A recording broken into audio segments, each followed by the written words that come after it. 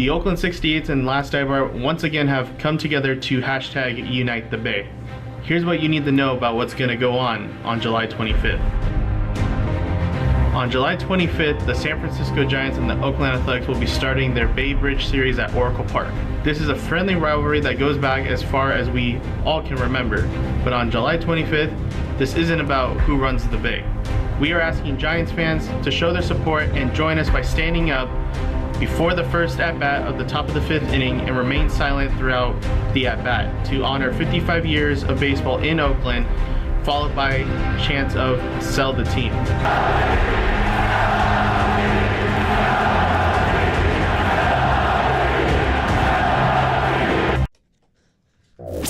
The leadoff spot with the water boy Marcus Boucher continues. Check with Waterboy. All right? Check with Marcus. On KNBR 104.5 and 680, the sports leader. Yeah, checking in with the Waterboy on a Tuesday morning, getting you ready for the Bay Bridge series tonight between the San Francisco Giants and the Oakland A's. And the voice you just heard was Gabriel Hernandez, an Oakland A's fan that is, I believe, affiliated with the Twitter account, The Last Dive Bar, and the Oakland 68ers, the fan group that originally planned the reverse boycott in Oakland earlier this summer, where 28,000 fans showed up on a random Tuesday or Wednesday night against the Tampa Bay Rays to send a message to Rob Manfred, John Fisher, and Dave Cavill that the Oakland A's should sell the team and keep the organization in Oakland. Well, since that protest, Rob Manfred has come out and made a clown of himself, surprise, surprise, and talked about how, that was just an average showing of fans showing up. It's great that A's fans finally showed up to support their team, which just shows to me that Rob Manfred is an idiot and has no idea what really is going on here in Oakland. There's a reason why fans have not been showing up to support this ball club. What an idiot. It's because you're putting out one of the worst products in the entire major leagues. Whether it's your lowest salary in all of baseball, whether it's you having to send out Brent Rooker as an all-star this year as your mandatory representative, that we had no idea who the hell he was because of those Seattle Manor all-star jerseys. The Oakland A's have been a joke, and they've been a joke for the last couple seasons. Hell, pretty much ever since the pandemic year.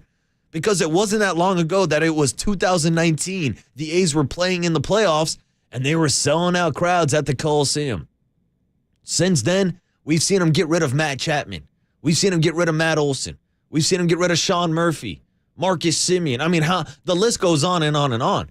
It's one of my favorite games to play every year at the All-Star Game is how many former Oakland A's are in this year's All-Star Game.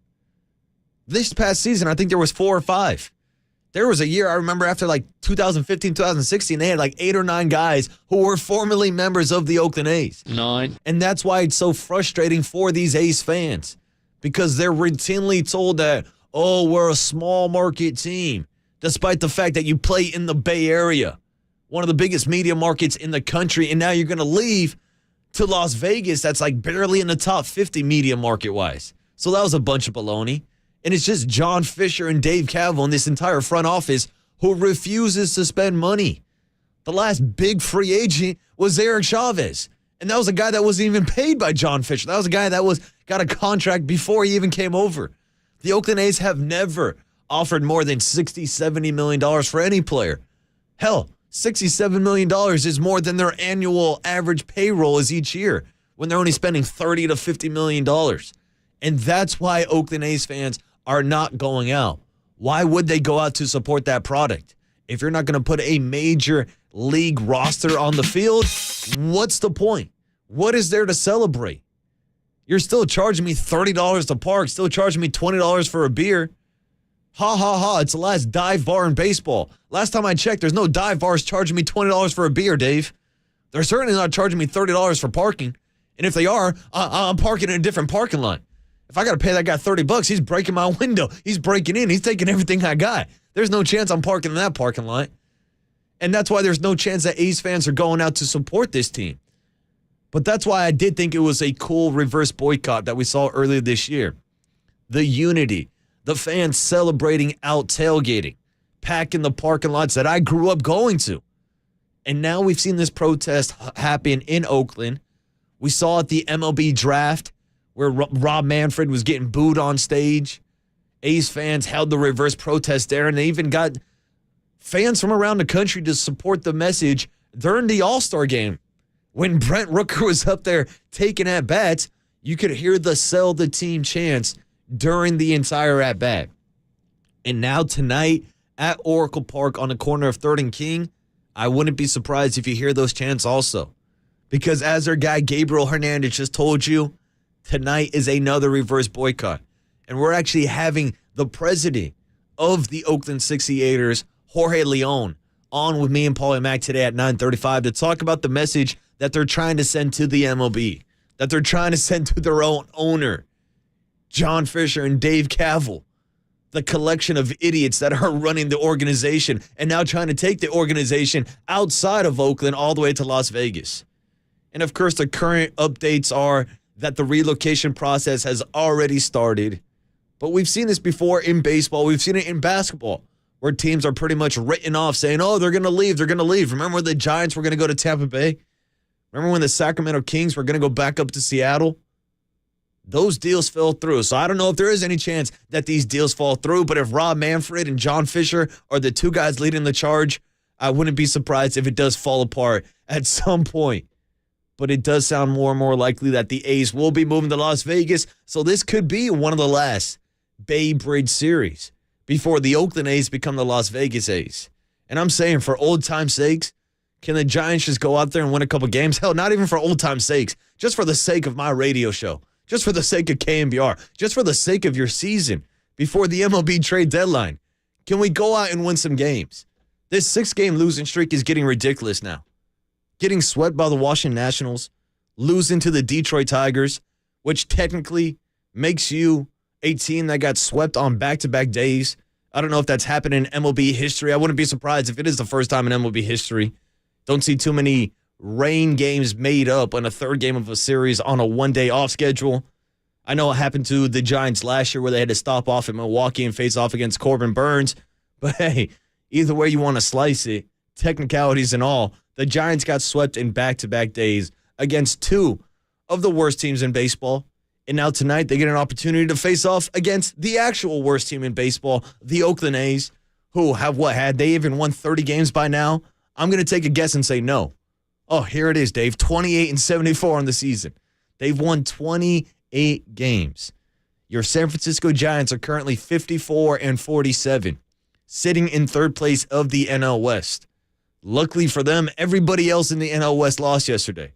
Actually, I have no idea if the Colorado Rockies even played. I don't pay any attention to them. Actually, now that I'm checking, they're the one team that won yesterday. They beat the Washington Nationals. How about that? The Nationals come in, sweep the Giants, and then get beat and let the Colorado Rockies put up 10 runs against them. The Giants didn't even put up 10 runs the entire series against the Washington Nationals. But whatever. The Colorado Rockies are outside of the playoff picture. So are the San Diego Padres, who continue to lose. They now have a record of 48-53 on the year, so they keep on falling further and further and behind. And they lost yesterday to the Pittsburgh Pirates 8-4. It's always nice to see the Dodgers lose. They lost in extras yesterday to the Toronto Blue Jays 6-3. And the Arizona Diamondbacks are quietly cooling off in the second half of the season. They lost to the St. Louis Cardinals, who have been one of the worst teams in the league this year. Interesting stuff going on in that playoff picture, but it's a playoff picture that still includes the San Francisco Giants, even after this 6-game losing streak. So I know people are starting to panic a little bit. Again, we've seen this with this Giants team, whether it's a 10-game losing streak, or should I say a 10-game winning streak followed up by a 5-game losing streak. They literally went on a 7-game winning streak before this 6-game losing streak. These streaks are so confusing now, I'm getting tongue twisted and tied up. I just hope this lineup can get untied and score some runs today and give Alex Cobb some run support. Because, again, you should be able to go out and beat an Oakland A's team that has only won 28 games this year. Now, I say should with a big asterisk because I said the same thing last week, that you should beat the Washington Nationals. You should put yourself in a perfect position to get some momentum right now before this year's trade deadline next week. The Giants have had a perfect opportunity ahead of them with the rest of the NL West struggling, with teams in the wild card race struggling. As I mentioned, it's a good thing that they didn't lose ground, but it's a bad thing that they didn't separate themselves from the pack. They had an opportunity over this past week against a stretch of bad teams to put themselves in a position where they could have been 12, 13, 14, 15 games above 500. Then we're really talking about a stretch where all they have to do is play 500 ball to make the playoffs. Obviously, since this 6-game losing streak has happened, they are no longer 10 games over 500. Only 9 games above 500, which probably isn't that big of a deal, but it feels like it after we've seen the longest road trip of the season and the Giants hitting up 4 different cities in, 10, 11 days? I'm just glad the road trip is over. Hopefully the suffering ends today. Hopefully the Giants get another win in the win column. Like to see Alex Cobb bounce back after struggling last weekend in Cincinnati, which, kind of started this whole entire losing streak. Giants got to win tonight.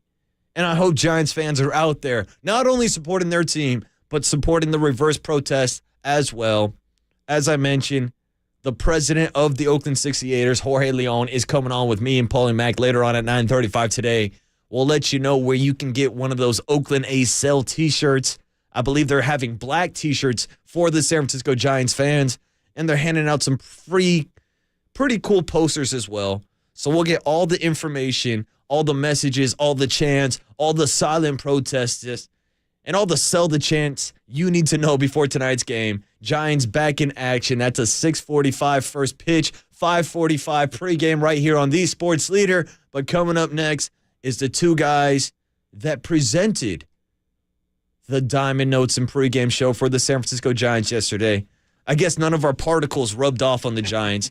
Maybe me and Paulie Mack should have gone out with that sage and start running around the stadium. Whatever it takes. Trying to clear the smoke. Do something, Paulie Mack.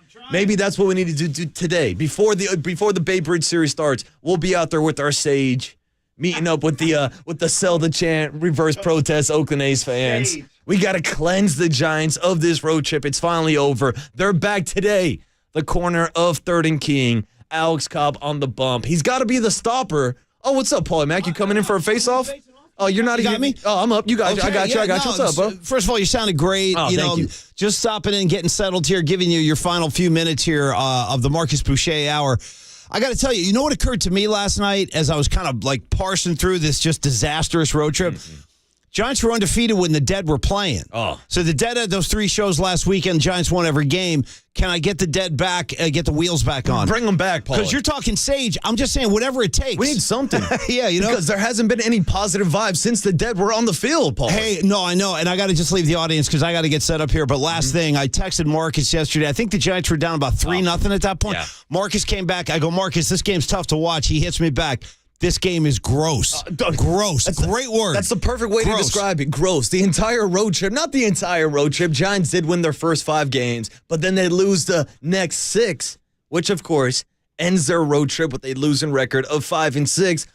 They'll bounce back today and end the streak against the Oakland A's. And we should just make the connection with the man you just heard, Paulie Mack. It's the Marcus and Mack show on the other side, taking you up to 10 a.m., filling in for Brian Murphy all next week. Shout out to my guy, Overnight Dave, doing a great job as always. And we'll continue to talk Giants and 49er training camp starting up today on the other side with Paulie Mack. It's Marcus the Waterboy Boucher on KNBR 104.5 FM at 680 a.m., the Sports Leader.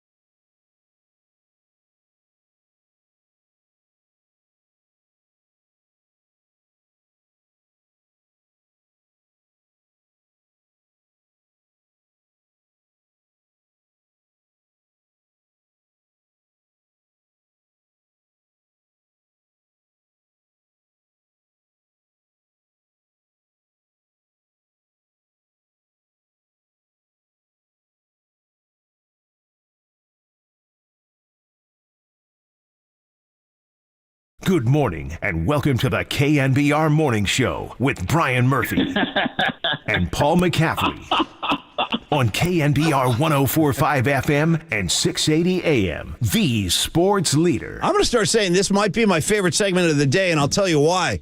It's one of the few chances I get to look on the other side of the glass and see one of my main men. That's Overnight Dave right there. Piano hat, piano scarf. That's my guy. We talk Detroit. We talk hockey. By the way, I should tell you this, Marcus. Good morning. How you doing, buddy? Oh, I'm good, Paulie Mac. How we doing today? I'm good. I'm just trying to capitalize on my final moments of Overnight Dave.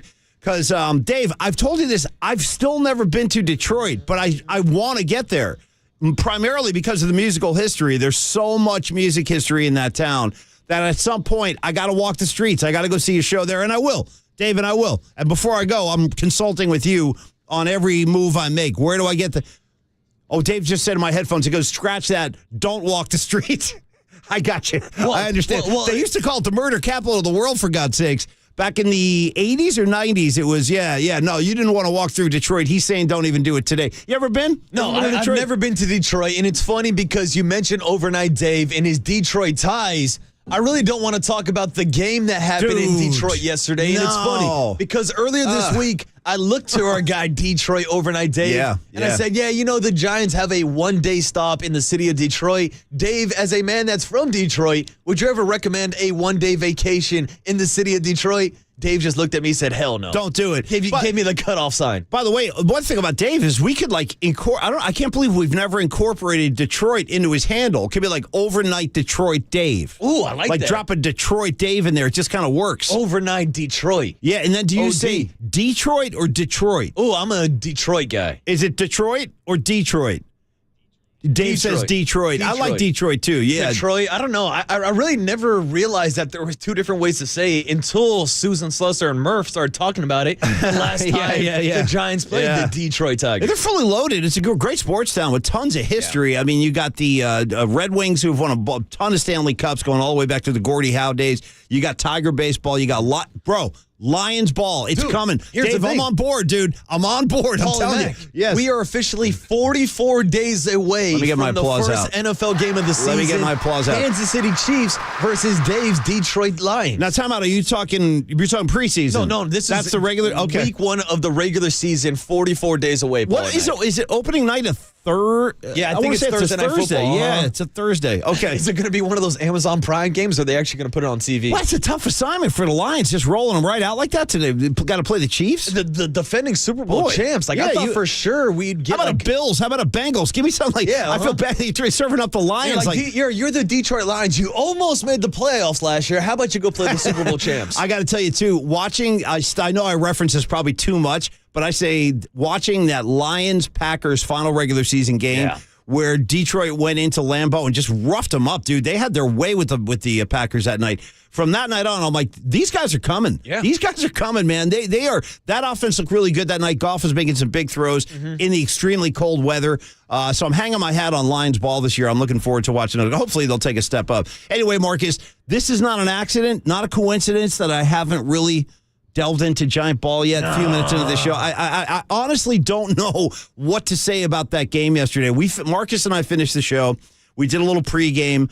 And then, I went home and I started watching the game. And, dude, I was just very disappointed. There's no pulse out there whatsoever. So, Paul, they're ice cold. As I texted you yesterday, the game was gross. It was just gross. It was unpleasant to watch. It was gross. You wake up, you're like, all right, I got some East Coast day ball. It's 10 a.m. Perfect scenario. Oh, I'm perfect. Chilling. Yeah. Giants can get a win, end the road trip on a winning note. Did you have to stay late yesterday, or did you get out of here so you can go watch the game? No, so I hung out. I actually watched the first 5 innings of the game here at the studio because I wanted to watch Scooble on the mound. He was out there dealing with 9 strikeouts against the Giants. Bro, I got Derek Scooble coming at me, 9 Ks, mowing fools 9 down. 9 strikeouts. Pinpoint accuracy, getting his spots. Dude had his longest outing of the season. He was locked going in. 5 innings. That's it. 5 innings. His longest outing of the season. I actually thought that was like the one thing. Okay, I can't believe I'm talking Scooble, but when Scooble left the game, I'm like, all right, maybe you can punch a hole in this bullpen. Nope, not even close. Well, nothing. That was the thing.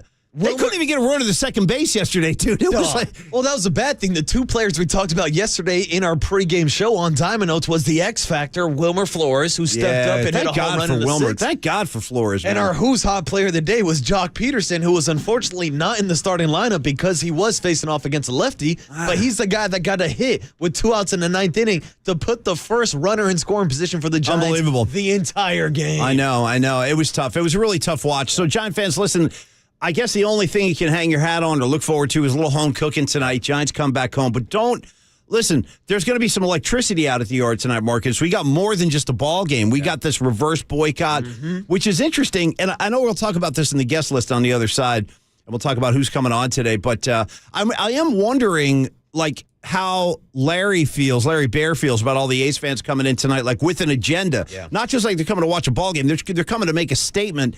And it's interesting, Marcus, because most Giant fans that I know, I'd say for most of my friends are Giant fans. I got a couple of exceptions. You happen to be one of them, like you're a Yankee guy. But let's say this, most baseball fans I talk to are like siding with the A's. Like people don't, even if, first of all, I don't know anybody that hates the A's. I honestly don't. I mean, I know there's bad blood between the fans, but I don't know that Giant fans go, oh, I hate the A's. I hate that team.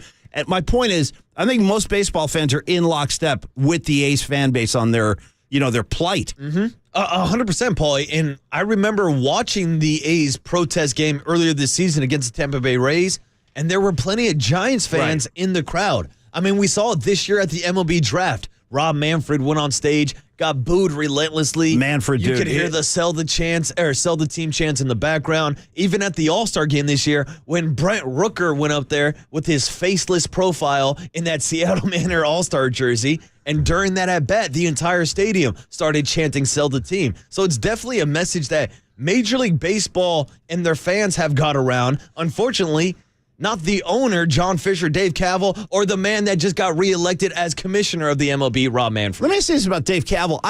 Is it me, or has he been keeping a low profile? I honestly haven't been seeing much of him. 100%. Where in the past, he would be piping up and running his mouth. He was the guy that started the whole rooted in Oakland slogan. He disrespected Bochy, too, once during the Bay Bridge series. He walked in with that stupid trophy. I'm like, dude, that's Bruce Bochy. And then he was out here like trying to get Giants fans to trade in their hats for A's hats. Cut it out. Stop it. It's not that cute, Kaval. It's not cute at all. And now you're out here as the man who started the slogan "Rooted in Oakland." Now you're the guy that's literally uprooting the team out of Oakland. Listen, we're going to figure a way out to get this into the show today. We'll keep that thread running through, like A's fans, what's going to happen tonight in the yard. And actually, you can tell me what is going to happen in the yard tonight. Like, what's planned? Are there shirts being? Honestly, I don't even know. Like, you keep talking about the what are they? The 68ers, the Oakland 68ers, and we're going to have the president of the Oakland 68ers, Jorge Leon, on today at 9:35. He can explain the entire protest. But yeah, Paulie Mac, you've seen the lime green Cell T-shirts that they were handing out, or should I say Kelly green Cell T-shirt that A's fans were handing out at the Coliseum. The plan is today is to hand out black jerseys or black T-shirts that say Cell for all the San Francisco Giants fans who want to show their support. No kidding. All right, so Giant fans are going to wear this tonight too, or some Giant fans are going to wear that. Any fans that can go out and get it before the game starts. Well, a nice touch from the 68ers and making it black, like one of the Giant colors. Like, I appreciate that. Maybe there's also like more meaning, like a funeral or like something like mourning, when you wear black, stuff like that. But, look, I'm on board. I don't think I think this thing has gone too far. I doubt the A's are going to be able to stay in Oakland. I mean, that's what it feels like to me. Yeah. I think they are going. Mm-hmm. And it's just really disappointing. It's all this great history. And my heart goes out to East Bay sports fans. It really does. I had a conversation with a kid at the market yesterday about this, about the A's selling and moving. And, he is not an A's fan, but this kid, he's, summer job, working behind the counter at a market near my house. And he was saying, I hate that the A's are leaving. Like, I hate it. All that history over there, all those World Series. How many Hall of Fame players, dude, have run through Oakland, like, in the past 40 years of my life? I mean, a huge list. Some of the greatest ball players of the last two generations were Oakland A's. Oh, 100%, Paul and Mac. We're talking about a storied franchise that, like you said, has those Hall of Fame players. Tons of them. Has roots here in Oakland. Yeah. And that's why it's cool seeing a guy like Bryce Harper, who I didn't know grew up an A's fan, even though he was born and raised in Las Vegas, Nevada. Yeah, that actually makes sense to me. But even him as a Las Vegas loco is like, I don't think the A's should be uprooted out of Oakland. Like, there's so much history. It needs to stay here in the Bay Area. Now, I forget if it was 89. I think it was 89 when they beat the Giants in the World Series. I believe that year the Oakland A's drew over $3 million. Wow. $3 million. Yeah. I mean, that says everything that needs to be said. The fans are there. They are there. Of course they're not coming out anymore. And I can't blame them. Like, when you're getting, like, just abused, why continue to put money in the abuser's pocket? 100%, Paul and Matt, because you can look as recently as 2019 where the A's were in the playoffs, and there they were selling out the Coliseum with people up on Mount Davis watching some A's baseball. Yeah. The fans are there, but to your point, why would you go out to watch the lowest payroll in baseball and a team that only has, 24, 28 wins at this point of the season? Yeah. No, to me, there's a difference between, being a diehard fan under any circumstance, you're going to support your team. But this goes beyond just like sports. This to me is like just being mistreated, like a fan base that's just been mistreated. And I think that's the message that Rob Manfred doesn't understand. No, or he doesn't want to hear it. No, he doesn't want to hear it. He probably understands it, but he just doesn't care. He just tries to ignore it because in his mind, it's like, oh, they don't want to support the team. No. These guys actually care about their team so much that they're actually boycotting supporting the owner because he refuses to put a product out on the field. Well, I'll tell you what we're going to do. So we're going to open this up today, and we'll get some listeners involved. We'll take some calls during the big hit on this, and we'll introduce, or maybe not actually, but we will get you guys and your responses and your feedback. I'd love to hear from you on the text line. Any A's fans, Giant fans, if you plan on participating, let me know. I'm not going to be at the game tonight, but I'll definitely be watching closely at home and see what kind of atmosphere there is. Scott Ostler's got a big piece about it. His headline says, upcoming clash may be most consequential ever, and it will impact more than just a win-loss column. So it does feel like there's some, not stakes, but it just seems like there's going to be like an amplified stage tonight. And I look forward to it. I want to see what kind of atmosphere is out there. And on top of everything else, the Giants need to win in the worst freaking way. Niners, we got veterans reporting to camp today. Big Niner day 2. Lot going on. Let's clear the decks, catch our breath. We got to welcome Triple E back. He just literally came down from the mountains. He was up in the mountains somewhere. Sent me a clip over the weekend of some reggae festival. Dude looked amazing. The sun was going down. What was that, Tahoe? Yeah, Tahoe. He was up there. But he's in shorts and flip-flops. Dude. See, so, listen, the truth is I'm cool. I don't kid's waving his flip-flop around. That's disgusting. You know what he just did? He just picked up his flip-flop, held it from the bottom. He did. And today, because he waved it at us. He waved it. Because I'm filling in for Murph. Now, he's sitting at my soundboard, Paulie Mac, so he's going to get those dirty hands all over my board. Triple E, go wash yourself. Yeah, get some hand sanitizer. Final etiquette question, though, before the break. Since you're sitting in for Murph today, should you be disciplining him on his shorts and no socks? Because Murph would be going through the roof right now if he was here. Well, here's the thing. Murph never wants to see somebody's kneecaps. No, I definitely do not want to see Triple E's toes. Those are things that I do not need to see. I'm going to avoid at 5:30 in the morning. I don't need to see his hairy toes walking through the hallways. I'm going to avoid making eye contact with those toes. I don't want those toes looking back at me at all. Man. Yeah, like in any way. The fungi, the communities of bacteria. I can smell them down the hallway. Yeah, who knows? He's got Tahoe funk on those things. I don't think he's taken a shower since Tahoe. Yeah. And he's still rocking the yellow Giants hat, too, with the yellow baseball. It's crazy. All right, listen, we're going to break in the action. We're coming back on the other side. We'll give you the guest horn, set up the show,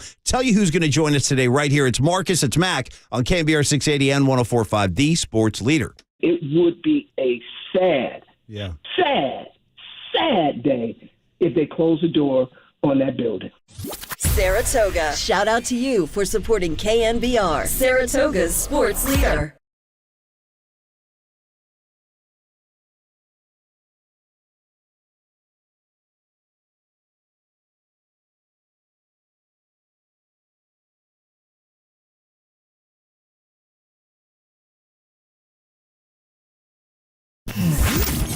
Here's what's trending now. Trending now.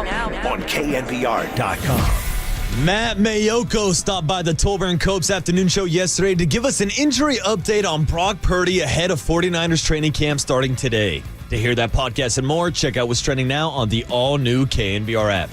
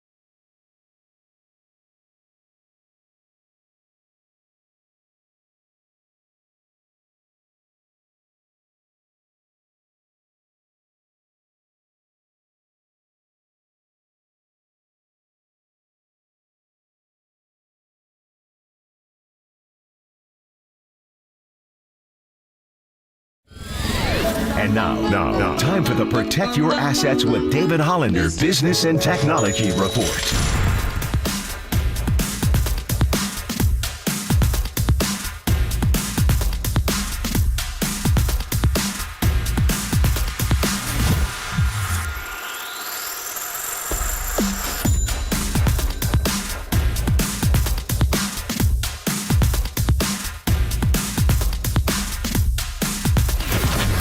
This has been the Protect Your Assets with David Hollander Business and Technology Report. Do you want to pay less taxes this year? Learn more. Listen to David's show every Saturday morning on KNBR or call 1-866-PROTECT.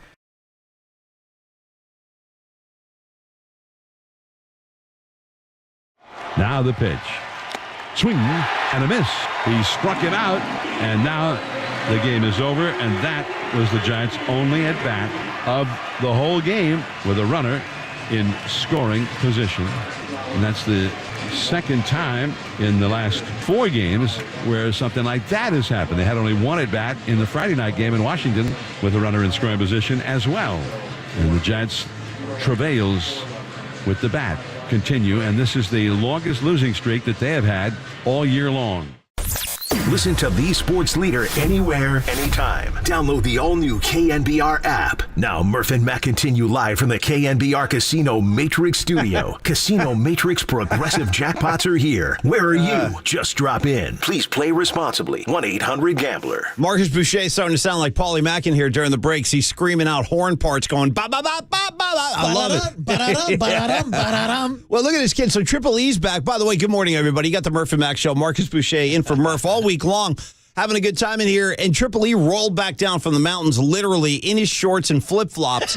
Yeah, and he's dropping his revolution. He's still in that reggae frame of mind. Don't go overboard today, though. We got to save all the bullets for Friday. Yeah, I mean, that's the thing. Triple E just shows up back in town. He's like, yeah, I'm going to do a Reggae Tuesday today. Why not? You know, there's been a weird reggae vibe in the air. We got a Reggae Tuesday with this kid now, Triple E. We got our own Reggae Friday, which we celebrate. And then Gabe Kapler had a Reggae Sunday. Triple E, you missed this. He was doing postgame in D.C. after they got swept down there. And he had Bob Marley on at a pretty high level in his postgame. You could hear the song War being played underneath his postgame kind of interviews. And I would say, Marcus, he's got to be the only skipper in the bigs that cues up Marley when he's doing postgame presser. Postgame, you're 100% I don't know any other skipper that does that. Like, I wouldn't be surprised if Dusty will cue it up or something like that.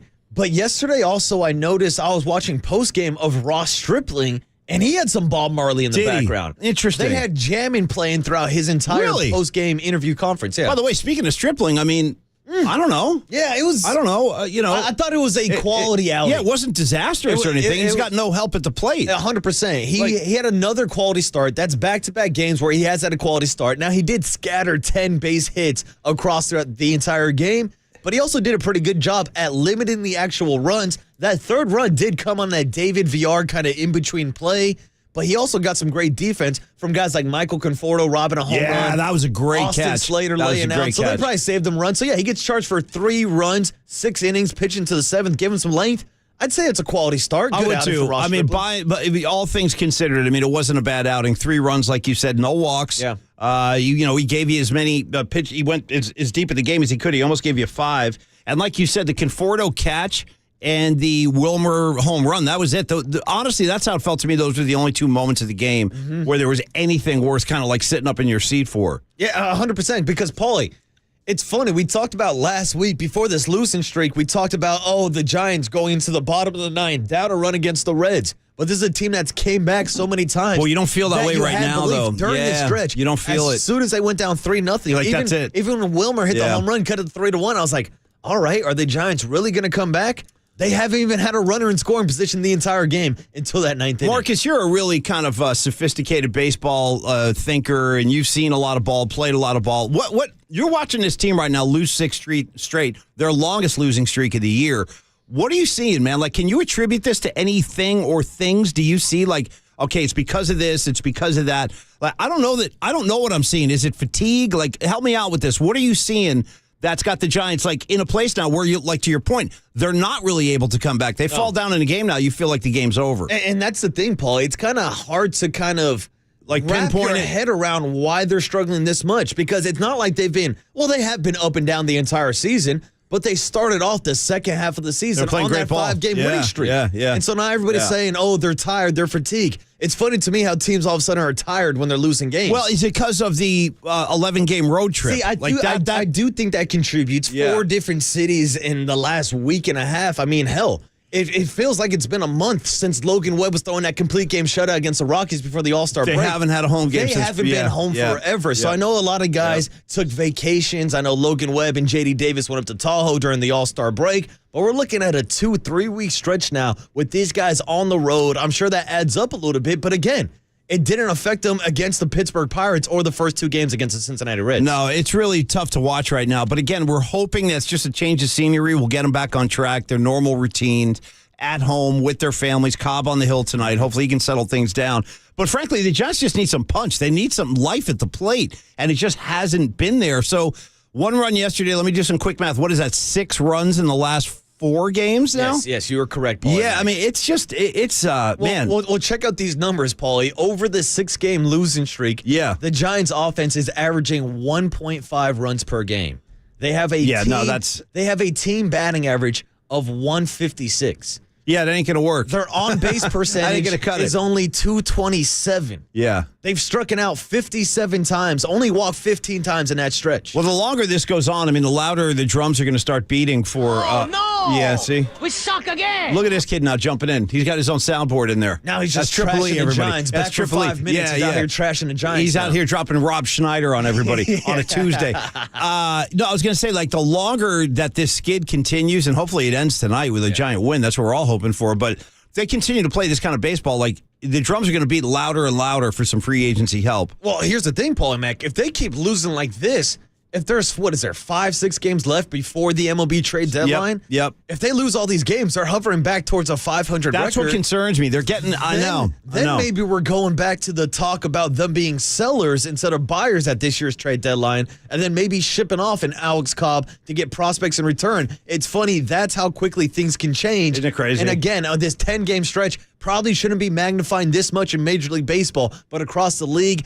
everybody puts a huge emphasis on this stretch, a stretch that was lined up perfectly for the Giants against some of the worst teams in baseball. They just couldn't capitalize and separate themselves from the pack. You know, it's crazy. It wasn't that long ago, Marcus, where the Giants were 11 games over 500. They were 11 games over. And you're right. The longer this goes on, the more concerned you start to get. Now, the only blessing, if you're a Giant fan, you're gripping out there, just consider the Dodgers, Diamondbacks, and Padres, they all lost last night. So it could be a lot worse. I'm looking at the standings right now. The Giants are 4 back. They're tied with Arizona for second place. They're 4 games out behind the LA Dodgers. But again, Dodgers lost, D-backs lost, Padres lost. Padres just are still 7 games under 500, and they're 10 games back. So it could be worse. But again, you don't want this thing to go too far. It's gone far enough as it is right now. So why don't we clear the decks, get the guest horns going, find out who's going to be on the show today. Because I do want to get some Niner stuff happening today too, Marcus. We got plenty of football issues. The Giants signed Saquon Barkley, so that thing is put to bed, a 1-year deal.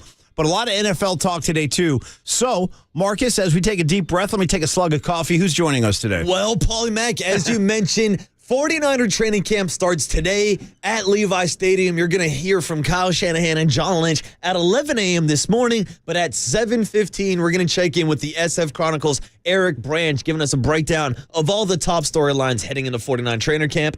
My initial kind of feeling about today is there's excitement. You got all the big dogs coming in. I think, and again, this quote from Jerry Rice is kind of rattling in my head, where Jerry said, I think it was last week, where he said, the Niners should win the Super Bowl this year. And you know what, dude? I agree with him. Like, I do. And I want to kind of explore that approach today. For the 49er fans listening in today, is that where your head is at? Do you feel it's Super Bowl or bust in 2023? I do.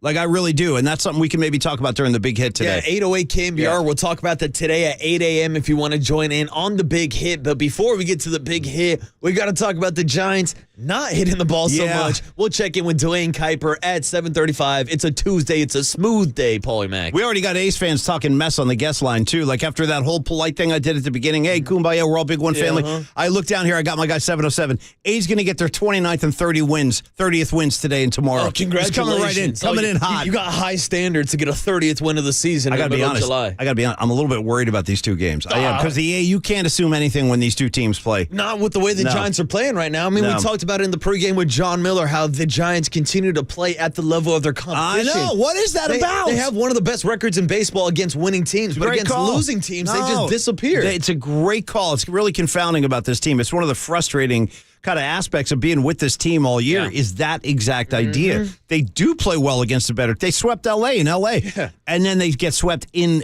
D.C. by the Nats. Go figure. It makes no sense. We'll ask Dwayne Kuiper all about that topic today at 7:35. Like we said, we'll get you your big hit at 8 a.m., your cooler of content. Yeah. Then we'll check in with Mark Spears, 9:15. Can always check in on some dubs and the Warriors and Steph Curry's new documentary, Underrated, that we talked a little bit about yesterday. Paul. Yep. We'll dive into that with Mark Spears, 9:15, and then cap off your show today with a little Oakland A's talk with president of the Oakland 68ers, Jorge Leon, 9:35, explaining to us the reverse boycott tonight at Oracle Park. I do. I want all the details. I guess they're going to be handing some shirts out. They're black in color, as Marcus said, which I kind of like, because at least that lends itself to the Giant color scheme. That's a cool idea. And also the Paulie Matt color scheme. Well, I go black every day. I try to. Most of my clothing is black.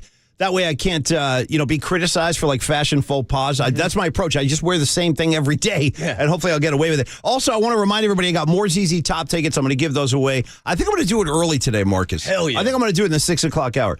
We got ZZ Top and Leonard Skinner. The show is August 10th at Shoreline, so a couple of weeks from now, and we'll give you a pair each morning all week long. But I think I want to do it coming up pretty soon, so stick around for that. And also, this segment has been brought to you by Redwood Credit Union. Start earning cash back on your everyday spending at a Redwood Credit Union and their free checking account. There are no monthly fees, no minimum balance. Your debit card earns cash back, travel, and more. Get started at redwoodcu.org/free checking, federally insured by NCUA. Waterboy Marcus Boucher sitting alongside Paulie Mack. We got the Murph and Mack show with Murph out on vacation this week. We're going to come on back, talk Giant ball, talk Niner football.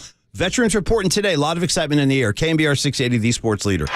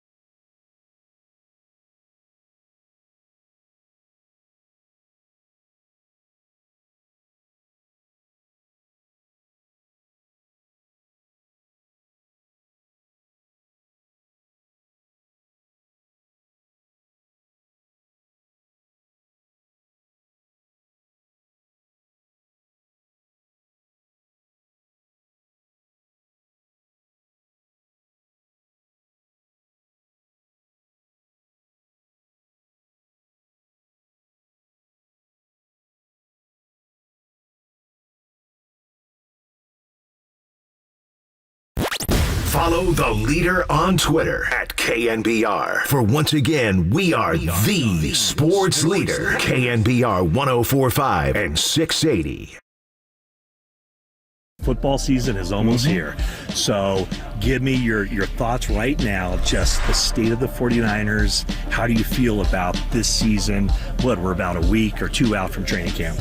I think the state of the San Francisco 49ers is that we should win it all. That should be the main focus with the players going to training camp. They know they have all the pieces of the puzzle. We have legitimate quarterbacks. We got a great defense. And now it's just time to go out there and play. And so the expectations are very high, and I think we should win it.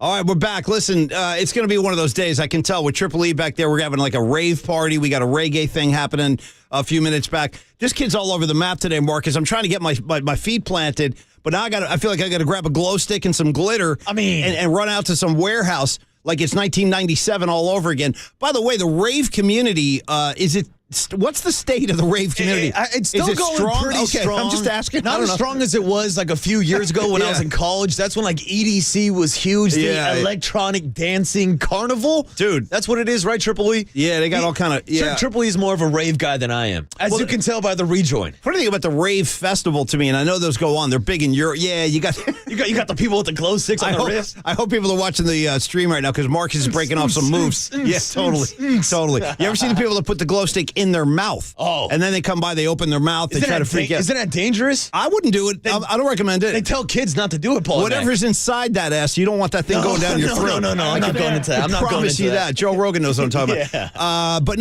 anyway. I'm not going into that. I wouldn't go too deep on the rave today because I'm looking for like a little more calming vibes, I think, coming from Triple E. But anyway, we're not going to make this a rave Tuesday, Triple E. I'll tell you that. And going back to the sound that Triple E played coming in, I agree with every single thing Jerry Rice said. Every single point. He is right. Listen, if you're a Niner fan, I feel like you got to feel like Niners have to seize the moment right now. This is their moment. They are loaded for bear on both sides of the ball.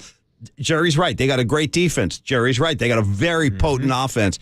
You know, there's a lot of things that I think you could point to suggest the Niners are going to be even more potent on offense this year than they were last year. Here's a couple of examples. I think you're going to see a Debo Samuel resurgence. I think you're going to see him play like a man possessed because by his own accord, he did not have a great year. Not a Debo Samuel type year last year. Not the kind that we've seen in previous seasons. So I think he comes back with a vengeance. Brandon Aiyuk is going to continue to get better. So and then there's George Kittle, who I think it's interesting. Sometimes he doesn't factor into the offensive game plan in a significant way in terms of catching passes and giving you positive yardage, but he's always a factor in the blocking schemes. He's an all-around football player. But should they work him into the offense, there will be games when he will be a big factor, I'm sure. I just look at this team. You got McCaffrey. We talked about Elijah Mitchell yesterday in the backfield. It just seems like win the Super Bowl now because how many more opportunities are you going to have? 100%, Paul. And that's when you look at this current roster right now, it's a championship roster. And that's the frustrating part when you have all these quarterback questions surrounding the team for the last interesting. 2-3 I know. years. That's occurred to me a lot is that they are there's depth. They're loaded. They got great position players. At the same time, the one shaky question mark spot, and this is not a knock on any of these guys, but it's been injury problems. The quarterback spot. 100%. They need a guy who can deliver the mail and somehow stay healthy through a whole season, which has been a challenge for them. And that was one of my favorite things that I got to talk to George Kittle about last year when me and Marcus Thompson were filling in for you and Mac on Christmas vacation, and we had George Kittle on as our 49er Player of the Week. Nice. And I asked him, I remember hearing that. He goes, you guys are funny. I remember that. We were talking about wrestling and whether or not the 49ers would do a WrestleMania and stuff. It was great sound. It was a great interview. And I remember asking him about the fact that he's caught touchdown passes from 3 different quarterbacks, and he's done it multiple times in a season. And he turned to me and he said, Marcus, it's funny. I've been doing this year in and year out with the 49ers, and last year we saw George Kittle set a career high mark for touchdowns catching the ball, and it's because Brock Purdy was behind center throwing him the rock. So to your point of this offense getting even better, last year Brock Purdy only played 8 ball games. Last year, Christian McCaffrey only played half the season. Right. Yeah, that's another good point. And I know totally. right now we're all waiting for the health status of a Brock Purdy, but you would think another year in his Kyle Shanahan system, another year for Christian McCaffrey, another year for Debo and Brandon Aiyuk to establish himself as one of the best wide receiver duos in the league. I'm with you, Paulie. This offense can take the step to the next level. I'm going to throw this in the mix, too. I also think there's something to be said for, like, the hunger factor of this team because – this is a little too close for comfort for me, but there are similarities between this era and the Jim Harbaugh era where they had great teams. They were in the top 2 or 3 teams in the NFL. They couldn't finish their journey and get those rings for, Willis and Navarro Bowman and Frank Gore and all those guys. Great all-time 49ers that came up just short. And I feel like this team... It's not exactly replicating that, but it's coming close now. There have been a couple of NFC Championship games, a Super Bowl appearance. They haven't been able to finish the job. That's why I feel like right now, because you just can't predict the future in football in terms of injuries, in terms of contracts, in terms of changes at any position, coaching staff, like you said, D'Amico. Things change, and you got to seize the moment. So I would even suggest this, Marcus. Because they've been turned away, I think their hunger is going to be amplified. I think that they've been so close that they can smell it, almost taste it, and still not be able to quite get their hands around it. I think they're going to come out extremely inspired this year. Like last year, there were games where I felt like, how did they not win this game? There were there was a couple of moments out there where the Niners just like gave games away. I don't think you're going to see that this year. No, I don't think so either, especially after the letdown that was the NFC Championship game. When you go in and you put Brock Purdy in after Jimmy Garoppolo goes down and you don't lose a game where Brock Purdy actually has the ability to throw the football. Of course, that led to all the Radio Row interviews and Debo Samuel hanging up on the CBS host last year. Yeah, I get it. And now, guess what? They're going to face off against the Eagles in the regular season. But when I'm looking at this NFC, the entire conference, I do see 2 teams. I see the Eagles. I see the 49ers. I know the Seahawks are going to be in the mix as well. Saints might bubble up. There's a couple teams, but I hear what you're saying. Exactly. These are the 2 elites. These are the 2 teams that are expected to rematch again in the NFC Championship game, and I'm just like Jerry Rice. This is a Super Bowl or bust year for the 49ers and especially Kyle Shanahan. Yeah, and the other thing is, it's just funny that during the Jerry Rice era, I know why he talks that way. You'll hear the same thing from guys like Steve Young. You'll hear the same kind of mindset from guys like Brent Jones, where they say like, well, yeah, making the playoffs, that means nothing. Yeah. Like none of it means anything unless you're raising a banner at the end of the year and having a Super Bowl parade down Market Street or wherever it would be with the Santa Clara Stadium and all that. I don't know. I would assume it would be up here. Let's go all the way down to El Camino Real. Exactly. We'll just I don't start from the planning South parades. Bay to San Francisco. It's a little early. I'll have the parade follow me on my commute to work, Paulie, man. But Brent Jones would say that, though. He would say, like, it doesn't matter about getting, we made it to the NFC Championship. It ain't about that. It's about winning a Super Bowl now. Here's my question for you, Marcus. You keep talking, and I'm with you on this, but you keep talking about Brock Purdy and what the Niners look like when he's under center. Totally agree. They didn't lose a game when he played until he got hurt.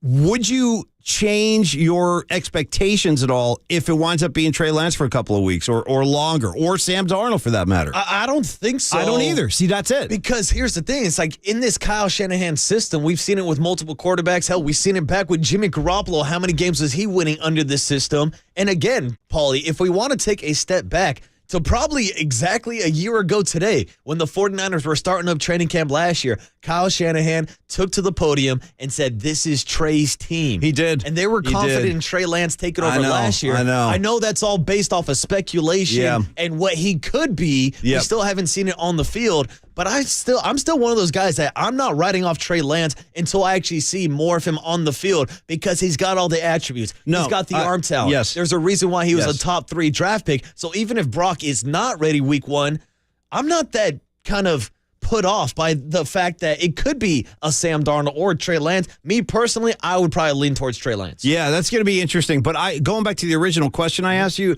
I don't really change my expectations either. No. Like if there are some different, bodies at the quarterback position throughout the year, depending on if Brock's ready, depending on injuries, things like that. Like I think the Niners have enough around them that you take a quarterback like Trey Lance, he's going to get a lot of support now. Like I said, all these weapons are going to be at his disposal. The offensive line, though, Marcus, that's going to be a pretty big story this year with the loss of McGlinchey, who I think had his best year finally as a 49er last year. But it's all dependent on that O-line. They've got to do their job for everything else, obviously, for everything else to work. 100%. We'll see if Colton McKivitz steps up at right tackle this year. Let's go, filling in McKivitz. for Mike McGlinchey. We all know how good Trent Williams is, still the best left tackle in the league. But Paulie Mack, to your point, this team just has so much talent. And the reason why the window is open right now is because the 49ers can afford to pay a George Kittle, a Christian McCaffrey, a Debo Samuel, a Brandon Aiyuk contract coming up, a Nick Bosa contract coming up. Hell, they just bring in Javon Hargrave from the Philadelphia Eagles. Let's go, Hargrave. And they're able to do that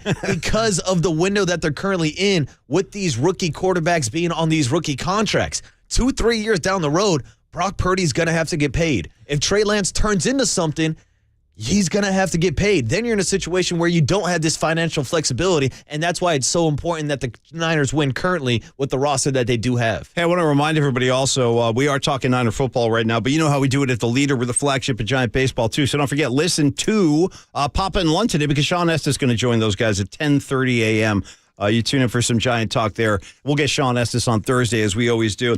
But anyway, Marcus, man, listen, I'm excited about this year. I think this has got to be the year.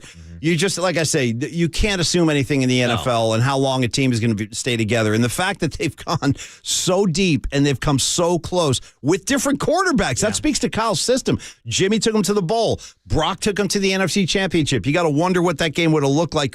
I think Niner fans have to let go of that game, though. Like the way Debo, it keeps coming up and everything. You got to just let it go. Yeah. And one final piece of motivation for the Niners today. I'm going back to your point and I agree with you, where you said that the Eagles and Niners are the two premier teams in the NFC. It's about home field now. Yeah. Now it's got to be about home field because do you want to go back to Philly in January? No, you really don't. You really don't. And you can control that by just going out and having a good year. Niners have a tough schedule, though. Dude, it ain't an easy schedule they have. Dude, it's like even week one, going out to Pittsburgh. Like, I know a lot of people don't put a lot of respect on Kenny Pickett's name, but they got our guy, Najee Harris, over from Antioch. They've got T.J. Watt, one of the best defense players in the league. Mika Fitzpatrick. Like, they have a lot of talent. And you got to go into Pittsburgh to face Mike Tomlin. It'll probably be hot as hell. Yeah. I don't know. That's not a great matchup. And we don't even know who's starting week one at quarterback for the 49ers. But you know what? I don't ever take a Mike Tomlin team lightly under any circumstance. I don't care if they have a losing record. He always has his guys ready to play. Well, here's the thing, Paulie. I don't think he's ever finished the season with a losing record. Credit to Mike Tomlin. That's incredible. He's never done it in his career. Exactly. Yep. It's like a slow and steady thing with him. And shout out to the stability of the Pittsburgh Steelers. Like the tenure, like when you get a head coaching job in Pittsburgh, buy a house and settle in. You're not going anywhere. Lock it in. You're going to be there for the next 20, Don't 30 make any years. plans. Exactly. Don't make any plans till the turn of, 2050 maybe. Let's do this. Quick break in the action. We'll come on back on the other side. We got Eric Branch coming up at 7:15. We'll go deeper on Niner Talk there. Dwayne Kuiper, Mark Spears. By the way, remember I was talking about ZZ Top tickets? Stick around. Your chance to win coming up in just a matter of mere minutes on KNBR 680, the sports leader. Oh, dude, you guys are funny. This is awesome.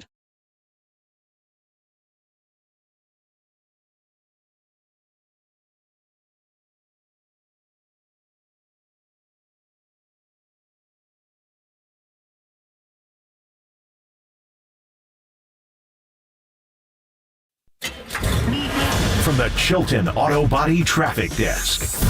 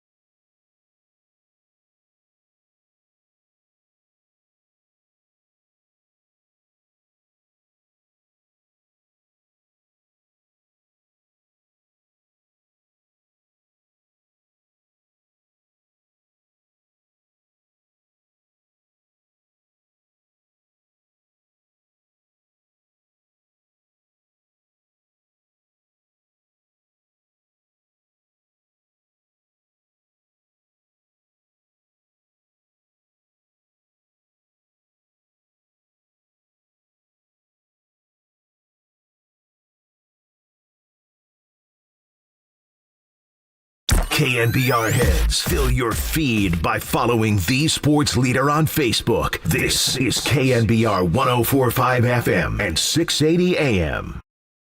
Yeah, I mean, days like that are definitely where you wish your strength is having strikeout stuff, but that's not who I am. So I'm going to have days like that where stuff finds holes. At the end of the day, still kept us in the game, so I feel like I did my job.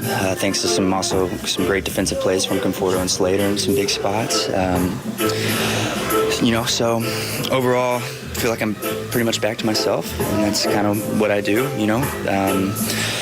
But yeah, there's some spots in there where I wish I could have gotten a big strikeout and that kind of stuff, and kept it at under 3. But 6 innings, 3 runs, second quality start in a row. So proud of that. Able to get deep into games. So moving in the right direction for sure. Hopefully we can right the ship as a team and get it going here back at home. Boy, there's so much going on. Yeah, bring this up, Triple E. Give me some volume on Billy Gibbons right there. Boy, did you hear the reggae going again under Stripling right there? I told you. Dude, it's like an assault of reggae. I don't know what it is. They're trying to change the vibes, Paulie Mac. They need someone to have Murph and Mac Reggae Friday vibes. I'm doing everything we can to change the vibes in this room. I'll start you by my text conversation I'm having with 559 right now. This guy's my hero. We started talking, of all things, like the great Harrys, all right, that exist in the world. 808 KNBR. Whether it's Harry Styles, Harry and the Hendersons, Triple E's Harry Toes, if you got me. But all of that led to a conversation about Harry Sidney. Okay. Old school Niner running back, kind of a guy who would like fill in behind Roger Craig, or you come in for spot situations. And he and I are just talking Harry Sidney right now. Had to shout out the day that Harry Sidney threw a touchdown pass to Jerry Rice. That happened. Nice. By the way, you know what? Last thing about Harry Sidney, he was one of those guys, this is late 80s, early 90s. He used to wear the neck roll. Where have all the neck rolls gone in the NFL? Can we bring them back? It's a lost Your art. Tom Rathmans, your Ricky Ellisons, dude, neck rolls. Your Mike Allstott. Yeah, Allstott, dude. Jim Burt. Give me a neck roll. Paulie Mac, I think it should be a requirement. Where's my neck roll? If you play fullback in the NFL, you should have to wear a neck roll. Tell me Kyle Juszczyk wouldn't look killer with a neck roll. Would look, so much more menacing. Did you guys ever slap those on when you were playing high school ball? I had a couple buddies who used them. The cowboy collars, the one that would with the stick out square. a little bit. Yeah, so that's kind of replaced the old school neck roll, the cowboy thing. Is that what that's called? The cowboy collar? Cowboy collar. Yeah, did you never did that? I never did though, not myself. And your positions were what? Outside linebacker, tight end. Nice. First team all league, Paulie Mac. I love it. I'm not surprised. Did you lay some wood on Peterson, Jock Peterson? I did. So we actually matched up one-on-one on the outside. I know I've told the story 1,000 times. Tell it again. I love this. One-on-one in baseball. In football, for the people who aren't aware, I'm sure you're aware by now, Jock Peterson was a fantastic slot wide receiver. Can I just take a wild guess? He didn't have the same kind of build as he has now. No disrespect. Mac. He's one of the only guys swinging a hot bat, but you could see he's not like doing crunches or anything. No, but, today. But back in high school, this guy was a legit athlete. Of so course. much so where our senior year, Jock Peterson actually led Powell out to high school in receptions over Devontae Adams. So he must have gotten recruited to play football. I would assume so, but he was just so good at baseball. When he faced off in baseball, there were scouts coming out to watch our games and stuff. Yeah. But he was a stud two-sport athlete. Shout out to Devontae. He was a stud basketball player as well. Had hops, but this was a Palo Alto team that was loaded with talent. You know who the quarterback was? Tell me. Son of former 49er quarterback Steve Bono. Nice. His son, Chris Bono. Oh, that's right. Yes. I do remember hearing about that. Yeah. Steve Bono was a good dude, too. Yeah. Did his kid go on after? So his kid was actually a great baseball player as well. Ended up being a part of the World Series UCLA team in like 2012, something like that. Nice, man. Yeah, played baseball after high school. By the way, for all our listeners, welcome aboard today. We got Marcus filling in for Murph throughout the entire week. Triple E behind the glass, and my man Greg Silver's out here. He's part of the team this week too. It's funny we're talking about like multiple, versatile athletes when they were younger, guys that played two sports. Didn't you just tell me, like Marcus was just talking during the break about a podcast he heard? I didn't hear it yet, but it's a Brandon Aiyuk, and he was talking about playing hoop, you said? So Brandon Aiyuk yesterday was on the Richard Sherman podcast. I got to check that out. Is that, where do you pick that up, by the way? So it's the same platform, be on Spotify. I believe, as Draymond Green. I believe it's all under the Colin Cowherd Volume Network podcast and network. Gotcha. So Richard Sherman has a podcast, and yesterday he had Brandon Aiyuk on the podcast. And one of the interesting points was them talking about how Brandon Aiyuk has a basketball background and how he does some of his routes like he's almost running crossovers on dudes on the field, and it led to the discussion about what is it harder to do, Paulie, a basketball player to play football or a football player to play basketball, which led to a pretty good riff from Brandon Aiyuk talking about Draymond Green's playing time back when he was still playing football for Michigan State. Wow, I got to check that out, That's a good man. riff. We'll throw it in the cooler for you. What a great era that we're living in when you have such direct kind of intimate access to all these great athletes. Like, this is a really new phenomenon. Like, this didn't even exist 10 years ago. You couldn't hear, like, the intimate thoughts inside a given athlete's head. By the way, I found the podcast. I want to show you something real quick. So I pulled this up on Spotify. Okay. So look at that picture of Sherman. Dude, is he wearing a Niner hat? Well, it's a red hat and it's backwards. Yeah. I'm assuming it's not a Kansas City Chiefs hat. No, I'm just surprised. Not after that 3rd and 15 play in the Super Bowl. Like, I'm just surprised. I would say it's probably most likely a 49er hat. Let's be honest. Like, if Richard Sherman, I would think he's probably going to find his way into the Hall of Fame someday. He's a great player, especially when he was younger up in Seattle. Did pretty well for the Niners in 19, but his glory years obviously were up in Seattle. Yeah. He's got to go into Seahawk. I would He's over here repping the Niners, but he's got to go into Seahawk. And even on the podcast yesterday, it was funny. Brandon Aiyuk goes, "Where are you at? You coming to camp?" He's like, "No, I'm up in Seattle. I'll come down to Stanford later this year and check out the team." They love him up there. He's like a treasure up there. That's the leader of the Legion of Boom, Paulie Mack. Hey, by the way, I did promise those ZZ Top tickets. Let's just do it right now. I promised, and we heard him coming in. So we'll do it nice and easy. Caller 10 for all you 6 a.m. guys. I love you guys in the 6. Call 415-896-KNBR. 2 tickets right now. They're yours. Go see ZZ Top and Leonard Skinner on, there you go, on August 10th at Shoreline Amphitheater. Caller 10, 415-896-KNBR. And if you don't make it today, don't worry about it. We're doing it every day this week. We got more where that came from. All right, back to putting the wheels back on. Talk a little Giant baseball real quick. We got Eric Branch coming in about 15 minutes. We'll go deeper on the Niners with him. And then Kuiper at 7:30. But for now, let's get some sound on, Marcus. I'd like to hear what these guys are saying after the game. And I know you got the list. So what do you got over there? Well, here's the thing, Paulie Mack. We started off this segment, even though we digressed talking about Brandon Aiyuk. We've been known to do that. Yeah, we'll do that a few times. But we started off with a rejoin from Ross Stripling yesterday, who had another quality start for the San Francisco Giants. That's back-to-back quality starts. I was okay with what he did. Yeah, I mean, you can't. It's okay. 6 innings, 3 earned runs. Didn't walk anybody. Did scatter 10 hits across the field. But hey, as long as you're keeping those crooked numbers off the board, I think he did a pretty good job. And here he was post-game yesterday with Bob Marley jamming in the background, talking about the roller coaster of a season that not only the Giants have had, but Ross Stripling has had since putting on that Giants uniform. Seems like lately you've been you're locating, and all of a sudden the slightest mistake, it gets hits, it becomes runs. Has that been frustrating?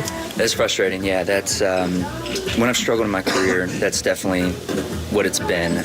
Today was a little bit different. I mean, I gave up 10 hits. A lot of times you don't give up 10 hits and still feel good about it, but, really felt like that was an okay outing. A lot of times with me, it's like a big homer. Like the one against the Reds, I think I only gave up 4 hits, and I went hit, homer, and that was all it was. So it's definitely trying to minimize damage, minimize big innings. Today I was able to keep it at 1 at a time, didn't have the big inning, which is good, kept us in the game, and we had a chance there at the end. But yeah, for me personally, it's definitely got to minimize damage, minimize crooked numbers. That's, definitely what has been my downfall when I struggle. All right, Ross Stripling, again, I mean, if you're asking me, I thought he did all you could ask him to do, essentially. Yes, he gave up 10 hits, but he didn't walk anybody, and he only gave up 3 runs. I mean, this Giant team we've seen at times, that's no obstacle. I mean, there were nights and there were days when this team was playing good baseball when their offense is humming. That's hardly an insurmountable lead. But right now, a 1-run lead is Giants are in trouble. I mean, that's the thing we were talking about earlier, Paulie Mack. We've seen this team come back down 3, 4, 5 runs in the 8th, 9th inning alone. But after watching them lose 5, 6 games, it's you just don't have that feeling right now, especially when they're hitting 125 as a team during this stretch. And I don't think Giant fans are upset at all. I really don't. I don't think Giant fans are pissed off at Stripling or anything like that. I think they understand what his role is and what he was, what he was out there for yesterday. Here's my question to you, Marcus. With all this talent in the system right now, we've talked about, listen, it's one thing with the deadline coming up and the moves they make. I do expect a move or more, and we'll keep you posted on that. Obviously, we'll have it for you first here on KNBR, so keep listening for updates. And any news-breaking stuff, we'll have it for you. But as far as the kids in the system, I want to ask you about a couple guys. Obviously, Kyle Harrison, that's the name all Giant fans are excited about. I'm one of those guys.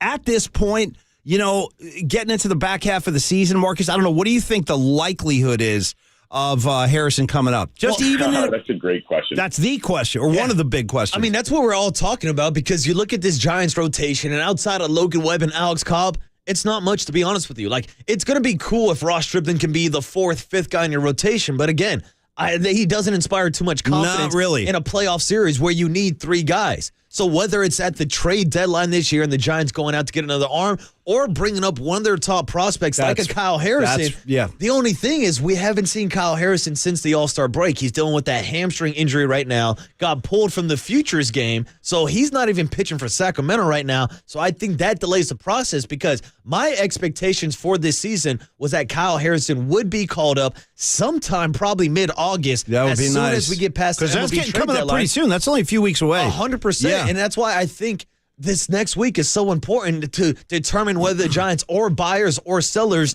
and maybe increase the likelihood of bringing up a Kyle Harrison, or hell, even at this point, with your lack of middle infield depth, maybe you take a shot at Marco Luciano, who's having a great week in Sacramento. I know, and also, like that brings up the Schmidt thing. Yeah. I'm not sure. I mean, I don't know. They were talking about this on the postgame yesterday.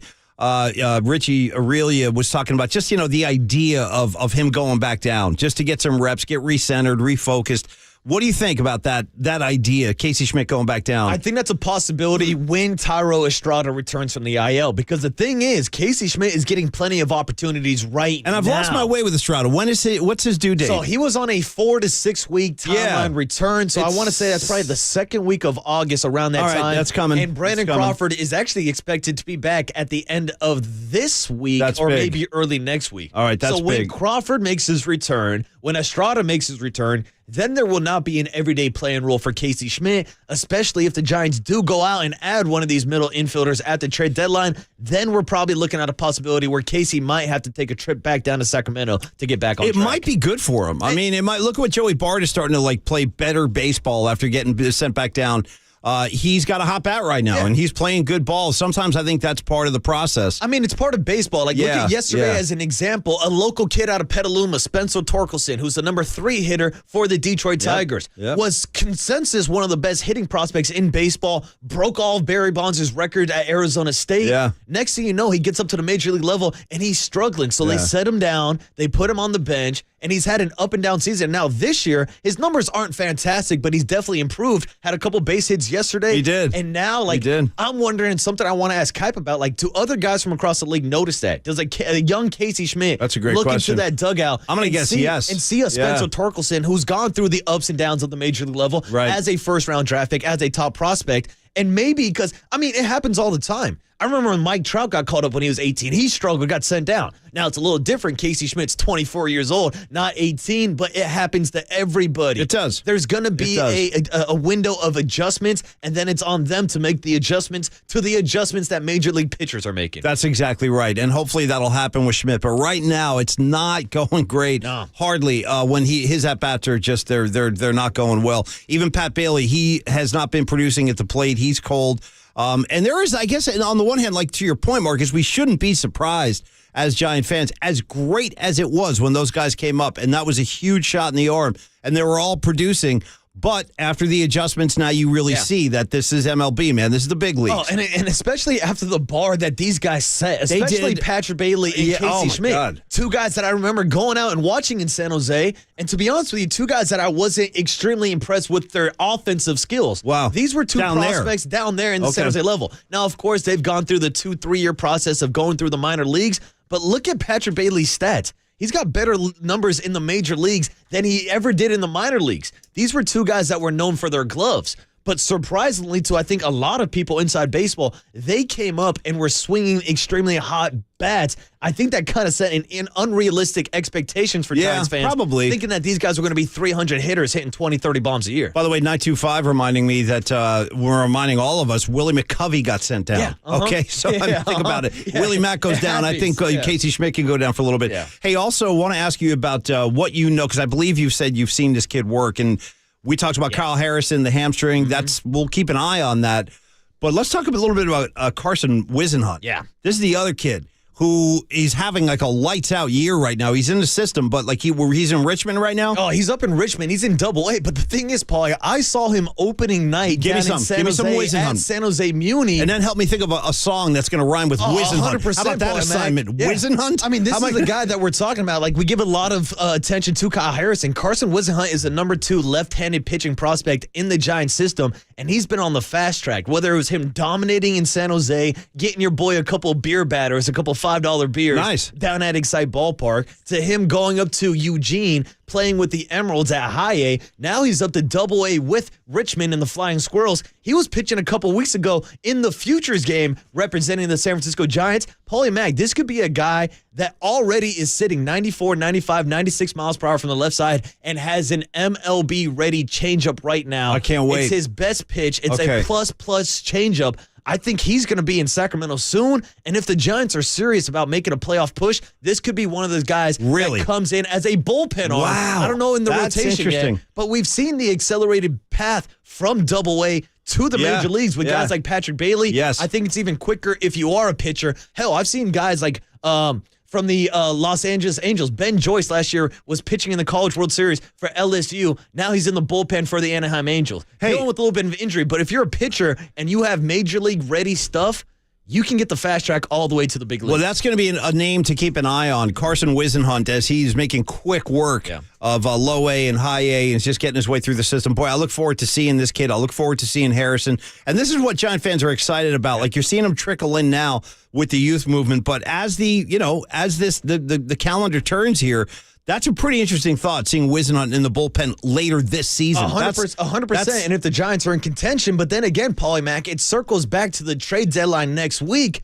The reason why we got so excited for the Giants was because of the prospects, was because of Casey Schmidt, was Luis Matos, Patrick Bailey. So again, if you want to go out and get a Shohei Ohtani or a Justin Verlander, it might cost you a Kyle Harrison or a Marco Luciano, and you'd be giving up the future that everybody is so excited about. Good call, Marcus. I want to remind everybody also, you're listening to KNBR and KNBR FM San Francisco, the sports leader. It's a Cumulus media station. Marcus Boucher in for Brian Murphy all week long, and we're going to have some 49er discussion in just a few minutes. Eric Branch coming in. And again, like I'm kind of jumping off of Jerry Rice's cut from a week ago today, where Jerry was saying Niners should win the Super Bowl this year. Jerry, I agree. That's it, man. I agree with Jerry Rice. This is the time. They have the personnel. They have the coaching. They've got the means.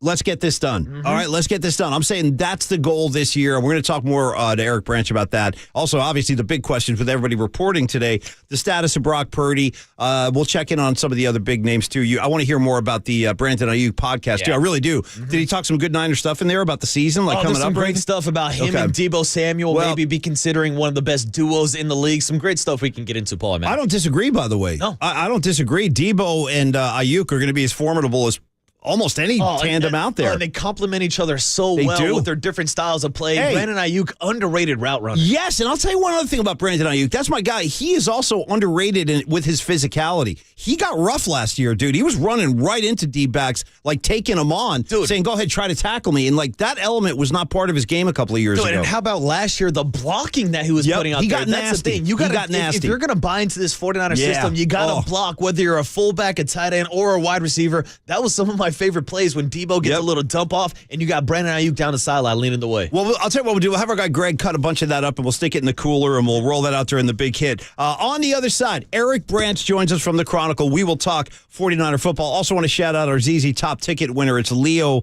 Is it Hartling? Leo Hartling? Hartling or Hurtling? Either case, Leo, you have a great time. And then I want the review. You're going to have to write me a little text the day after the show because that's a work night for me. I won't be down there. Marcus Boucher in for Murphy. You got Paulie Mack sitting right here, Triple E on the other side of the glass. Eric Branch from the Chronicle next, talking 49er football on KNBR 680, the sports leader. I love it. I want a Brock. San Francisco, shout out to you for supporting KNBR, San Francisco's sports leader.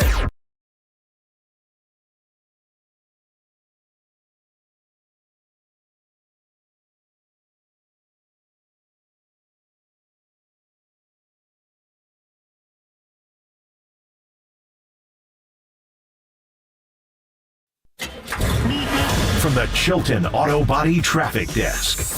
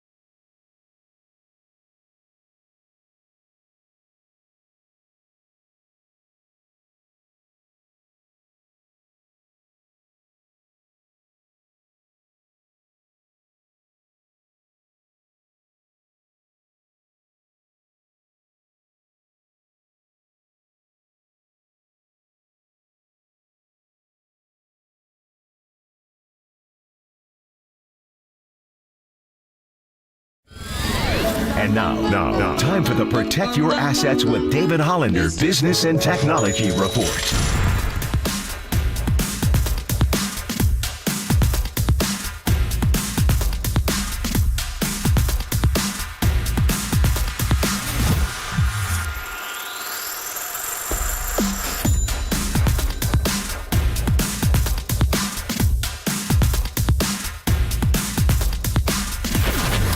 This has been the Protect Your Assets with David Hollander Business and Technology Report. Concerned inflation will ruin your dream retirement? Learn more. Listen to David's show every Saturday morning on KNBR or call 1-866-PROTECT. So how did you feel last season went, and what are your expectations coming into this one? Last season, obviously we didn't get done what we wanted to get done, but I felt like we took steps. We had young guys. We had guys that have been there, putting together plans and putting together games and where we played football the right way. So I think last year was a big part in what we want to get done this year, because I was just talking with some people the other day that we know what we have to do to win football games. So even starting off when you was up there, I think we kind of put together a plan of figuring out how we have to play, how we have to practice, how we have to go about our business to be successful on Sunday. So I think we have a core group of guys who understand that, and we can take that from last year. So we're looking to take that into this year and start off that way. Listen to the sports leader anywhere, anytime. Download the all-new KNBR app. Now, Murph and Matt continue live from the KNBR Casino Matrix Studio. Casino Matrix Progressive Jackpots are here. Where are you? Just drop in. Please play responsibly. 1-800-GAMBLER. All right, kids, it is indeed the Murph and Mac Show with Marcus Boucher this week, because the man himself, Brian Murphy, out on vacation with the fam. He'll be back next Monday. In the meantime, Marcus holding it down for you. We've got Dwayne Kuiper coming up at 7:30, Mark Spears a little later in the show. We're also going to have a conversation with Jorge Leon, the president of the Oakland 68s. They're having that kind of Fans Unite event out at the Giants Yard tonight. So we'll talk to him about that later in the show. Right now, though, Eric Branch joins us. He's our good buddy with the Chronicle, talking all things San Francisco 49er football. Veterans reporting today. You heard Aiyuk on the way coming in. As I say good morning to you, Eric, you're talking to Paulie Mack and Marcus Boucher today. How are you, Eric? Morning, Eric. Gentlemen, it's an honor, a privilege. Thanks for having me. Believe me, the honor and privilege is always ours, Eric. I'll tell you that much, man. We love having you on, and I love hearing Brandon Aiyuk talk like that. Like, what an improved season he had last year. And let's just start with Aiyuk. Like, when you look at his trajectory and the big leap forward he took last year, do you think that there's more in there? Do you think that he can continue to grow and become an even better player than what we saw last year? Yeah, when you look at his age and what he did last year, and kind of his career trajectory, which has been well documented in Shanahan's doghouse, and then, seemingly he's kind of figured it out that, Shanahan, wants more than a pass catcher. He's got to do everything to be on the field. And, forgive the cliche, but he's kind of figured out how to be a pro. And, I'm not sure how much stock to put into like spring practices. Right. Which isn't real football, but, it was like no cornerback seemed to have much of a chance when they were one-on-one against him during OTAs. So it's certainly, all indications are, he's going to build on what he accomplished last year. Right. And so that, obviously it's like, well, is he better than Debo Samuel? Is he more valuable? And, that's an interesting argument. And, the Niners, at the end of this season might have to make a decision just because there's going to be a severe salary cap crunch. And can you afford to pay both of those guys? But again, we're reporting the training camp today for the 2023 season. That's getting a little bit ahead of ourselves. No, but these are great. This is all stuff to talk about, Eric, and I'm glad you brought up Debo Samuel, because I feel like if Debo can get back to what he's been in the past, with the exception of last year, suddenly the Niners have a really formidable wide receiver tandem with Aiyuk and Debo. So let's stay with Debo for a second. Reading your piece this morning, you had the George Kittle quote from last month where he said, Debo's been very motivated. When he's motivated, he's a great football player. Does that imply that he wasn't motivated last year, Eric? Because he certainly wasn't the player we had seen in previous seasons. Yeah, I don't think that one requires too much reading between the lines. You don't it's a pretty. I don't think Kittle meant that as a slam, but it can be read that way. You don't usually say that about star professional NFL players. Right. So when he's motivated, and then the evidence that would support that maybe he wasn't fully motivated, at least preparing for last year, comes from Debo Samuel, who said he reported for training camp out of shape. Obviously, there was demanding a trade and then getting the contract extension, coming to camp at least a few days late. So that all played into it. But that is something he's battled throughout his career as far as being a little too heavy. I mean, he doesn't have Bosa thighs, but he has monster thighs, and just his bottom half is where he generates so much of his force and his power, which is just what part of what makes him so special. But sometimes the lower half can look a little too big, and so he's had issues with that. As a rookie, Wes Welker be taking him out and making him run, just to get down to a better weight. So that's not something that just happened last year, right? But if you think about this offense and what could be. And we just discussed Aiyuk, and then you have a full season of Christian McCaffrey, who they got in Week 7 last year. He didn't play his first full game until Week 8. So instead of half a season with McCaffrey, you have a full season, and then you have a maybe 2021 Debo Samuel. I think regardless, of how Debo is, this is still a loaded offense. But when you add that element, it gets pretty scary. Yeah, definitely, Eric. This is an offense that's loaded with talent, from Brandon Aiyuk to Debo Samuel to George Kittle, Christian McCaffrey, Elijah Mitchell. The list goes on and on and on, which leads to the question of who's going to be throwing them the ball in Week 1 this season for the 49ers. Do we have any update on Brock Purdy heading into training camp and when he could be cleared to practice with the Niners?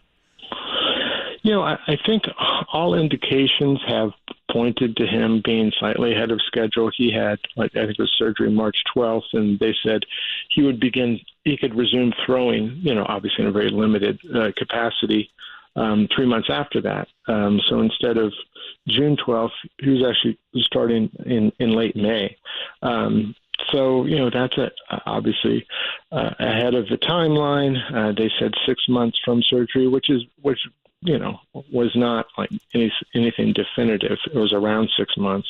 And so you figure, okay, that would be September 12th, the opener, September 10th. If he's ahead of schedule, he should be fine. I wouldn't be surprised to see him early in camp, at least participating, again, in a limited way, and then maybe having his first full practices, maybe a few weeks before the season opener. Again, this is purely conjecture and educated guessing based on what Lynch and Shanahan have said throughout the off season, that he's tracking well. They're extremely encouraged. So unless he's had a setback during this dead period, I don't think there's much danger of him not being able to, start the season opener. Which is great news for 49er fans who want to keep it updated on Brock Purdy. But if he's not ready Week 1 or by the time training camp starts up today, it seems like that would open the door for more reps for guys like Trey Lance and Sam Darnold. Now, Eric, we've had a lot of talk this offseason about the arm talent of a Sam Darnold. I would like to ask you what you have seen differently from Trey Lance, whether it is him throwing at mandatory minicamps, him throwing at tight end university with George Kittle, or the videos that have been going around with him working with quarterback gurus from across the country to improve his throwing motions. What difference have you seen so far from Trey Lance as we head into training camp? Yeah, I think a lot of the discussion is very similar to what we heard a year ago. He's tightened up his throwing motion. I certainly don't count as a quarterback guru, so when I saw him during spring practices, I didn't see this transformative mechanical change, but certainly could have been eluding my eyes. So I think we'll see. I mean, like I said about Aiyuk in spring practices, how much stock do you put into it? It'll be a little different once we have, padded practices during training camp. Still not, simulating quite the real thing, but I think it's just, Trey Lance needs to play. Yeah. And that's the conundrum, is that it doesn't look like, barring an injury here, there's a real avenue for him to play. So, we can get into his future.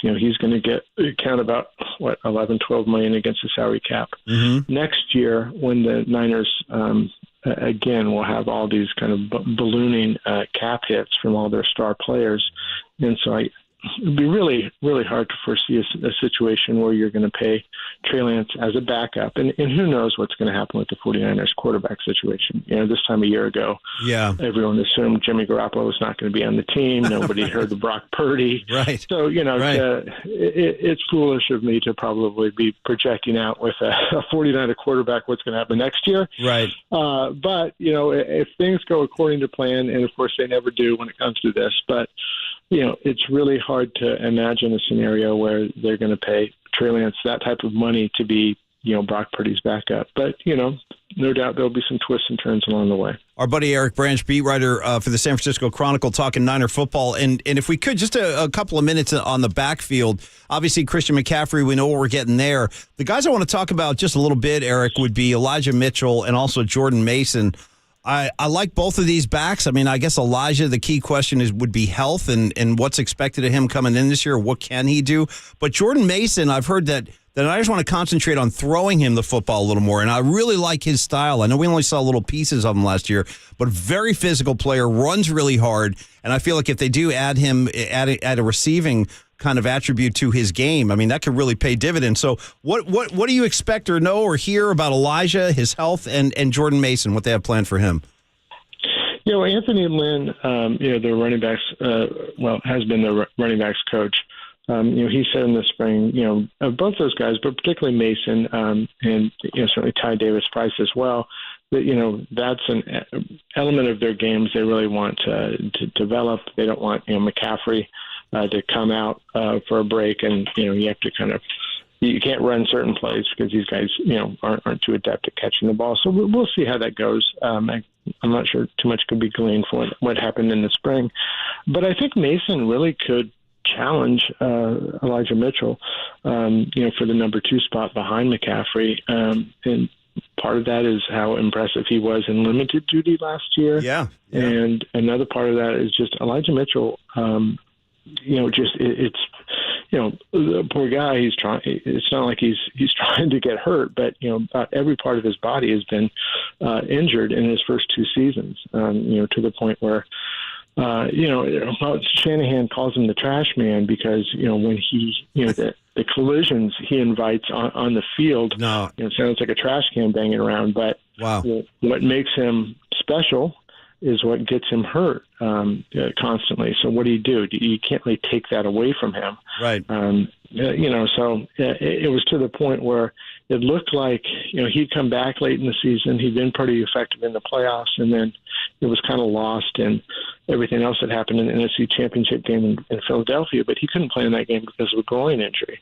So he just, hasn't been able to stay on the field, and I think the lack of reliability there, could, pave a path for Mason. I think it'll be interesting, too, just talking about the backfield in general. Ty Davis-Price was a 3rd-round pick last year, averaged less than 3 yards, unlimited carries. I think he had 34 carries, but, I think wasn't, just mastering the offense, which is understandable for a rookie. Yeah. But if he doesn't develop, the 49ers, specialize in having these undrafted rookie running backs that make the team. So there's a guy, Kalen LeBourne, who has an interesting backstory, but he was a 5-star recruit coming out of high school. Whatever, right? This is the NFL. We don't care about what you did in high school. But, he was dismissed from the team at Florida State. There were some injuries there, and then he was kind of in the wilderness, and he resurfaced last year at Marshall. He ranked 10th in the nation in rushing yards, scored 16 touchdowns. So, nice.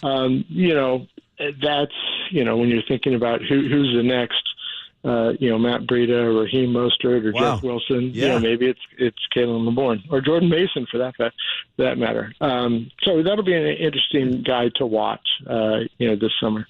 Definitely. And we're joined by Eric Branch here on the UMA guest line. Last few minutes for you, Eric. And I should say that this segment is sponsored by the O'Donnell Financial Group because planning is a process for loans, insurance, investments, and retirement. Call Greg O'Donnell at 866-496-2300. And Eric, my question is, are the 49ers going to have to call up Greg O'Donnell to take out a loan to pay Nick Bosa after he won the Defensive Player of the Year this past season? Are there any updates on the current contract status and an extension with Nick Bosa?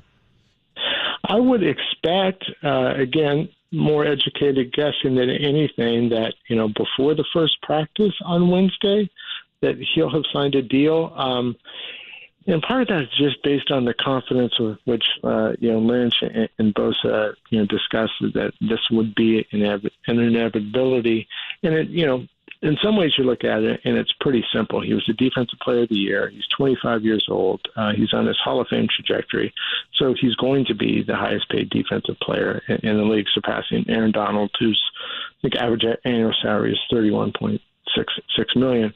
So it's like, okay, we'll just give him 32, 33 and call it a day. But obviously it's a little more complex than that, particularly with what the 49ers are dealing with in future years.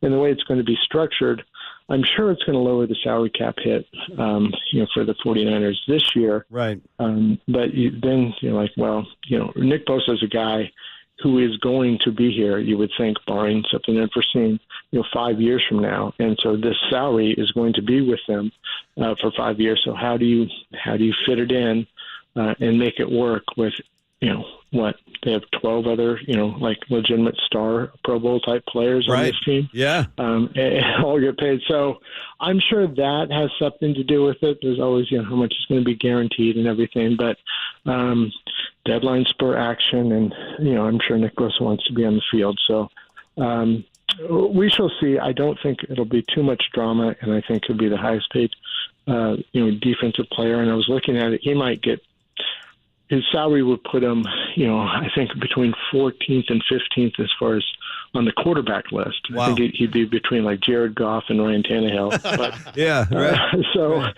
it was like, well, those guys are just okay, but they're quarterbacks and the way they get paid. It just speaks to what a monster salary this will be for a non-quarterback. Well, it's great news for Niner fans. I think we all do expect that thing to get sewn up pretty shortly, as you were saying, Eric. And it's always great talking Niner football with you. I know we're going to do it a whole lot more as we get deeper into camp and then obviously with the season right around the corner. So, Eric, great stuff today. Good talking to you. We'll catch up soon. All right. Appreciate you all. Have a great day. You got it, man. Eric Branch, everybody. Read him in the San Francisco Chronicle. Great piece today about the Niners. I think, Marcus, if I could make the announcement before Kuiper, I want to launch a Niner big hit today. Oh, yes, at 8 o'clock. I know we do a lot of Giants, and we will. We got the Bay Bridge series. I haven't forgotten. But I do want to get into a little deeper Niners with more sound of that Aiyuk podcast where he talked to Richard Sherman. Mm-hmm. I haven't heard that. I'd like to hear all those cuts, so let's cut those up and get them in. But next, we'll talk Giant baseball. Listen, it was a tough road trip having lost the last 6. Just a real stinker in Detroit yesterday. But the good news is it's home cooking time. Giants are back for the first of 2 tonight, 6:45. You got Cobb on the hill. We'll have all the action for you right here. And Dwayne Kuiper joins us next on KNBR 680 and 104.5, the sports leader.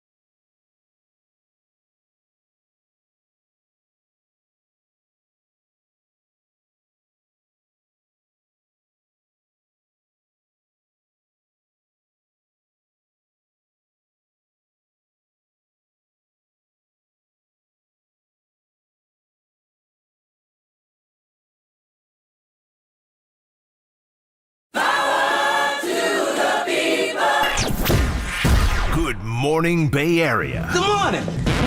Good Lord. Brace yourselves for KNBR's Power Surge. The sports leader welcomes you to Murph and Max Power Hour.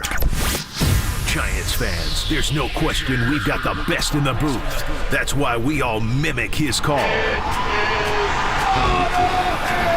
Time for Murph and Mac to catch up with Kuiper. Sponsored by NorCal Honda. Visit your local Honda dealer today. On KNBR 104.5 FM and 680 AM. 680 AM. All right, listen, we could take a number of different approaches with Dwayne Kuiper today. Giants are back home after their loss yesterday in Detroit. Thankfully, mercifully, the road trip is over. So as I say good morning to Dwayne Kuiper, and Kuiper, you're talking to Marcus Boucher today. He's in for Murph. Murph's out all week. I'm going to try to put like a positive piece of light on this, Kuiper, and say like the Giants are back home. We got some home cooking tonight. They're sleeping in their own beds. I'm going to hang my hat on that, Dwayne. Good morning. How's it going? Good morning, Kuiper. Yeah, and Mike and I get to do a game. Yeah, man. We've missed you guys. I know. It's been a while. We're sitting on the couch, throwing things at the TV, cussing. Yep. You know, thinking that actually helps or doesn't help. But, we're all in the same boat. I know. Yeah. The one thing watching the game yesterday. Yep. One of the first things that popped out was they needed that day to be a day off. Right. Mm-hmm. Yes. And the debacle of the fact that they had to go back because there was a rain out where it didn't rain. How about that? Mm-hmm. That couldn't, that game could not have come at the worst time. Yeah. I mean, these guys were dragging, and it showed. Plus, if you don't, in that 6-game stretch, if you don't get at least one win out of Cobb and Webb, then you got a problem because those are your two horses. Yeah. And I saw a note in the Merc. Evan Weback had it, and I know the bottom of the order has really struggled, but in this 6-game losing streak, the bottom 3 guys have gone 2 for 47. Ouch. Yeah. 2 for 47. No. So that means 2 things. One, if guys are getting on base in front of them, they're not doing anything. And the other thing is they're not getting on base for the top of the order. So 2 for 47, you're not going to win a lot of games. And look, they're all young guys. I know. Yeah. And, it's not fair to say, well, the reason the Giants have lost these 6 games is because of the bottom 3 in the lineup. That's not fair. And that's not what Evan was writing, and that's not what I'm saying. But when the offense isn't clicking, you start looking at the numbers, and that's part of the reason why this 6-game losing streak has really been tough to watch. Yeah. Because when you don't score, it's tough to watch. And they're going to have to flip the switch tonight because these 2 games are like playoff games. I mean, whenever you play the team across the bay, it's like a playoff game.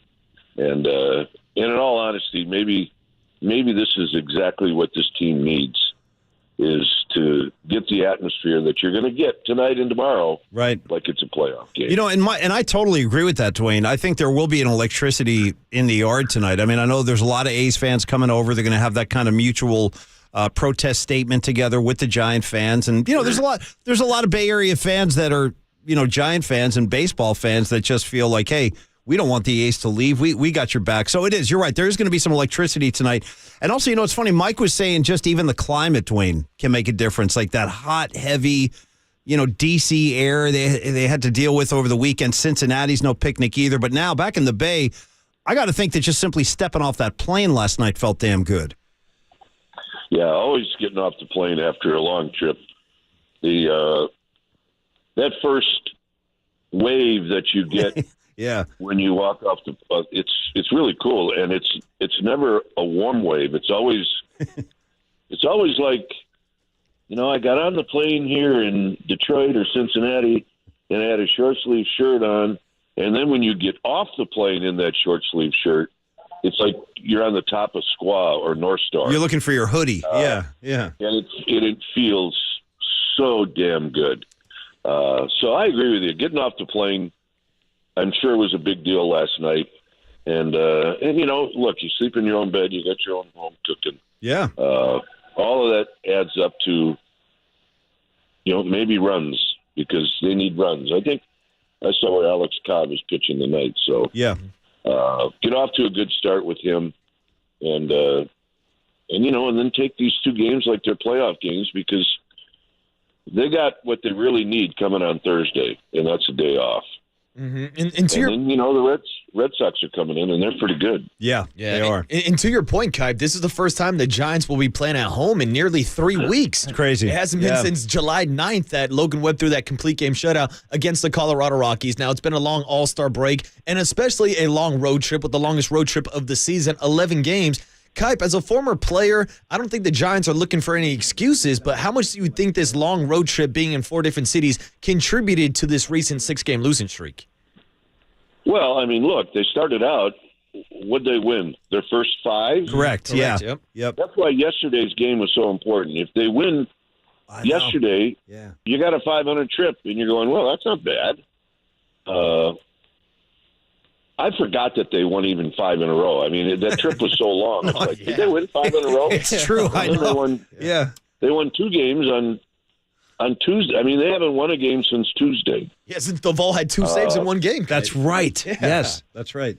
Yeah, and so anyway, I mean, look, it seems like they didn't win a game on the trip. That's what it seems like. Yeah. But, you know, you forget that they won the first 5 games on that trip.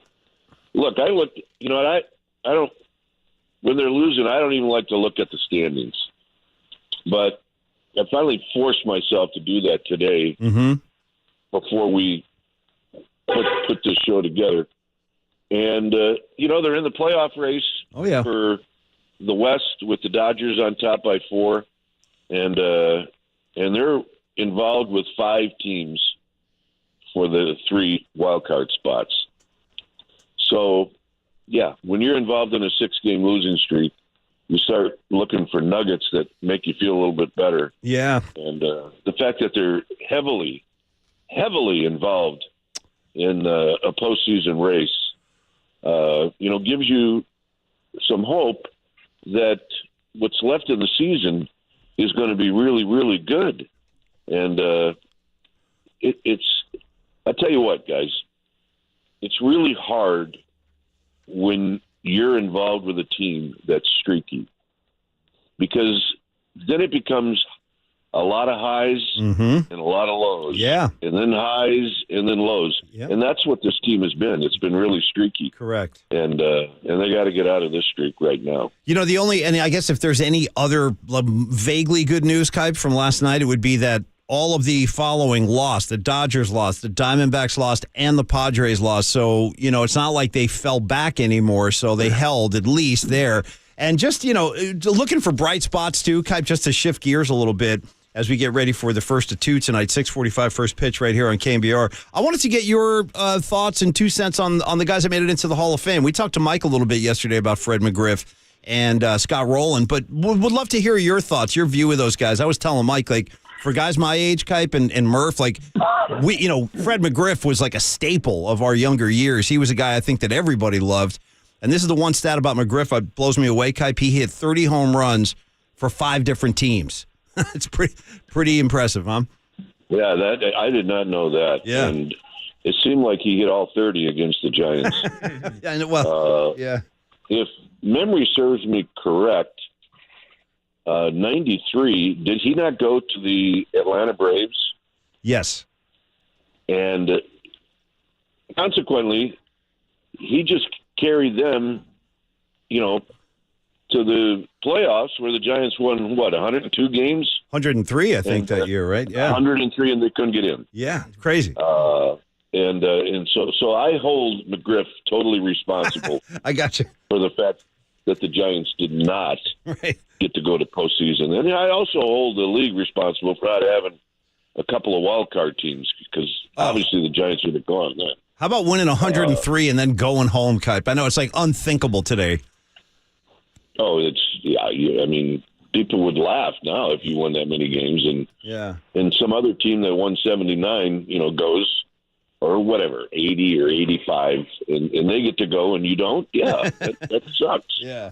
But anyway, that's how I remember Fred McGriff and Scott Rowland. Look, I never got to see Scott Rowland play that much because, his great years were with the Phillies and the Cardinals, and we didn't play those guys a lot, but every time we did play them, there wasn't anything that he couldn't do.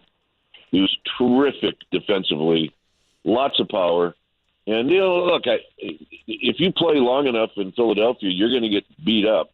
Yeah, by the fans, big time. And I think he got beat up.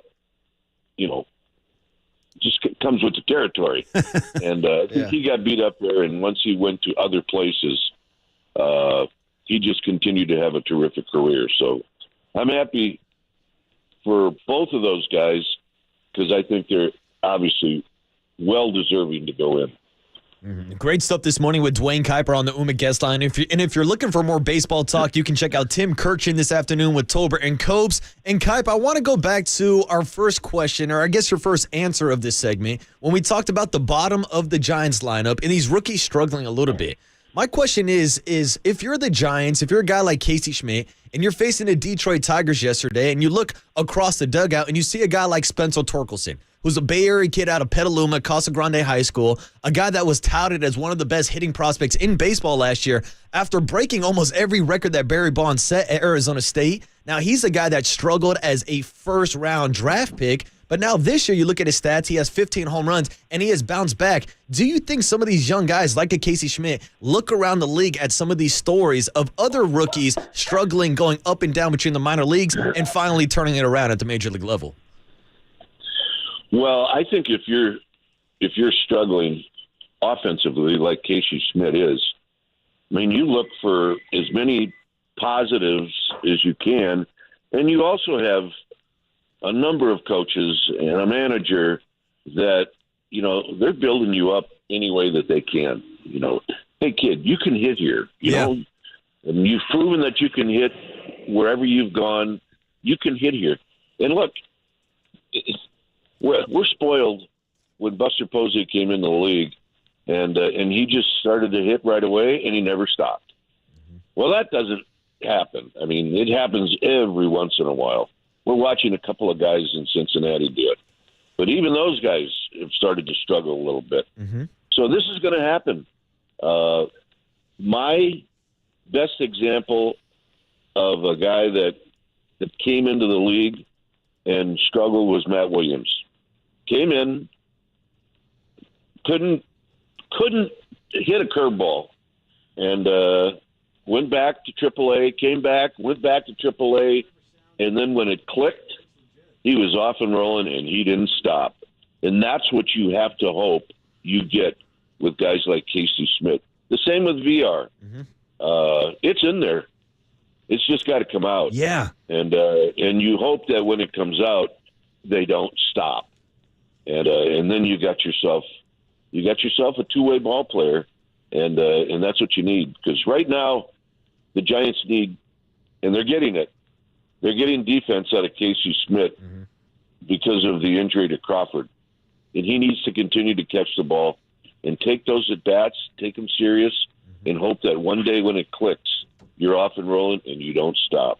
Definitely. The Giants could use some extra offense from Casey Schmidt, and realistically, the entire offense after they have hit collectively a 156 batting average during this 6-game losing streak. Well, you know what else, Marcus, too, is that 1 for 23 with runners on the bases in D.C. The runners in scoring position. And it seems, especially lately, Kuip, they've been struggling against left-handed pitchers, whether it was Mackenzie Gore on Sunday or whether it was Skubal yesterday for the Detroit Tigers. And you look ahead to today's matchup, it's Ken Waldichuk, another left-handed pitcher, which keeps Jock Peterson out of the lineup. And it's a lineup that has been struggling against lefties since the injuries to guys like Tyro Estrada and Mitch Haniger. So I guess my question is, do you think it's time for the Giants to maybe go back to the farm system one more time and maybe call up an Elliot Ramos or even a Joey Bart, who has been swinging a hot bat at Sacramento, to get a spark into this lineup against left-handed pitchers? Well, I mean, look, I think you've asked a lot out of your minor leagues already.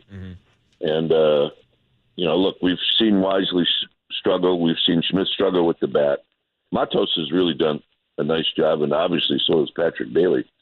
So if you get 1 out of 4 that are really contributing, that's pretty good. If you get 2 out of 4, now you're definitely headed in the right direction. I don't know how much more help you can get out of the minor leagues. Look, so you bring up a guy that doesn't have any experience and put him in a lineup just because you're struggling against lefties. I mean, if you really want to try something different, play Jock Peterson against the lefty. Now you're talking. They did yesterday with Lamont Wade Jr. against the lefty. Yep. So I think when push comes to shove, you don't have to, but you have to try to go with your experienced guys when you're trying to get out of this funk that they're in. Yeah. A hot young guy would help, and we got it out of Casey Smith for a while. We got it out of Bailey for a while.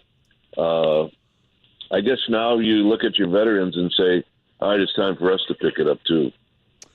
Well, hopefully we see that tonight, Kuiper. And they need a spark, whether it's from some of the kids or some of the veterans. It's got to come from somewhere. And I'm with you on Jock. Throw him in the lineup, man. He's got the hot bat. He and Wilmer are the guys really that have been providing the spark during these last 6 games. Kuiper, before I say goodbye to you today, just if I could, I just want to get a quick word on Mike Ivey, who sadly passed away over the weekend at his home in South Carolina. He's another one of these guys, Kuiper, for Murph and I, like that 78 team. That was a big deal for us, man. That's the year the Giants were in the pennant race all year. They kind of dropped out at the end in September, and the Dodgers pulled away. But Mike Ivey was a big part of that. The famous Grand Slam Memorial Day weekend against the Dodgers, the full house at Candlestick. I don't know, when you think about Mike Ivey, what comes to mind, Kuiper, as we just remember him for a couple of minutes? Well, we were major league players at the same time. Yeah. I never got to play against Mike.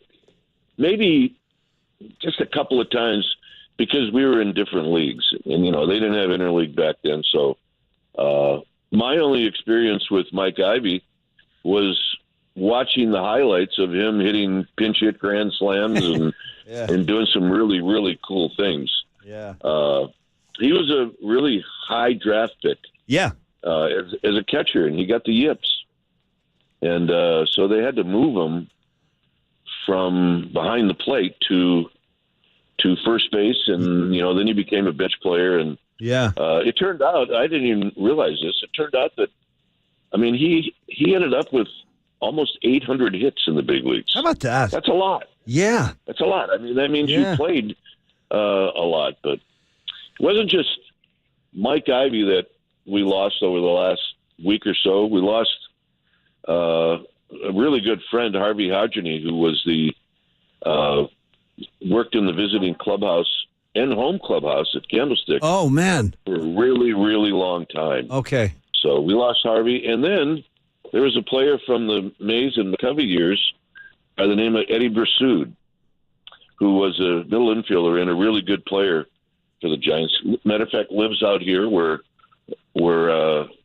I live, and I used to run into Eddie all the time. Oh, yeah. And we lost him, too. So it's been kind of a tough week for the Giants family. Yeah, and that's what we do. These are the guys we remember, Dwayne, and we love to, give them a moment on the air. And back to your point about Mike Ivey real quick. Yeah, he was a number 1 overall draft pick by the Padres, and he actually played his first major league game. Kuiper, he was 18 years old. Imagine on the big league field. That's pretty young, man.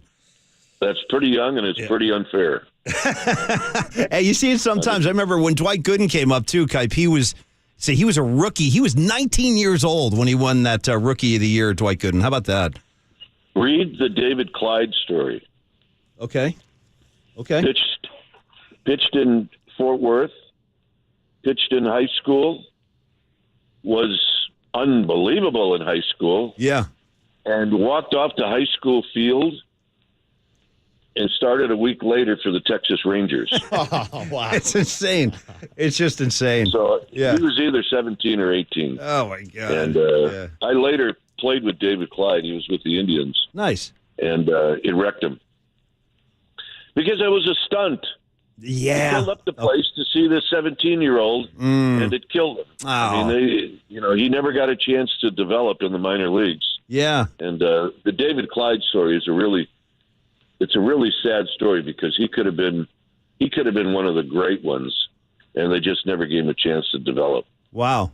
I'll check it out. Yeah, I'm not familiar with it, Dwayne. I'll read up on that. So, all right, man. Well, listen, we've done all we can do, right? We've done our part here. Marcus and I trying to spread some good energy around today. So, 6:45 tonight. Good news is we got Dwayne and Mike back on the call. That's awesome. And hopefully, Kuiper, we talk next week. We're talking about a few giant wins. So, fingers are crossed. We won 2 games on the last time I did the show in one day, and we haven't won since then. So, I'm saying the next time we talk, we won't have lost. That's it, man. Enough's enough, Dwayne. Thank you, and have a good call tonight. Awesome, man. Be well, Marcus. Awesome. Right. Thanks, guy. See you, Paulie. Dwayne Kuiper, he is the man, one of the coolest guys around, and Giant Baseball tonight, 6:45, obviously. Hey, I should probably take a quick second here to there's just a kind of a disturbing story that's come across here. I just want to throw it out there real quick. Want to make sure this certainly does seem to be confirmed. Hold on.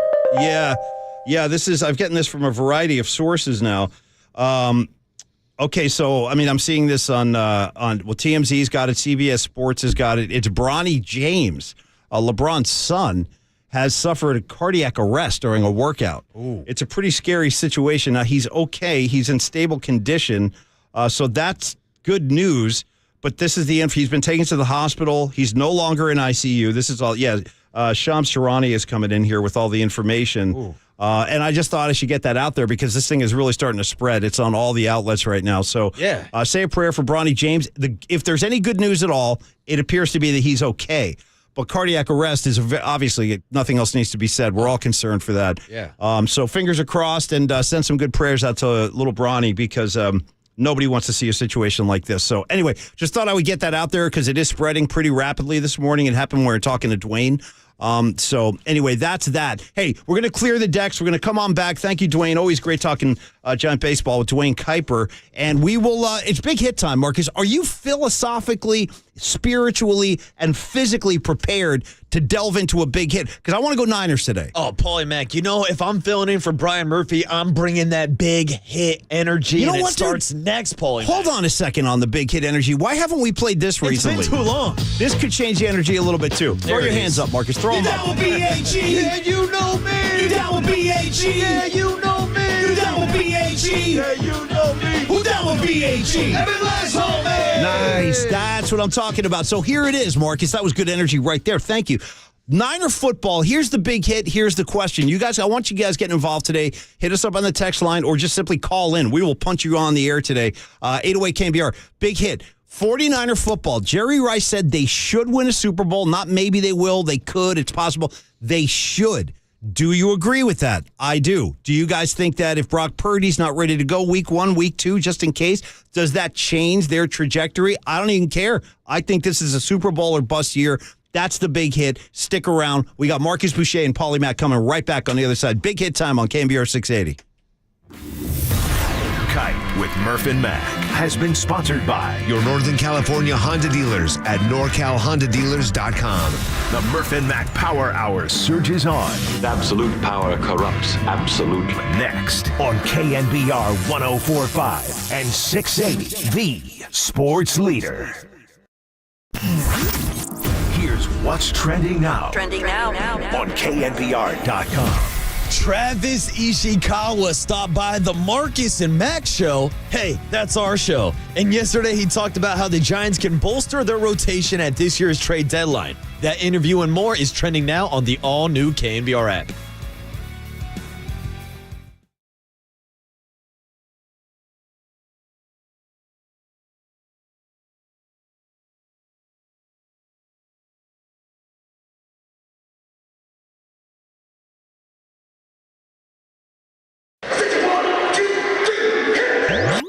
Now this is Murph and Mac's Big Hit. I'll take a hit. Hit me. Hit me. A hit is a hit, you pathetic schlepper. Fly ball into left field.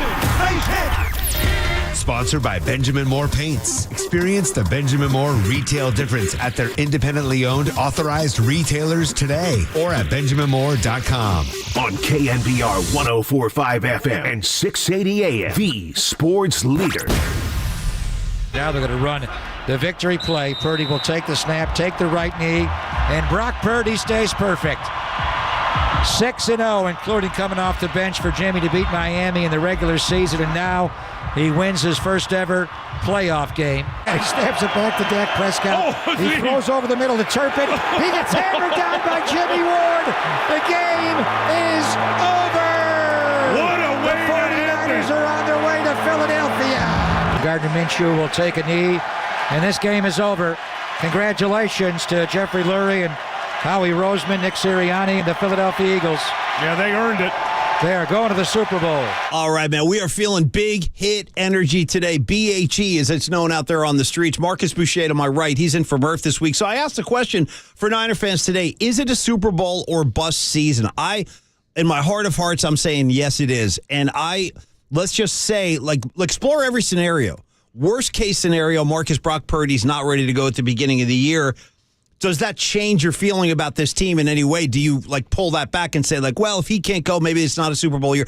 I don't even want to hear it anymore. I think these guys are capable with the weapons they have on offense, and we're going to talk about that. We got great sound from Brandon Aiyuk, among other things. But with Debo and Aiyuk, with George Kittle, with this backfield stable they have, these guys are mean, nasty backs. All of them are physical, nasty guys, and that's how they run. Defensively, I don't really think I need to tell you guys too much. I mean, my only question mark would be the quarterback, just wondering when that thing's going to get settled and how healthy is Brock, and then the offensive line with McKivitz. That's something to keep an eye on. But, Marcus, that is the question facing us in the big hit.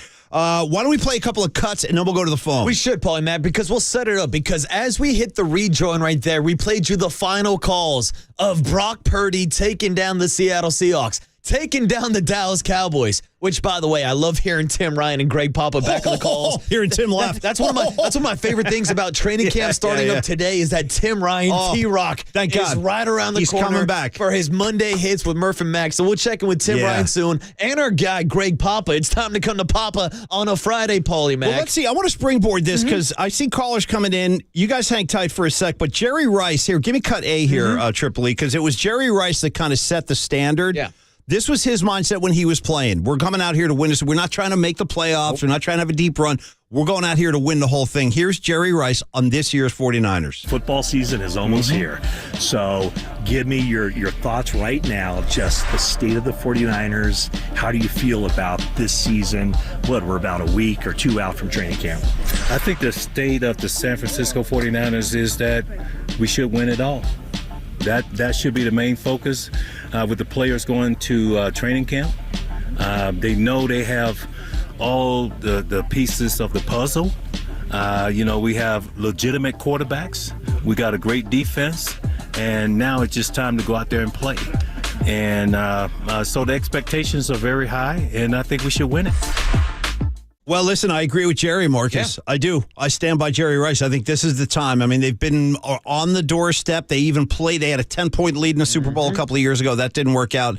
Title game last year. Title game the year before that in L.A. And this is it. This is the time. I mean, it's time for them to take that step. Let's get right into it. David and Tracy, let's talk some Niner football. Do you agree or disagree with Jerry Rice that this is a Super Bowl or bust year?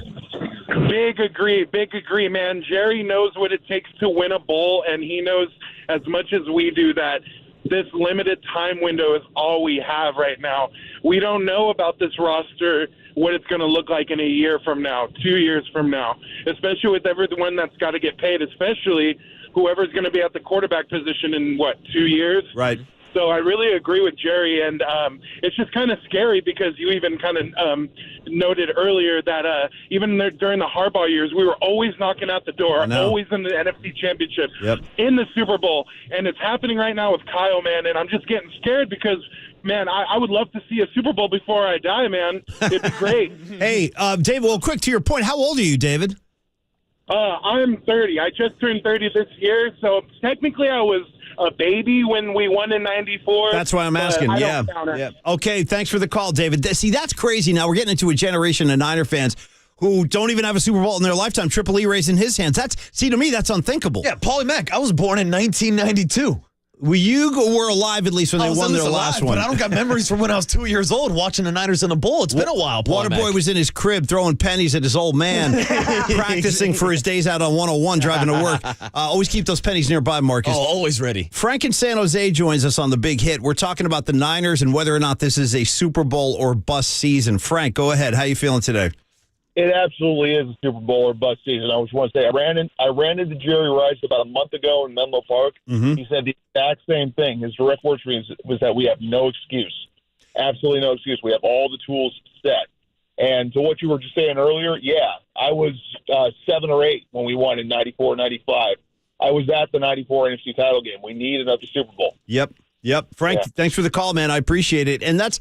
Again, I'm glad Jerry Rice is doing this. Yeah. I don't know if this is like an intentional move to apply some pressure, like outside pressure on this group, but I'm glad he's talking that way. And I'm glad to hear the callers feel the same way, Marcus, because you'd have to present a pretty strong argument as to why this team couldn't take that final step this year. And there really is no reason. I mean, like Jerry Rice just said, like David and Frank just checked in on the Uma guest line, this is the window to win right now. Yeah. The way that the contract statuses are currently set up with the rookie quarterbacks, the fact that you have this much talent on your roster. Take a look around this 49ers roster. Nick Bosa, arguably the best defensive end in the league. Christian McCaffrey, arguably the best running back in the league. You look at Trent Williams, the best left tackle. Kyle Juszczyk, the best fullback. George Kittle, in the conversation for best tight end in the league. Yep. You go on and on and on. Now we're talking about Brandon Aiyuk and Debo Samuel maybe being one of the best wide receiver duo in the league. They have so much talent on this roster. And since last season, the Christian McCaffrey trade and Brock Purdy coming in and taking over this offense,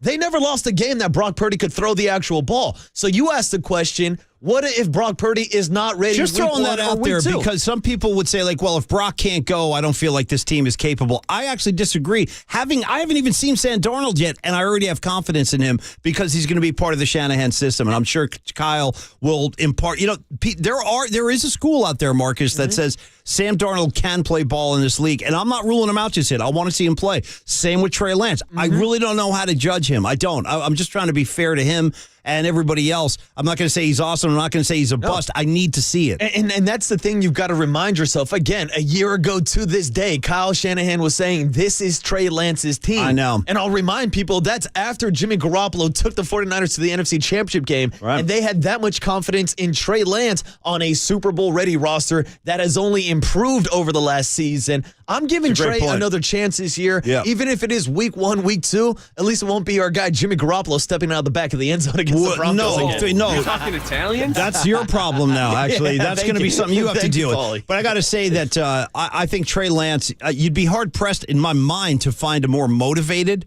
athlete right now. I mean, this guy has hardly played football at all in the past several seasons, as we all know. And I think he has a lot to prove. And hopefully that's fueling his motor. 100%. And that's what we saw with Brandon Aiyuk, man. Aiyuk was famously... if you want to use the word doghouse or not, that's up to you. But a few seasons back, like Kyle was not having it from Brandon Aiyuk.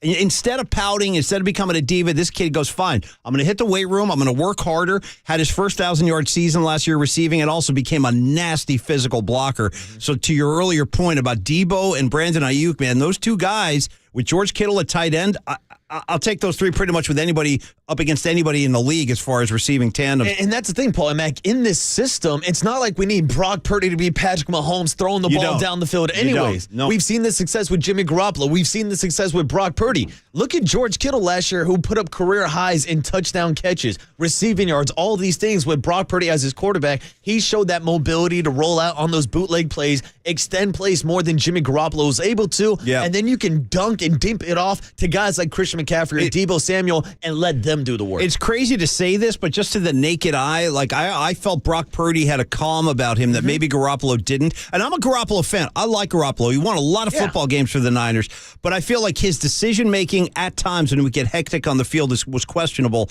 whereas Brock Purdy, in other words, like Brock Purdy wasn't going out there making mistakes to like lose football games. You could argue that happened with Garoppolo a handful of times, but with Brock so far, there's a lot of composure out there.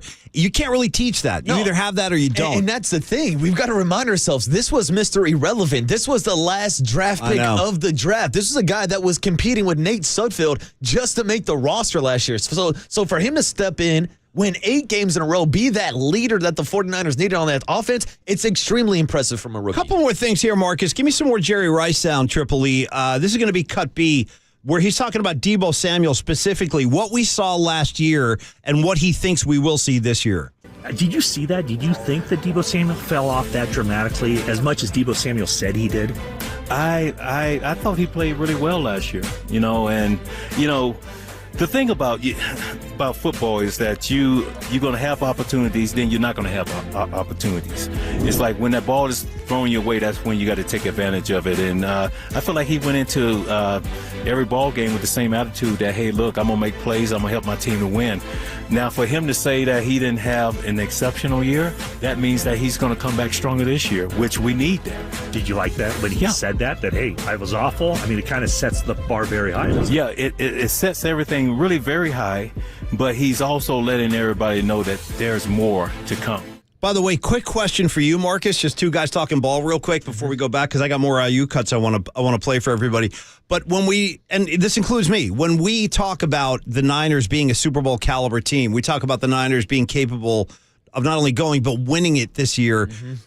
Are we doing a disservice? All of us, are we doing a disservice to the AFC? Because, when you really, okay, the NFC, you're right. Marcus said earlier in the show, and I pretty much agree with you that it's Philly and it's San Francisco as far as the two formidable powers. Yeah. Now, there's always a team or two that will rise up that nobody's expecting. Minnesota had a nice year last year. Of course, they didn't do anything. But you could see a team kind of pop up that people aren't expecting.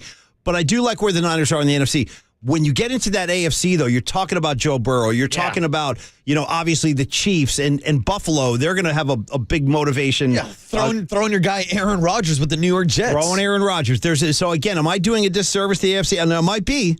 I'm throwing it out there. That's the thing. I think that's where you got to clarify. Is it winning a Super Bowl, and if you don't, it's a bust, or is making the Super Bowl an accomplishment? I'm talking about a win, Marcus. Winning it all. I'm talking about a win. That's the hard I'm not talking about going anymore. Yeah, exactly. Because in the NFC, as I mentioned earlier, to me, it's two contenders. It's the Eagles. It's the 49ers. Yeah, there's a Seattle Seahawks thrown in the mix. 49ers took care of him last year. I don't really see that as an issue. Detroit Lions are a fun story, upcoming team. I guess you could throw in the Chicago Bears. They're not a serious threat, obviously. Yeah, I'm not taking those guys as a serious threat. No. But when you look I don't take that whole division is a serious threat, by the way. No disrespect. No. But from the Vikings on down, you guys do what you want to do, but I'm not up at night worried about that division. And Paulie, this is the way, it's kind of a simple way to break it down, but look at the quarterbacks in the NFC.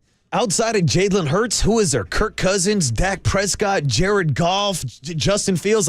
It's nobody that really intimidates you. You didn't mention Derek Carr. Thank you, Paulie, man. Derek Carr and the Saints, who just signed Jimmy Graham this morning, going to be pretty good, the Saints. I actually do think they're going to win some games. Team. I'm picking them to win the NFC South. Nice, okay. But when you look over, if you're looking at Super Bowl matchups, Paulie Mack, you're absolutely right. There's Patrick Mahomes in the Chiefs. I'm just kind of reminding myself here. There's Justin Herbert in the Chargers. There's Lamar Jackson in the Ravens. There's Joe Burrow, Jamar Chase in the Cincinnati Bengals. Josh Allen in the Bills. Tua and Mike McDaniels with the Dolphins. Aaron Rodgers with the Jets. There's so much talent in the AFC. You're right. I'm just throwing it out there. I'm kind of reminding myself here gently. Okay, proceed with caution, but still, that's what this big hit's about. It's about Jerry Rice making that kind of proclamation. Exactly. I don't want to hear it. It's a Super Bowl or bust year. That's essentially what Jerry was saying. Even if you want to go roster versus roster against some of those loaded AFC teams, I think it's arguably you can make the case that the 49ers with their defense have an all-around better talent. And that's been the recipe for the 49ers the entire Kyle Shanahan era.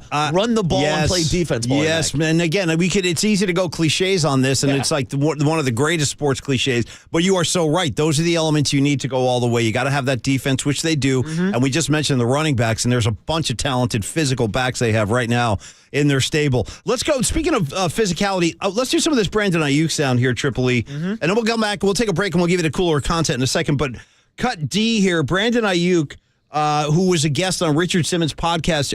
Richard Simmons. Oh, that's going to be interesting. That would be amazing. We got Richard Simmons. Richard Sherman, my bad. I only can dream. It shows you where my head's at. No, he was a guest on Sherman's podcast, and we're going to give you some of the cuts now. So Brandon Aiyuk, we saw his physical play really elevate last year. So here he is talking about what it felt like last year and what he'd like to see this year. So how did you feel last season went, and what are your expectations coming into this one?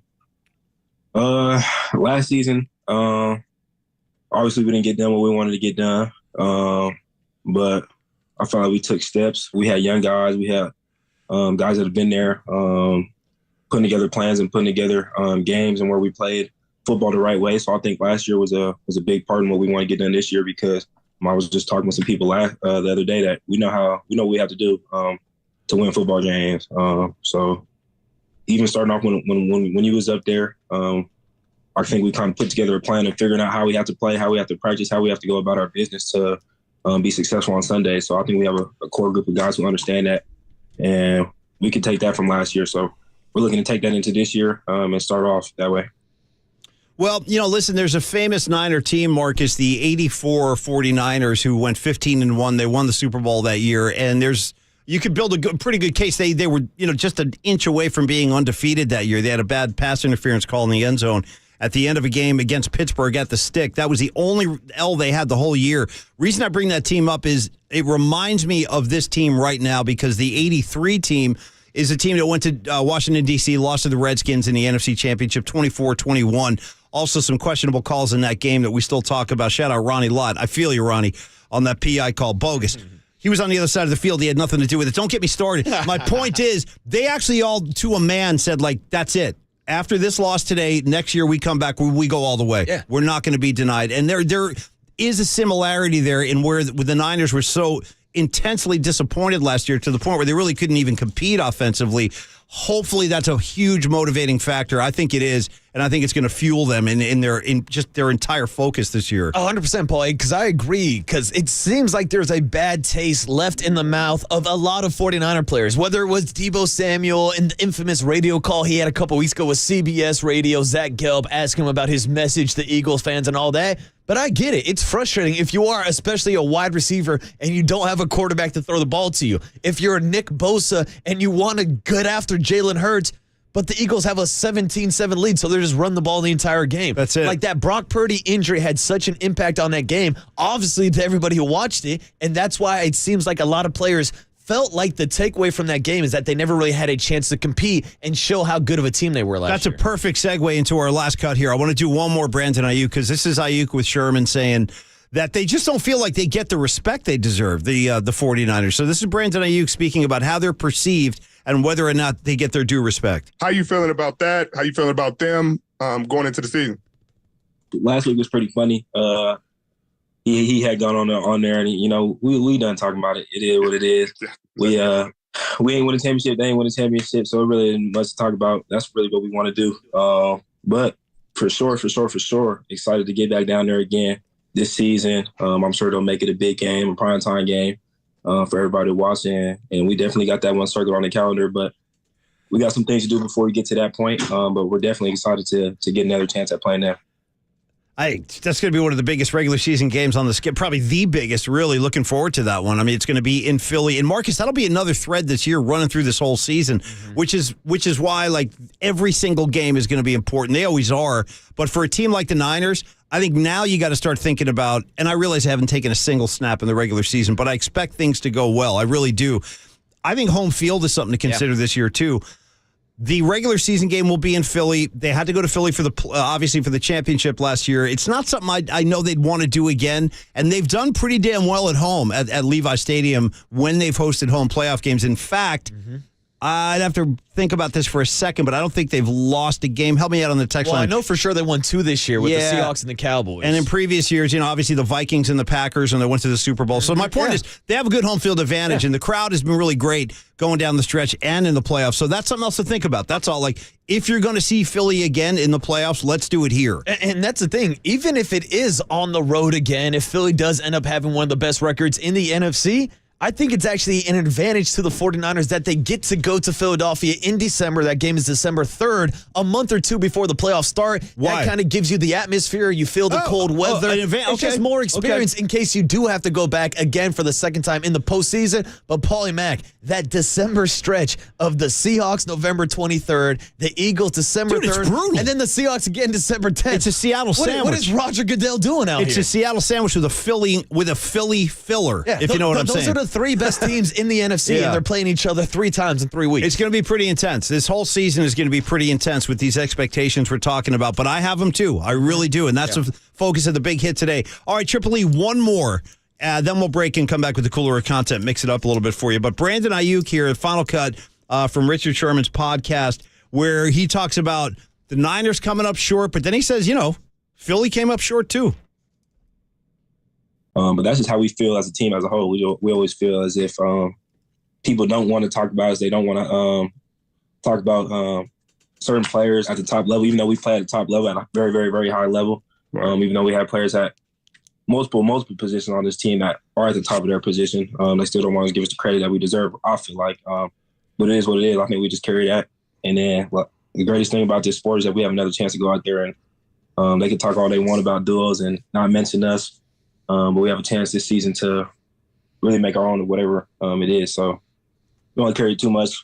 It's a little frustrating just because we feel like we put a great product on tape pretty much every Sunday. So but that's for them to talk about. Yeah, Brandon Aiyuk, you go do your thing, man. I got that. I love what I saw from him last year. And again, that's why I asked Eric Branchett. I think it's going to go up another notch. I really do. I think you're going to see even more from him. So I think that mentality is going to continue into this season. I already saw Brandon Aiyuk posting photos on Instagram and Twitter saying for training camp this week, the offense will be wearing red jerseys. Anybody else in a white jersey can go blank themselves. Nice. Brandon Aiyuk is in war mode right now going into training camp. I expect big things this year from Aiyuk. Anybody else can go blank themselves. Yeah, I like that. Yourself. Although I wouldn't want to say that to Nick Bosa, Fred Warner, and the rest of those cats on the defensive side of the ball. But again, those are the names I'm talking about. Like Fred, the disappointment in Fred Warner's face and speech after that game. I still remember it. Fred Warner was devastated after that game. Oh, Paulie Mack, and I think a huge X factor going into the rematch this year against the Philadelphia Eagles is the fact that Javon Hargrave will be lining up in the red and gold this year, not in that Kelly green jersey for the Eagles. He's going to be a huge factor adding to that run support on that 49er defense. Brandon, are you calling out for blank anybody wearing white? I'm calling out for a blank Kelly green movement. Blank Kelly green. All right, the big hit is going to carry on in just a moment here. We'll give you the cooler content. Mark Spears going to join us at 9:15, talk some Warrior basketball, talk about the Steph Curry documentary. Marcus has seen the whole thing. I'm about halfway through. And then Jorge Leon, the president of the Oakland 68ers, talking about what the A's fans have planned for tonight in unison with the Giant fans. Should be a pretty interesting night out at the Yard. Cooler content next. Murph and Mac Show rolls on with Marcus Boucher on KNBR 680, the sports leader. Santa Rosa. Shout out to you for supporting KNBR, Santa Rosa's sports leader.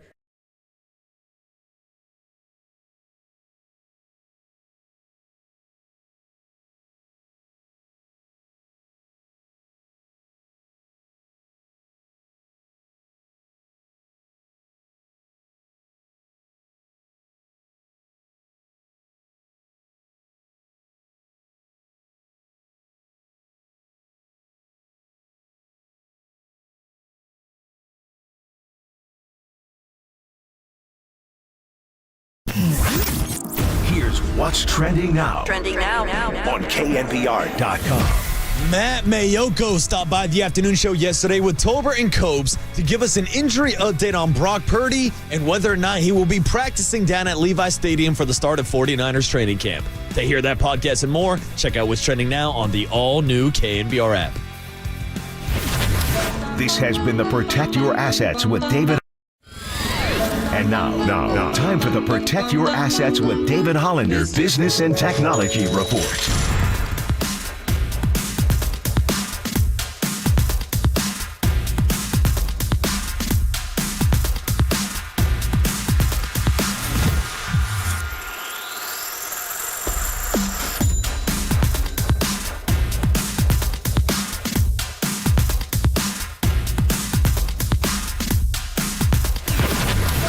This has been the Protect Your Assets with David Hollander Business and Technology Report.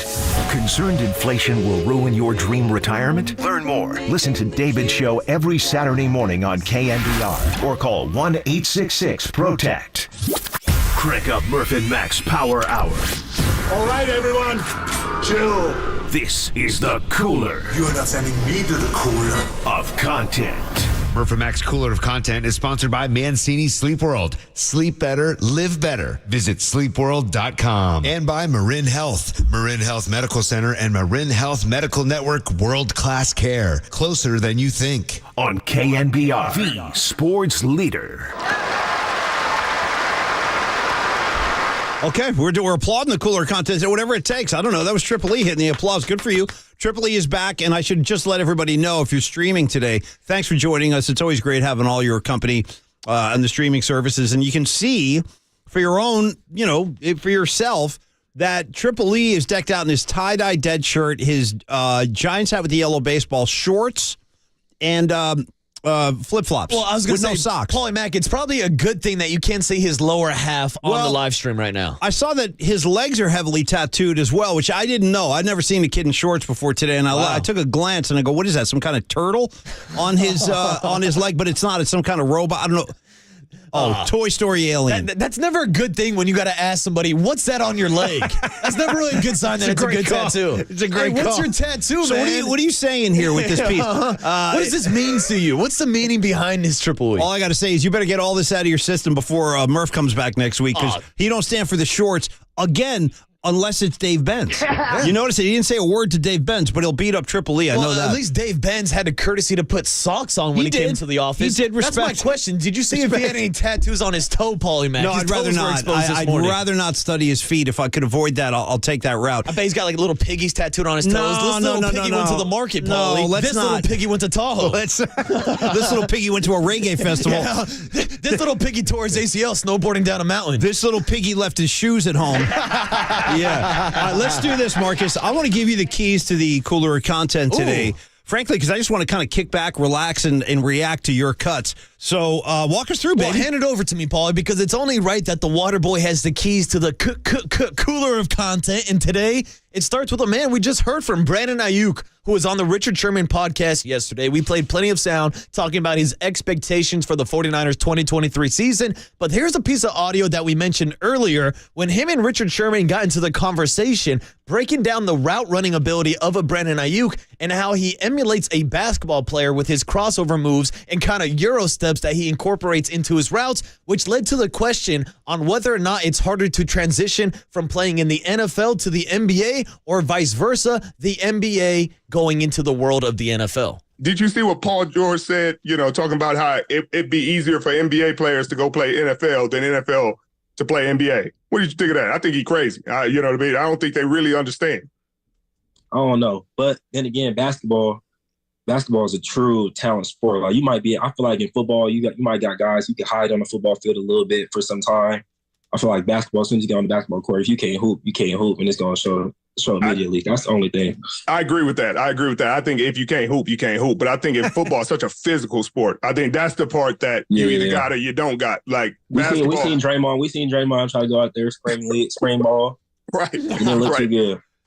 Wow. Dude, okay. That was my favorite part, that he incorporated a Draymond Green out of nowhere from his days when he was playing tight end at Michigan State. Come on, you guys remember what happened with Draymond? I can't believe he just throws it in there. Have you seen those highlights from the spring game of Draymond Green as a tight end? To tell you the truth, I've never seen actual tape, but I've seen still shots. I've seen pictures of Draymond like in his gear and stuff like that, but I've never seen him actually play. Why? The tape wasn't that great. There's a reason why Draymond's playing basketball instead of football, but this is a conversation that comes up a lot, especially with a guy like Draymond Green's buddy, LeBron James. And he talks about his high school tape, which was actually pretty impressive. Then you got to throw in the fact he was like 6'6" in high school, so he was just bigger than everybody else. But he always talks about how I could be a tight end or a wide receiver in the league. This is the same dude that's flopping when Steph Curry breathes on him. I don't think LeBron James would have made it in the NFL. He's got the physique, though. LeBron James has got the body. I mean, he's got the body of like an NFL linebacker. Hey, real quick, I wanted to just dissect something that he said there also about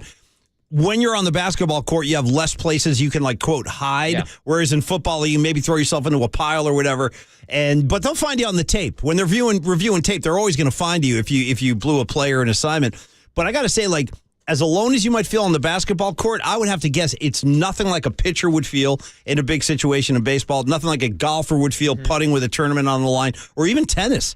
Trying to close a match has got to be, I've never played those sports, like tennis casually. I don't play golf at all. But I would imagine, like, you talk about nowhere to hide. Yeah. I mean, you are literally on your own. And you're right, Paul. And a lot of those examples are for individual sports. Even baseball, when you're a pitcher on the mound against the guy in the batter's box. But it's still got to be. It's a one-on-one battle within the team sport. Correct. But I think when you are looking at the aspects of team sports, that's why you see in basketball, one good player can make your team more than any other sport. Probably. Like, look at Shohei Ohtani and Mike Trout with the Angels. They can't get into the playoffs. No. You can be the best football team. You can be the best defensive player on your squad. But if you don't have good offensive players that complement you, you can't control your outcomes as much as you can in basketball. Very good points. I mean, we've seen great players in the NFL get stuck on lousy teams, and there's nothing they can. Yeah, no, and there's nothing you can really do. You're right. It's more of a team thing. Give me a couple more of these, Marcus. What else you got? All right, well, here's a good one from our guy, Greg Silver, this morning. He cut up this Brandon Aiyuk sound, and we also played some Jerry Rice sound. So here was Julian Edelman, actually, on the New Heights podcast with the Kelsey brothers. As much as I'm getting annoyed with the Kelsey brothers, I got to say it's a great podcast. Are you getting burnt on the Kelseys? I am. Dude, Travis Kelce a little bit, too. Like, I like the whole Saturday Night Live stuff. But him and Patrick Mahomes, ever since they won that second Super Bowl, them saying everybody count us out, even though they were one of the biggest odds-on favorites to win the Super Bowl. I'm kind of getting burnt out of Kelsey, Mahomes, the entire Chiefs team. My man, Cousin Vinny, on the text line was just saying the same thing. He was talking about that quarterback special on Netflix and going, yeah, it's good and everything, but I'm just getting sick of watching Mahomes all the time. I don't need more Mahomes. You know what else? Throw this on the pile, dude, about the fatigue and the burnout. I don't need to see Mahomes and Kelsey up here beating the Splash Brothers in Tahoe. No, that too. I don't need that either. So I'm getting tired of the Kelseys. Me too. I'm tired of the Mahomes. Enough's enough. But we will check in. Stop the madness. On the Kelsey podcast, the New Heights podcast. Enough's enough. They had Julian Edelman, who, of course, is a Bay Area product, was born in Redwood City. I believe he went to Woodside High School, where he's telling a story to the Kelsey brothers about the time that he went to prom in high school with Jerry Rice's daughter. Uh-oh.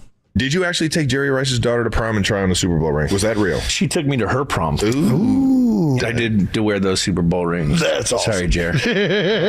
I used to go into his office all the time. He was never home, so I'd be over there playing with balls. I saw jerseys. It was crazy. Jerry Rice, bro. I was a Bay Area kid. He was a legend. The record setter himself. It was so crazy, and they had such a cool house.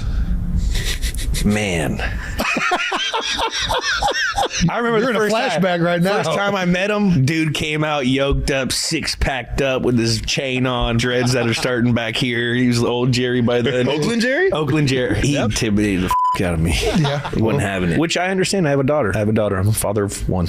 Now, if he's saying he came out with the gold chain and the abs, what are we talking? Jerry's shirtless in the house, just walking around, check out my abs? Dude, how about that? You're a high school kid. Dude. You go to prom, and next thing you know, Jerry Rice walks through the door. No. And I know Jerry, by the way, what's up, Jerry? Good morning. I know, because Jerry Rice hears everything. Yeah. He hears everything. So I hope everything Edelman is saying is accurate and on point, because if not, Jerry's coming for him. Well, how about Jerry don't play. How about the cojones on Julian Edelman to walk into the house, go into Jerry's trophy room, and start trying on Super Bowl rings? Saying, dude, you got some balls. You better be careful now. Look over your shoulder, because Rice is coming. Oh, dude, that's almost disrespectful. You don't go waltzing into Jerry's office and start trying rings on. And what are the odds that the kid who does that then ends up being a wide receiver who ends up winning Super Bowl MVPs, Paul Mack? By the way, just shout out to 650 text line. I grew up with Edelman in Redwood City. He was an a-hole. That's a thing. He does sound like pretty cocky, I got to say. I can't speak to that. I'm just messing around, but that is an actual text. That is funny. Marcus, keep it coming. I'm loving this. All right, Paul and Mac, we'll give you a few more. And since we're going to talk to Mark Spears this morning at 9:15, I'm sure we're going to talk plenty about the new Steph Curry underrated documentary that made its debut on Apple TV this past weekend.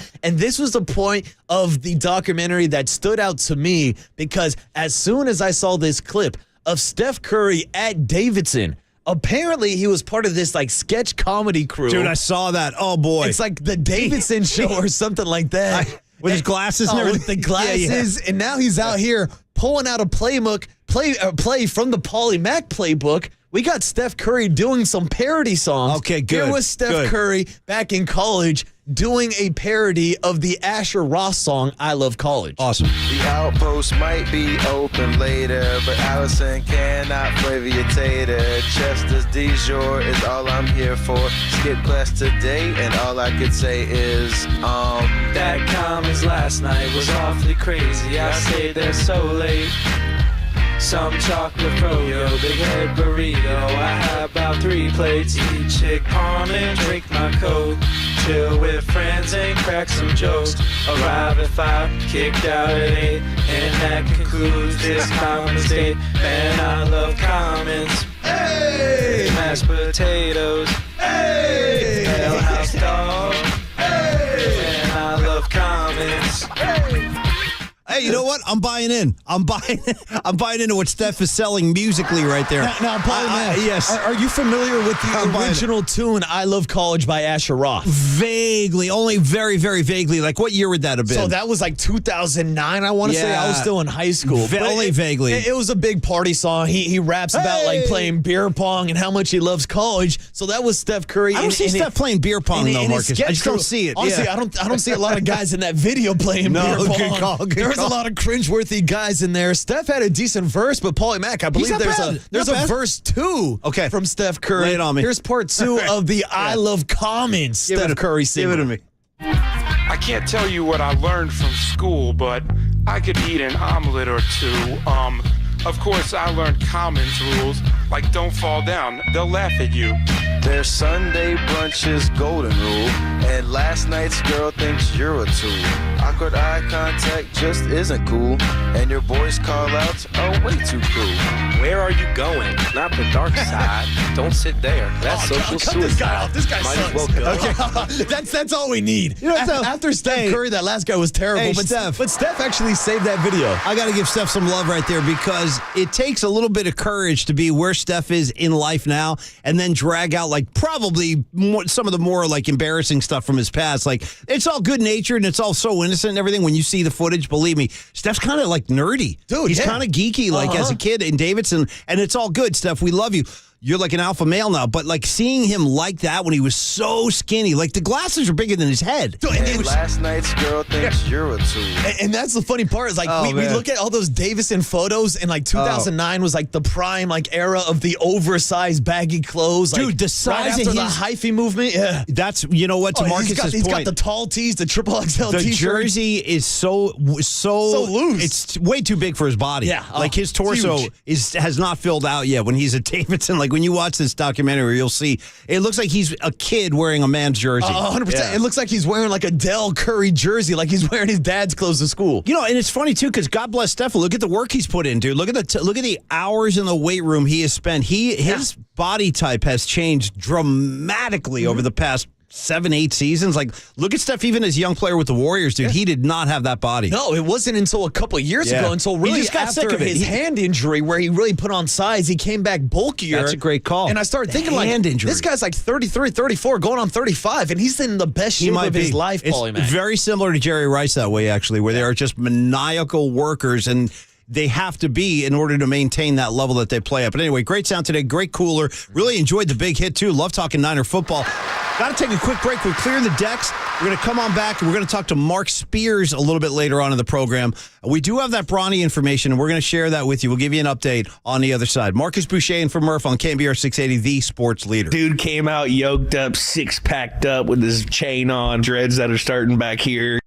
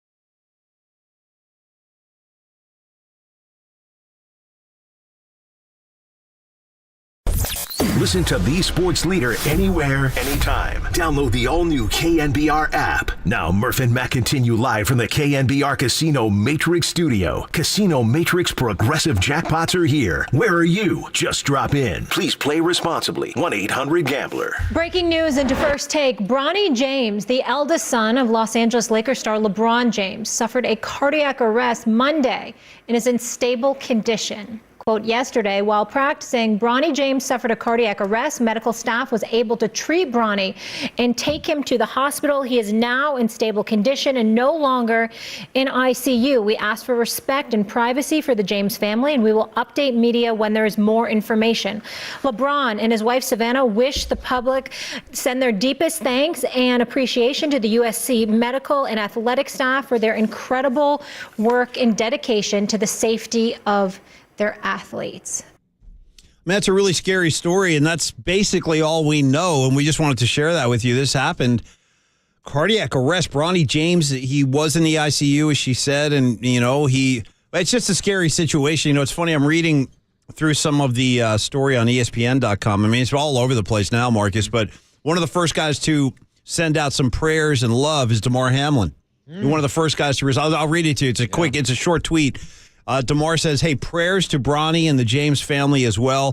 I'm here for you guys just like you have been here for me for my entire process. So I guess LeBron, I mean, that's the thing. Listen, we break LeBron's balls all the time for what he does on the court and everything. But at the end of the day, we all have massive respect for LeBron. I know I do. And my kind of feel you have to respect what he's done. And certainly when something like this happens, it puts life in perspective, Marcus. It goes way beyond sports. You want the kid to be okay. 100%, Paulie Mac. And I've been one of the guys that has been a well-known LeBron James hater on these airways, but there's no hate here. No, it's not like this. It's all positive because this is bigger than sports. This is a guy dealing with a cardiac arrest issue. We just mentioned it with DeMar Hamlin and how scary of a sight that was. That was awful. And then the fact that he's actually got the opportunity to play football going forward. He's cleared to play this year. So, of course, we're hoping for nothing for the best for Bronny. And I did see that ESPN gave an update that he is currently stable and out of the ICU after the cardiac arrest during the practice. So it sounds like he's tracking towards recovering. And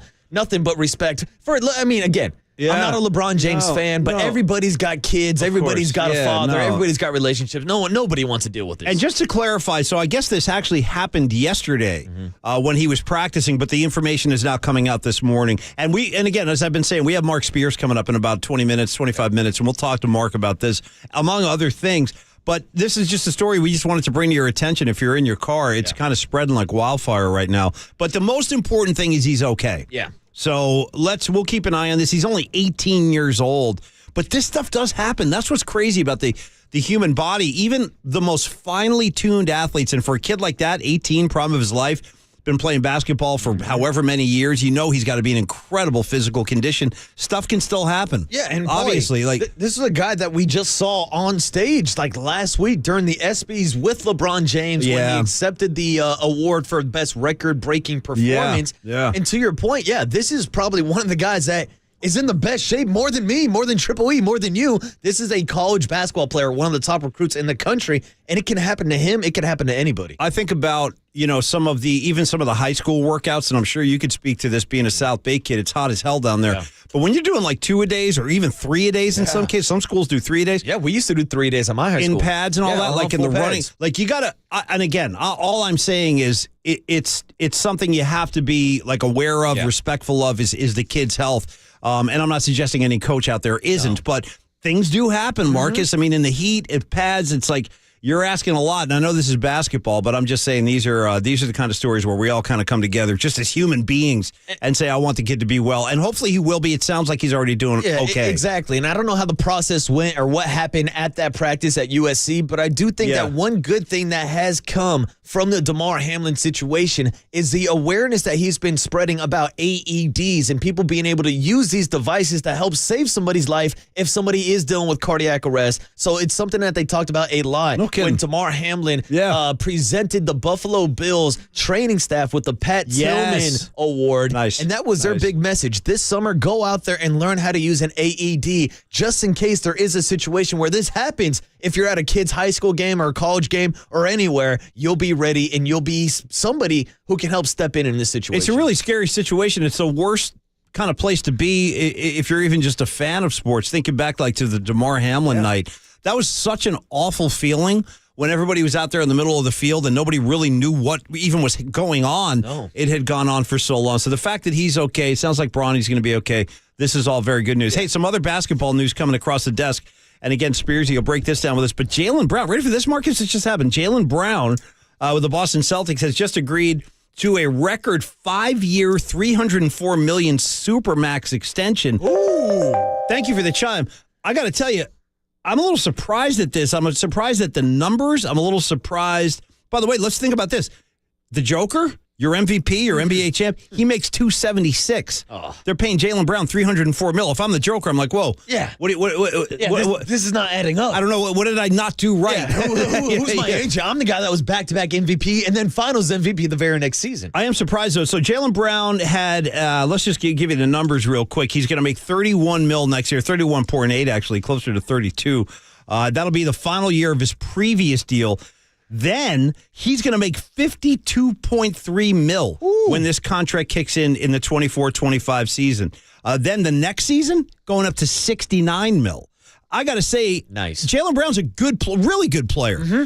I liked him at Cal. I like him in Boston, but I don't know about this deal. 304, and he was making noise last year like he almost wanted out of Boston. I'm a little surprised here. I mean, that's the thing, because those were the rumors and reports we heard out of Boston that maybe him and Jason Tatum didn't have the best relationship. Of course, they went through everything with their head coach situation. That was tough. And let's be honest, that was tough. Like, this is a lot of money for Jalen Brown, who is a great player. Of course, we loved him in his time here with the Cal Golden Bears, but he's also a guy who half the NBA knows he can't go to his left side. So if you force him left, he's going to turn the ball over. I don't know if that's a guy I'm paying $304 million to, Paulie. And again, I like the guy. I'm not putting him down. I'm not disparaging him. Yeah. I'm just a little surprised at the numbers involved here. But it was confusion. Yeah, it was a little bit confusing. Thank you. Well, Paulie Mac, you want to hear some real confusion? How about this story that came out yesterday that doubles, nearly triples the deal that Jalen Brown just got from the Boston Celtics? Did you see this story about Kylian Mbappe, who of course plays for PSG, represents France on the national team?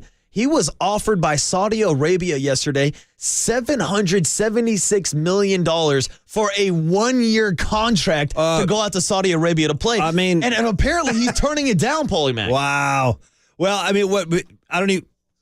Do we know what's behind that? Like why he's turning it down and everything? Well, this is a brand new league. This is why I wish Murph was here today. It reminds me a lot of the Live Golf Tour and how people are saying that's blood money. I think you're going to see more of this, and that would be the obvious reason to turn it down. Out in Saudi Arabia right now, I heard they're investing $17 billion into this new soccer league that they're trying to establish, and we know Cristiano Ronaldo is already out there making $200-300 million a year. I mean, Triple H just whispered in her ear, if you look at this contract from Kylian Mbappe, he would be making more money by himself than the top 20 players in the NBA combined, Paulie Mac. That's almost hard to process, those kinds of numbers and those kinds of dollars. But I got to be honest with you, I'm glad he's turning it down for the obvious reasons.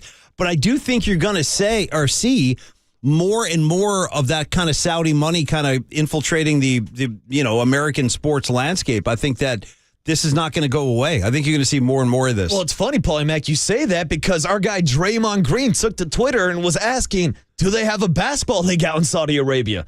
He was on Twitter riffing about how the ink hasn't dried yet on his contract. We had Giannis Antetokounmpo check in and say, hey, I look like Kylian Mbappe if you want to take me instead. Even LeBron James was saying him and Rich Paul would hit up some of these Saudis to see if they could get some money. I have to think those guys are saying that but not really meaning that. I don't think LeBron's packing for Saudi Arabia anytime soon. But I do understand $700 million is going to make anybody have to reevaluate everything. For 1 year, for 1 year. For 1 year. That's insane. We're not talking about a 10-year deal, 76 per year. One season, $776 million.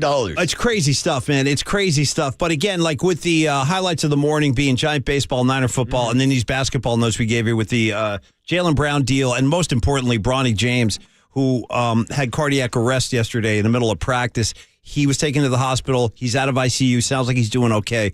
That's the most important thing. Hey, we're going to get back to some Giant baseball. It's been a while since we talked Giant ball. Let's do that on the other side. Get you ready for the 2-game set tonight. We actually have an A's guest today, which is rare for the Murph and Mac show, but Jorge Leon going to join us, president of the Oakland 68ers, Marcus, that club that's doing a lot of good work in the community, trying to get people, raise awareness, and if there's anything they can do to keep the A's in Oakland, they're trying to do it. Also, Marcus Spears will join us talking more NBA basketball as well. You got the Murphy Mac Show rolling on Tuesday morning with Marcus Boucher all damn week long right here on KNBR 680, the sports leader.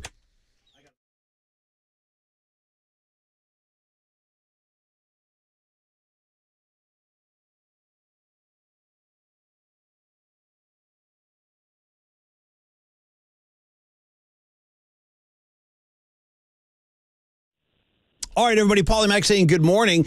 Beautiful Tuesday morning here in San Francisco. My main man, Steve Moskowitz, going to join us right now. Talk some taxes, talk real-life issues that affect all of us. And, Steve, this is the one thing I think that we all can relate to no matter where we are in life. When you get those letters from the IRS and you have good intentions and you say, hey, Steve, I want to pay this, but I just can't because I don't have the resources. How do you handle that situation, and what could you tell our listeners? Paul, I have a lot of good news. That is a very common situation. A lot of people have that. Yeah. And we say, just turn it over to us. There's so many good deals that are available. We do everything for you. This doesn't have to ruin your life or your marriage or your business. We talk to you. We take over. You don't even have to come into our office. We can do everything through the phone and the email. And then what we want to do is cut you a sweet deal so you can enjoy your life and not have any problems. And whatever you do, don't stick your head in the sand, because if you do, these agents can do all kinds of bad things to you. Totally avoidable. Yep. Let us take care of you. No question, and Steve is right. Don't bury your head in the sand on these kind of issues because they don't go away. They only get worse. And the good news is just hand it over to Steve. He'll do all the heavy lifting for you. I can promise. That's from my own experience. You hand Steve the documents, he'll take it from there. Call Steve today and have that first conversation at 1-888-TAX-DEAL. Visit Steve online. Get more information at MoskowitzLLP.com. From the Chilton Auto Body Traffic Desk.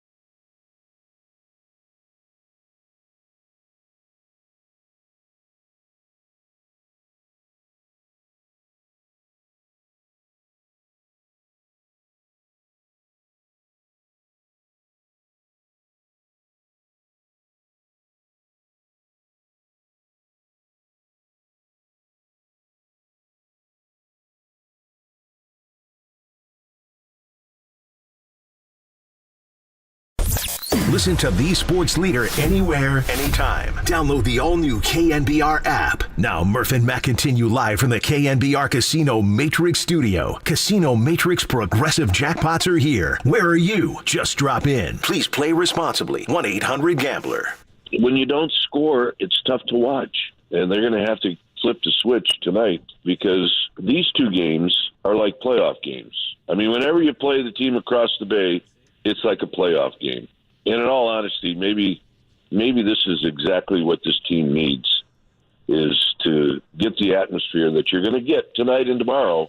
Dwayne Kuiper earlier this morning during the Power Hour with yours truly, Marcus Boucher, filling in for Brian Murphy on the Murph and Mac Show this morning, a show that is, of course, sponsored by the O'Donnell Financial Group, because planning is a process for loans, insurance, investments, and retirement. Call Greg O'Donnell at 866-496-2300, Paulie Mac. I got to tell you, Triple E doing all the right things today, with the exception of his footwear and his shorts. Outside, actually, the truth is, I'm okay with it. I actually don't mind at all. It's something I haven't seen before. I hate the fact that he keeps on holding up that sandal on the live stream. I could do without that. Like, I could do without the wave. Your toes are out, all right? I'm telling the kid that I'm like cool with what he's doing, but then he starts waving the shoe around like some kind of Stanley Cup trophy or something, and it's not. And it's unsanitary. It's not helping. He's sitting in there my chair on my board, getting his dirty particles all over the place. Shout out to Marcus looking to keep things sanitary. Yeah, come on. I got to back him on that. Look at it. He's like Rudy Gobert touching all the microphones. He's touching all my buttons in there, Paulie. Rudy Gobert, bro. Touching all the mics. Great call. We got an outbreak from that Tahoe trip. I'm blaming Triple E. Hey, a nice rejoin, too, with the Paul Rogers Bad Company, because the Giants hopefully are moving on from that losing streak, if I can tie it all together. Marcus, listen, Dwayne Kuiper said it today. He goes, he expects like a playoff atmosphere tonight.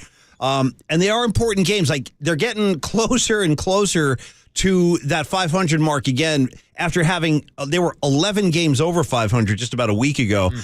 So you don't want this thing to go any farther. No. You really don't. You got to get back on track tonight. Cobb on the hill, that's a good start right there. Calm the waters a little bit. But, Marcus, it's all about offensive punch. Yeah. Where's it going to come from? That's the thing. The bottom of the order, we went through those numbers with Dwayne. It's kind of depressing, actually. It is. And I don't know that I know what the answer is, other than maybe tweaking the lineup and saying, like, screw it. Jock's playing. Like with Lamont Wade yesterday. Go lefty on lefty if that's what it takes. I try anything at this point. And I feel like this is a discussion that we've been talking about ever since Jock signed with the Giants, and last year him representing the Giants at the All-Star break. And then you go out and give him that $20 million contract. Why are you paying that much for a player if you're not going to play him every single day? I think it's a legitimate question at this point because they are so starved and desperate for offense. Like, I just think it makes sense at this point. Try anything. When you're looking at this lineup without Mitch Haniger, without a Tyro Estrada, like, why not take the chance? Like, Lamont Wade Jr. is also a guy that hardly ever plays against lefties. Now, him, it's a little different because his on-base percentage is so high. Yeah. He has such a great eye and has great play discipline that he can still get on base versus lefties. But we're acting like Jock Peterson has never seen a ball thrown from a lefty in his entire life. He's got career home runs against lefties also, Paul. No, he's feeling it right now, too. He's hitting well, and so is Wilmer Flores. You just got to get them both in the lineup at the same time. I don't care how they do it. Just get them both out there if you could. Marcus, by the way, I want to remind you and all of y'all that you're listening to KNBR and KNBR FM San Francisco, the sports leader. It's a Cumulus media station. Obviously, you guys know that. Now, talking about some of the younger bats that Dwayne was discussing when we had our hit today, you know, Casey Schmidt, Pat Bailey, you know, VR, like, we know it's in there with all of those guys because we've seen it at different times. But the question, I think, becomes, you can start with Casey Schmidt, Marcus. I don't know. I mean, is it almost time to maybe think about sending him down to get his footing back? I mean, I know that they're short right now without Crawford and stuff, so you need him. But when Crawford's back and ready to play, I don't know. What do you think of that idea? Or Rich Aureli was talking about it a little bit yesterday. Yeah, but it's also tough when you look at the Giants' lack of depth in the middle infield. And that's why we're looking at the MLB trade deadline of maybe bringing in a Paul DeYoung, a Tim Anderson, a Brandon Donovan, someone out there on the trade deadline. But also you got to remind yourself, Brandon Crawford could be back as soon as next week. Tyro Estrada's 3-4 weeks away, so these are guys that are going to be back in your lineup. Then once they start getting these veterans back, then Casey will not be getting playing time every single day. That will probably be the time that you send him down if he's still struggling. Just to give an idea, give the listeners an idea where your head's at or what you're seeing with this team. Like, if I gave you the keys right now and I said, Marcus, you now have freedom to make 2 moves of any kind out here before the deadline, what kind of, like, where on the field, what would you address, in other words? What are the two spots you would address? Well, I'll stay in-house for you, and I'll probably throw out a couple names that people aren't expecting. Go. I think right now, if you're looking for a outfield bat to play against lefties, Elliot Ramos is tearing it up right now at the AAA level. And I know Elliot Ramos has came up before, been sent down, has struggled at the major league level. He's also a guy that's younger than Casey Schmidt still, so he still has a lot of potential. And hell, see what he's got. We've mentioned Joey Barr. I don't know if they're going to call him back up to get a spark in their lineup. And if you're looking for someone in that rotation, I know we talk a lot about Kyle Harrison, Carson Wisenhunt. Mason Black might be around the corner also, another top pitching prospect for the Giants. That's players that they have in-house on the farm who are knocking on the door. And they have options, Marcus. And they have options. You got options. Yeah, I just felt like working Tony Soprano. But thank you, Blake. As Kuiper told us during the 7:35 power hour hit, they've already relied a bunch on these young guys to provide that spark. They Whether have. it was Casey And they got Schmidt, it at times. Matos, or Patrick Bailey, now we're at a point where the veterans got to step up. These are the guys that kind of got to rekindle some of that 2021 magic. I'll buy that. Yes. Like, we talk a lot, like we heard sound from yesterday from Gabe Kapler, saying that Mike Yastrzemski's having some bad luck right now.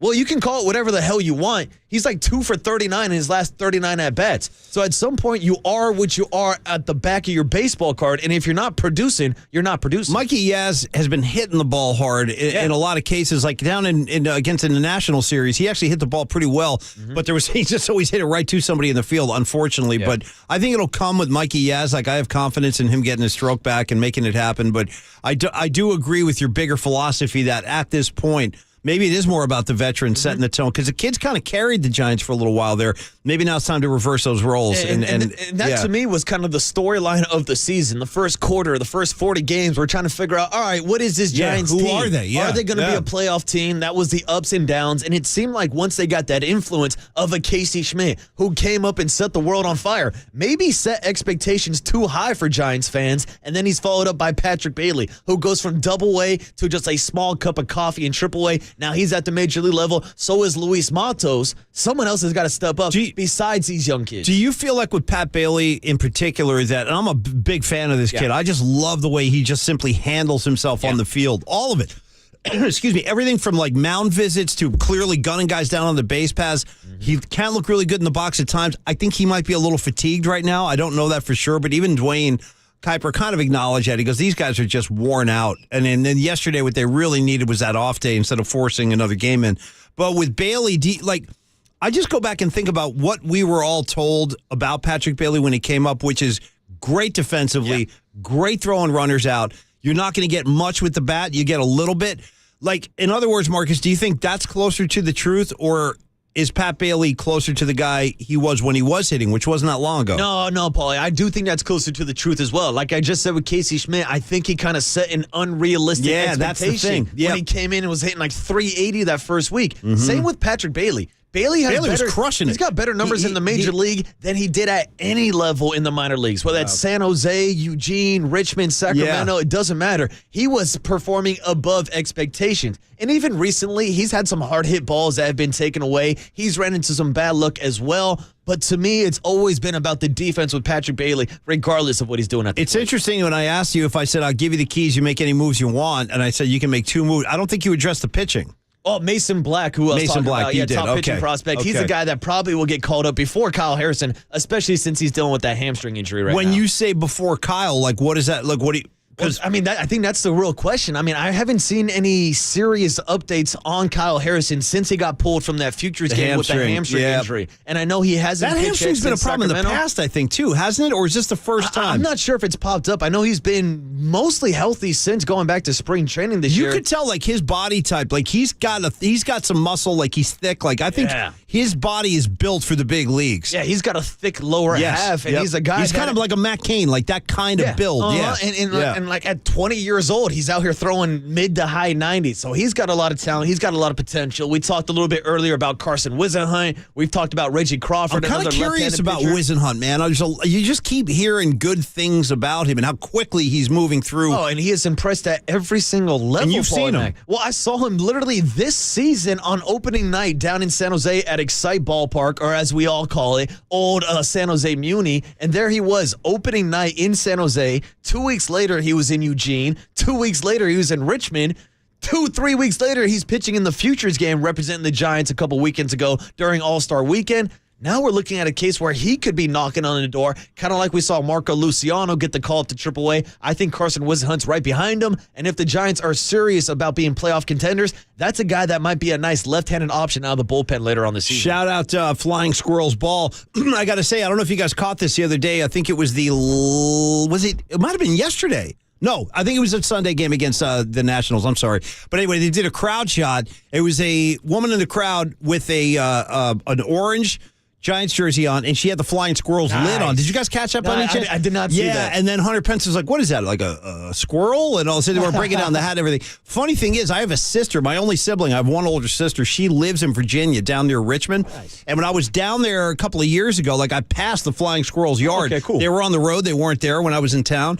But it's straight out of Bull Durham, dude. It's got that whole kind of small town vibe. You know what I mean? Like the hot summer nights and everything. So at some point, I do want to catch some Flying Squirrels Ball. And a great hat. As far as I'm concerned, the squirrel literally flying through the air. It's a great hat. Baseball in his mouth or something? I think there's a baseball somewhere. I think you're right, Paul. And kind of sneaky underrated. The entire Giants minor league system. Whether it's the Eugene Emeralds who have Emeralds, yep. They have the Bigfoot character on it. And that's another great one. Dude, even this year they had an exploding whale hat, Paulie Mac. I didn't see that. I didn't see exploding whale. So they had exploding whale jerseys because apparently up in Eugene there was a whale that washed up on shore. So to get rid of it, they threw out a bunch of TNT and exploded the whale. Whoa. So in its honor, the Eugene Emeralds made an exploding whale hat this year. I got to look this one up. Stand by. That's a great hat. Exploding whale. That's a great. I'll throw out a couple more for you. I was just down at San Jose Muni like I am once or twice a week. I picked up the new beer batter hat. It's a backwards K. It's got a beer batter on it. I'll have to wear that in sometime this week. Marcus is not bluffing. I just looked this up. There's a whole line of merch now on the holy smoke. Yeah. Bro, it's a whale who's kind of, I don't know how to even say this. He's almost like in a fetal position holding a stick of dynamite that's been lit. So the fuse is burning. I got a whale holding lit dynamite. Great call on the exploding whales. How do I get myself a lid? Enthusiastic fire emoji. No question, dude. And I'm so glad you brought this to my attention. They ain't giving it away either. $30 for an exploding whale hat. Oh, they'll charge you for those. That's limited edition, Paulie Mac. Maybe for Christmas, if I'm a good boy, you guys will stick one in my stocking. Exploding whales, dude. I got hats. I got beach hats. I got towels. I'm just going through the whole line of merch here. Exploding whales are here. Supplies. Amazing. Dude, and the overall jerseys are pretty fresh, too. They have a little beach theme on the bottom. They got the water and everything. Dude, and pretty cool jerseys. I got to say, my final comment, we're going to break because I got Mark Spears coming, but they're showing all this merch now with the exploding whales, and then right in the middle of that, there's one picture of a news reporter on the beach with a microphone with the whale line behind him. No. I'm like, dude, you know what I'm talking about? I don't mean to laugh. I'm a whale enthusiast, by the way. Save the blanket whales. Save the whales. As far as I'm concerned. Free my boy Willie. Shout out Cheech and Chong, who had their own song called Save the Whales. Funky Mama, Save the Whales. What if I told you, Marcus, final thought for this segment, what if I told you that in the 70s when I was a little kid, I actually went on a 10-mile walkathon. What was the goal? To save the whales. Wow. That's a true story. Paulie Mac for the whales. That's a true. I put in 10 miles on that one. This is Golden Gate Park. If any of you listeners are out there with me, God bless you. That's we're saving steps, Paulie dude, Mac. We're talking sports and we're saving whales on KNBR 680, the sports leader. So it's kind of sneaky good. It's just my thing.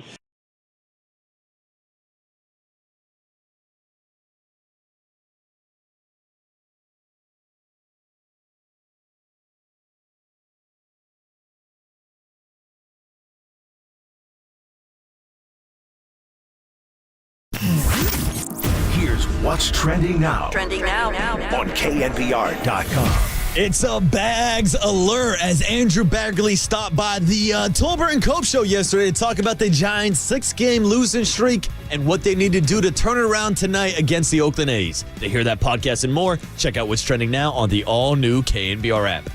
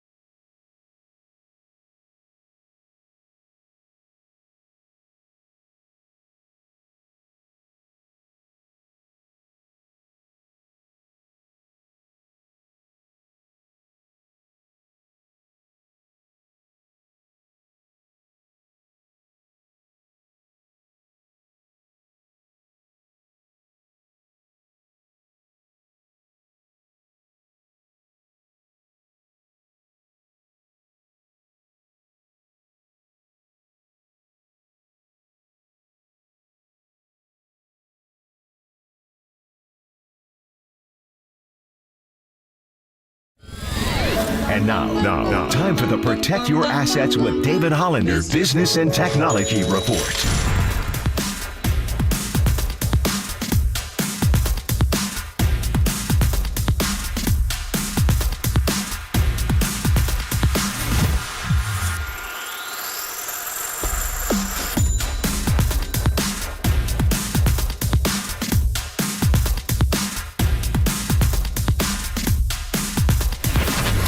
This has been the Protect Your Assets with David Hollander Business and Technology Report.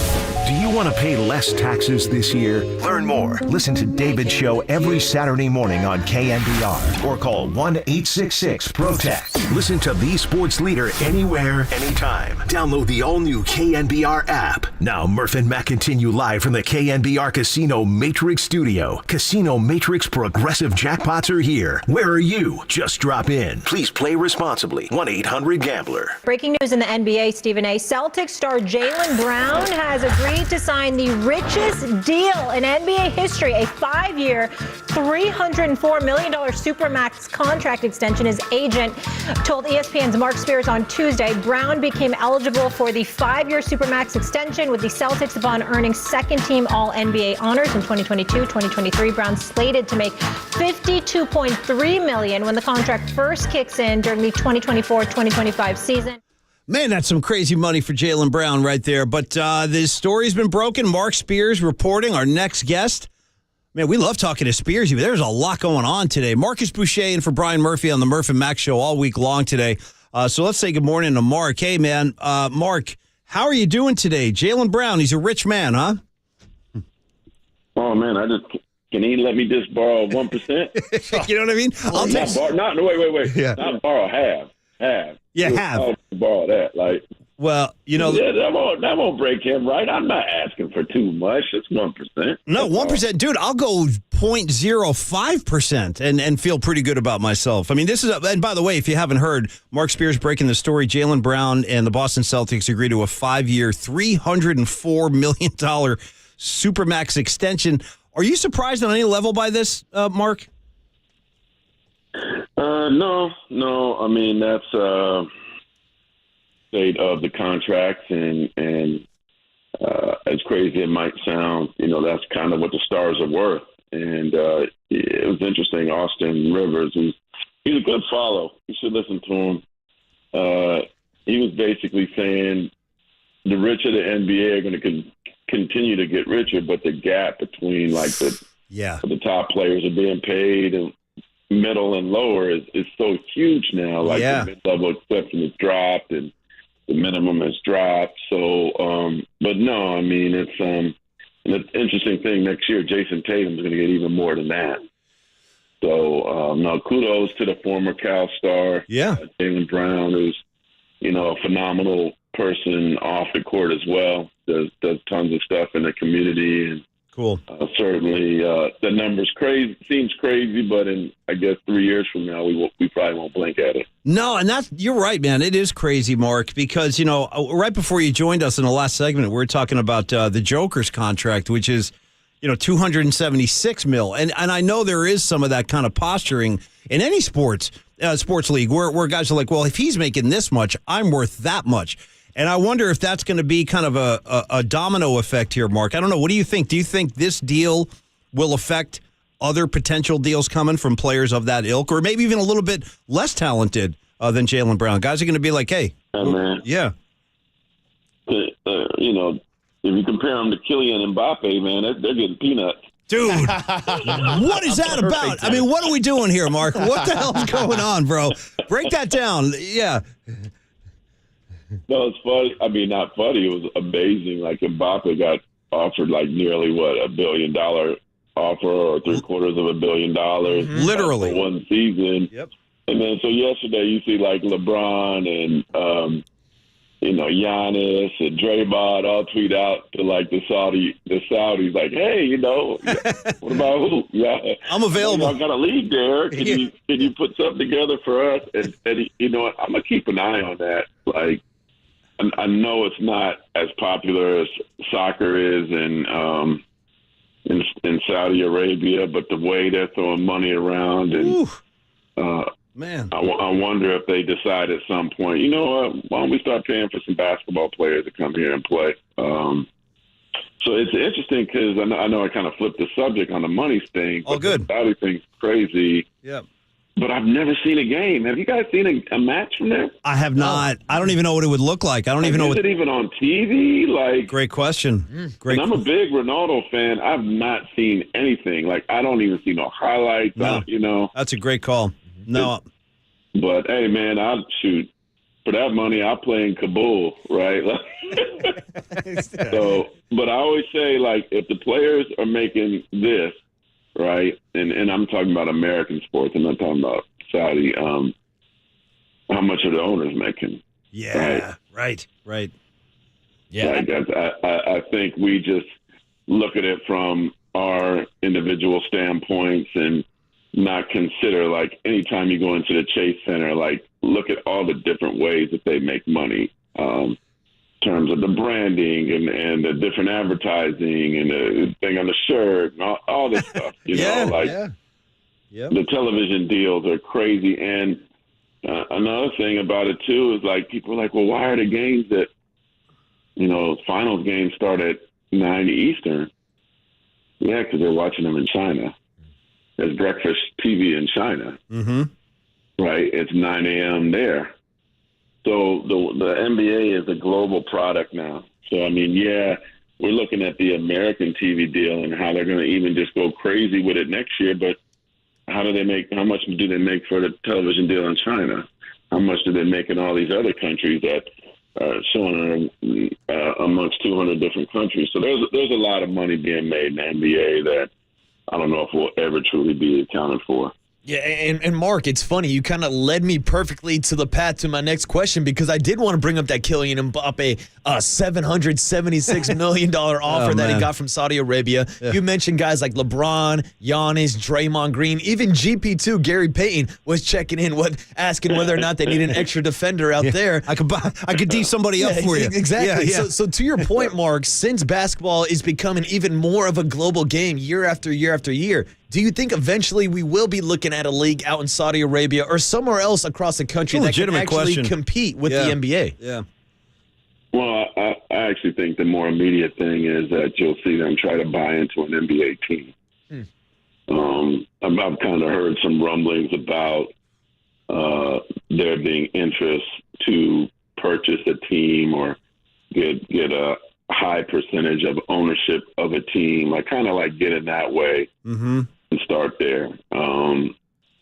You know, but hey, all it takes is for one of those teams to really think that we want to make a difference in basketball and to get some high-level free agent there, and then you can start it. But, you know, one of my biggest, I don't know if it's a disappointment, but biggest wishes that the NBA had was, like, when I first started covering the league in 99, like, David Stern was talking about having teams in, like, Germany. He was. London and France and Spain. Yep.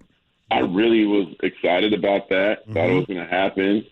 I was like, hey, I wouldn't mind covering a team in Barcelona or you know what I mean? You know, or Paris or something like that. I'll learn the language, whatever, right? And, sure. It didn't happen. Probably more so because a lot of those places don't have the venues or just the travel's too crazy. But this is so. I think the talent is growing so greatly worldwide that maybe it's time to have an NBA Europe, where maybe that it's not quite the NBA, but that mid-season tournament, like maybe do that where you include those teams and just try to do something bigger. Interesting. Or you do it where you include, all right, we're going to put FC Barcelona's team in this league. We're going to put, instead of doing their EuroLeague thing. Yeah. But there has to be a day where, the NBA is already enjoying the global stuff, but it's going to, I'm just kind of watching it because I know everybody wants to talk about Vegas and Seattle. Like, Mexico City's the place, bro. Oh, yeah? Okay. All right. Mexico City's the place. And they have ESPN Mexico has 30 million viewers. So perhaps the most watched team in the NBA umbrella is the G League team in Mexico City, the Capitanes. That's incredible. It's not really being talked about, you know. And then the team also is on television in NBA Latin America. So how many different countries are watching it? I went to a G League game 2 years ago at Mexico City, and they had a Zoom call, and it was like Panama was on the call. Puerto Rico was on the call. Belize, like reporters from. So at some point, somebody's going to be like, I know all this like Vegas stuff, and maybe I'm hating because I live in the Bay, right? And bitter. No, I hear you. I know. There's so much money to be made in Mexico City, and the G League team is staying in this one of the coolest neighborhoods I've ever been in, Polanco.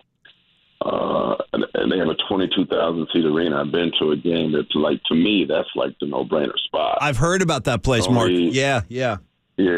But people are like, oh, well, it's not safe there. Shoot, is it safe here? No, exactly. It probably might be less safe here these days, bro. I mean, the way things are going. By the way, Mark Spears, our guest on the UMA guest line, you read him at Andscape, and of course, we love him on ESPN.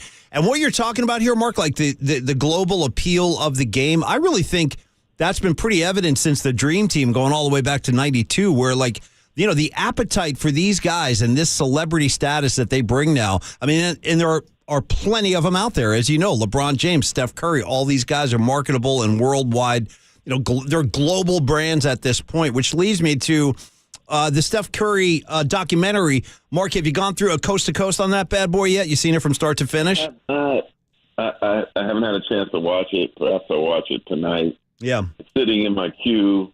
I feel like I know the story. Maybe that's why I haven't rushed it. Well, you know what's interesting, though? I thought the same. So I'm about halfway through, but Marcus, my co-host this week, he saw the whole thing, and it might not be what you expect. Marcus, you should tell him about, like, they focus on Davidson, apparently. Yeah, Mark, a lot of the inside stuff is about the tournament, of course, where Davidson had a legendary run led by Steph Curry, and a lot of it is breaking down the kind of path that Steph took from him changing his shot in high school and going through the development, trying to put up size and being undersized. I think it's an interesting perspective. I mean, hell, Paulie Mack, it starts off with a highlight of him having 13 turnovers in his first game for Davidson. Yeah. It shows you the other side of Steph Curry that you usually don't get to see too much. Maybe you do get that extra access, Mark, but I definitely think it's cool to check out some of the inside, behind-the-scene home footage stuff from when Steph was a kid growing up under the shadow of Del Curry. Yeah.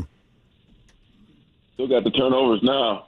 Ooh. Well, hey, man, at least it's not 13 a game. I mean, thank God. He'll spread that out for you. Yeah. Hey, that's the only knock I have on his game, man. Is those wild turnovers. That's it. Everything else is phenomenal. So yeah. I'm being picky, but I'm saying that in jest. You know, it's interesting. I always think about the Virginia Tech thing and how his dad was trying to hand-deliver him to Virginia Tech. Yeah. And how they passed. But it's, you know, it's easy to play, I guess, Monday morning quarterback. Steph was really, really small then. But I even asked him, like, there were HBCUs, historically black colleges in North Carolina. They didn't recruit him either. Crazy. Like, yeah. It was you know, whatever that coach saw at Davidson. Like, if it's not for Steph Curry, we don't talk about Davidson, right? Like, they don't even really exist. There's some obscure mid-major out there. And so, but it's funny, too, because his brother went to a mid-major, like, before he went to Duke. Like, he went to a mid-major first as well. Like, they dropped the ball on his brother before he went to Duke, too. Yeah. So it's, their story is pretty incredible, and to basically come from that beginning to now, I think it's part of the reason why he is so humble and he still has so much humility today. You know, it's one of the really cool parts that I saw, Mark, in the first half is, so the piece kind of starts with Steph breaking the record at the Garden, the 3-point record, and then they kind of flash forward to later on that night in New York City. They're at some cool restaurant. I don't know where they were, but they're like in a private room, and, you know, Steph's got the wine, and there's cameras in there, so they caught all this. And it's pretty cool footage. But the noteworthy thing is that Steph is there with his dad and some other friends and trainers and stuff. Then all of a sudden, KD walks in. So KD comes through with his street clothes on. They embrace. And it's just kind of cool to observe those guys, like, in their natural state without basketball. they tell each other they love each other. And then here's the interesting thing, Mark, when KD walks away, because he was just dropping by, he's like, I just want to give you some love, Steph. And then he walks away, and Steph goes, hey, man, that guy right there, that's the most misunderstood dude in the NBA. I just thought it was kind of an interesting moment and a cool moment between two friends. Do you agree with that, Mark? You think KD is, and I'm a KD fan. I know a lot of people, they have their issues with KD. I back him clearly as a player. I don't need to say anything, but just the man, I always found him to be a good guy. Anytime I interacted with him, I got no complaints. But do you think that's true, that he is misunderstood? Yeah, no, he's favorite athletes I've covered. He's a really, really actually good show on called Swagger.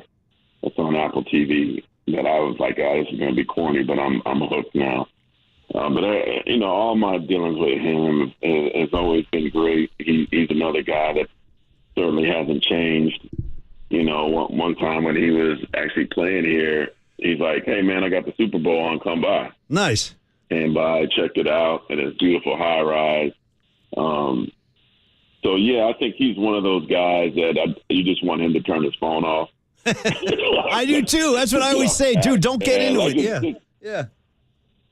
I tell people all the time, like, that person from Iowa with 500 followers that you're tweeting at, like, why? Like, so Kevin gets caught up in that and enjoys it. I think some of it too, but if you get away, if you get time with him, which obviously is the blessing of the world that we are in, he's extremely intelligent. He,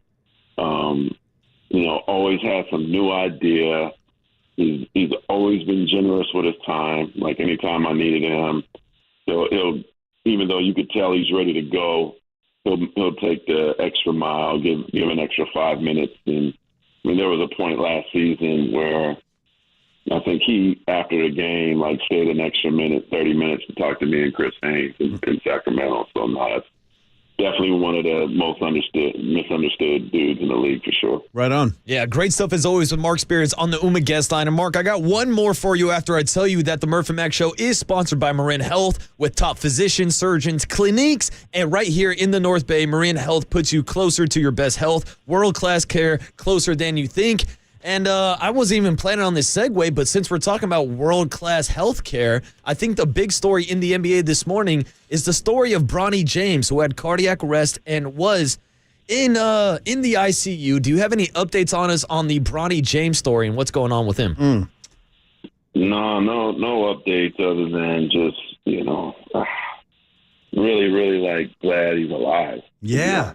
I was at the Hoop Summit and he played in the Hoop Summit. I was actually the first person to ever ask him a question. Nice. Believe it or not, seems like, really? But, he has been so protected and understandably isolated from the media world, from his family, that when he came to the Hoop Summit, they were really, really nervous about, him talking to the media. And he did it for the first time. And just the one thing I loved about the kid was, obviously, other than the bodyguard and the PR person walking around, he just acted like one of the guys. Cool. So it wasn't like he. Yeah. I don't even know if he has a choice on the bodyguard thing. I'm sure that's a family thing, right? But Yep. There wasn't anything about hey, I'm LeBron's kid, right? Where I have been around some of the kids or wives or girlfriends who definitely flaunt who they're connected to. It certainly wasn't that from him. In fact, you could tell he kind of wanted to make his own path. So, look, we saw what happened to Reggie Lewis. We saw what happened to Hank Gathers. I'm just happy the kid is here. Me too. I don't care if he plays in the NBA or if he ever gets to play with his dad. I want him to enjoy his life. Hey, go to school at USC. If he gets medically cleared to play again one day, that's phenomenal. But man, I'm just happy he's alive. That's what I care about. Well said, Mark. I totally agree with that, and that is ultimately the most important thing, no question. All right, Mark. Listen, man, good stuff today.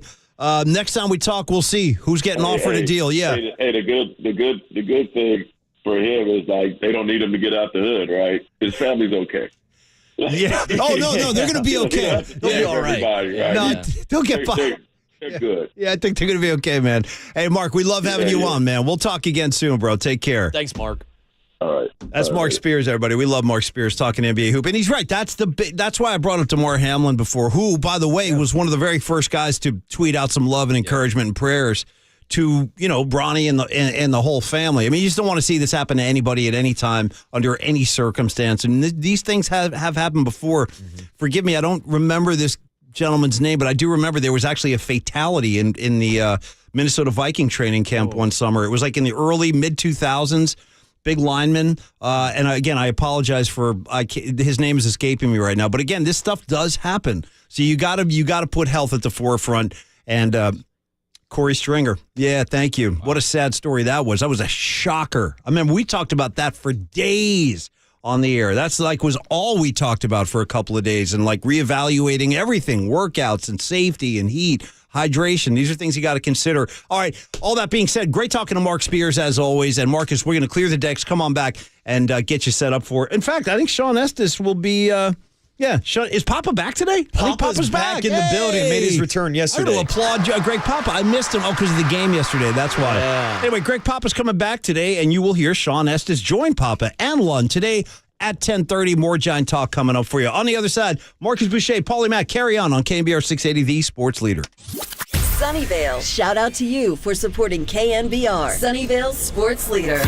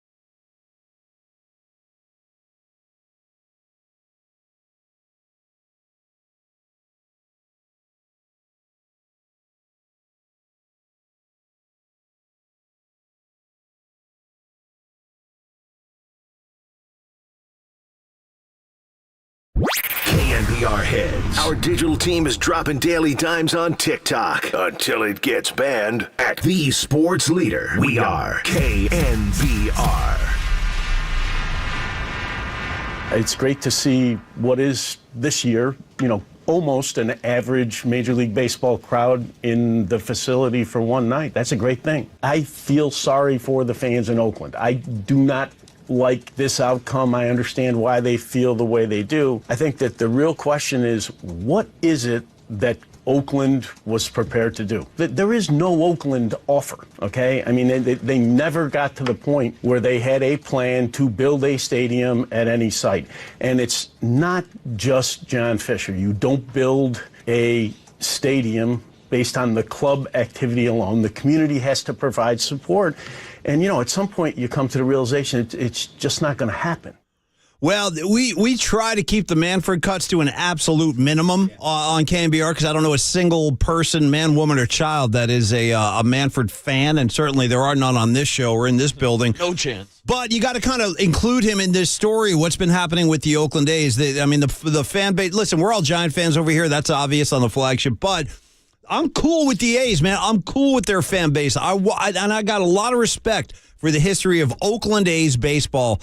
Since the 60s to the present, what they've done over there, the dynasty in the 70s, the Bash Brothers era, and then the whole Big Three time with Mulder, Zito, and Hudson. I mean, they've had some great Hall of Fame talent on the field over the years, and to see them in the state that they're in now, it is kind of depressing. So tonight, there's going to be some doings out at the yard when the Giants host the A's for the first of two. So let's meet our next guest. He is Jorge Leon. He is the president of the Oakland 68. So, Jorge, I say good morning. Welcome to KNBR. You're on with Marcus Boucher and Paulie Mack. And I guess the first thing is tell all the Giant fans what the Oakland 68s are and is, in case there are people listening that don't know.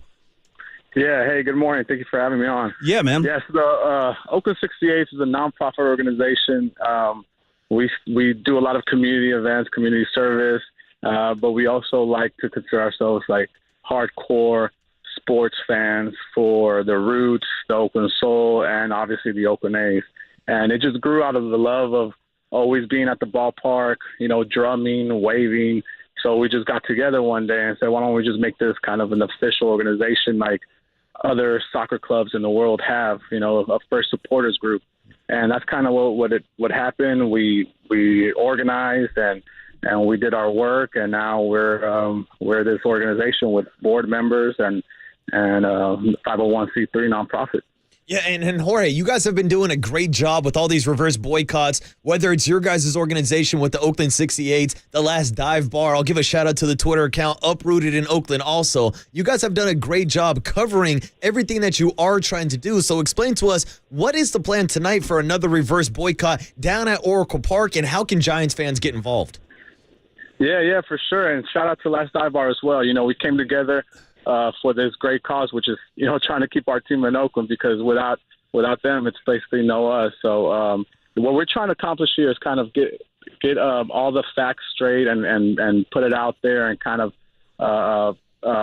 want the Giants fans to kind of unite with us, because we always feel like this hashtag Unite the Bay or Bay Area United is always everyone except Oakland teams, right? So tonight we're kind of challenging that. We want the support from Giants fans. I understand that, the Giants organization is a whole different animal, and, whatever they do is up to them. But Giants fans do have a voice. We always felt like, as 68s, we represent the fans, right? So we want to voice our opinion, and we want Giants fans to kind of unite, get the fifth inning started with sell the team chants, and put a little bit of pressure on ownership, and everyone involved in the MLB, especially Manfred. Hey, Jorge, I can tell you, man, the sell the team movement it's pretty widespread. I know you know that, but for casual fans, I'll just throw this on the table. Take this, for example, last weekend or 2 weekends ago, Dead & Company, the Grateful Dead guys, did 3 sold-out shows at Oracle Park in San Francisco, and the second night, Saturday night, the drummer Jay Lane in the band was wearing a Cell shirt, which I thought was really interesting. He's just a Bay Area guy who loves sports. Like, I think he's kind of open to all the teams, not a diehard of any one particular team. But to see that representation, like at a Grateful Dead show in San Francisco, I think kind of speaks to what you're saying. And I think it leads me to this question, Jorge, which is, do you guys think there's anything that you can do or you can achieve that would somehow is there anything that can keep the A's in Oakland, I guess, is the broad question at this point? I think it's obviously a mixture of everything, right? You have to have city politics, and you have to have the community involvement, just like Manfred said on that piece, which we do have, and we've proven that time and time again. The city has gone above and beyond with MLB's request, and we've also shown it that with the reverse boycott, that if you actually have an ownership that cares, we can bring out the numbers, And the sell movement actually started in 2015. When we were already protesting these rumors of the A's moving again, and so then to see it this big like that, it's been an amazing point in our time, and we've proven it with the Let's Go Oakland, Keep the A's back in 2010 as well. You know, we've shown that there's sponsorships here, that there's corporations that want to put their name on it. It takes same partnership, you know, the two-way street. Oh, 100%. And the voice you hear right now is Jorge Leon, of course, president of the Oakland 68s. But Jorge, I wanted to ask you about the voice we heard on the rejoin, Rob Manfred, and him being a little dismissive of the original reverse boycott at the Coliseum, where there was 28,000, upwards almost 30,000 fans that showed up that night. Now, we've seen that protest carry over to the MLB draft, and Rob Manfred was on stage, and even at this year's All-Star game. So I guess my question is, do you guys think that your message is being heard from Rob Manfred and the MLB? I think so, and I think I feel a little bit of at ease as that we're at least sticking it to them, you know, and for him to speak on that and kind of dismiss us, like that shows that we kind of rubbed them the wrong way. Because, you know, honestly, if I'm the commissioner, you know, and this move is going to happen, you kind of want fans to show to Las Vegas anyway, right? So why would you just dismiss 30K of them where possibility is us traveling out there? But, I mean, we're not, but I'm just saying, like, don't you want to just, like, at least not make us mad? Yeah, totally. No, it's a good question. You would think, yeah. My final question, Jorge, is actually kind of what you're just talking about. And I found this interesting. I'm a San Francisco guy, so I like the Niners and the Giants. But I observed the Raider fan base and how they behaved, like, when the Raiders went to Vegas. Like, it's interesting. My co-host Marcus, big Raider fan. He still is. A lot of Raider fans remained Raider fans when they left town. Now, some said, screw it, I'm done after the second time this has happened. But, like, what about you guys? Like, will A's fans continue their fandom for the A's, even if they're in Vegas? Or if they go, is that it for you guys? That's it. It's over. Yeah, I mean, I can speak for every A's fan. Just the 68's core group is that our motto is always for our city and then for our team. So we will stick with Oakland Pro Sports, with the roots, with the soul. We won't follow them to Las Vegas, not at all. We're basically just done. We believe in the power of the fans and the voice, and I think that Raiders fans, if they would have just kind of gotten united and done something similar, they could have had some sort of challenge to the NFL and not make a move to Las Vegas. So that's what we're trying to do here. Yeah, and it's a great job you guys have done with all the reverse boycotts at the Coliseum, and tonight at Oracle Park on the corner of 3rd and King. Now, Jorge, for Giants fans out there wanting to support the movement, are you guys giving away the Sell T-shirts again before the game tonight, and where can they find them if they are being given away? Yes, we are. We're in South Beach Park is what it's called. I'm not familiar too much with the home of the Giants, obviously, but we're going to be in South Beach Park, and we're going to give super limited amount of Sell shirts. You know, generous donations have been coming all over the country, and actually from Giants fans as well. So we appreciate that. And it's going to be a black and white one. And if you get there between 3:30 and 4, we're going to stop giving them away at 6 or until we run out of them. And we're also going to have the Last Dive Bars poster, which is Unite the Bay, and it's an amazing poster with a Giants player and an A's player shaking hands. Yeah, I saw that. It's a really cool image. Jorge, good talking to you, man. I wish you all the best. I really do. I feel for you guys, and I think you're doing all that you can. So I tip my cap to you, man. Good luck tonight. Enjoy the ball game, too. Thank you. We appreciate it. Yeah. Let's unite the Bay. You got it, man. And there he is, Jorge Leon, the president of the Oakland 68s. And did you see the image of the guys shaking hands over the bridge? It's an awesome poster. And it's kind of a throwback. The artwork is reminiscent of what, like, the style you would see, like, in the 80s during, like, the Bash Brothers era. And I like it. I like the image of a Giant player shaking an A's player hand. Listen, who knows if this thing's going anywhere, but I really respect these guys trying as hard as they're trying. Definitely. Speaks to their fans. I don't think Manfred gives a damn. I really don't. I think he sees dollar signs, and he's going to do what he's going to do. But the fans of Oakland, it's beyond the A's, Marcus. It's the Raiders. It's even the Warrior fans that have had to watch their team come over here. It's been a tough few years for them, man. And again, I've been on the record the whole time. I don't like what's happened with the A's. I feel like the fans have just been mistreated to the point of the absurd. And that's why I don't crack them for being an empty park over there. I don't blame them at all. 100%. There's a reason why they're protesting. That's why these reverse protests are such a big deal, because these are the fans that would show up if John Fisher and Dave Cavill were actually putting out a productive and, an actual major league team on the field instead of the Oakland AAAs. Well, the AAAs, I got you, Marcus. Hey, we've done all we can do today. Yeah. I've had Marcus over here flying at high altitudes all morning. It's time to bring this baby down to earth and clear the way for the return return of Greg Papa and Johnny Lund. That's coming up in just a few minutes right here on KNBR 680, the sports leader. I feel sorry for the fans in Oakland. I do not like this outcome.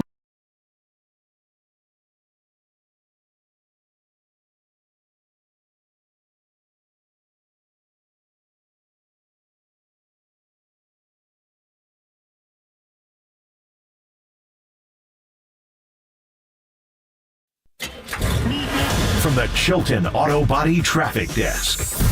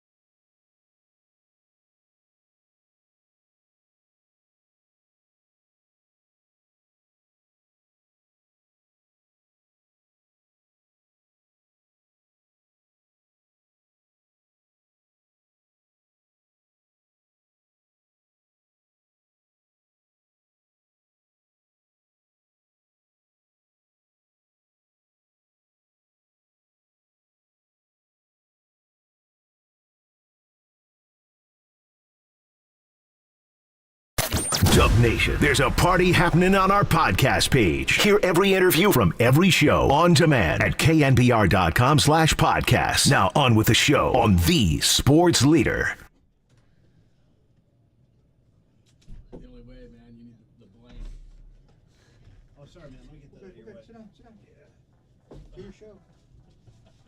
It's a tough studio to transition in G-Pop.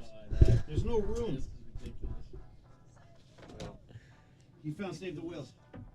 Fucking mama, save the whales.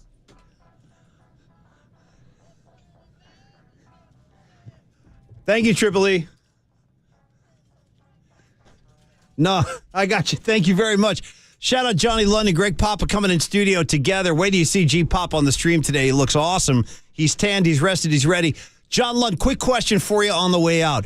Cheech and Chong, I'm going to say nice dreams. I think that was when they were driving the ice cream truck made of It's ganja. a versticalizer. Yeah, no, G-Pop knows. He knows. And we just queued up the Save the Whales, Funky Mama, Save the Whales. Great pull, Triple E, to tie a bow on today's we were show. talking a lot about the exploding whales, the alternate jerseys for the Eugene Emeralds, the San Francisco Giants high A team. Which led us to Cheech and Chong. Is that part of your childhood, too? Dude, not only did I watch all the movies Up in Smoke, that's where my money goes. He knows. Johnny knows. Johnny knows. Had the albums. Yes. The comedy albums, like back in the day. Totally. You guys, George Carlin and Cheech and Chong. Oh, it was amazing. And Bill Cosby, but I won't bring that up. Yeah, don't get into that. Here, man. That's taboo. So back at, check this out. I got the stuff. Dave's not here. Market, totally. Sister Mary Elephant, we can go all day. Sister Mary Elephant. But they had this one record, so when you buy vinyl, still to this day, now the vinyl's become cool again. G-Pops, you buy that Cheech and Chong record, they had a rolling paper in there that was the size of the album itself. Like it was. I saved that. I still have that. I do too. Remember, John? Remember we had Tommy Chong on the show. we did. Before legalization. Yeah. Wow. Remember he that? was pushing legalization. I got to give you guys credit for saving the papers. I'm surprised you guys didn't roll them up. Well, Up in Smoke. Yeah. You say, no, you would need probably about a pound to roll this thing up You the get paper. Papa and Paulie Mack in a session. I'm sure you guys could do it. That's old school. The new blunts they're rolling now. Yeah. Way better than that. G-Pop and I came up in a different era, man. You like my jersey? I do like that. See, that's the thing. We can't. I know they're playing the Giants. I just stopped over at Oracle Park, by the way. A man my age making that ride all the way. I dropped a Barry Zito curveball. Nice. This number 2. At some point, we're going to hear it. Let's go, Oakland. Now, I know that's hard, but this rivalry means a lot to me. I was there when it started the 97 Interleague, and the building of that stadium changed the A's dynamic. The reason the A's are in the on-deck circle have become the Las Vegas A's is going to break my heart and I may cry, is because that stadium was built. Before that stadium was built at 3rd and King, the Oakland A's outdrew the Giants consistently. We talked about it. Not 1 year since has it been close. So. No. And then 89, Greg, if I'm not mistaken, they drew over $3 million. The very next year, 1990. No, we never got to $3 million. Okay. 2.9. My first year doing the A's was 1990 after they won the World Series in 99. Yeah. We had the highest payroll in baseball. Ricky Henderson, Jose Canseco, the highest paid players in baseball. And they had the number 1 attendance in all of baseball, just a little bit under 3 million people. And again, it just kind of fortifies the point that the fans are there. Yeah. The fans are there, but why would they and why should they come out at this point after being mistreated the way they've been mistreated? It's a lot to go through.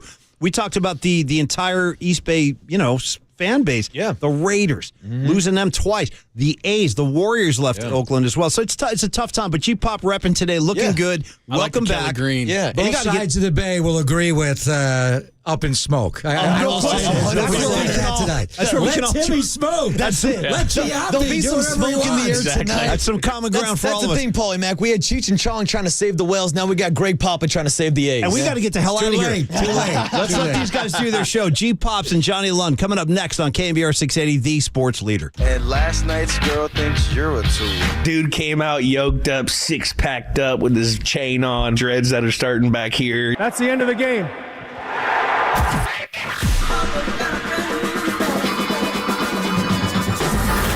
Ladies and gentlemen, Prepare yourself. prepare yourselves I love it when you call me Big Pop. for Greg Papa Sleeping Boy is Superman. San Francisco. and John Lund. It's 10 o'clock. Let's hit it. This is Papa and Lund. That's right. We're getting it going. On KNBR 104.5 and 680. The sports leader.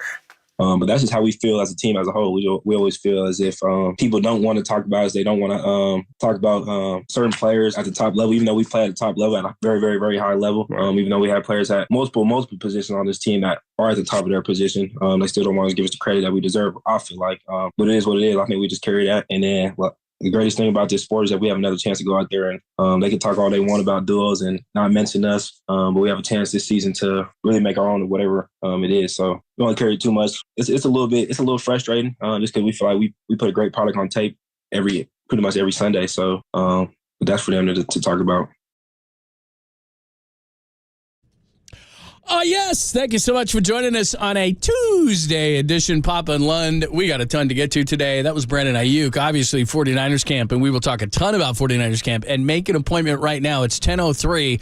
At 11 o'clock, straight up be here because Kyle and John are going to kick off training camp, and you'll hear it exclusively right here on the Sports Leader. They've got the press conference. So everything you need to know about the opening of 49ers training camp, John and Kyle will tell you about at 11 o'clock. So, again, exclusively right here on the home of the 49ers, KNBR.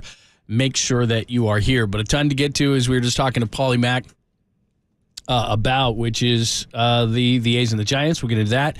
Trade deadline talk. Names are starting to get thrown around. We got that. Really weird situation down at USC where Bronny James, LeBron James' son, has cardiac arrest. Which is different than a heart attack, as we know from DeMar Hamlin. Yeah, I mean, that's just... He's out of ICU, but he's in stable condition. Jeez. But I think we have Marcus Thompson on to catch us up on that. So we got a lot of stuff that we are getting to, but how are you, brother? People are watching the stream. I haven't seen you in a while. Kelly Green Oakland looks good. And we'll get into it. The 49ers are rolling in, and John and Kyle will talk at 11 o'clock, and they are going to scrimmage against the Oakland Raiders. I know they were in L.A. for 13 years and won one Super Bowl there. Then they're in Vegas, but for those of us in the Bay Area, they're always going to be the Oakland Raiders. That's how they became, they're one of the most dominant teams this year, pro football, from 1967 through 77. But they're gone, and that's hard to deal with. And we're going to have Ken Korak join us at 12:30. And it's ironic for Ken because he worked in Las Vegas for so many years before, taking over, and he and Bill were so good together in Lon. And after Bill's passing, he's the number one guy there, the captain of the A's broadcast team. But it's odd. There's so much going on. We'll talk football, we'll talk basketball, but it's the A's coming across the bay to play the Giants. And as I told you, the first day of my vacation on July 1st, I went to Oakland, and day game against the White Sox. It was stifling hot, and they gave me great seats. I was right on the top rail, and then I roamed around the ballpark. I sat just about everywhere. There's some great seats there with those theater box seating. You're right there, and you get a cannon bin. You want. Yeah, I mean, I know it's hard. It's but hard, this man. is this, and to me, as we were talking to Paulie and Waterboy, and I just stopped at the ballpark on the way in. Had to make a quick detour there and met some people. I came in with my A's jersey on, and they were freaking. Anyway, I bought this jersey the first day of my vacation, July 1st, when I went there all by myself. And I really wanted the Vida jersey. I'm thinking of Vida tonight, and the A's have Vida on their jersey, and the Giants have Vida and 14 on You're their not going jersey. split cap on me, even on the Unite the Bay. No, I look forward in the garage. I did find a split cap of the Giants and the Yankees. The first time the Yankees ever came in, and it was Barry against Roger Clemens for the first time. I do have that, but this is a little bit different, and we'll get into Ken. The A's have they won 3 World Series, and they first moved to the Bay Area in '68. They were a dominant team. They started the roll, and then in '71 they won the American League West, and they won it every year for 5 straight years. 71 through 75, they won the 3 World Series. Before the Raiders won, the Warriors won, the Giants won. The Bay Area's original champions were the Oakland Athletics, and that's why I went back and I wanted to buy a jersey of the A's, and I wanted Oakland on it. And I want Reggie or Ricky, but really it's just Oakland and what it means. And the guy that sold me the jersey, we had a great chat. He went on and on. He gave me the whole history, and he was there for the very first event at the Coliseum. When the stadium was built and the arena was built earlier And it all came together, and Oakland's just not that place anymore. There's no there, there's no nothing anymore there, and it just breaks my heart. But there's also great symbolism, John, more so, and they're going to play a couple of weeks from now in Oakland. But when the A's went to San Francisco to play, it was just different. And Sean Estes will join us. Sean pitched when it was a candlestick. And a little bit, obviously, at what was it, Pac Bell Park when it first opened in 2000, John. But where it really changed, the dynamic of this rivalry just changed, was when Larry Baer and Peter McGowan got the ballpark built. And I've told you many times, for 32 years, they coexisted in the Bay Area. When the A's moved here in 68, the Giants, of course, in 58. But the 32 years between 1968 and 1999, the A's outdrew the Giants 17 seasons to 15. And as I was telling Paulie and Marcus, in 89 after the World Series, when they beat the Giants in the World Series, came back in 90, the Oakland A's were number one in baseball in attendance and number one in payroll. And that was a different stadium. The Raiders coming back changed the dynamic. But really, what changed was the building of that ballpark. And just look at they would draw between the two teams, John. You'd get maybe $5 million a year, 2.5 each side, maybe a little more. One year the A's got 2.9 in 90, but after that, the Giants got 3.5, sold out the ballpark. 530 consecutive games. Now the A's, even with Hudson, Mulder, and Zito, Tejada, Chavez, those great teams, we drew under 2 million. It was a different dynamic. The Giants were getting 4, A's were getting under 2. It wasn't the same. And I think that ballpark did change things, but it's always a great rivalry. I go back to the luncheon we had every year on Treasure Island, and me and Foss would talk, and against Kruk and Kuiper and Sandy Alderson, and get up and just take shots at the Giants. There was such a great rivalry. And the reality is, and the reason I'm wearing it, and believe me, when I went into the ballpark today with the Giants people wearing the Oakland jersey, they were looking at me strange. But I did do the A's games for 14 years. And it does matter when they come across the Bay, because there's a real, I don't know, it's a little like the Raiders and the Niners, and it's why the Raiders are no longer here. They were forced to move away because you're in the shadow. While you're away those 13 years, the 49ers won 5 Super Bowls, and it was tough to recapture the marketplace. And for the A's, even when they were the great teams, it was the Oakland Mausoleum with Sal Bando. They couldn't draw. And they did draw when, the underrated Wally Haas owned the team. But the reality is, and the two fan groups are going to be there, and we're going to have Sal and a Chan and all that. They're going to bring together, and it's going to be a great Bay Area Unite moment tonight and tomorrow when these two teams play. But the reality is, this rivalry, and I don't want to believe it, but now it's just an ownership 3/4 of a vote away. And I do wonder, how other teams will vote about it. But I know the Giants will vote for it, you have to assume. But this battle of the Bay, whatever you want to call it, split cap, 89 World Series, whatever it is, these are precious moments now. They're only going to play twice this week and in a couple of weeks in Oakland twice. And then next year, when they're the Oakland A's. And then after that, John, what? Do they find a way to stay in Oakland for 2 more years until Vegas is built? Do they go to Sacramento and play there? Do they go to the AAA ballpark in Las Vegas? Do they do the unthinkable and actually go into the very ballpark that forced the A's to move from the Bay Area where they're going to play tonight or tomorrow? Will they ever play 2 seasons at Oracle Park? A lot like the Yankees. Well, the Yankees, when they refurbished Yankee Stadium, they did. And you may say no, but there's television contracts there with NBC Sports that they have to honor. And it'd be difficult to honor them if you're playing in Las Vegas. Who the hell's going to watch? So there's a little bit more there, but we'll see where it all plays out. But yeah, we're rocking Oakland. And, I don't know if we'll chant it on KNBR today, but in my heart, I'm thinking, let's go Oakland! Let's go Oakland! Don't break your hand. You did it pretty hard. Wow, I just pulled a Doyle Alexander. Right. Exactly. Gus Farrat, no, he did it with his head, not his hand. Believe me, most of my work is done with my left hand, Chad, so I'm all right at the right. I noticed how you were doing that with the left hand. I'm lefty O'Doul. Yeah. Protect the dominant hand. If you know what I mean. Yeah. All right. We'll continue this conversation. Give us your thoughts as well. It's a Unite the Bay game tonight at Oracle Park with the A's coming to town for a couple of games. We're going to do that conversation. Obviously, we know that the 49ers are officially kicking off training camp today. And again, Kyle and John will speak at 11 o'clock. You okay? Jeez. Kyle and John Forget about Brock's elbow. How's the play-by-play guy? Right wrist. Wow.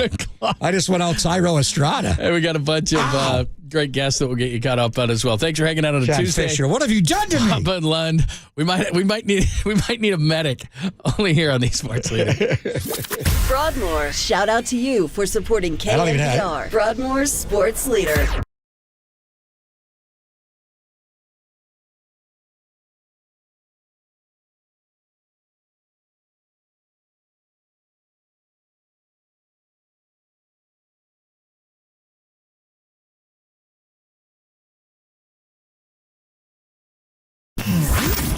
Here's what's trending now. Trending now. On KNBR.com.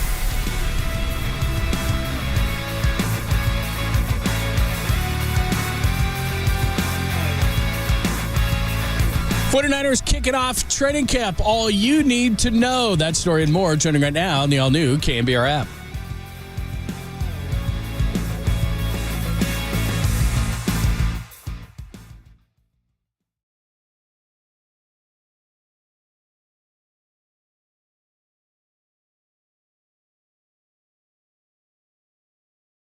Hey, it's Greg Papa here for Golden State. You know, you often hear me talking about building a deck. When the hell do I ever do that, John? I never do. But I do when I'm talking about Golden State. Yet I imagine many of you already have a deck that you enjoy like John does. He's very handy. So why not add to your outdoor patio your deck? There are many ways you can transform your backyard to be your own personal oasis. Golden State also carries a great selection of everyday building materials.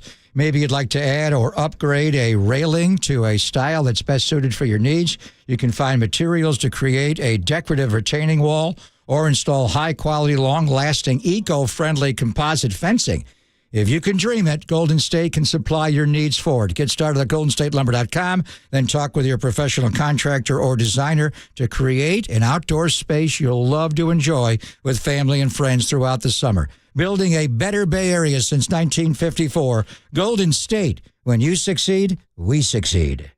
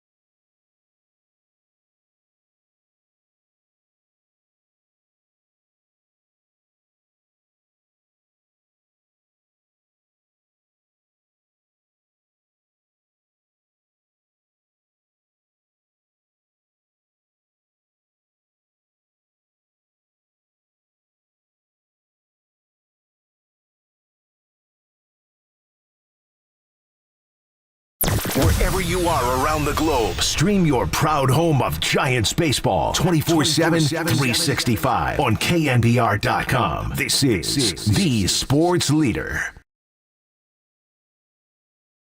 When you don't score, it's tough to watch. And they're going to have to flip the switch tonight because these two games are like playoff games. I mean, whenever you play the team across the bay, it's like a playoff game.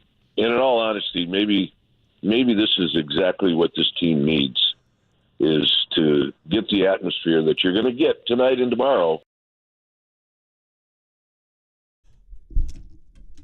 There you go, Dwayne Kuiper leading us into a couple of games against Oakland. Unite the Bay tonight. My question to you is, and for those watching on YouTube and Twitch, Pop's got the beautiful Kelly Green Oakland jersey, and as we talked to Dave Benz last week, in Oakland, you either have to have nothing on the back, which you do, or you have to have like Velcro or something like that to change the names and the numbers. But well, some of those guys are in the Hall of Fame, yeah, so you can put Reggie, Ricky, I'm amazed Reggie never had a Reggie behind him like Ichiro or Vida. Or Ricky. Vitas is the best. Yeah. I'd love to get that one.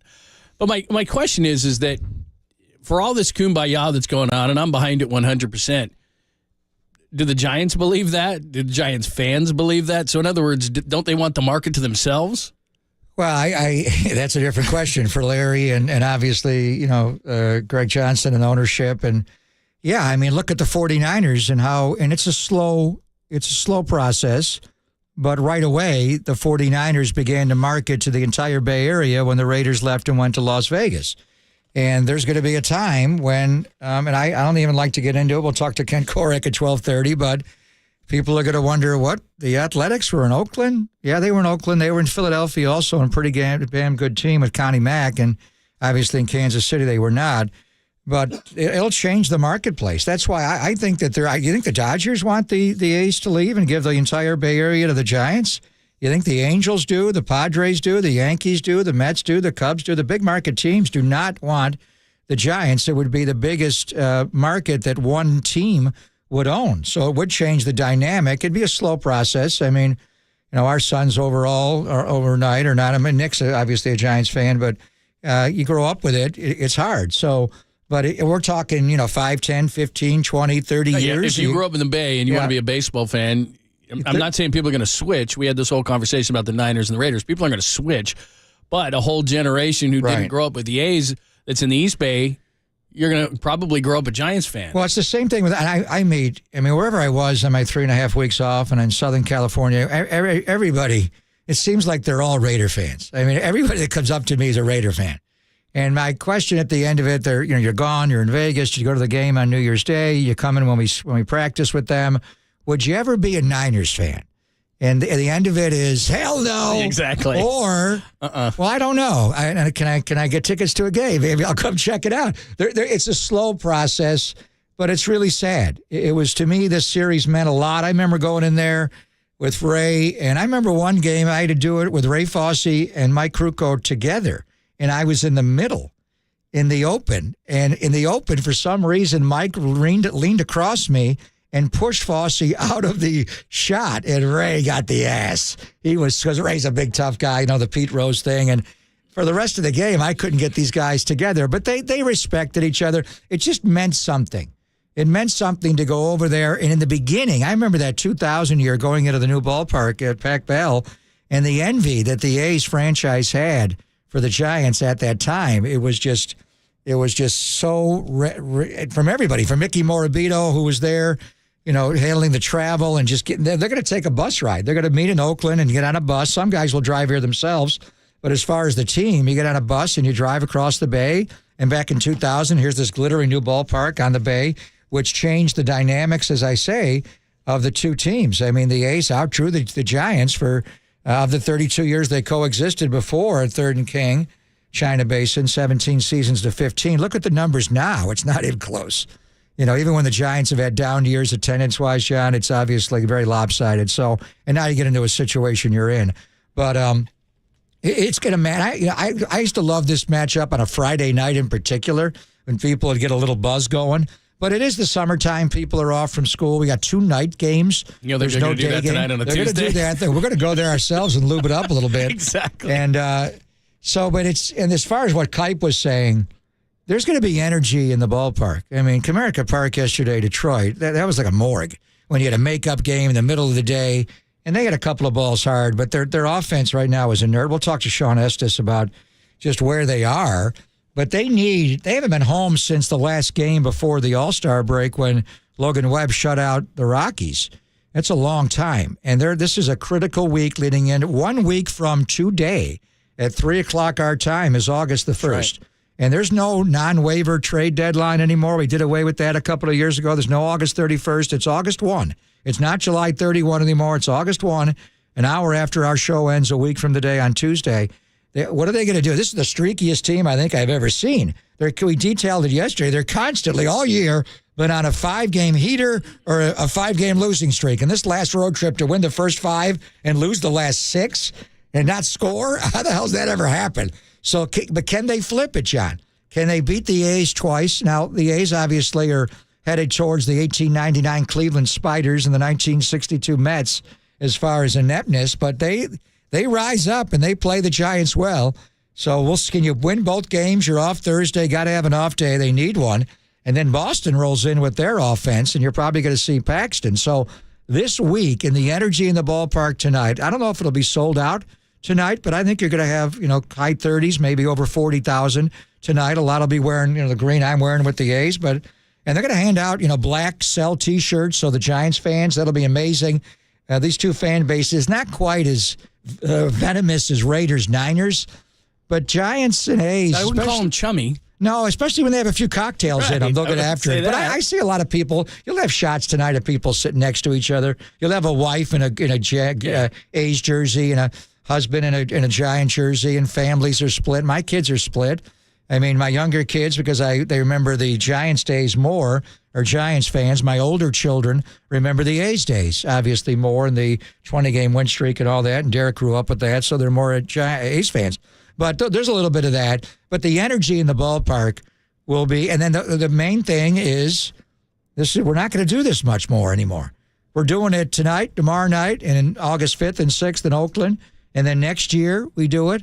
And then after that, what the hell's going to happen? Are they going to stay in the Bay Area? Where are they going to? One thing is they could sign a 2-year lease like the Raiders did and go year by year and just stay at 66th and Heckenberger. Would they go to Vegas in the minor league park? Korak may know more when he joins us at 12:30. Would they go to SAC? Or would the Oakland A's play their home schedule in 2025 at Oracle Park? Can't see it. Cannot see it. You can't see it, but it's business. Sometimes things are weird. All right, give us your thoughts tonight on Unite the Bay, 415-808-5627, 415-808-KNBR. My thought is that Giants fans want to have the market to themselves. I could be wrong. Maybe you're nicer than I think. By the way, the NL wildcard race, Reds 55-47. The Giants, Marlins, and D-backs are 54-47, and the Phillies are 53-47. They've all got 47 losses? Crazy. Have you ever seen anything like that? Go big or go home at the deadline. We have a whole week to Remember talk what about Vince this, Scully would always say, the all-important loss column. Yeah, that's right. They've all got 47 losses. So that's basically, I don't care how many wins you have. You can't give back losses. No. So that's why that's And so we got a important. week to a deadline, and they're all tied. Yeah. And not all 5 are making it. 3 are making it. That's it. All right, we'll get more into that with Sean Estes coming up next. We have, over the last few weeks, you've missed his adventures to the Upper Peninsula in Michigan. It's been a lot of fun. So we'll talk to Sean about that and more, get into the Giants. And then we still got Kyle and John coming up at 11 o'clock, Ken Korak at 12:30, as you mentioned, and David Labardi at 1:15 to preview 49ers training camp, which starts today. All that coming up next, only here on the Sports Leader.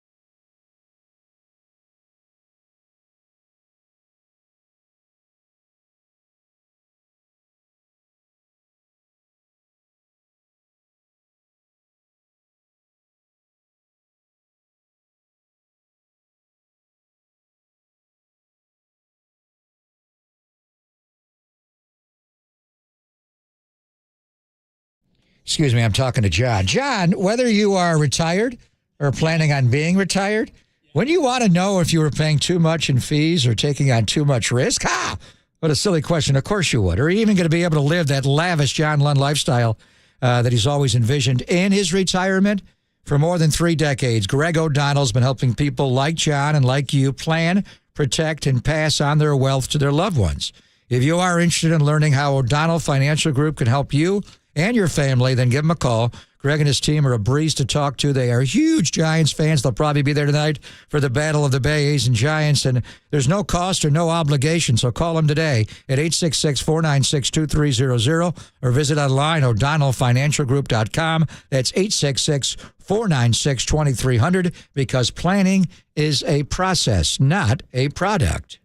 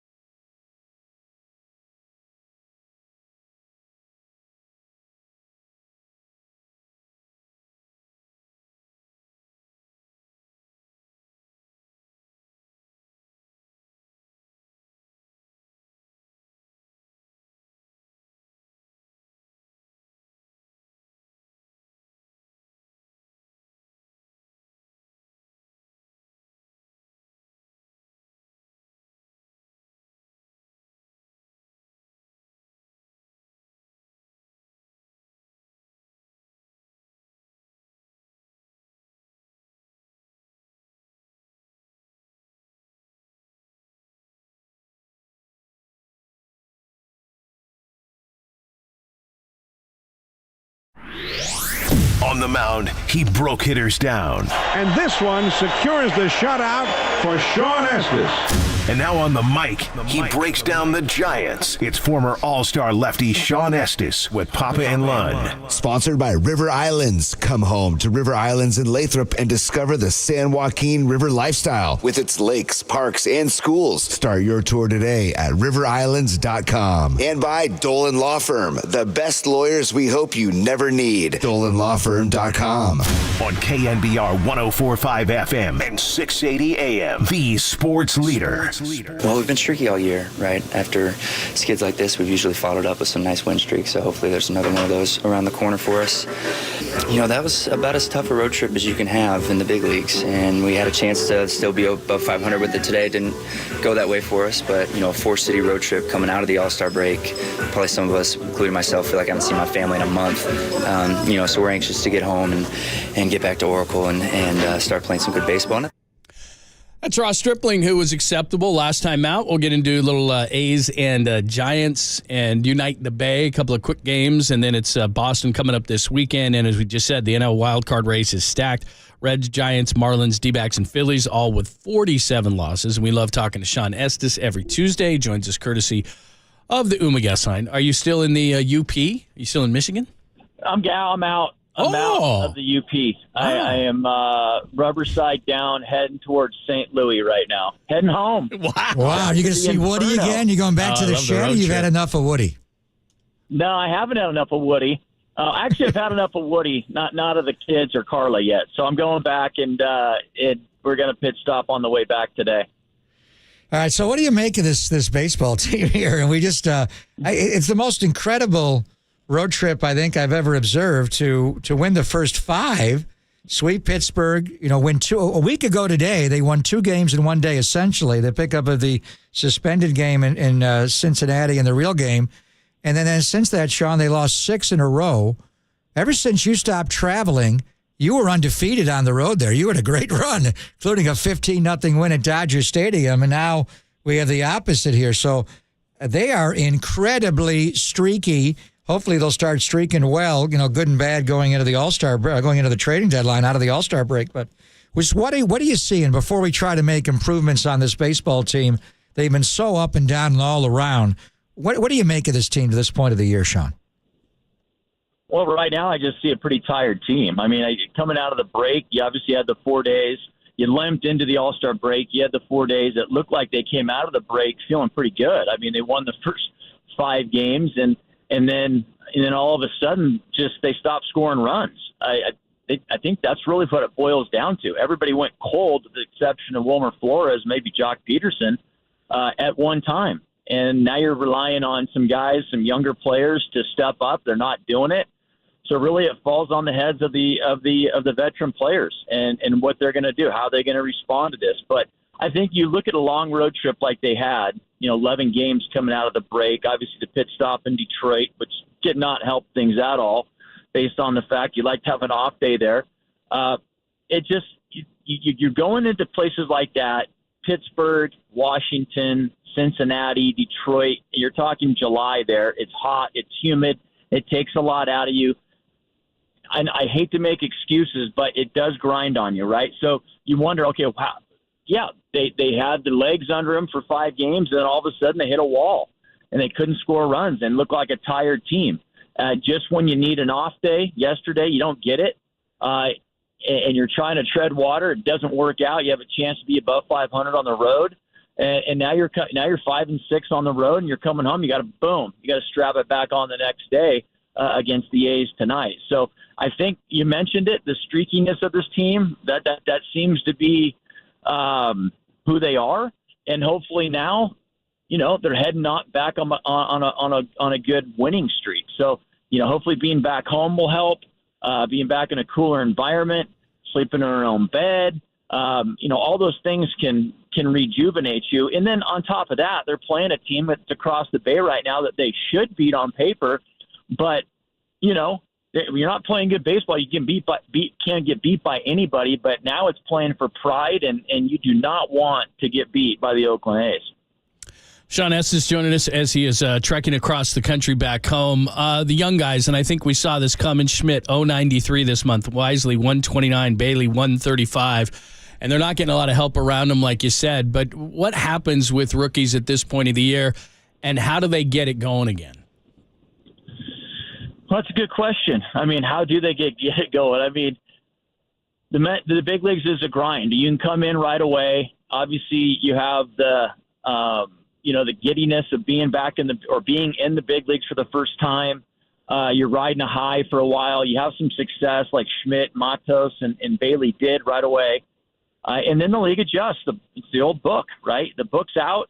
How you get these guys out? They've had enough at bats against big league pitching.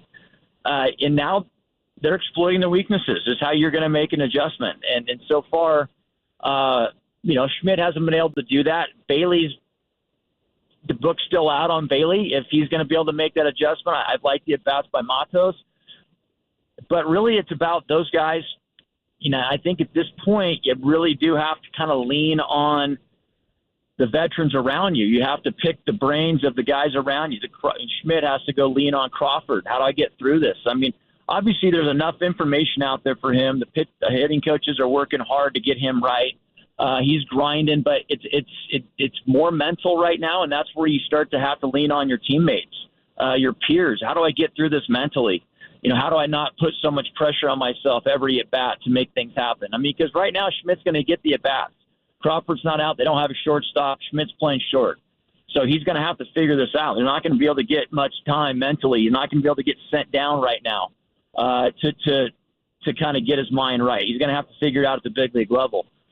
Bailey's playing a position in catcher that it's a grind playing catcher, right? You have to do it on both sides, and maybe that's starting to take its toll a little bit. So, who do you lean on? They don't have a lot of veteran guys, to lean on. There's not a backup guy that's a veteran guy. You got to lean on your pitching, your catching coach, Albernez. Got to lean on some of the veterans, how you get through it. That you just play. You keep playing. And if it doesn't work out, then they're going to find someone that does work, that they can get it done. But All rookies go through this, and it's how you adjust. It's how mentally strong you can stay through these times, and hopefully you come out of it. You just keep swinging your way out of it. And they need Alex Cobb, the All-Star, to be their stopper tonight and stop this 6-game losing streak, Sean. The Arizona Diamondbacks, they've not been very good coming out of the All-Star break. They've lost 5 in a row. John just gave the numbers. In the wild card chase now, you have 5 teams with exactly 47 losses. The Reds, the Diamondbacks, the Marlins, and they've been awful since the All-Star break, the Phillies, and the Giants. So at 54 and 47, and the trade deadline is exactly 1 week from today at 3 o'clock our time on August the 1st. So Cobb has got to bounce back. He didn't pitch well his last outing. Logan Webb struggled in his last outing. DeSclafani, I don't know if he's a bulk guy. He didn't pitch well. Alex Wood, well, what exactly is he, a starter or a bulk guy? Ross Stripling, quietly, has been pretty good since coming off the IL with the hamstring. But how do you assess the rotation? And, we're going to talk to you next Tuesday, but they may have made a trade between then and now, or maybe right when we're talking to you next week. There are a lot of good starting pitchers that are available, and maybe more some will become available depending on their teams. We'd love to ask you this heading into a deadline. If you had a wish list, would you like to add a starting pitcher to the Giants rotation, or 2 maybe, and specifically, besides Shohei, who would that guy be, Sean? Yeah, I would like to add a starter. I mean, I wouldn't have said that a couple weeks ago because I still really felt that, DeSclafani would pitch better than he has. I think we know what we have in Alex Wood. Obviously, Cobb and Webb are solid at the top of the rotation. Stripling's been quietly pitching well, like you said, couple quality starts now. He seems to be finding his groove, but I still think he's more back end of a rotation guy. I'd love to get a guy that you can kind of slot in with like an Alex Cobb, right? Logan Webb's your ace. Who's that guy? You're looking around right now. Obviously, you'd like to have a Stroman, but I just don't think that they're going to pay the price to get a Stroman. They're not going to give up the prospects needed, and then he could be a rental. If you're looking for a rental guy where you may not have to give up a lot for it, or a Flaherty. Probably a Flaherty would be at the top of the list. He's young. He'll be a free agent next year, but he's cheap this year. If I don't know how much you're going to have to give up for him. I don't think as much as you would. Definitely not as much as you would a Stroman or maybe even a Giolito. He'd probably be number 1. I just like the kid and the way he competes. I've seen him pitch a couple times in person the last few years with the Cardinals. And the stuff is solid, and I think that pitching at sea level would help as well with him. He would probably be number 1 with a Lance Lynn and a Giolito, 2 and 3.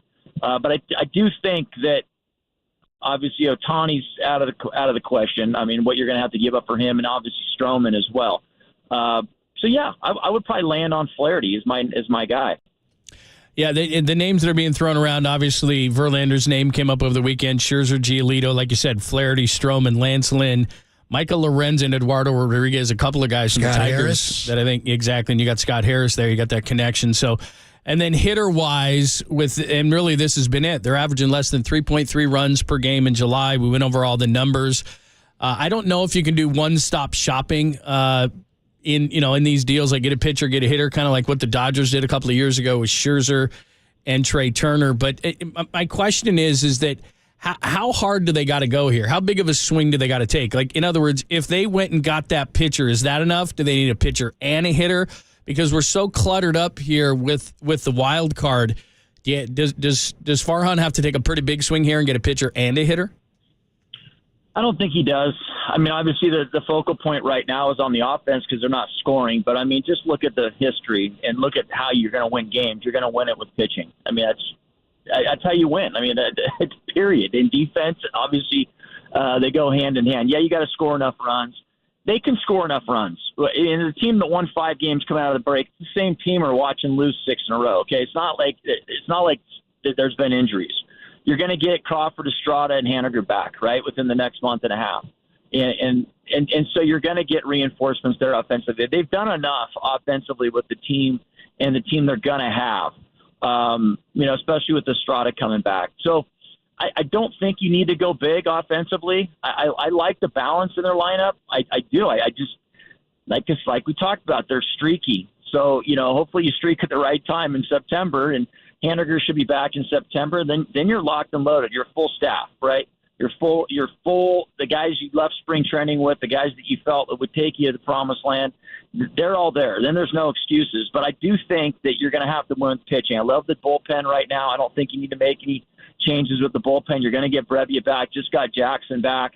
I like to look at the bullpen. I do think, though, that you have to put an emphasis on starting pitching right now. And there's been 4 months into the season where they've given the starters a chance to show what they are. And I think we know what they are right now. And I think right now the only two guys that you can really, really count on are Alex Cobb and Logan Webb. And so you need to go out and put a premium on finding a starting pitching.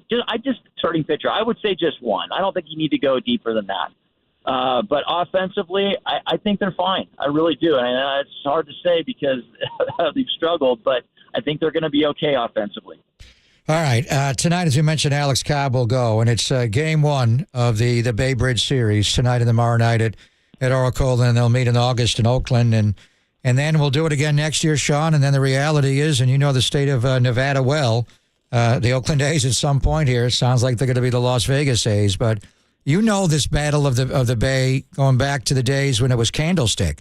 You pitched in the Rivalry in 97, 98, 99, and then you're there when it transferred over to the China Basin in 2000 and 2001. Did you guys feel it in the clubhouse? The Bay Area gets into it when it's the Battle of the Bay. When you were pitching against the A's, was it? I don't want to say as special as facing the Dodgers, but was there a Bay Area rivalry there inside that clubhouse? No doubt about it. It was more of a pride thing. I mean, the Dodgers has just been around forever, and that's your rivalry. And especially in Candlestick, there was 2 games, or there's more than 2 games. But whenever the Dodgers and the A's were there, it was a packed house. That was the only times of the year where you had a full house. And so you felt it. You felt the energy. People were raucous, and then it was more of a pride thing when it came to the A's and the Giants back in Candlestick. And for the same thing, you could say that when we moved into Pac-Bell, when we went to the Coliseum playing interleague play, it was a packed house, the Coliseum, and they had good teams then too. Those mid-'90s teams, early 2000s teams were really good A's teams. So they were always battles. So you did feel it, and it's sad. It really is sad to see that it may not happen for very much longer. This may be it. Next year, maybe a couple more years of it, but not quite to the same impact that it used to be because you had 2 really good teams that were duking it out. So, I mean, I know that I knew it was more of a pride thing. You wanted to go out. It was the Battle of the Bay. You wanted to be the best team in the Bay. So there definitely was. And then you have obviously the fans, and you had some people that had allegiances to both teams. But for the most part, you picked your side, and you went out there and you heard it. And there was fights in the stands sometimes. There was a lot of passionate people in the ballpark during those games. So, I mean, my first big league game I ever went to was at the Coliseum. And I was 12 years old. Our sheriff of our hometown was friends with Dave Kingman. And he left our Little League team tickets, and we went out and we got to go on the field, take a picture with Kingman. I thought it was the best thing ever. When I was 18 years old, I was getting ready for the draft. I played with Brandon Yount, which is Robin Yount's nephew, in high school. So I went, Brewers were in town. I got to watch the Brewers play the A's.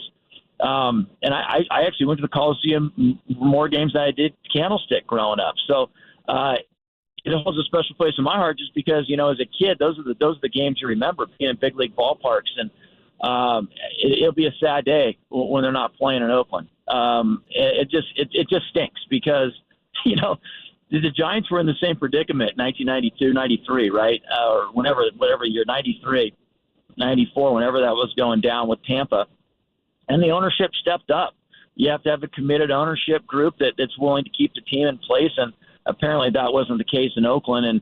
And it's unfortunate, sad to see. It's a lot of great memories. And it was the A's ownership at the time that allowed them to have the territorial rights to San Jose, which kept them.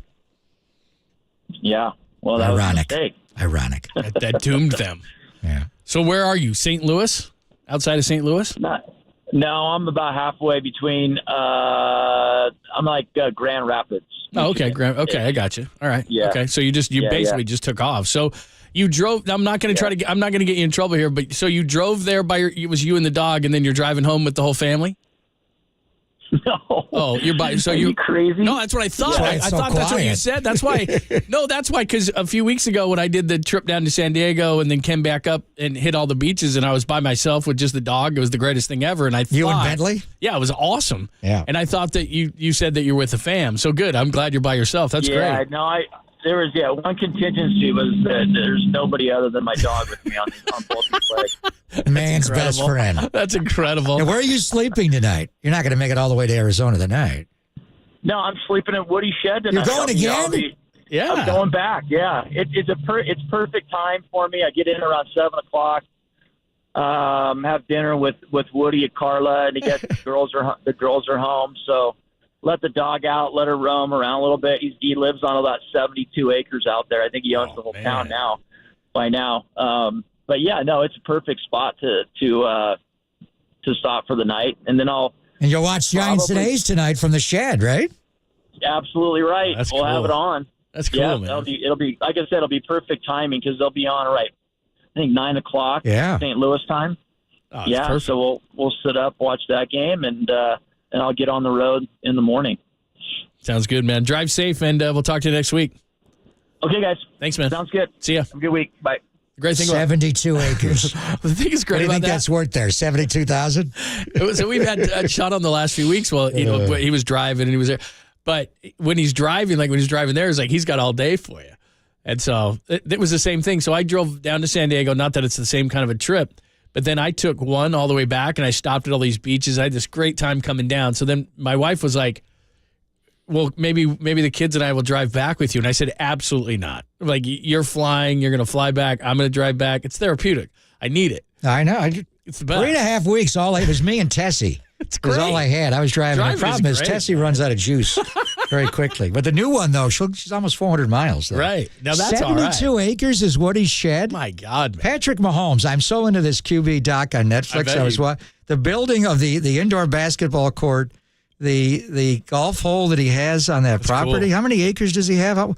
And what's that worth in Kansas City? Like, oh, my God. $3 million in Kansas City? That'll buy you a 2-1 in the city. Wow. Exactly. It's unbelievable. All right. We will get you ready for John and Kyle. They're going to speak at the top of the hour to officially kick off training camp. So we'll get into that conversation. Pop will give you some thoughts. And by the way, the rest of the week, we will be in Santa Clara. So you coming the entire time? Yeah, why not? Wednesday, Thursday, Friday. Let's do it. And we're going to actually be doing our training camp shows. We just found out August the 4th on a Friday and August the 7th on a Monday. Yeah. And then the next day, I'm leaving for Vegas with the team. There you go. All right. So all that coming up next. We'll get you ready. Then top of the hour, John and Kyle speak right here on the Sports Leader.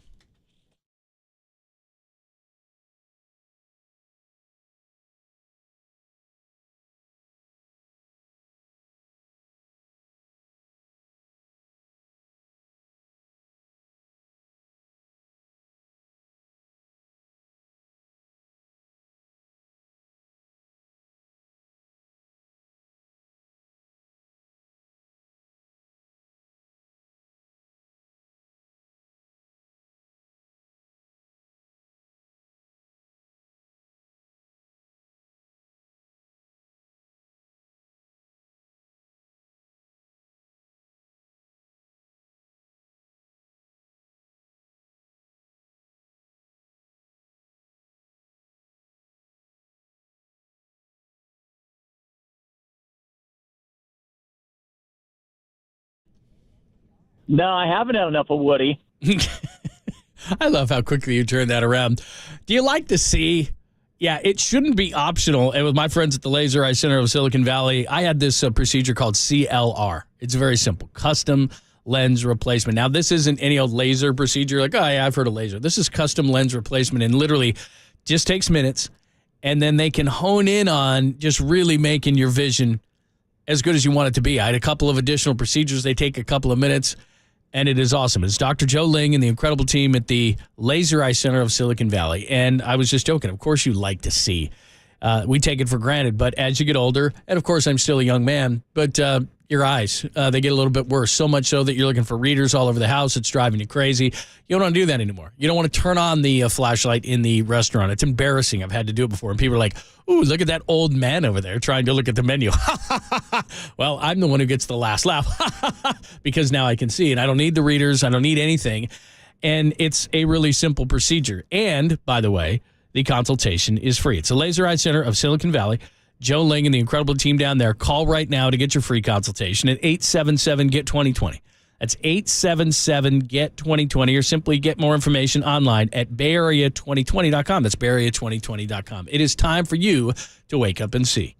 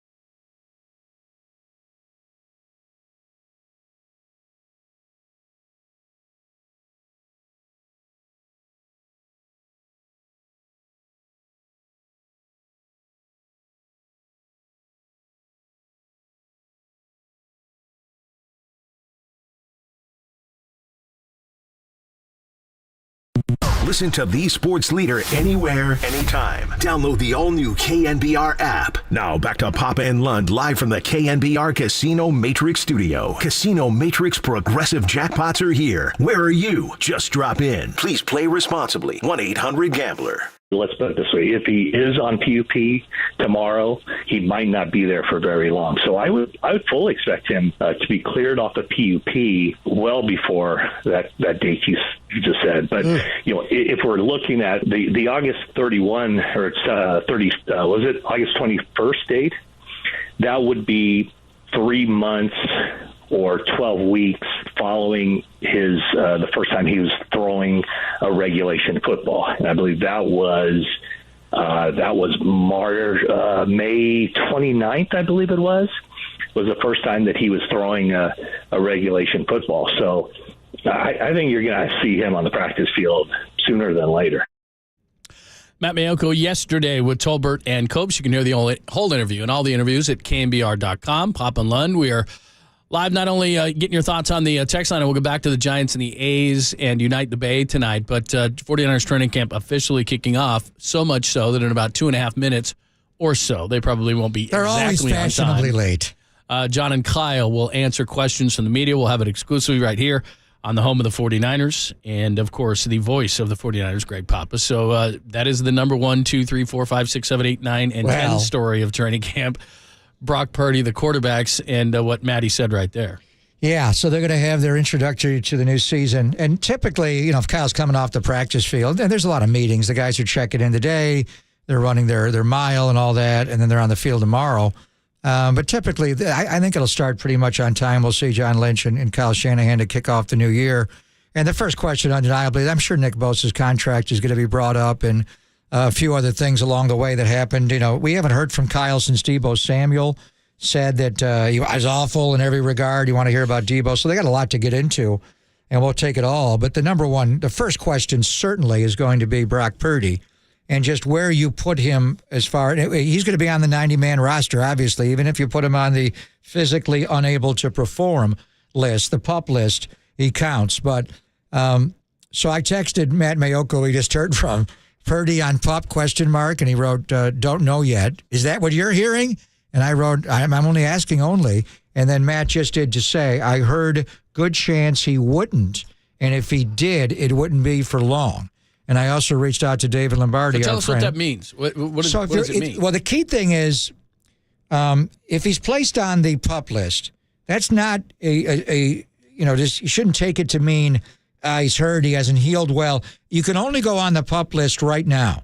So if he's not on the PUP list, you do not have the ability to put him back on the PUP list later. Physically unable to perform, which we know well about man our age. The ability to perform is different. Right, this is a quarterback.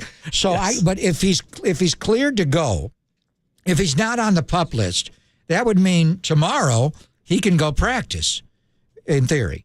If he's placed on the PUP list, he can stay on that for a long period of time. You heard Matt say he's not going to stay on it for long, but you can stay on it as long as 6 games into the regular season.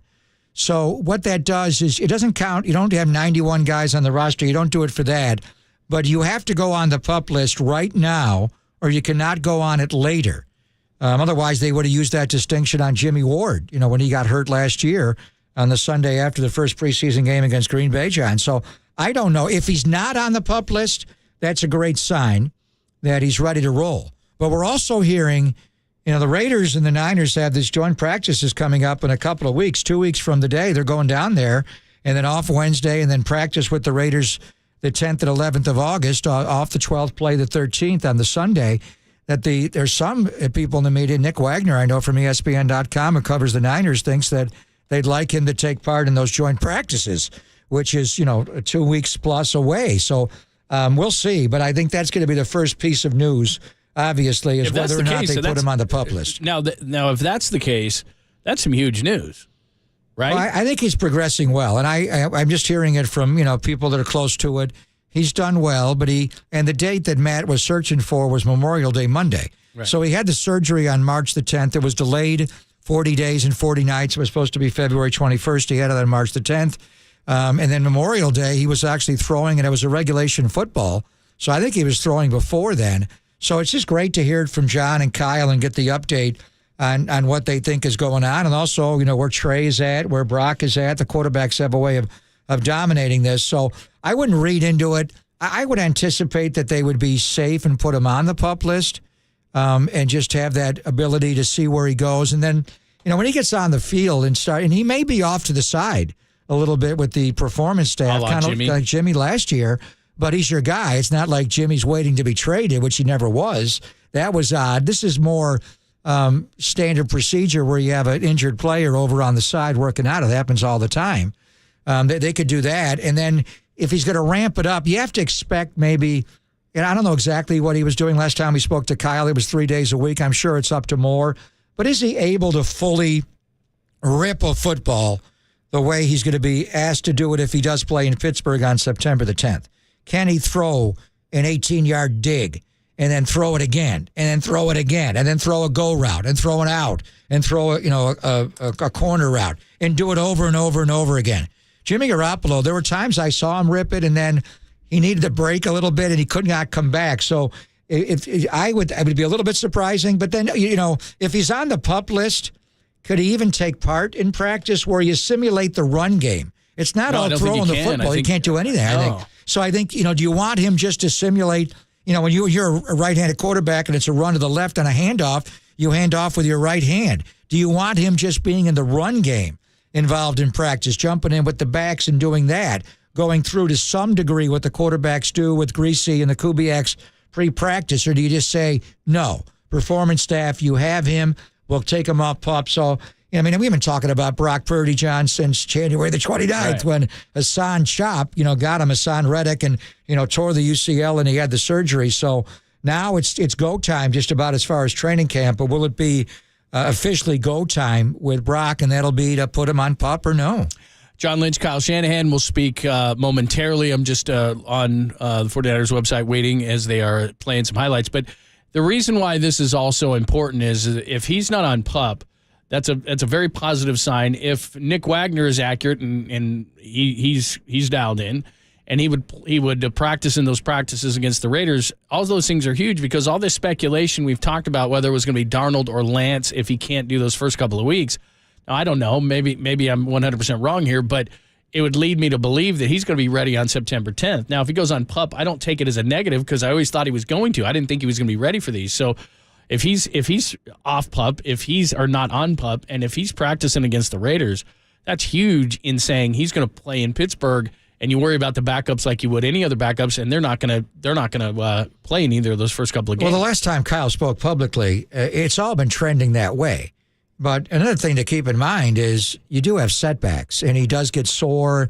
And, how much has he been doing in Jacksonville, Florida since they left the last mini camp? And he didn't do a whole lot in that, the mandatory mini camp. But, does he have any soreness? You have to read your body. So it's one thing when you start training camp now, it's on. And if he's a quarterback, the guys get sore arms anyway. They get sore arms anyway. So you're going to have to, you're going to have to manage just his workload a little bit here. So, and that's obviously what we're going to find out initially. And then where's he at? And but beyond that, is Nick Bosa in the building? Is he here? I haven't heard. I didn't check in on Nick. Knowing Nick, I think he would be here.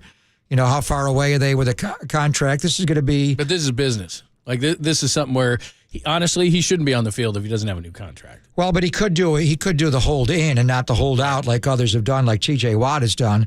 And then how big of a contract? He's going to pass probably what T.J. Watt got. Will he get to Aaron Donald type money? Where we're talking to making him the highest paid non-quarterback in the NFL. I mean, Nick's a great player, and I'm surprised by some of the rankings and Madden ratings and where he's ranked. I mean, to me, he's the most. And Donald had a down year last year, but he was hurt, obviously, and the Rams had a bad year. Donald's a dominant player. But I've seen Donald take plays off. Nick never takes anything off. I told you, he's the hardest working guy I've seen. He and McCaffrey, the 30, 45 minutes before practice than guys work in games. That's how hard those guys work. So Bosa takes nothing off. But he's not, Aaron Donald's won 3 NFL Defensive Players of the Year with LT and JJ. That's a short group. So Nick's had a great career, and he's going to trend but does he get simply more than T.J. Watt and make him the highest paid edge rusher, which I think he'll be? But does he get into Aaron Donald money, John? And Aaron Donald's money, you see what Chris Jones is doing in KC, and he's holding out, not holding in, and he plays inside. And they move those guys around. They're inside most of the time, but they also move out to the edge as well, both Aaron Donald and Chris Jones and others. But I think that's going to be a lot of it will be Brock questions, and then you'll get into the meat of it. And I'm not sure what they can answer, but do we know if 97 is in the building? Is Nick Bosa there? Yeah, it's a good question. So those are the two main questions. I mean, obviously the quarterback is going to be in every different way that you can ask the question, I'm sure. And then they'll get into, Trey and Sam and all those kind of things. And then, like you said, Bosa is going to be right there in terms of what he does. Other than that, I'm trying to – oh, here we go. They're sitting down. Don't know if we're caught up, but I think they are sitting down right now. We have fashionably late, not bad. It's about 7 minutes late. Not too bad. I'm blaming it on Kyle more than John. Yeah, John is very pumped. Here we go. No, so you guys all saw the news with Darrell Luter. He was put on at an earlier date. To come, now we still have physicals, but to come, Mitch Wishnowsky could be a guy that would actually go on NFI. He tweaked his back, just lifting weights away from here, and so he may be an NFI situation, which is really the same rules as a PUP, just didn't do it here. But specifically Brock Purdy. now Brock's cleared and ready to go. He's been cleared. He's going to be without restrictions. Now, having said that, we're sticking and we're adhering to a plan that's been put in place for some time. And he got after it the last couple of days. We upped his pitch count, so it was kind of the peak of the buildup. And so he'll take off day one. And but we believe in that plan. So he's cleared without restriction. There will be some time off, due to pitch count and all that, sticking to the plan. But the great news is Brock has worked his tail off and he's ready to go. He will be Kyle, will he be the quarterback who takes the first reps with this team? Will he be running with the first team offense? He will when he's out there. The throwing plan's a little different. We're never going to have him go 3 days in a row. And so like today he threw, just with his schedule from the weekend and everything. So today he threw, so tomorrow he won't practice. So the other guys will do the same thing as OTAs. They'll both go with the ones. And then Brock will have practices 2 and 3 to go. Then he'll take the next one off. So keep going that way. The time frame that was cited was 3 months, a 3-month ramp-up program. It's been 2 months since he started throwing. Yeah. I mean, obviously, but is it safe to say that he's ahead of schedule? Dr. Meister, everybody had always said, now remember, we're speaking in timelines. These are guidelines, but there's markers along the way. He's continued to hit his markers. And to the point where Dr. Meister, Dr. McAdams, they felt comfortable. Our guys felt comfortable. A lot of that's a testament to Brock and his work ethic, some good genes, and I think it's all good news. Is there a frame for when he'll be just full go, 3 days in a row, keep going like normal? Yeah, but I think the goal is a couple weeks from now. I haven't looked that far past. We won't change that till that happens, and as long as it keeps staying on the course, then I'll eventually go all the days. But quarterback tomorrow, will it be like the spring where you'll alternate Sam and Trey with the ones? Most likely. We're going to go through that this afternoon as the coaches, so that is most likely what we're going to do, but hope you guys allow me to change my mind if we do it differently. But we'll make sure it's even for them, whether we split it up that one day or we give one practice and the guy the next one that Brock's not there. Are you guys going 3 days on, 1 day off this year, this summer? Yeah, that was our goal last year too, but the NFL had a mandatory welcome back to NFL practice that was on our 4th day, so we didn't have a choice. So we only did 4 in a row, the first 4, because of that mandatory back to work, I guess, that everyone did. We don't have that this time, so we're able to do 3 the whole time. Where do things stand with that Nick Bosa and his extension? So look, everyone, our first, everybody's reporting today. 12:30 is our first kind of event as a team. That will be our conditioning test, our tempo run, as we call it. And I've seen various players, have not seen Nick, and I would expect he's not here to start off. We're working. We're having really good communication with Brian Ayrault. He's got good, competent, and people we have an immense amount of respect for, working for him, and we're working diligently to try to come to an agreement. I think the challenge is you're talking about a real special player.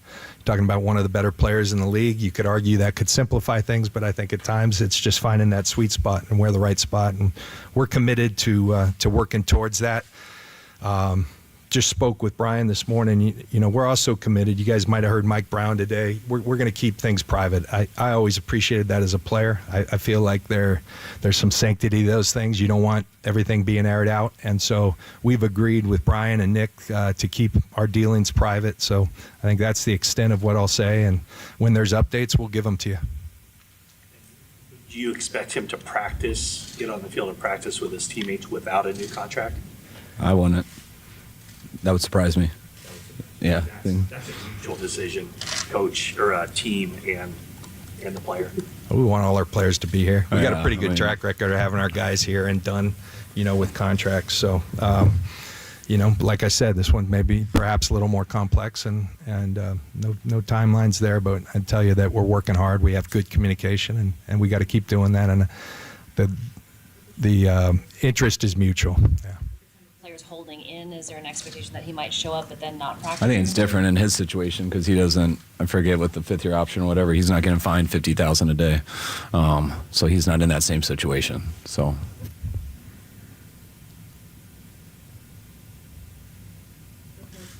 Trey Lance, since he's been back, did you talk to him throughout his work with Jeff Christensen? Yeah, Trey and I will FaceTime here and there over 40 days away, and Trey's in a great spot. He's pumped to be back, feeling as good as he has, and he had a great OTAs, and really excited to get started for this. Tell Trey to work with Jeff Christensen, recommend Jeff Christensen, or did Trey find him on his own? No, yeah, he found him on his own. We never really pick who they work with. They all have different guys. You've seen out of Brock and his throwing, just the velocity of it, and you said he ramped him up. So what are you seeing from him so far? We don't get to see a lot because we're not out there in person with them, but I get videos sent to me all the time on my 40 days away, and I'm allowed to watch from my window, so I got to see that pretty good this morning. And he looks like Brock, and that's when you talking to like quarterbacks who've had this and stuff before. Like I remember talking to Steve Berline, and he had this, and it was so scary, but kind of what he told me is how it usually goes. It's a clean thing, even though it takes a while, but they always say like 6 to 9 months because it is clean. And if everything goes right and you do all your stuff, I just remember him telling me it most likely would be like that because it was for him. And just watching Brock go through it and watching all the steps and the milestones that he had to get to and watch him throw every day, it looked like that. So I always thought in my mind, just so I wouldn't be disappointed, it would take a few weeks in camp. But he always looked like he would be ready because you didn't see any setbacks. And just talking to other guys, that's how it ended up. And watching it on our own, I thought it would go that way. But you don't really say that. You wait to hear it from Brock. And to get back and talk to him last week and just to hear how he felt just mentally and being able to see physically, he's ready to go. So we're pumped. And I think he deserves a ton of credit for the work he's put in. There's a lot of people involved. Dr. Meister, I really sent him a message today how much I appreciated him sticking to his guns. Remember the delay in the surgery. Would have been really easy to succumb to pressure. A lot of people whose livelihoods depended on that. He made the decision it was best for him, and ultimately I think that proved right.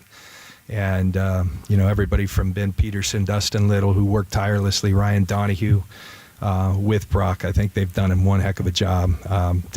He works with some throwing guys down in Jacksonville, been spending some time there the last few weeks. Done a really, really good job, and from all accounts is doing really well. And it's been a cool process. At all to see, any timelines and things like that, text or anything? I didn't, but I remember when Nick did it, and that was his last time with us, and just hearing how bad it was, I was like, man, he's not going to be able to do it next year probably in preseason, and he wasn't with us, so I didn't investigate a lot of it, but I remember watching him right there in the preseason.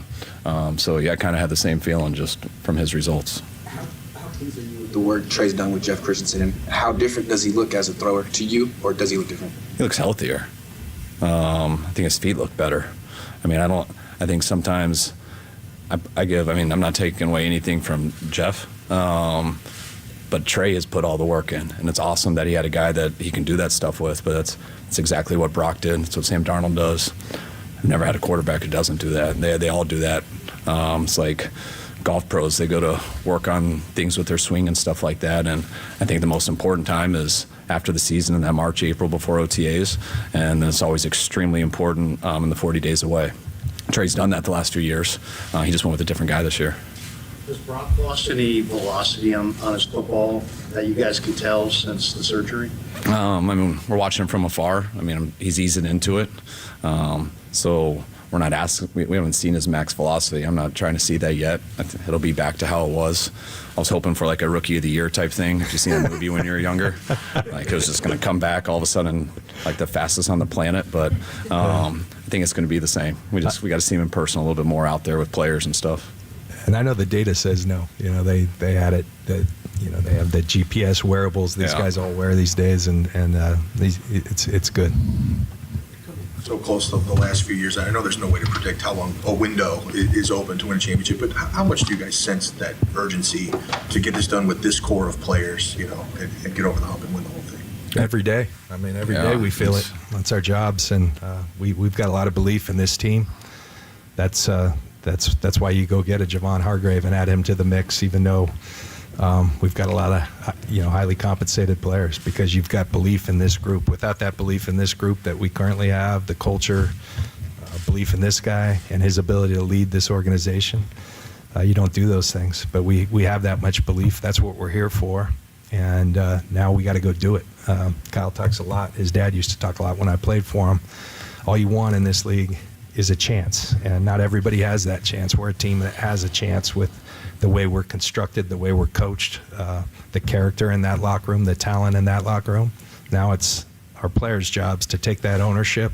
It's all of our jobs to give it our best shot. We do have a chance, and I think we have a really good one. I like this group as it's constructed, and there's a lot to like. Now we got to go do it. I feel the same. I mean, it's one of the reasons we came here. When we talked to Jed and everything, just the commitment he wanted to have and what we used as a first-class organization, which is just to do everything the right way and every year to try to give yourself a chance. And it's hard to do that in this league. We felt, the first 2 years we were here, we worked really hard to get there, and I thought we did. And really since year 3, I felt we've been in that position every year, and we feel no different this year. Usually by this time of the year, going into a camp, especially after putting everything together off season, you always feel the best you felt compared to other years in the past. But that's what our goal is to be, and that's what our goal is to be next year too, and to keep doing that. But all we have is a chance, and not everyone does. And now it's what do we do with that? And that has to do with what we do going forward. How hard do we work? How hard do these guys work when they're away, which allows them to, us to get better in this month? How good are we in week 1, and how good are we in week 17? And what do you do in those 3 or 2 playoff games? So there's a lot that goes into it, and we like where we're at right now, but now it's time to start. We talked to Debo the last minicamp. He was pretty harsh in his self-assessment on how he played last year. I think he said it was awful, and he said he'd sat down and watched film with you, and that was part of the reason that he came to that decision in terms of his own self-criticism. I'm curious how you look back at his season, and was he a disappointment last year at all, or is he just being self-critical, or how would you describe that? I don't think Debo had to be that harsh on himself to you guys, but it was cool to watch. Debo's one of the best players in this league, and anytime he doesn't play like one of the best players in this league, everyone's going to be disappointed, including himself, and I think that was the case. It's a fine line to say that he was awful just because he wasn't one of the best players in the league. I think he was disappointed. I think he can get back to playing a little bit more like he did in 21. I think he took one small step back, but that doesn't mean he can take 2 steps forward. And where Debo was at, I think the last time you guys saw him showed that his mind was right to get back to that spot. And that's what's been real cool with him in these 40 days away. Just seeing him yesterday for the first time. Never had a grown man send me so many pictures with his shirt off, but it looks good. And I can tell he's put the work in. So I know you guys heard him that day. That's the last time I really heard him. But I see better than I hear, and Debo's in a really good spot, and I'm really excited for Debo this year. John, we spoke about Trent Williams on the exit interviews last season, and about that quote he had considering retirement at some point. How was the offseason for him? What were those conversations like for you both with Trent? He's never told us that, so and I'm glad. Trent's he's still playing at such a high level. He's a special player. I mean, he's a rare. I think I played with some greats, but you think of the the Saps, the Derek Brooks. I mean, Trent is in that ilk, and he's a special human being, special athlete, and he's always ready. And provided he's having fun, and I think provided he believes that we have a chance to go compete, he's still in this thing very much, and we're very grateful for that. He's a pro. He really is. He kind of does it quietly, but his game is not quiet at all. He's a unique athlete, and really over time I've gotten to know him. I think he's a unique person. Got some unique character to him, and so he's the total package. And when you have the total package with a guy that much ability, you got the ability to be special, and that's exactly what he is for us.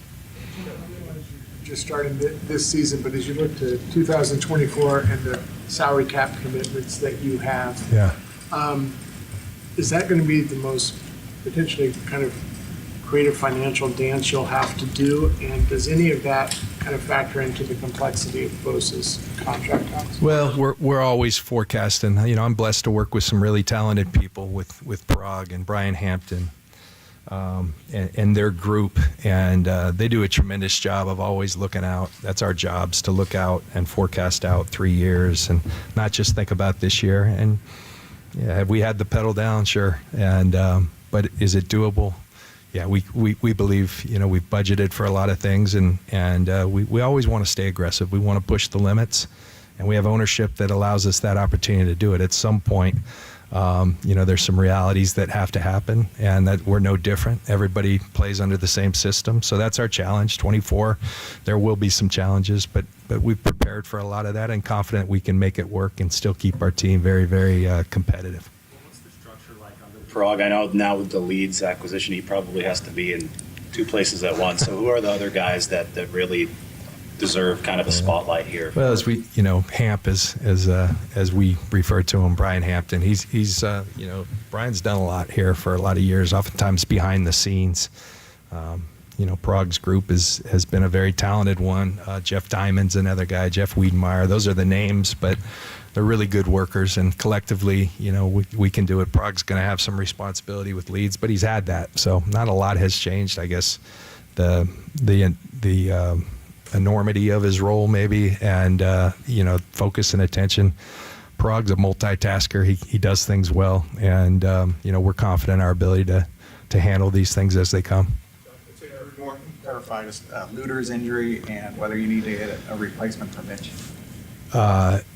No, we don't with Mitch. It's nothing we're concerned about long term. But with the back, you want those things to quiet down before they, if you don't, they can become chronic. So we want to put that to rest, and we don't think it's too serious. Now Luter, in one of the last OTAs, hyperextended his knee. It resulted in a deep bone bruise. He's working his way back. Still has a few weeks. He's a kid who really had impressed us throughout the whole draft process, but then in his work here, sharp kid. That's a tall order for a rookie, especially not getting all the reps. We believe he's somewhat. We'll see. He's got to prove it, but he's uniquely equipped because he's he's like wise beyond his years. Has been our experience with him. Now he's got to go do it, and I can tell you he never left here. His focus on the rehab was just excellent. So he's trending really well, but it is going to take some time. So not ideal, but that's where it is. This might not be different than years past, but when you have Brock going to be the number one, how do you work that backup situation as far as trying to get enough reps for Trey, who got all the reps last year, Trey and Sam Darnold, and then while mixing Brandon Allen in there too? Is it a bigger challenge this year than in years past? It is, just because there's more musical chairs with just one guy not always there. Going to take some days off. The fact that I was planning, because I was trying to be safe, that we'd have still a couple weeks before Brock came back. So the thought was always that we would just keep it going the same with Trey and I'm Sam. But I always was ready that this could happen. So the fact that this did happen is good. But, Brandon came on and did a really good job in OTAs. So that's, to me, what makes it a little bit harder, how to fit in a fourth guy. But he earned that. So that's what we're going to have to figure out as a staff with reps and everything. The 1s and 2s, pretty much, they get the same reps. So it's not a problem with the 1s and 2s. The 3s are the ones who don't get as much. I keep reminding Brock, who's might be stressed out, he's missing today or something. I keep reminding him all he got were 3 reps last year for like the first month. So he's going to have a lot more reps regardless of what happens this year. But that's now we got to figure out for the 2s, because Sudfeld got those mainly with the 2s last year. Now we're going to split those up with those guys, and I know that'll bleed into the 3s. But when it's said and done, hopefully it'll balance out. I know we're going to give them all an op, and that's also why those preseason games will probably be a little bit more for those guys too than they have been in the past. The degree to which Christian McCaffrey gets after it during OTAs, it's pretty noticeable. I'm curious, once training camp hits, how much do you have to sort of tone him down, or is he good about backing off himself, or how do you get him through to week 1? Christian's a very conscientious guy. Like, he knows everything that goes into his body, every step he takes, everything. He's a psycho in that way, in a very good way. So you don't have to worry too much about it from our standpoint, because he's pretty communicative with us. But I mean, we have a plan with him. We have a plan with a number of our guys, and usually our plan's pretty good. So they don't. Sometimes they ask us for more, usually. So I bet it'll play out all right, but Christian's not a guy who would ever have a problem coming and telling us, hey, I need to shut it down for a couple days. But the way this is, the way it's 3 days on, 1 day off, the way we high-low our reps, the number of guys that you have at the positions, we've always given vet days and stuff. It's really hard to give a vet day now because the whole team has them naturally. But that's stuff that we know we need our guys ready for the season. It's our job and them to make sure they're ready to go in the season. Sometimes it's really tough just to get to week 1. If you just get to week 1, it's really tough to be there in week 4. So we got to make sure to build these guys the right way. And when you have a guy like Christian who did OTAs the way he did, the way he does really probably every single day except for probably 3 weeks right after the season, you don't worry about it too much. You don't have to do as much on him in training camp. Field during minicamp, Drake Greenlaw, Juwan Jennings. Any updates on them? Elijah Mitchell? They're all, we haven't got it from everyone, but we've talked about everyone so far that we think are the only possibilities at PUP. So all those guys should be good. That's what everyone's going through their physicals now, so it's not finalized, but there's no one on our mind that we're expecting not to be ready that we haven't mentioned. Apologies, this is too touchy-feely, but the last, 3 of the last 4 years, the way the season has ended, you push the boulder almost all the way up the hill and then fell down. I mean, is it something you have to discuss with the team, like some sort of psychological toll, like something, that's kind of looming there that you need to address, or you just dude? I mean, just go to 2 years ago, I'd like to address doing better on 2nd and 1 and 3rd and 1, so we don't give the ball back to the Rams. And then if we do, maybe catch that pick or don't give that whole shot down the middle. The last game, I think we all kind of know how that went. So there's things we got to get better and get to that point at. Our goal is to make the playoffs, and then our goal is to have 2 games at home, because we all know what everyone's ultimate goal is. And so we kind of look at it in that stride, but to sit there and make some mental thing out of stuff, I don't think it has been a mental thing. I think we've had our opportunities. That last game last year was a little bit different just because it was a situation that none of us had experienced, just playing that whole half without a quarterback. We knew the year before there was things we had to get better to finish. I felt like we did. We got to make sure we get back to at least where we were last year, and we got to take steps forward to get better. But no, we don't make too much of a deal out of that stuff. I think I like it because our players have experience doing that stuff. There's not many guys here from 2019. We lost a lot of guys here last year, but there's so many people in our building that have been in an NFC Championship game or a Super Bowl. And once you do that, you know how different the NFL is. I felt bad for guys like Aiyuk and stuff for their rookie years or the COVID year.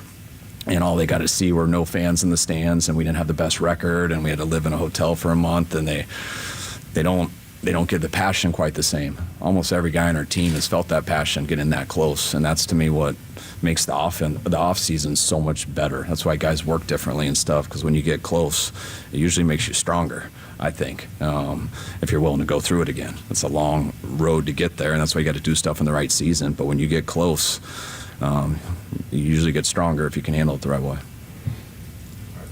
All right, thank you. All right, there you go. There is John and Kyle, John Lynch, Kyle Shanahan. A lot to get to, but at the top of the whole thing, and we'll discuss this next, no limitations for Brock Purdy. Huge news. Pop will tell you about it. Wow.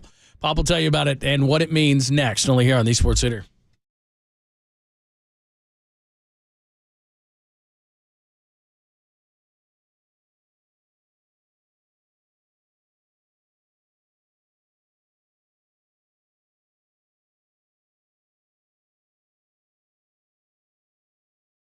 Richmond, shout out to you for supporting KNBR, Richmond's sports leader.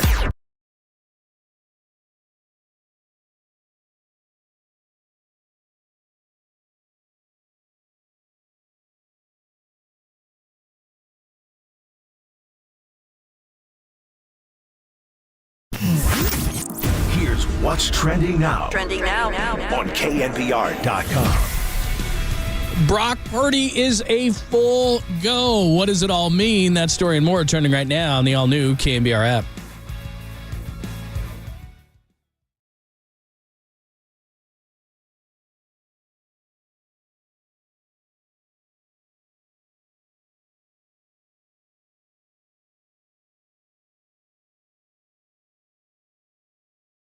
I can hear them right now as they get on the Bay Bridge. Let's go, Oakland. And let's go to Tony's pregame. Yes, if you're coming from the East Bay, you're over here now, or South Bay, wherever, go to Tony's Pizza Napolitana by the one and only Tony Gemignani in the North Beach for the very best pizza in all of the world, whether it's New York style, Jersey, Detroit, New Haven, California, or St. Louis pizza. Tony has every style of mouth-watering, award-winning pizza. He also makes all the traditionals like Neapolitan, Grandma, and Sicilian pizzas. And he also makes other things in the Bay Area, so the restaurants as well for other selections. He has Capos in the North Beach as well for Detroit-style Chicago deep dish or cracker-thin tavern-style pizza. And he also has a full bar, artisan cocktails, a curated wine list, and they also make other items food-wise besides pizza. Italian beef sandwiches, fresh house-made pasta, and Italian sausages, and save room for dessert because it is A's and Giants. And Tony has all the Italian specialty desserts like tiramisu, cannoli, and gelato. And Tony Gemignani is a 13-time World Pizza Champion. So when the champion A's come across the Bay with their 4 World Series and the Giants have 3, you're going to be able to take part. So make sure you visit the Slice House location inside Oracle Park tonight, or they also have them at Chase Center and at Levi's as well. So let's go, Oakland, and let's go to Tony's.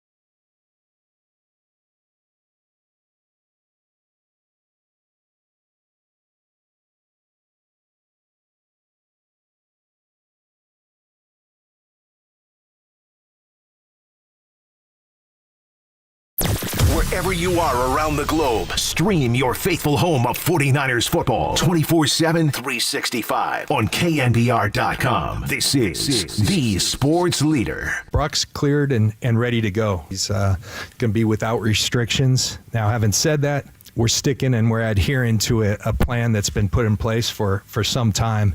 He got after it the last couple of days. We upped his pitch count, so it was kind of the peak of the buildup, and so he'll take off day one. And but we believe in that plan, so he's cleared without restriction. There will be some time off, due to pitch count and all that. Sticking to the plan, but the great news is Brock has worked his tail off and he's ready to go.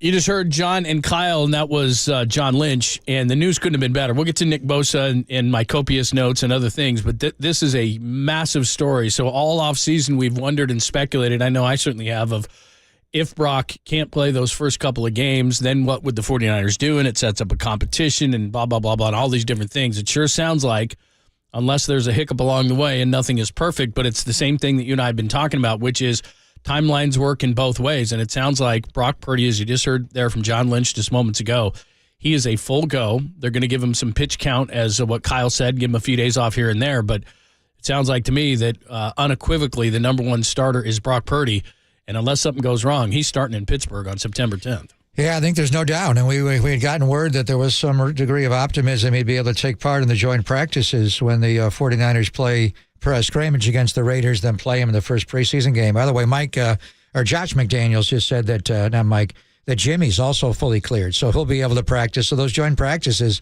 will be fun with Garoppolo on one side. And, very nice. And the 49ers don't hit the quarterback except if it's Jimmy Garoppolo, Nick Bosa. And will Nick Bosa have his contract in place? No, I love Jimmy. Anyway, great news. We had heard that he'd been trending in the right way, but would they just do it safely?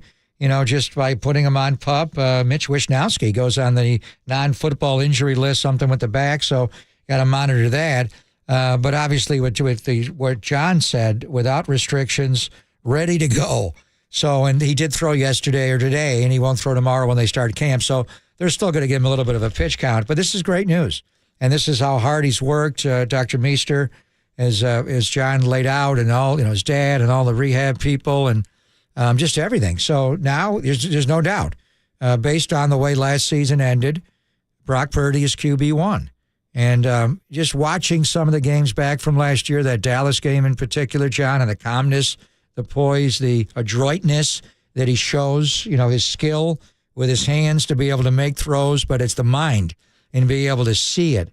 And Dallas's front was causing the 49ers problems throughout the year. The game he played in Seattle on that Thursday night with the broken ribs and the oblique injury. He's just passed every test. The one play where he didn't stop in the pocket, Tyler Kroft doesn't make the block on Hassan Reddick, but if he just steps up to his right a little bit, there's an avenue there. He's got things to work on. At Brandon Aiyuk, but he's going to work on it, and he's maybe a little better quarterback sneaker, which Jimmy was great at, and not always getting out to his left, but beyond that, he played exceptionally well, and the team is just so loaded around him. So you've got your QB1.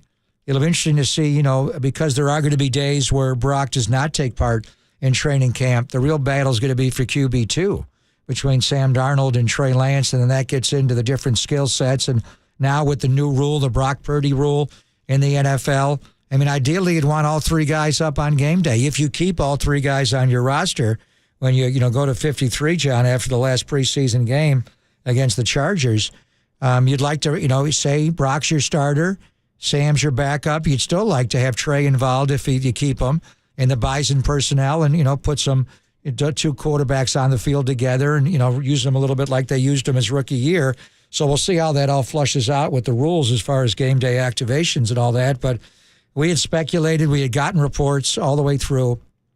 The surgery was delayed.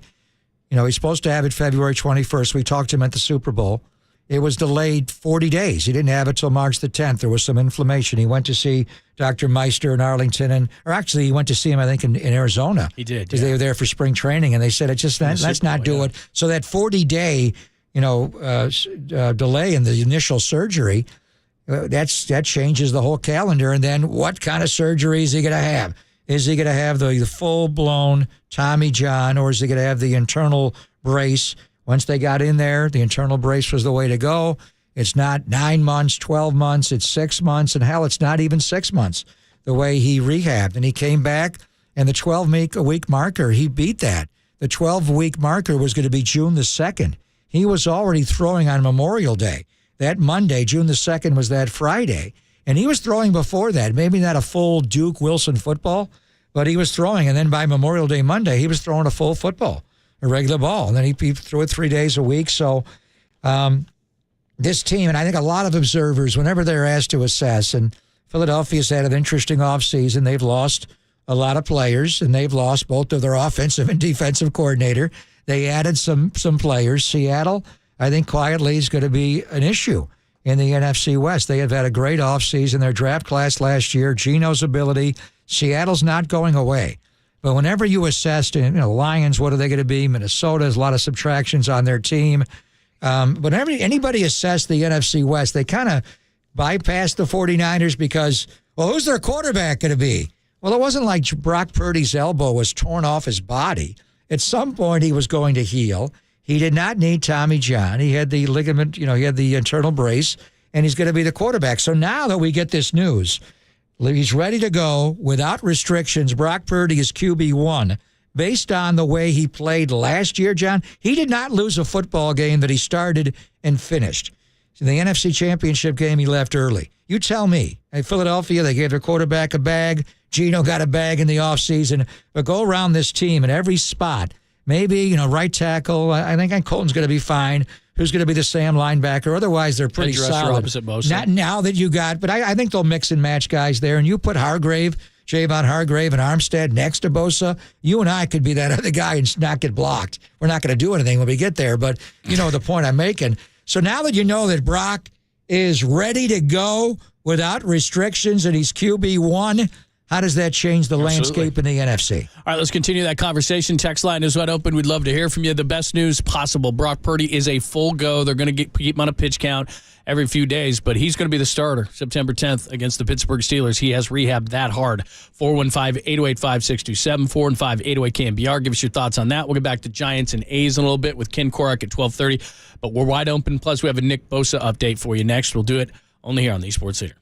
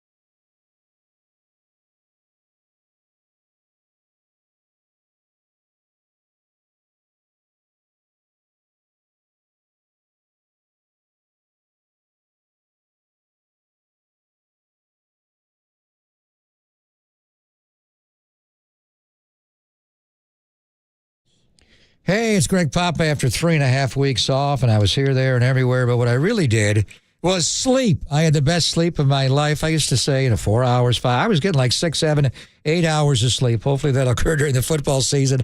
And the big reason is my Sleep Numbers smart bed allows me to get quality sleep that I need to recover faster and perform at your best. So Trey Lance has a Sleep Number bed. A lot of NFL players have a Sleep Number bed.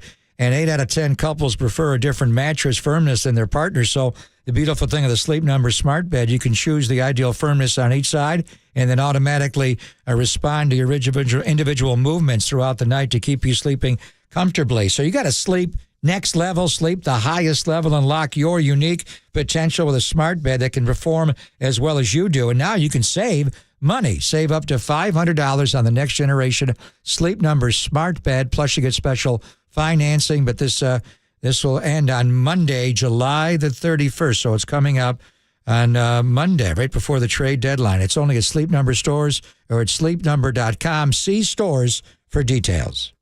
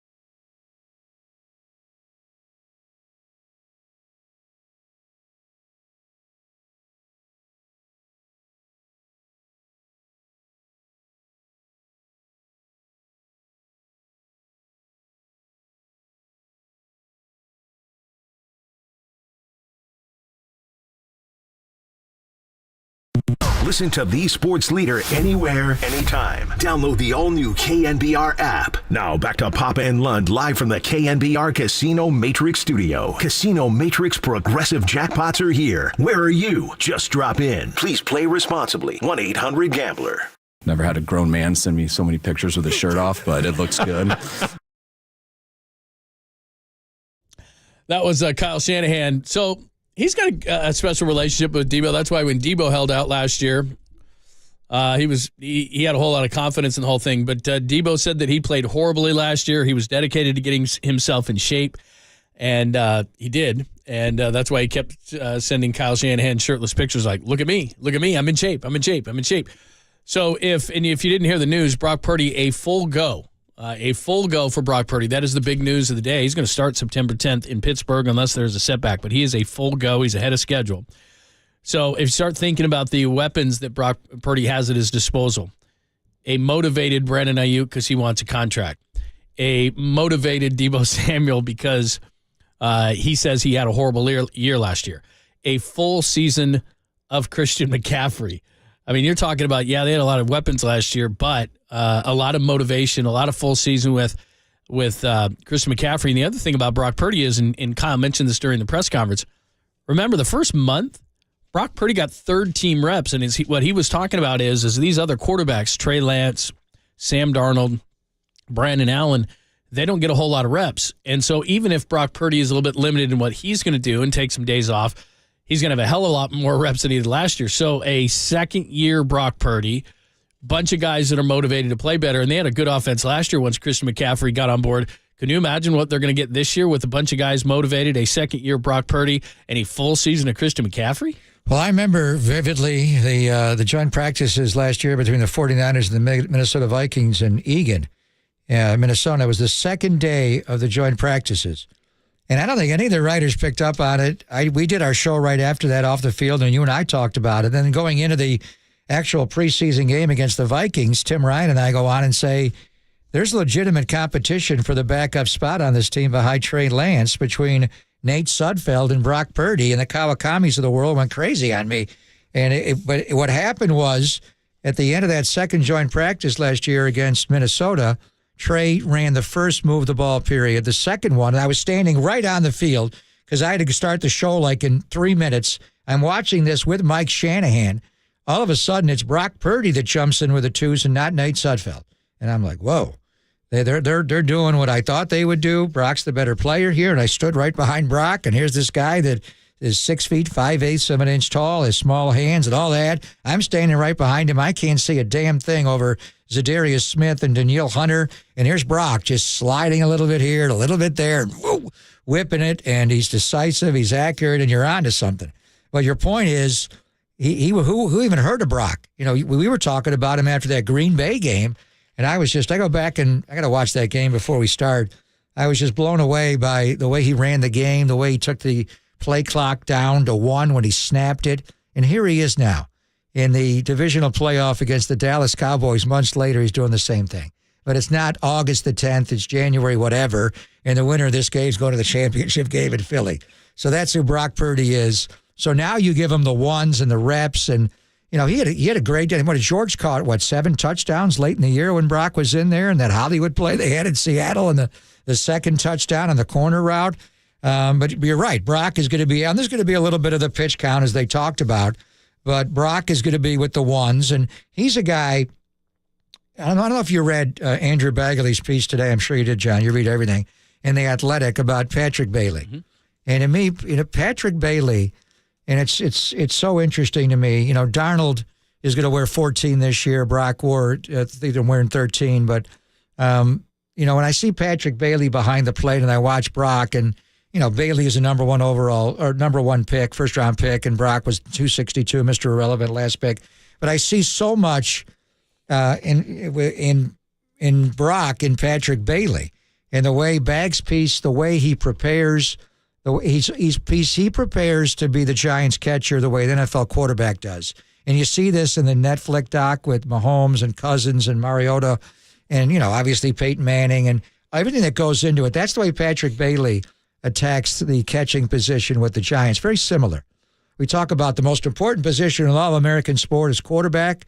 Well, Goldie in the NHL is pretty important, but as far as the brain and the acumen, how smart and study you have to be, quarterback is, but catcher in baseball is right there. And Brock has those Patrick Bailey skills and vice versa. Brock is just so studious. So you give him the number one reps on this team in addition to all the study. And he sat right in front of me on the plane. When we were going to Eagan, Minnesota, Brock was in the back with the cattle call. He wasn't up front, with the stars. He's a seventh rounder. He was he's 262. Mr. Irrelevant, don't put your seat back. Jim, you're on my knees here. No, great guy, but he was studying, he's working, he's everything that Bailey's not playing games and drinking on the charter going to the next city. He's studying the next lineup. That's the way Brock Purdy is. And then you give him all these weapons, and all he has to do is get the ball out on time and on target to the right guys. And I've been saying this. When they got, and you were on board with getting McCaffrey. What I was thinking was, actually, I thought about Saquon Barkley earlier in the year. We talked about that. I'm watching him on a Monday night game, and what is happening, we saw where the Giants were not going to pay him. So I thought, would they trade him? But they're not going to trade their best player. Plus, they made the playoffs last year. And by the way, he's in the 49ers home opener on the 21st night of September. Right. So I'm getting his deal done. I was kind of hoping that would drag out a little bit and slow his progress to start the year. But the home opener after going to Pittsburgh and at the Rams is going to be against Saquon of the Giants. But in any event, I was looking at just if you had a running back like Saquon Barkley and put him with Kyle in the system. And Mike Shanahan never had a guy, Orlando Gary and Mike Anderson. But when he had Terrell Davis, they won back-to-back Super Bowls. You give him a great player at that position. So I was thinking Saquon. You were on McCaffrey. It's interesting they give up a second, a third, and a future fourth and pay him. He's the highest paid running back in the NFL when everybody else is devaluing running backs. John and Kyle are going the other way, kind of Billy Bean-like. But he's more than just a running back. Yeah, as long as you can do everything. I have no problem with He that. lines up everywhere. Yeah. He can line up at X, Z, F. He could be a fullback. Hell, he could play quarterback like they did in the championship game, direct snap him. But McCaffrey is way better than I thought he was. I wondered with the injuries, did he still have the breakaway ability? I didn't see that as much with Carroll. I saw it in spurts to get from the first level to the second level, but I didn't see it to go all the way. Well, we saw it to go all the way. His first full game, he has the hat trick, as far as the touchdowns. And then the whole thing, whether you got McCaffrey backed up by Elijah Mitchell, backed up by J.P. Mason, you have the best fullback in this system. He's perfect in football, the highest paid fullback in Kyle Juszczyk. You've got, obviously, George Kittle, the highest paid tight end, the quintessential Y or detached in this system. All that Zorro stuff they run, 18 Zorro, 19 Zorro, the wide toss plays, they're predicated on the fullback and the tight end blocking on the perimeter. Who does that better than those guys? And then you've got Aiyuk, the quintessential X. You've got a motivated Debo, and George Kittle said it the best. When Debo wants to be the best player on the field, he can be that way. He's just got to prepare. It's not always Sunday at 1:20 that you got to be ready to roll. You got to be ready Monday, Tuesday, all the way to get there. So I want to see what he weighs. I think 215, 220 is the spot he needs to be at. But you tell me, John, and Cincinnati's loaded. There are a lot of teams that have a lot of weapons. But if Brock plays the way he played last year, and I think we expect him to be better, although they're going to have more tape on him second year. But you've got McCaffrey, Juszczyk, Kittle, Aiyuk, Debo, and that left tackle ain't bad as well, and they find a way with Firster to block it up. Who has better personnel on? I'm just talking offense. Yeah, we'll get to the defense. They were number one. Who has better offensive personnel than the 49ers? I think you can say there's better receivers around, but like you said, the combination of everything that they have, from the fullback to the tight end to the running back combination that you mentioned, and Kyle's pretty hard on running backs. I think that it's the best in the league, and then you get Purdy coming back in a second year. I want to ask you one more thing about Brock Purdy, because Kyle said something late in the press conference that I think is very relevant. We'll get into that conversation, and then we'll mention Nick Bosa as well, because we haven't gotten to what they said about Nick Bosa, who won't be in camp at least at the start. We'll tell you about that coming up next. Plus, we got to get back to a little bit of A's and the Giants, and Ken Korak's going to join us at about 12:30. It's Pop and Lund on your Tuesday. Only here on KNBR, AM and FM San Francisco, the sports leader, Cumulus Media Station.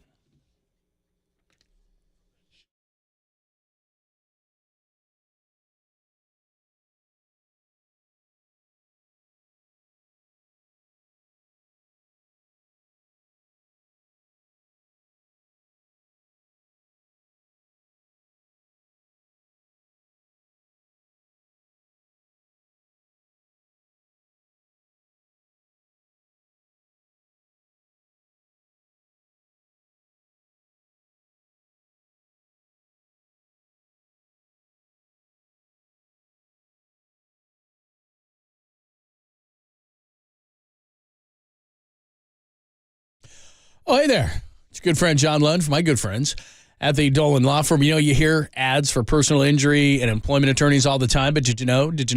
Many of them, they're not even based here. Many times you'll never even see the attorney you thought you were hiring. That's not right. But Chris Dolan and the Dolan Law Firm, they've been headquartered in the Bay Area right here more than 25 years. And the award-winning attorneys at the Dolan Law Firm, they are dedicated to relentlessly representing their clients in the pursuit of justice.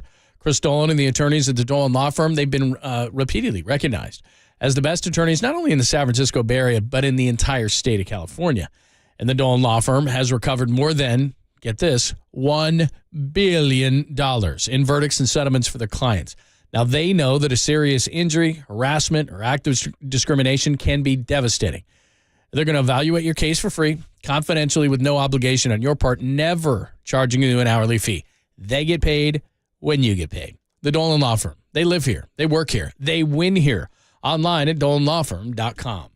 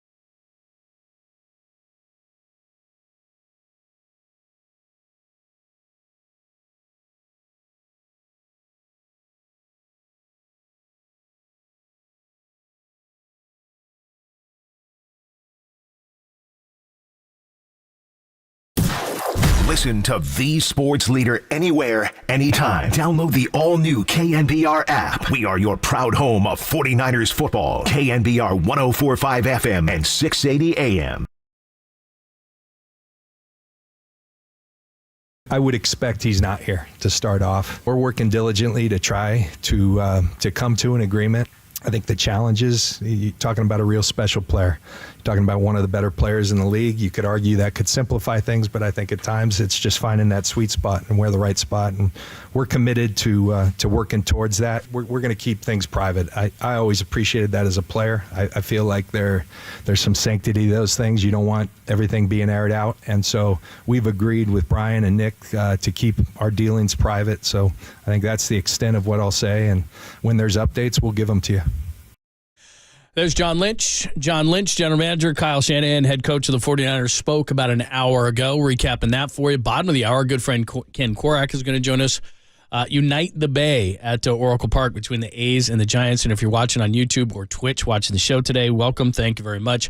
Papa's got the Kelly Green, beautiful Oakland jersey on tonight with, of course, what everybody should have as an A's fan, a blank back. Because, unless you're going Reggie or I could have gone campy. Yeah, I mean, you could have done something old school, but, you know, what are you going to get? Brent Rooker?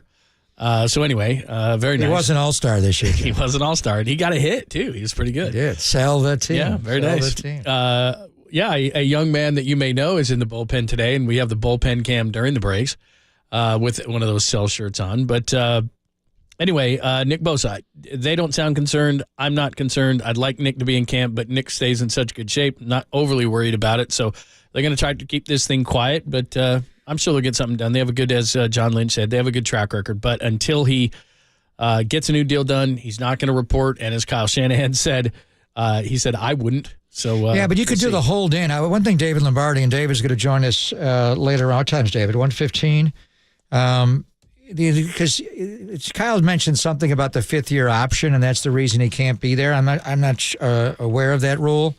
So, Nick is just a hard worker. He doesn't have to take part in team reps, but just getting in. I'm sure he's working as hard, whether he's in Fort Lauderdale. And John didn't know they are doing that. They call the tempo run. The conditioning run comes up, and at 12:30, John wasn't. He didn't think Nick was there. I just checked with David Lombardi, and David will join us at 1:15 from the Athletic. Nick is not there, and they don't anticipate him being there. I'd like to get into the rules on why, in the fifth-year option, why he could not still be there, but he's not going to take part. And we've seen other guys be there and then get a contract later. And what did Debo get a couple of weeks in a training camp, and likewise with Fred Warner and George. So we'll see. I mean, and David's so good at breaking this all down. And one thing that was also interesting is Parag Marathe. He is going to take over as the chairman of Leeds, the soccer team the 49ers have owned partial interest in. They now just finalized about a month ago full ownership, and Parag is going to be the chairman there. But the way John laid it out, and Parag Marathe has had different roles with this organization, John, but he really is the guy that he'll do this contract negotiation with Brian Aiyuk, who is the agent for Nick Bosa from CAA. CAA has everybody. They have Shohei Ohtani in baseball, and they've got so many great football guys, the Condons, Tom and his son. But it is Brian Aiyuk that runs that. And David will enlighten us. The bottom line is, does he get Aaron Donald money? Or does he simply, surpass what T.J. Watt among the edge rushers, John, and a few others? You're seeing Chris Jones in Kansas City hold out. Now, is Chris Jones going to get Aaron Donald money? No, but is he going to be the highest paid outside Aaron Donald defensive tackle? And we've seen some guys this offseason, Quinton Williams being the most recent, get a big deal. And David David breaks this down exceedingly well. So if any member of the media knows exactly what we're looking at here with Nick Bosa, it'll be David Lombardi. But I think the stalemate here, because, Nick is an edge guy and Aaron Donald, in theory, is an interior guy. Edge guys make more than interior guys. But Aaron Donald does slide out. He plays all over the front. He may start at 3 or 5 technique. He'll move out and be an unblocked guy on the line. So, and he's a 3-time NFL Defensive Player of the Year. He did put a ring on it. He did come up with a big, sack and tackle at the end to win a Super Bowl. Nick has not been there. So when you look at the overall body of work, you can make the point that Nick's not quite there where Aaron Donald is. So is Nick and Aiyuk and his people trying to be the highest paid non-quarterback in the NFL and get beyond an Aaron Donald contract? I don't know. But David Lombardi at 1:15 will break down exactly what we're looking at here. And his Parag is still the lead negotiator for the 49ers, even with his Leeds role now. All right, so that's what's going on with Nick Bosa. I'm not overly concerned, but they'll get something done. One more thing on Purdy, because at the end, Eric Branch asked a question, which it was long, and I fell asleep, and then I woke back up. Rolling the boulder up the hill?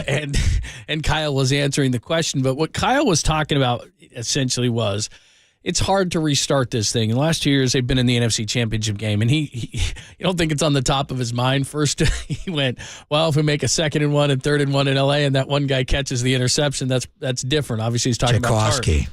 That game was played in L.A. Then he mentioned, hey, we know what happened last year. That game was played in Philadelphia. The reason why it's so important that they don't have quarterback uncertainty at the beginning of the year, which we speculated that they would, and if you just joined us, Brock Purdy is a full go with the 49ers. He's going to be a QB1. He's going to start in Pittsburgh. He's ahead of schedule.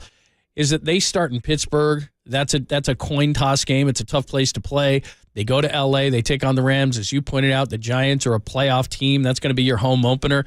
You want to start 3-0. You don't want a slow start. What happened last year was Trey Lance in the rain, they lose a game, gets hurt in Seattle, and Jimmy Garoppolo, who hadn't really thrown the entire season and was thrown off to the side, all of a sudden he's thrust in there. He struggles, plays okay against Seattle, but then struggles against Denver. They lose a very winnable game there. So you lose 2 of your first 3 games, and you lose at Chicago, who ended up with the number 1 overall pick and won 3 games, and at Denver, and those are winnable games. You win those games, you're not playing in Philadelphia. You're playing at home. The season before, you don't have a couple of early stumbles. You're not playing in L.A. You're playing in Santa Clara.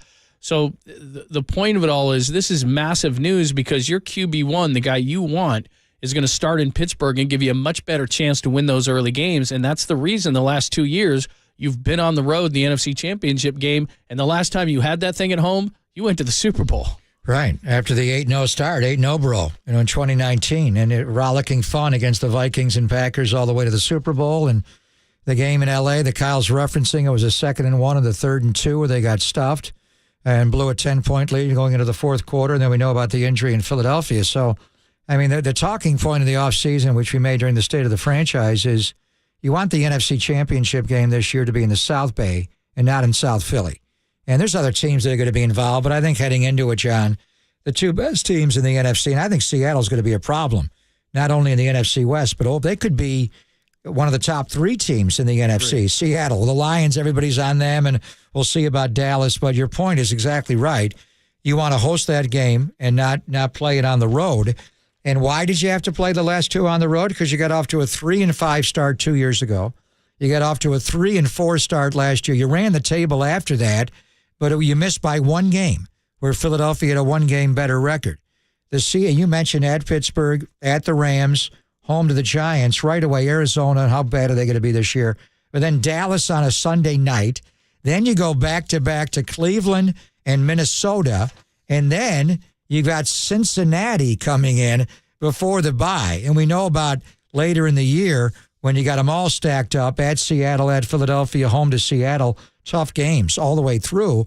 But the early part of the year, John, you cannot afford to get off to a 3-4 and 3-5 start this year and hope to have, you may make the playoffs, you may be the number 2 seed, you may win the NFC West, but to your point, if you want to go to Vegas, not just for a scrimmage and a preseason game, but go there on February the 11th and play for the Super Bowl, you want the NFC Championship game to be at Levi's. I've never been a bigger 49ers fan. It's in Vegas this year. You and I have been unleashed. Starting in Vegas, ending exactly in Vegas. We've been unleashed in a lot of Super Bowl cities. I'm ready for this one. And it's a season-long hangover. Yeah, and it's fine to, it's fine to go without the team, but I'd like to go with the team. That would be very, very nice. So anyway, we'll continue the discussion, but there's a reason why Pop has a Kelly Green Oakland shirt on today. We will explain, and then we'll talk to the fine voice of the A's, our friend and yours, Ken Korak at 12:30. It's Pop and Lund, only here on the Sports Leader. Bay Point, shout out to you for supporting KNBR, Bay Point Sports Leader.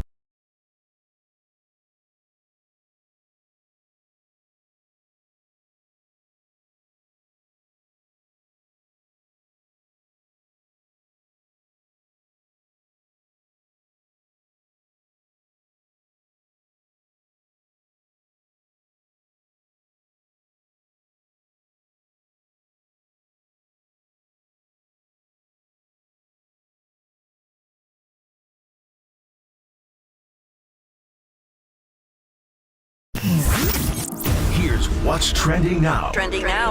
On KNBR.com. The great Mark Spears from Manscaped and ESPN joined Marcus and Mac this morning on Murph and Mac to break down the latest news on Jalen Brown's new max extension contract with the Celtics and LeBron James' son, Bronny James. He suffered cardiac arrest at USC. That podcast and more turning right now on the all-new KNBR app.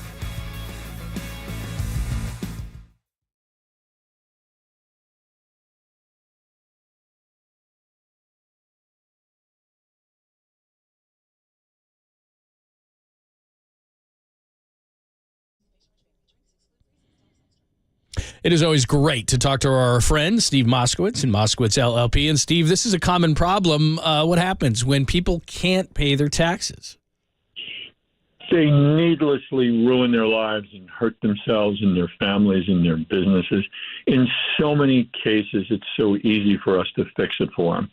If you can't pay your taxes, don't stick your head in the sand. Don't let these IRS agents do something bad to you.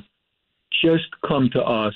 We have a free consultation. We'll explain all your options. There's a lot of good options. And then we'll go to the government and we'll do them for you, whether it's ask the government to let you pay part and forgive the rest, or forgive the penalties, or pay in monthly installments, or just leave you alone until you're back on your feet. The bottom line is this is what we do for a career, and what we want to give you is resolution. We want to resolve your problem, and then you can have a normal life, enjoy your life, and forget all about it because we handled it for you. Steve Moskowitz and Moskowitz LLP, they handle all your tax issues, especially if you can't pay your taxes. Go online to MoskowitzLLP.com. That's MoskowitzLLP.com, or simply call 1-888-TAX-DEAL. That's 888-TAX-DEAL.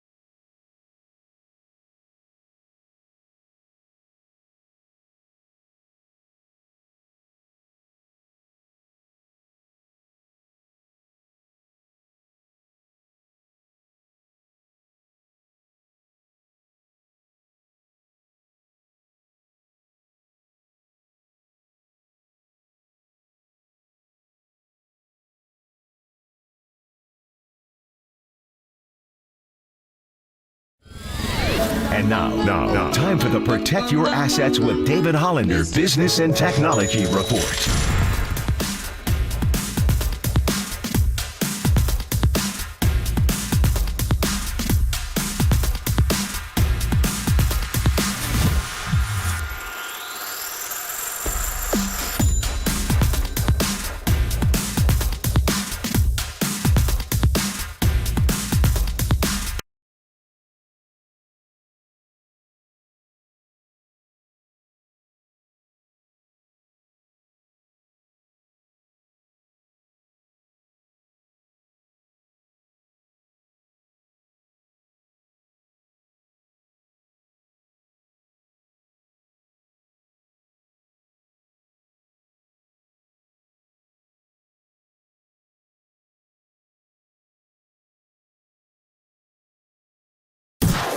Listen to the sports leader anywhere, anytime. Download the all-new KNBR app. We are your proud home of Giants baseball. KNBR 104.5 FM and 680 AM.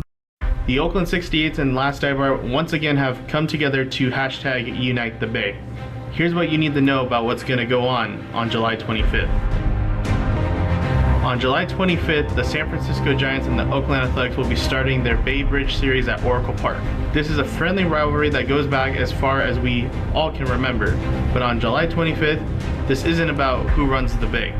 We are asking Giants fans to show their support and join us by standing up before the first at-bat of the top of the 5th inning and remain silent throughout the at-bat to honor 55 years of baseball in Oakland, followed by chants of "Sell the team."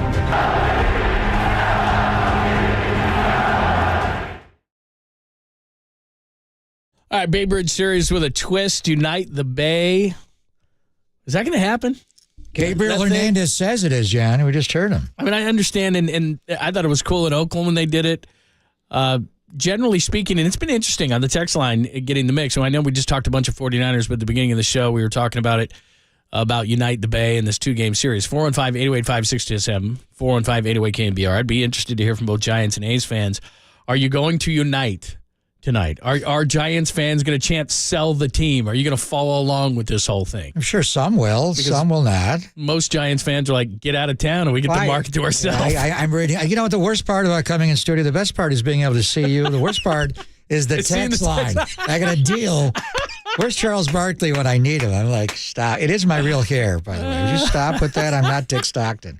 Former voice of the A's, by the way. I'm a big fan of Dick Stockton. I've been in many Last Dive bars in Oakland on both sides of the Bay, but I love the A's fans groups. You got the Last Dive Bar and the Oakland 68ers, which is the year that the A's came to the Bay Area, 1968, Unite the Bay. So we'll see, how they're going to do it, the Sell the Team chant. We had the guy who put together the reverse boycott night, and he made me cry. Well. Yeah, that was great. So this is going to be the West Bay version of it. It'll be interesting to see. I mean, the one thing is it's 55 years that the two teams have coexisted, A's and Giants in the Bay Area after the A's moved here in 68. And the first 32 years, it was the Coliseum and it was Candlestick. And the A's outdrew them 17 years to 15. I remember it well. TV ratings, not as much. The A's always were a little bit behind in the Giants. And, even when we won 20 in a row that year, it was the Bonds years and the Huddy, Mulder, Zito teams going back even earlier. Prior to that, when I first got there, the Bash Brothers, it's still a Giants town because the Giants got here 10 years earlier in 58. It's a National League town, I'm not sure. But as far as butts in the seats, that ballpark you're going to tonight changed the dynamics of that. So we'll see how it plays out. But the reality is, I say unite the Bay in the fact that this is not going to last forever. And Ken Korek's going to join us coming up at 12:30. And, Ken working for the club, he can't talk about the move to Vegas, but he worked in Vegas before he became a member of the A's broadcast team. He was there, did UNLV football and basketball for years. So the irony would be, and I don't know if Ken's going to go forever. They've changed that broadcast team and what has happened to Glenn. It's been a hard year for the A's, but we're just not going to have this battle of the Bay. And I know we're a little distracted today because the Niners are back in camp and the news with Brock Purdy and Nick Bosa. We'll talk to David Lombardi at 1:15. But this is still, I always got it. When the schedule came out every year, I wanted to see when they were going to play each other. And would it be during football season? Could we watch it? Would it be early in the year, middle of the year? So now it's here. It's a week before the deadline. These are important games for the Giants to get on a hot streak again going into next week, John, a week from today. And then we're going to do it in August 5th and 6th in Oakland, and then next year, and then beyond that, we don't know. I loved it. I loved it when it was in the spring, and it was the Bay Bridge series. I remember in 97, the Giants played the first interleague game ever, Darrell Hamilton in the box against Texas. But to me, when the A's and Giants played, and I remember Ben Grieve having a 5-hit game against Danny Darwin, and the Coliseum, and it was when the Yankees came in, the Red Sox came in. It was big, but when the Giants came in, the place was alive. And it's a little bit different vibe than Raiders 49ers, but it's still, there's a little edge. and people will have a little bit of a glow on tonight. 2 night games will make it fun. I love that term. But the other side of it, and one thing we'll get with Korak is, there were years where we thought they're both going to the playoffs together. They're both going to be great. I mean, when the Giants won the World Series in 2014, how about the A's comeback when they ran down Texas in 2013? Remember that? It was at that game where Josh Hamilton dropped that ball in center. So amazing. And just to watch the A's, what they are now, and, they played, they had a winning streak, but overall, and they're scrappy. They'll give them a battle. But, we're talking about the 62 Mets. They're a couple of games off that hideous pace of 120 losses, or even worse, the 1899 Cleveland Spiders. I mean, we've seen in the A's where when they first got to the Bay Area, John, and they were coming up as kids in 68, think about all the Hall of Famers on those teams and great players that, comprised the first Bay Area dynasty and all of it. And to see what they are now. Well, think about the All-Star game. Matt Olson of the Braves, Marcus Semien of the Rangers, Sean Murphy of the Braves, Matt Chapman of the Blue Jays. I mean, those guys are A's, man. I mean, it's just even this most recent. Is that all of it? You go on? I think there's more. You can go on there? a ton. Yeah, but this even this most recent, and you know this a lot better than I do because you were calling games and that place was packed. And I don't know if people would have stayed around because those guys were here all at one time, the guys that I mentioned. But if they had continuity, if they had kept guys, and I know this is a pipe dream, but what I'm saying is that if they had somehow found a way and were able to, I mean, think about that team if they had been able to keep those guys together and then. Which team are you talking about? Well, I go to the 70s I'm even talking team. about this. I'm just For talking the about story the of most the recent. franchise. I'm just talking about the most recent rendition. And if they had a ballpark that wasn't falling apart, the two Mets. Yeah, and if they had an owner that cared actually about baseball, then I don't know. We'll never know if they could have built something and if they could have kept those guys and if people would have come out. But the way it is now, this guy's basically running Major League, the movie, in real life, and he's letting the stadium go to hell. And he doesn't have a AAA team. He might have a AA team.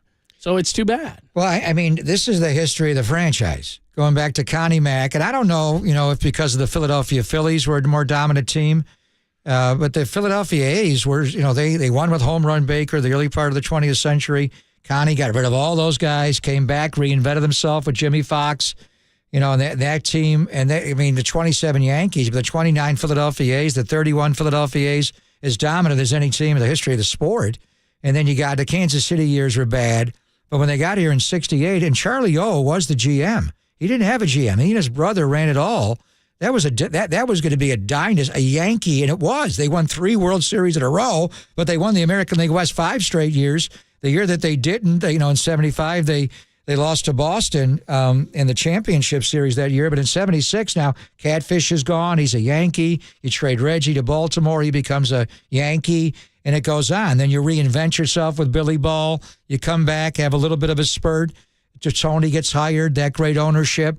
You won there. And that just kind of ran its course with the Haas family. But the one that we saw, the Mulder, Hudson, Zito, Tejada, Chavez team, that was all finances. It's just the history of the franchise outside of Wally Haas's ownership. It's just they're not there for long for whatever reason, sharing the market in Philadelphia or here. I don't know. But I hope that when they leave the Bay Area next year, they're at least a better team to watch them. I hope they have some respect for their stadium here in the last couple of years. But what's it going to be like? This year we know they're here, and next year, and then where are they going to play in 25 and 26 before they go to Vegas in 20, if they get the ownership vote. But it is, and it's to me, it's a lot of fun. When I just, when the Raiders and 49ers play in the preseason, it's not the same anymore because the Raiders aren't here. But when the Giants and A's get on the field together, John, I don't know what uniform combination they're going to have tonight, but it is a Bay Area unite. Whether or not we're chanting for an owner to sell the team or not, to me, this has always been a Bay Area baseball festival where we can come, gather, have drinks before, during, and after, and watch the two teams play. And you know what? It's not going to last forever, damn it. Yeah. Let's talk to Ken Korak about it coming up next. He's one of our favorites and the voice of the A's. We'll get into it. What is it going to be like tonight and for this 2-game series? We'll do it next. Only here on the Sports Leader.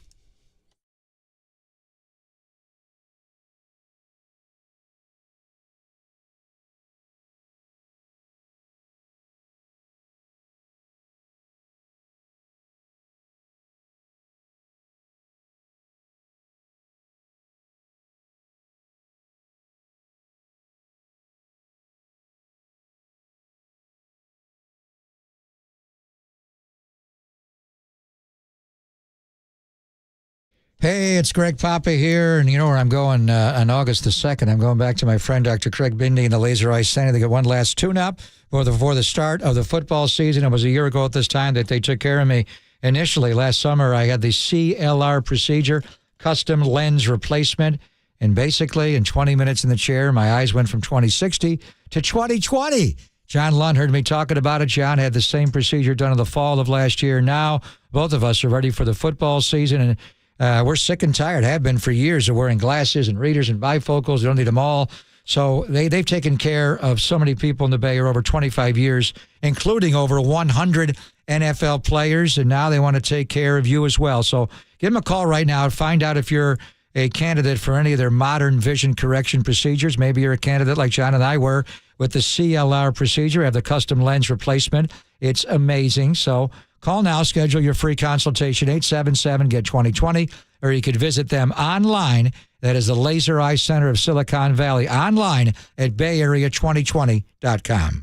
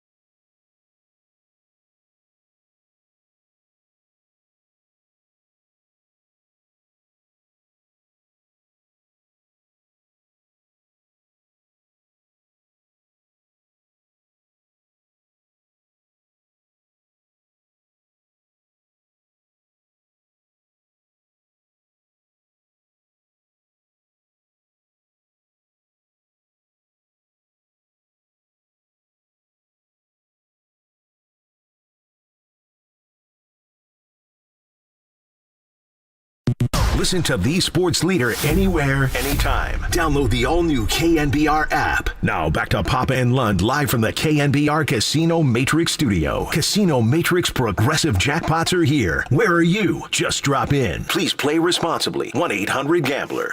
And they're going to have to flip the switch tonight because these two games are like playoff games.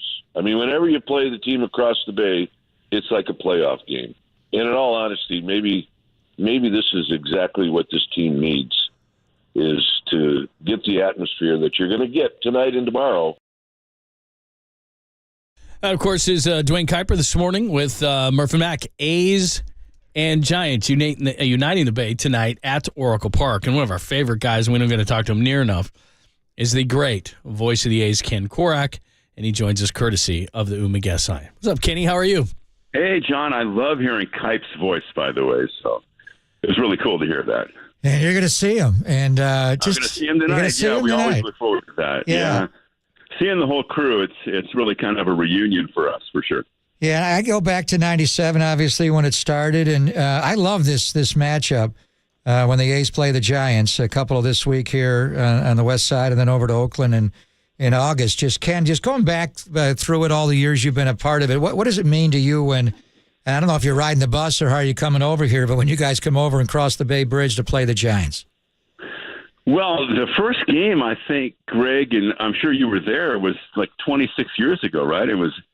I believe it was July 2nd of 1997. So we have a lot of memories of A's and Giants games and going back to Candlestick. I remember when Matt Sears hit a pinch hit grand slam off Steve Reed in 98 to win a game for the A's. So it's a lot of fun. I mean, having lived here and worked here since 1979, I think like I said, it's great to see people you don't see necessarily during the season, Greg. And so the other thing is there's normally great energy at the ballpark. And I think as a broadcaster, you always live times like that.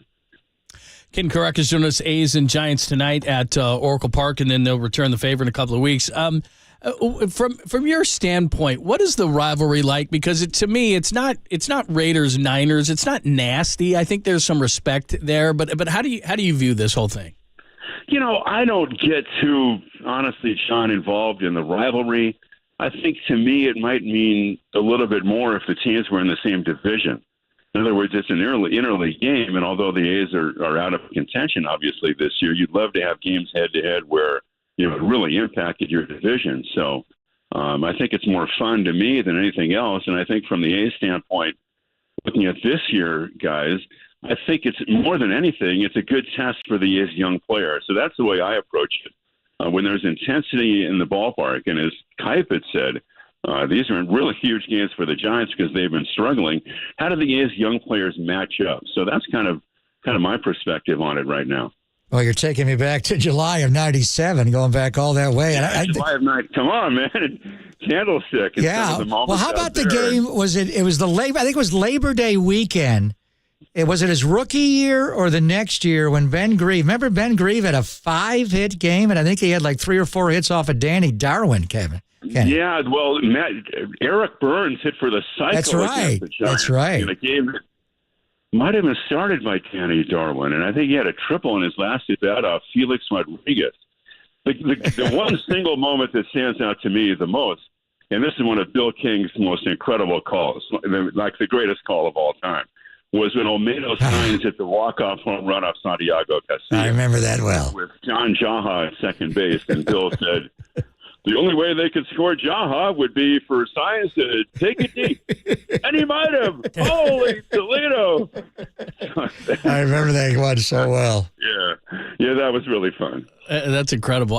You go back to, like we were talking about this before you came on. I mean, 2012, 13, 14, in that range when both teams were really good and they were both playing for something. And I remember coming out of an all-star break, and the A's come over. I think they swept them. I'm trying to think. Scott Kazmir was involved in that or something like that. I mean, this is a lot of fun when both of these teams are good.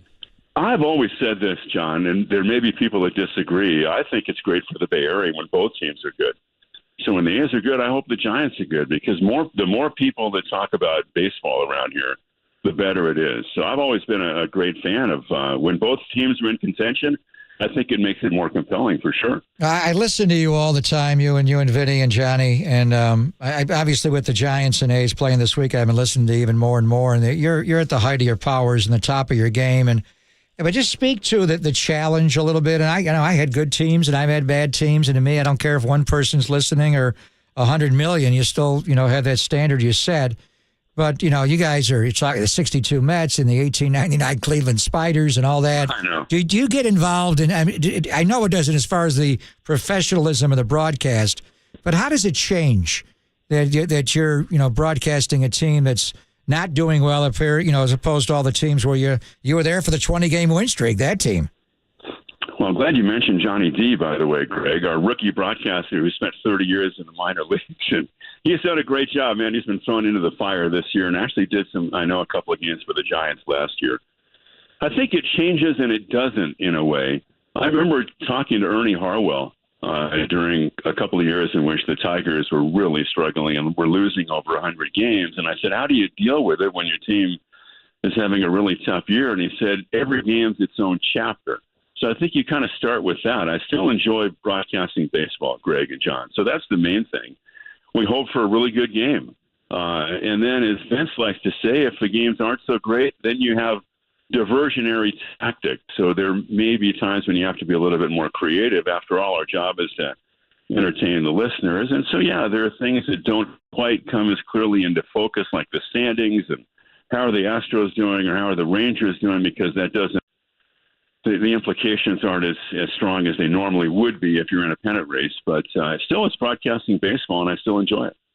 The great Ken Korak is joining us, Pop and Lund here on the Sports Center, and of course we'll hear it tonight. And Kenny, of course, will have the radio call for the A's as well. And how do you? Kuiper just said coming in here that it's like a playoff. I would imagine that the A's would come into this thing, and even though there's not a lot of guys from this area, but they understand right across the bridge of the Giants. So how do you think these young guys respond?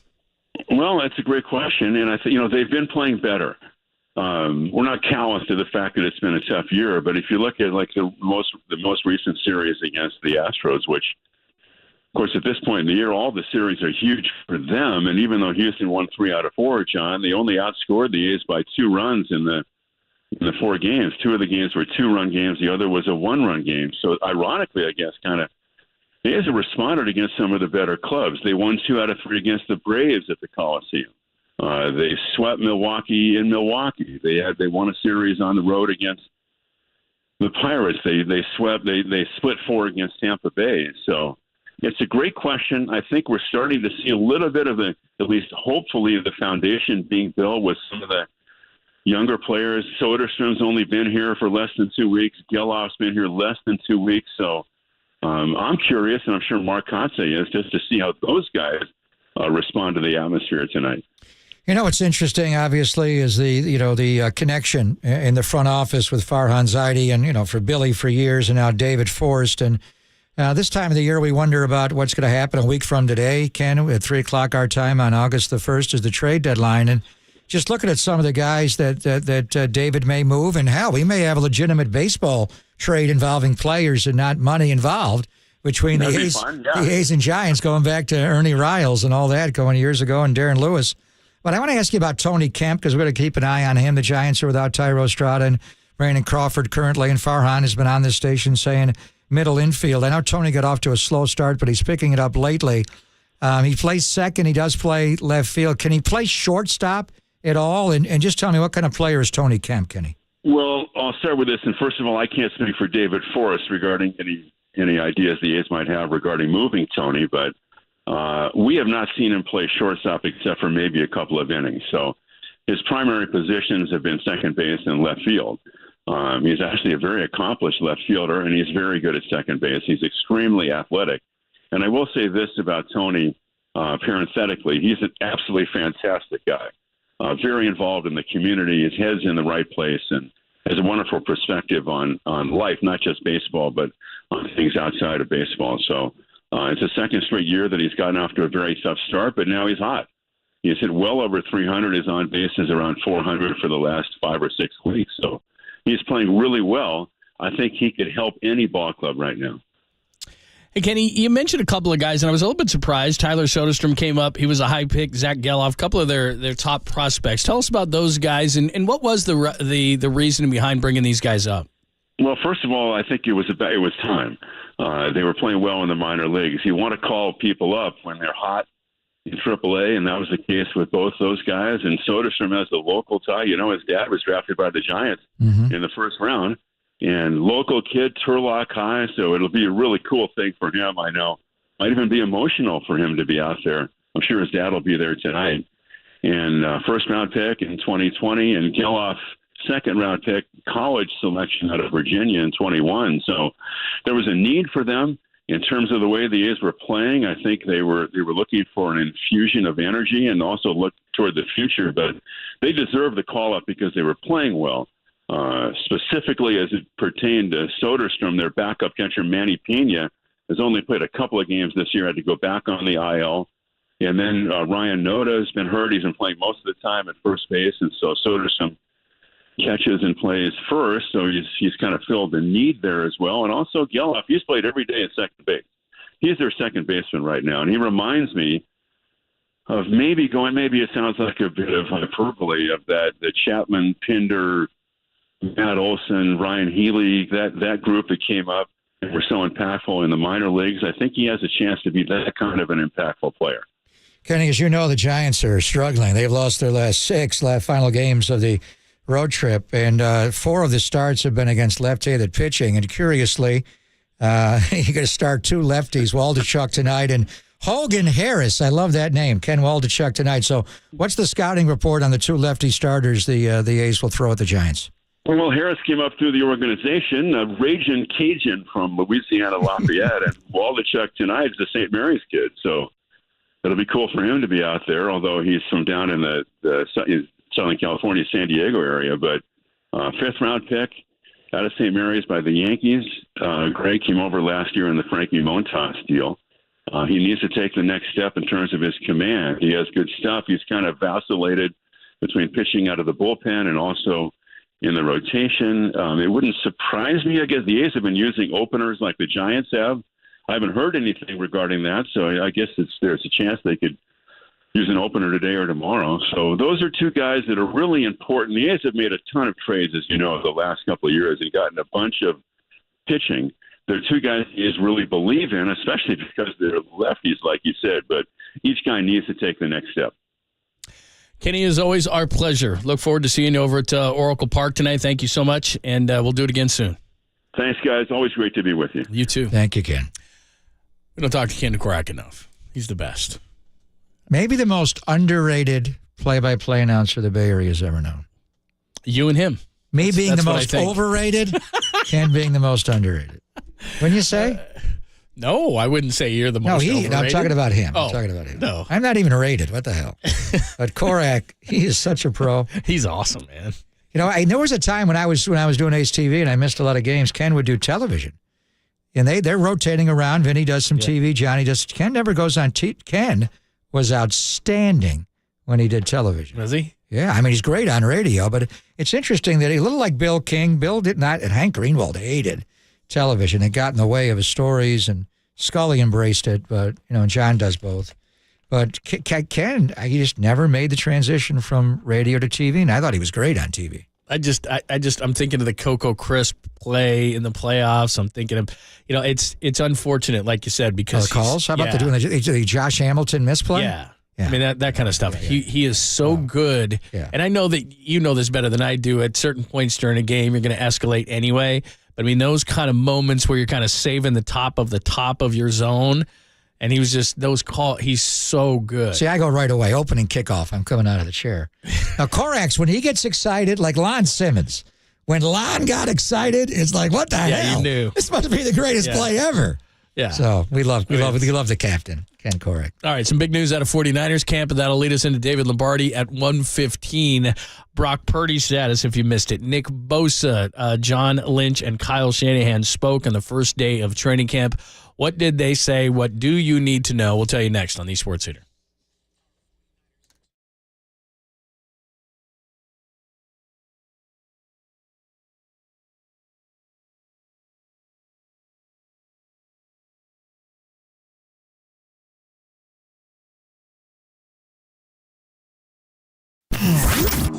Here's what's trending now. Trending now. On KNBR.com.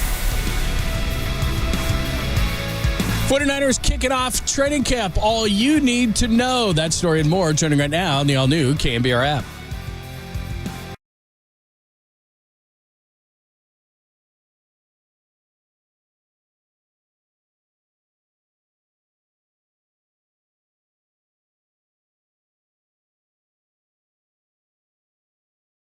Oh, hey there. Grab your keys. Come with me. We're going to go to Modesto Toyota for great savings on that new Toyota you want. And get this, no dealer markup. That's right. Modesto Toyota has no dealer markup, and there are new cars, SUVs, and trucks arriving every day. Now, during the pandemic, you didn't have that. So now the big trucks are rolling them in. Now you can pick out the one you want, you reserve it, and that's all with no dealer markup. It's that simple. Modesto Toyota has been family-owned and operated since 1965. That's a huge deal because it's tough to stay in business. Family-owned and operated since 1965, so they do a ton right. They've grown with every year because they take care of you, the customer, and that means getting a great deal with the very best price, and of course, great customer service. So it's time to get out, enjoy that wonderful summer weather. So let's grab the keys. Let's go for great savings on that new car, SUV, or truck you want from the vehicles arriving daily. The big trucks, they're loaded with new Toyotas. I've seen them. So come get yours with no dealer markup. Now's the time to get a great deal on your next Toyota at Modesto Toyota. Where I got my Toyotas. My son's Toyota. Yep, that's right. He's home for summer. It's still intact. Beautiful. His son. They'll all get him from Modesto Toyota. I made him sign a contract. Anyway, I digress. It's where I get my Toyotas. Did I tell you that? only at ModestoToyota.com.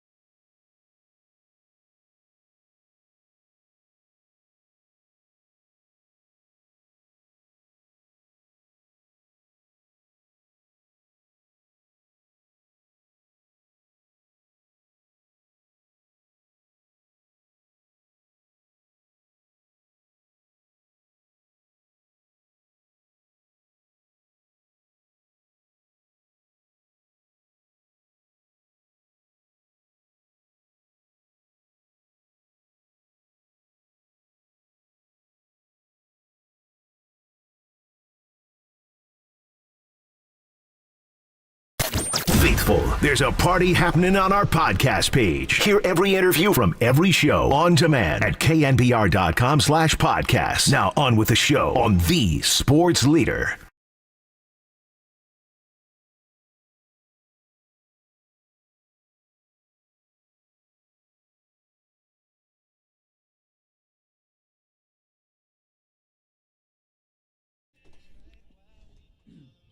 Hello, friends. We'll give you a 49ers press conference recap with John and Kyle with specifics towards Brock Purdy's return, which is very positive news.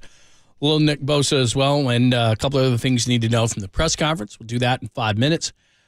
And then David Lombardi's going to join us. He was in the press conference. In the room did that ask it a couple of happened in. questions. Yeah, he asked a couple of questions. I heard his voice. He was there. Does a great job with The Athletic, knows the numbers. By the way, I just jotted this down very quickly. Mm-hmm. There's a lot of money here, but this is ultimately doable. So I'm just talking defensive players.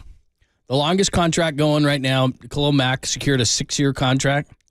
The most total money is Khalil Mack's $141. The highest AAV, average annual value, is Aaron Donald at 31.7, Watts at 28. Biggest at signing, 35.6, TJ. Biggest overall guarantee, Joey Bosa at 102. So he's just got to top all those numbers and he'll be back. Brian A. Rolt on line one. So Lombardi will break it all down. I think the big thing is the comp TJ Watt or is the comp Aaron Donald? I think it's going to be in between. I bet he gets 30 a year. So you don't think he'll get as much as Aaron Donald? I don't think he's going to get 31.7, but if I were the Niners and I said, look, We'll give you 30, and then we'll top everything. He just wants to top his brother's guarantee of 102, so we'll give you 103, so you can have bragging rights with Joey. We'll give you $30 million, which is more than Watt but less than Donald. You're going to top the T.J. Watt signing bonus of 35.6, and you're going to top the overall guarantee of your brother at 102, and I think that's done. Parag and Brian A. Go play golf. It's not my go money. Watch Leeds play soccer. John just did it all. But what there is this is why I have optimism of him getting in.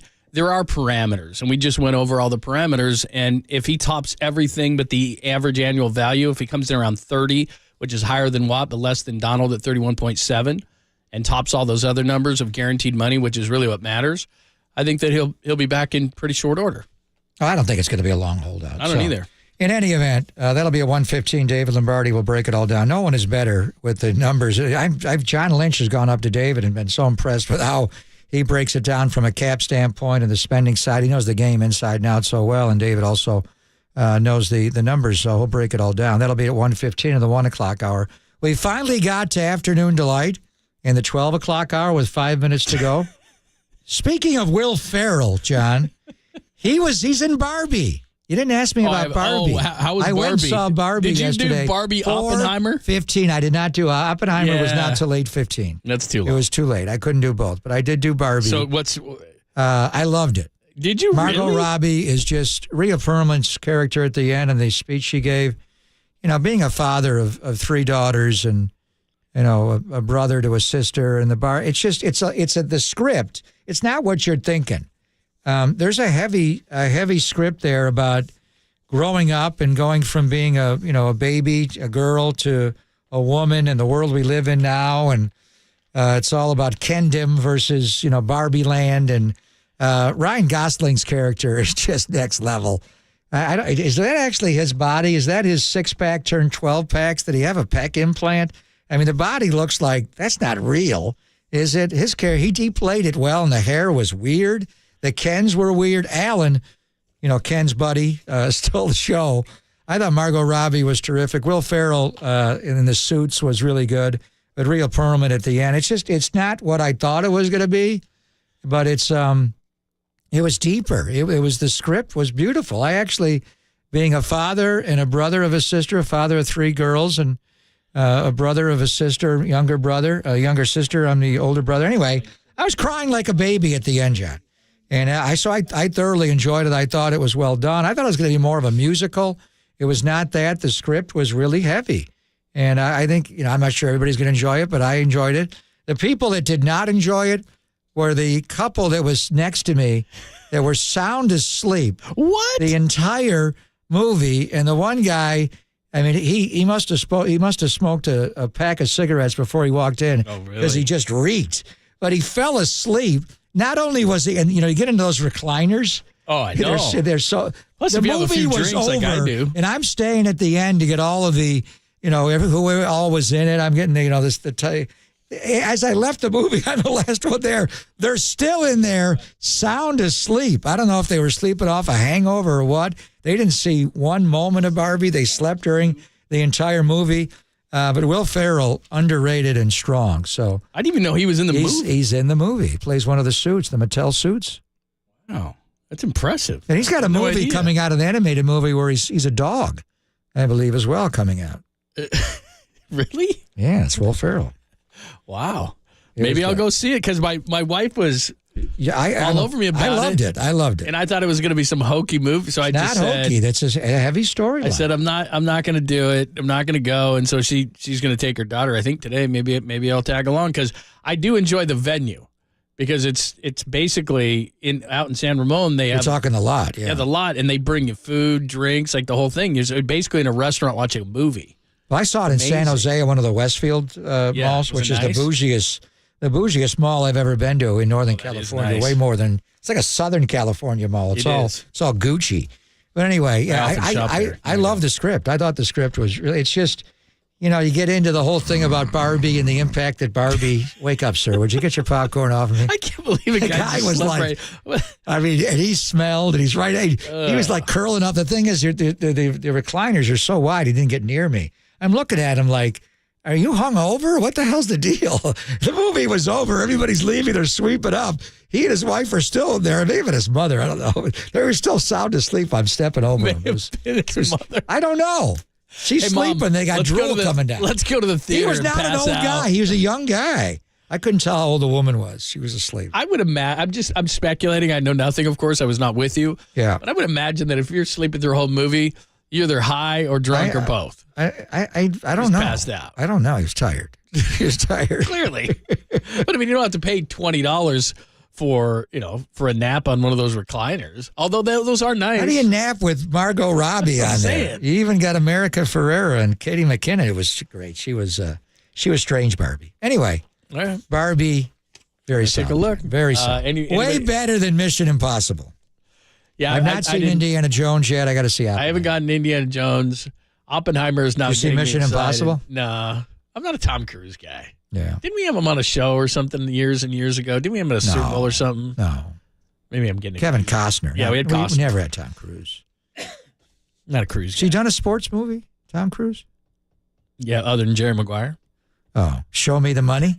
Well, he played Lee Steinberg. He did. He wasn't. Was it Rod Tidwell or whatever it was? Yes, it was. Cuba Gooding? Yeah, that was it. He played my agent. Yeah, he did. That was it. Yeah, I guess, that was He was in a race car movie, too. Wasn't his name he had a typical race car name? I forgot what it was called. Top Gun? Yeah. He was all right in that last Top Gun. Yeah, he was. I'll say. Yeah, all right, let's get to it. It is Pop and Lund on KNBR, AM and FM San Francisco, the sports leader, a Cumulus media station. Today's foreplay, a recap of John and Kyle kicking off training camp today. Time for some foreplay with Papa and Lund. I'm Dirk Diggler. 4 chunks of audio that really get you going. I have a gift, and I am trying to not be selfish about it, but to use it. On KNBR 104.5 and 680, the sports leader. All right, here's a recap of the biggest story of the day. Brock Purdy. So John Lynch tells you that they cleared him, and then Kyle Shanahan chimes in. Take a listen. And I think he deserves a ton of credit for the work he's put in. There's a lot of people involved. Dr. Meister, I really sent him a message today how much I appreciated him sticking to his guns. Remember the delay in the surgery. Would have been really easy to succumb to pressure. A lot of people whose livelihoods depended on that. He made the decision it was best for him, and ultimately I think that proved right. And, everybody from Ben Peterson, Dustin Little, who worked tirelessly, Ryan Donahue, with Brock. I think they've done him one heck of a job. He works with some throwing guys down in Jacksonville, been spending some time there the last few weeks. Done a really, really good job, and from all accounts is doing really well. And it's been a cool process. He looks like Brock, and that's when you talking to quarterbacks who've had this and stuff before. Like I remember talking to Steve Berline, and he had this, and it was so scary, but kind of what he told me is how it usually goes. It's a clean thing, even though it takes a while, but they always say 6 to 9 months because it is clean. And if everything goes right and you do all your stuff, I just remember him telling me it most likely would be like that because it was for him. And just watching Brock go through it and watching all the steps and the milestones that he had to get to and watch him throw every day, it looked like that. So I always thought in my mind, just so I wouldn't be disappointed, it would take a few weeks in camp. But he always looked like he would be ready because you didn't see any setbacks. And just talking to other guys, that's how it ended up. And watching it on our own, I thought it would go that way. But you don't really say that. You wait to hear it from Brock, and to get back and talk to him last week and just to hear how he felt just mentally and being able to see physically, he's ready to go. So we're pumped. Cleared. He's going to take some few days off. Pitch count is what John Lynch called it, but that doesn't seem strange. So Brock Purdy is QB1. So we'll get into it with David Lombardi at 1:15. So Brock healthy, then you got the matchup, the battle between Sam Darnold and Trey Lance to be QB2 and 3, and with the Brock Purdy rule now and the emergency quarterback. But can you have 3 quarterbacks up on game day and just take one other one down? Or if you wanted Sam to be the backup to Brock Purdy, but you still wanted to use Bison personnel and use Trey as a runner, or maybe Trey beats out Sam, and then what do you do with Brandon Allen? So it'll be fascinating. And then we got the Nick Bosa situation with David will enlighten us on with his cap knowledge. Steve Berline, I'd forgotten. Steve Berline, did he have Tommy John? He finished up his career with the Denver Broncos and Mike Shanahan, but he started his career and he had the infamous, situation with Al, with the LA Raiders. I'd love to hear the conversation between Steve Berline and Mike Shanahan about Al Davis. You think that was interesting? Exactly. I hate him too. NSOB. No, I hate him worse. Nick Bosa, we just talked about. We'll talk more about it with David Lombardi in 10 minutes. Here is John Lynch addressing Nick Bosa, who is not around and trying to get that contract done. I would expect he's not here to start off. We're working diligently to try to come to an agreement. I think the challenge is you're talking about a real special player. You're talking about one of the better players in the league. You could argue that could simplify things, but I think at times it's just finding that sweet spot and where the right spot. And we're committed to working towards that. We're going to keep things private. I always appreciated that as a player. I feel like there's some sanctity to those things. You don't want everything being aired out. And so we've agreed with Brian and Nick to keep our dealings private. So I think that's the extent of what I'll say. And when there's updates, we'll give them to you. And again, it's not my money, but I think the fact that he's Defensive Player of the Year, and I think that's what he's pointing towards. He's in the prime of his career. He's always been great. He's always prepared. There's really nothing he has not accomplished. I don't know that he's on the par with Aaron Donald, who's won so many of these at 31.7, but he's above, I think, TJ Watt, who's at 28 in AAV, and I talked about just a few minutes ago the signing bonuses, and usually those go up and up and up, and ironically enough, his brother Joey has the biggest total guarantee at 102. So beat my brother. Give me an AAV maybe below Aaron Donald, but above TJ Watt. And I think in 6 years seems to be the number usually. So, look, I'm not saying it's going to be easy, but because you're the best defensive player, this isn't like somewhere in the middle kind of a thing, trying to find some middle ground. I think this thing's going to get done. I think it's going to get done quickly. And I think that Nick Bosa is going to be in great shape. So I'm not worried about him missing a practice or two. Yeah, I mean, but I'm sure Nick is, because that's just the way he is. That guy is a hard worker, and it's not like he's not working out. I mean, the guy works out. He says for every waking moment of his life is based on how he can be a great player, and he's a great player. But I would like David will break down, and David spent a lot of time on this, David Lombardi, exactly what the variables are. You know, Parag taking the chairmanship at Leeds, and how does that impact him? Brian Ayrold from CAA, and you know, how is it all working? The one thing Kyle dropped that. So it's different because there's the fifth-year option picked up with Nick. First of all, does he get fined $40,000 a day for missing? Kyle said no.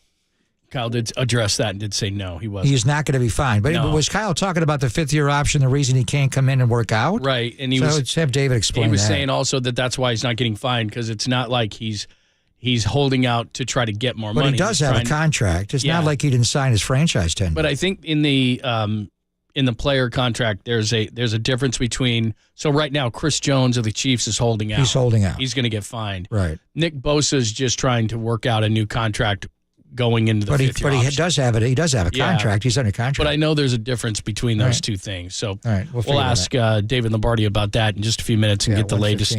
And plus, he was down there as well.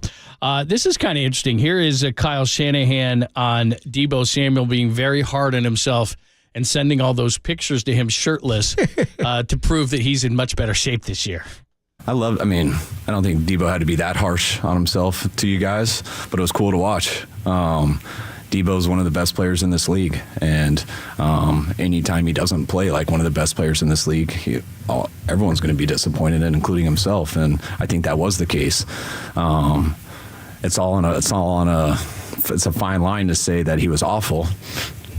Just because he wasn't one of the best players in the league, I think he was disappointed. I think he can get back to playing a little bit more like he did in 21. I think he took one small step back, but that doesn't mean he can take 2 steps forward. And where Debo was at, I think the last time you guys saw him showed that his mind was right to get back to that spot. And that's what's been real cool with him in these 40 days away. Just seeing him yesterday for the first time. Never had a grown man send me so many pictures with his shirt off, but it looks good. And I can tell he's put the work in. So I know you guys heard him that day. That's the last time I really heard him. But I see better than I hear, and Debo's in a really good spot, and I'm really excited for Debo this year. I often send you shirtless pictures of myself, but that's in a different context. I delete right away. I don't even open them. So who has more pictures of themselves shirtless, Debo or George Kittle? Kittle is constantly shirtless in just about every workout. And if he does have a shirt, it's kind of a semblance of a shirt. Well, like it's a shirt that he's obviously taken scissors to and cut sleeves off and everything like that. Or just shirtless or absolutely clothless You see the video of him slicing that pineapple for the one commercial? I actually saw him the day after I first saw it. I'm like, I got a bad visual of you and Dole. You know why? Exactly. How did he do that? He's slicing the pineapple. He's completely naked. That's pretty funny. I mean, Debo's shirtless a lot, but Kittle, come on. He never wears a shirt. And any workout he does. Or clothes. Or like I said, he's got a personal stylist that just he's one of those guys that just takes all his shirts and cuts the sleeves off and down the side too. It's not just the sleeves; it's like down the whole side is gone. Yeah. And finally, one outside of the press conference today. This is Brandon Aiyuk. He was on Richard Sherman's podcast, and here he is talking about going into this season and what the expectation level is. Oh, sorry, I screwed up. I don't know if I gave you that one. 725D. Sorry, I thought I gave you all four, and I didn't. That's on me. It's all right. So hang on if we can. Okay, here it is right here. So how did you feel last season went, and what are your expectations coming into this one? Last season, obviously we didn't get done what we wanted to get done, but I felt like we took steps. We had young guys. We had guys that have been there, putting together plans and putting together games and where we played football the right way. So I think last year was a big part in what we want to get done this year, because I was just talking with some people the other day that we know what we have to do to win football games.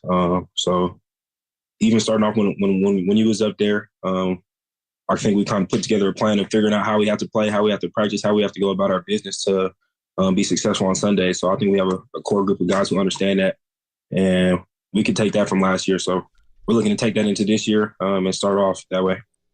He's going to have a good year. There's another guy. He's ready to take off, is what and he he's said. playing for a contract, too. Nah, he's just a good player, 1,000-yard season. You know, how are they going to spread this all around? Could you have McCaffrey go 1,000, rush for 1,000, catch for 1,000, Aiyuk 1,000, Debo 1,000, Kittle 1,000? That's too many thousands. Can't all happen. But can they all get 750 in each category? Yeah. I mean, that's when you're well balanced. Yeah, absolutely. By the way, a couple of quick things before we get to David Lombardi. Thank you on the text line. Dick Trickle. Excuse me, John? That's was that me at the urinal? That was Tom Cruise in Days of Thunder. He was Dick Trickle. Yeah. I knew that. And I'm Dick Trickle all night. Exactly. You get to a certain age, you're Dick Trickle. And then Tom Cruise, his first movie, or no, not his first movie, his second movie, what was the movie where he drove the Porsche into the, why am I blanking on that? With Rebecca De Mornay. That was his first movie. But the second movie was All the Right Moves? All the Right Moves. Yeah. Take those old records off the shelf? Yeah, he was a defensive back. He wore 33. Oh, yeah, you're going way back. He was a 5'6" safety. You're going way back. Yeah, that one. All right. So we got Tom Cruise in the Will Ferrell movie where he plays a dog as Strays. Which actually, I saw the trailer on that. Hilarious. Yeah. By the way, Richard Sherman, not Dick Trickle, but Dick Sherman. Yeah, Dick Sherman. Podcasting, Thursday Night Football. Is he going to take over and work with Skip Bayless? Have you heard those rumors? How would that be? How would that combo be? Is that what I'm hearing, right? He'd kill him. You hearing that? They would fight. I mean, they would physically. Richard Sherman gets so frustrated. I think he'd physically fight him. I mean, what'd be better, Michael Irvin and Stephen A. Hole together, or no, please no, or Dick Sherman and Skip Bayless? That would break your ears. Seriously, that would break your ears. Let's do it. Let's talk to David Lombardi. He's got the answers as far as the finances are concerned, and he was at the press conference today. So we'll recap. Huge news, good news, that Brock Purdy is coming back ahead of schedule, and he is QB1. We'll talk to David Lombardi about that, the Bosa situation, and more next, only here on the Sports Leader. Hercules, shout out to you for supporting KNBR, Hercules' sports leader.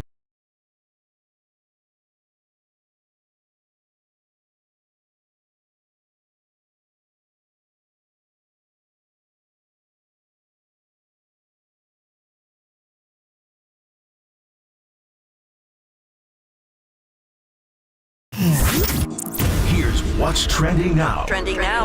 On KNBR.com.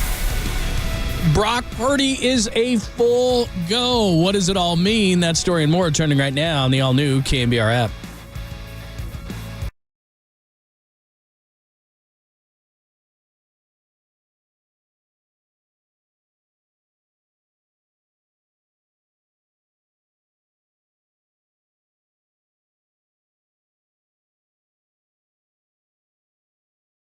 I can hear him right now.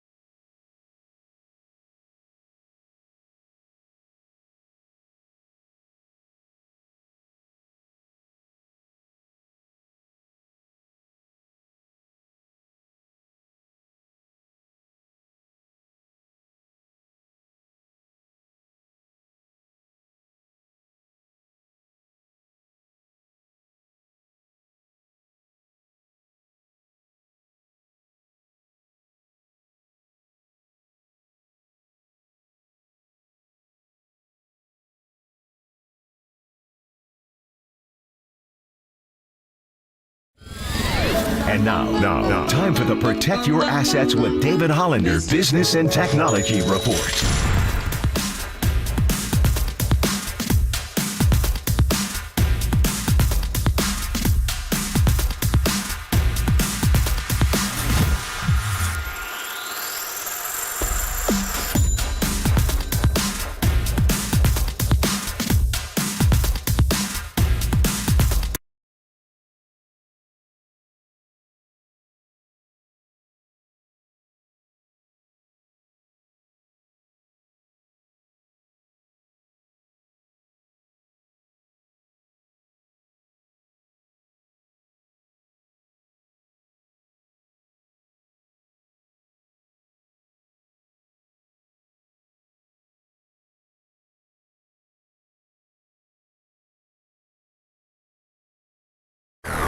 Faithful, filter out the noise, and kick it with KNBR on the gram for everything 49ers. Follow the sports leader on Instagram at KNBR. Brock's cleared and ready to go. He's going to be without restrictions. Now, having said that, we're sticking and we're adhering to a plan that's been put in place for some time.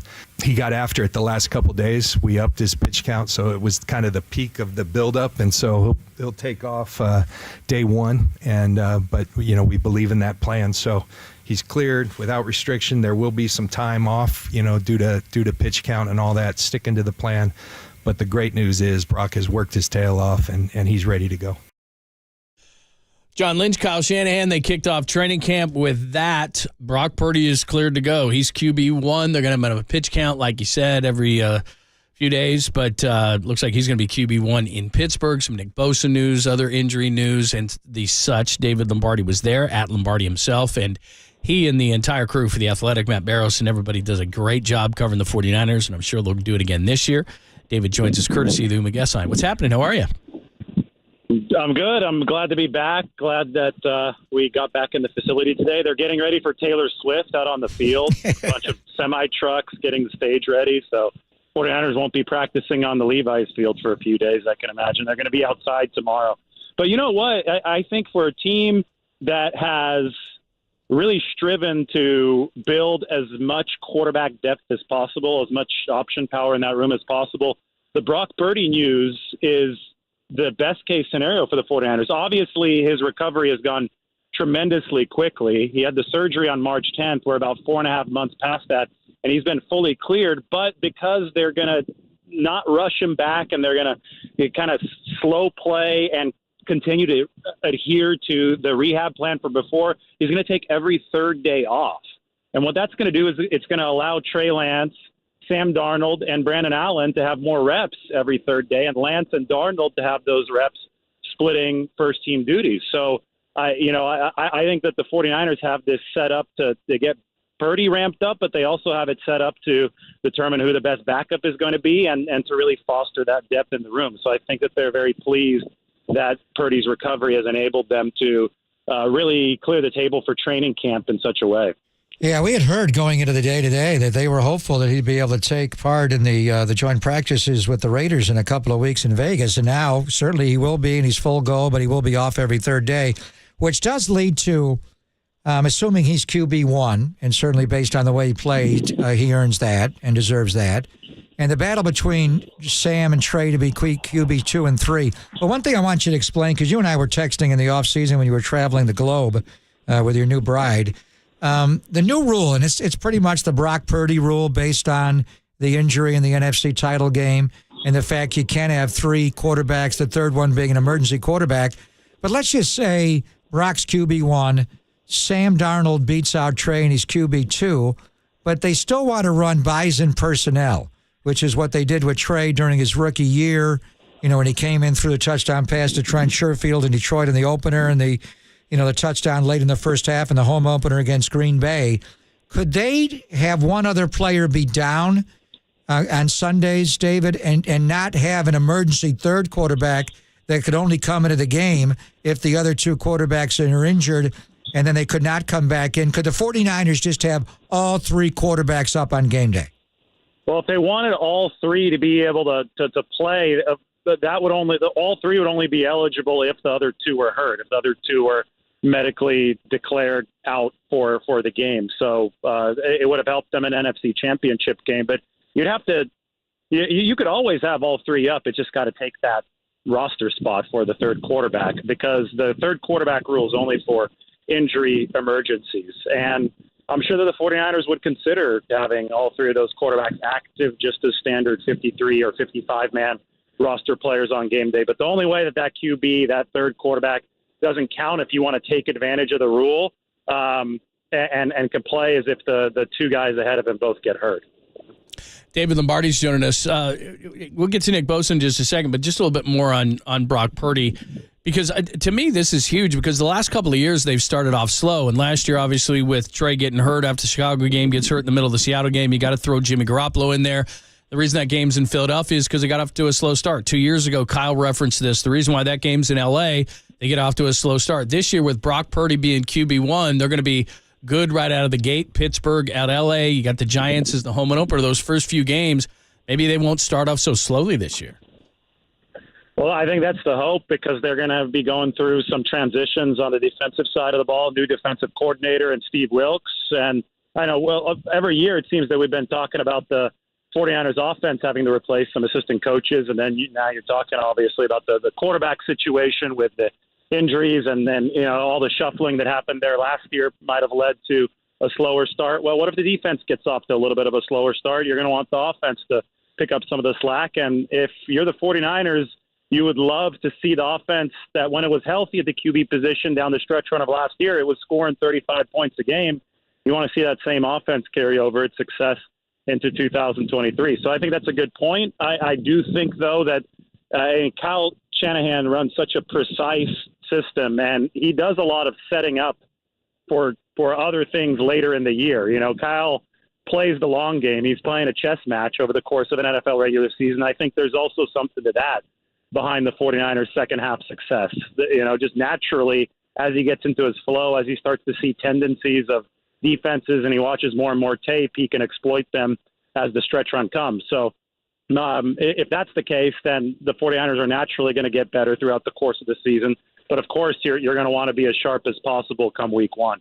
So obviously the Brock news, the fact that he's ready to go is the headline. But the other side of it is Nick Bosa. And would he hold out? Would he hold in? I guess he's holding out. He's not at 49-49 right now. Clear up exactly why he is holding out rather than holding in. And John and I were going back and forth on an answer that Kyle gave to a question. Is it something to do with the fifth-year option that he's playing under, why he's holding out and not holding in? And to be clear, he is incurring daily $50,000 fines, and that'll start tomorrow if he does not take part in training camp, correct? Actually, those fines start today. I just read the CBA before I came on to make sure that the fines start on report day, and today is report day. So Nick Bosa wasn't there yet. That's what John Lynch said. He didn't say he's not going to be here for sure, but he said he doesn't expect him to be here. Wasn't there yet when we were at the facility at about 11 o'clock this morning. So that holds true for today. Then the $50,000 daily fine begins, and you can no longer waive the fine later on. That's a big change from the 2020 CBA. So it's going to be $50,000 daily from here on out. I guess it's a more intense leverage play to hold out rather than hold in. If Nick Bosa and his agent Brian Ayrault feel that he's going to sign an appropriately massive contract, maybe they feel that this fine money will just be water under the bridge, even if they can't get it waived per the CBA. They could just tack on a couple million extra dollars onto the contract. They're obviously playing hardball, and we've known that this was going to be a hardball negotiation because Nick Bosa, I think, wants to become the highest paid defensive player of all time. And there's a little bit of a gap right now. It's a little complicated because normally you see these contracts, just one supersedes the next one at a respective position. So TJ Watt's at the top of the edge rusher market. Normally, you just see Nick Bosa leapfrog TJ Watt and probably sign for $30 million because TJ Watt's at $28 million. But Aaron Donald at the defensive tackle position signed an outlier contract a couple years ago that's at $31.7 million per year. So there's a big gap between TJ Watt, the top edge rusher, $28 million, and Aaron Donald ahead of everybody at $31.7 million. And the fact that Nick Bosa won Defensive Player of the Year last year gives him a strong argument to sign a contract that surpasses even Aaron Donald's. And that's a lot of money for a 49ers team that is facing a major cap crunch next season in 2024. They already have over $270 million of liabilities on the books. So the 49ers want to do everything in their power to make sure that they're going to pay Nick Bosa, but they need to make sure that this is a cap sustainable thing so they can continue building out a strong roster, not just this season, but next season. So this is going to be a bit of a stare down. Maybe it ends sooner, maybe it ends later, but while it continues and Nick Bosa doesn't show up, it's $50,000 per day starting today. David Lombardi's joining us. Obviously, the big story, Brock Purdy is a full go. The other story is Nick Bosa and when he's going to get to camp. And as you pointed out, TJ at about 28 and Aaron Donald at 31.7. Maybe it comes in between. Maybe it goes more than that. In terms of just overall, because I would think I was looking at just defensive players, like you said, and the overall guarantees and all those kind of things. But I would imagine, I think his brother Joey's at $102 million in terms of overall guaranteed money. I would imagine that if he could make that $103 million, just to beat his bro, right? There's that, and then there's fully guaranteed money because that's the total guarantees are is the total that's guaranteed for injury, and then there's the guaranteed at signing, which is the same as fully guaranteed money, which is you essentially add up the signing bonus, which is obviously fully guaranteed, and then every salary that's guaranteed for skill. That's not just guaranteed for injury. And that's a big deal as well. Aaron Donald's numbers lower on that end because he only signed a 3-year extension with the Rams. I think the highest number in the fully guaranteed department is probably TJ Watts. I can go check that. I wrote about this a couple months ago. I'm going to revisit it this afternoon. So I would actually pay a little bit more attention to the fully guaranteed amount if you want to compare it to Joey Bosa's contract. The thing is that Joey signed in 2020. So that's already, I mean, he's still in the top 5 of the edge rusher market, but we're now in 2023. So Nick is also the Defensive Player of the Year award under his belt is definitely going to be higher, I think, in both fully guaranteed money and average per year than his brother, just because that's how these contracts naturally progress. Brian Aroltz is the agent from CAA.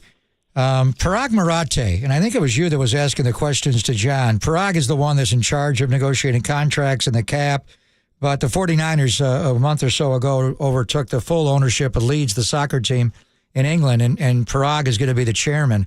So John was kind of delineating that he can do both jobs. Is Parag still the one that'll deal with Aroltz on this contract? And proceeding forward, is Parag going to be able to handle the financials for the 49ers and still be the chairman at Leeds, David, as far as you know?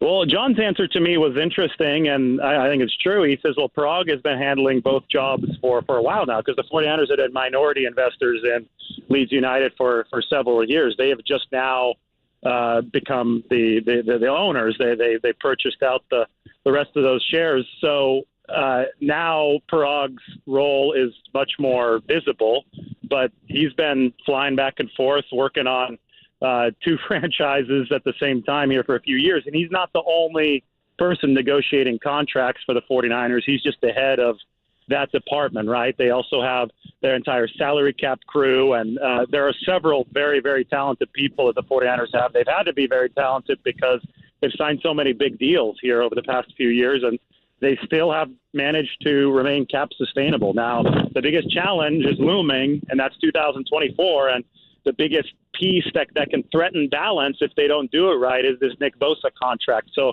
I'm sure that Parag Marathe is going to be very involved with what happens here, and I'm sure he'll still continue flying back and forth between San Francisco and the UK.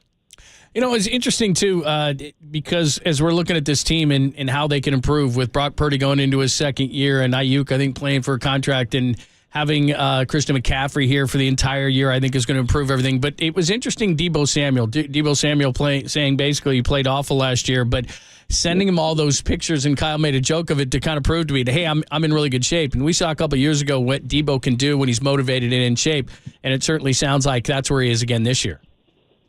Yeah, and I mean, this has been something that the 49ers have focused on with Debo Samuel ever since they drafted him in 2019. Richard Sherman has a podcast. On his podcast yesterday, he was joking with Brandon Aiyuk, who was his guest, that he's never seen a player run more in his life than Debo Samuel had to run after practice. The 49ers were just telling him to run all the time back when he was a rookie in 2019. I mean, this has been a thing ever since Debo Samuel showed up. The 49ers know how good he can be when he's in shape.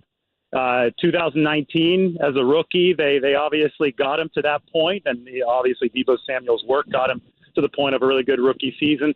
2020, he broke his foot in the off season, which hurt that conditioning. You can't run when you have a broken foot. And 2020 was marred by injuries, right? He was very disappointed with that year. Motivated Debo to come back in 2021. Everybody was calling him Skinny Debo at training camp, and he was running go patterns. He was blasting by cornerbacks, and he delivered really a historic season as both a running back and a receiver in 2021. And then all the contract drama happened ahead of 2022, and Debo himself has said that he was not in as good of shape, not in very good shape entering 2022, and the numbers went way down. So it's an on-again, off-again cycle, 1 year on, 1 year off. The odd years have been good for Debo Samuel, and it is 2023, an odd year. He does seem to be in shape, and he's texting a bunch of shirtless pictures to Kyle Shanahan. Make sure you follow David all season long at Lombardi himself. He does a tremendous job. You got the YouTube channel, a ton of different ways to check out David's content. He does a tremendous job. We'll see you down there the rest of the week, and we look forward to it. Thanks as always. Good stuff. All right. Thank you, guys. See you, man. There's David Lombardi explaining everything quite well, especially when it comes to the Nick Bosa situation. Hopefully get his podcast with Matt Barrows is top-notch, John. Top-notch. Top-notch. Very nice. Really good. By the way, Tom Cruise's character, Cole Trickle. Not Dick Trickle? Dick Trickle, I guess, is an actual driver. I got my Cole and my Dick mixed up. Wow. So, Cole Trickle, Dick Trickle. I thought that'll Tom be Cruise a was drop. Dick Trickle. I got my Cole and my Dick mixed up. So there you go. He was Cole Trickle, not Dick Trickle. So thank you very much to the text line for straightening us out. Wouldn't Dick Trickle be way fun? They couldn't take Dick Trickle because he's an actual driver? Yeah, I guess so. Dick Trickle's funny. Yeah. Cole Trickle? Yeah. I got Cold Trickle. Exactly. That happens in the middle of the night, too. Yeah. All right. We have a tremendous version of I know that you missed this the most, the Sweet Clean Family Friendly Caboose Pistol. Plus, we got some remnants. And then Giants and A's. You know what I was told? You go on the night. Let's go over there. I was told that Copes is already here. A Ray Ratto signing. A Ray Ratto signing is what I'm hearing. Tolbert's Is he out. wearing a sweater? Is he coming in studio if it's below today? 100 degrees, probably. Is he coming in studio? Is that true? Is that a true story? Tomorrow. Oh, Sorry, damn. We'll be in Santa Clara tomorrow. Sorry, I jumped the gun. Damn. All right, that is tomorrow. We could have done the happy hour all over again. There you go. If you want Morning 49ers talk, Matt Barrows from The Athletic is going to join the guys today at 2:50 for that, so make sure. All right, there you go. A little Sweet Clean Family Friendly Caboose Pistol next on these.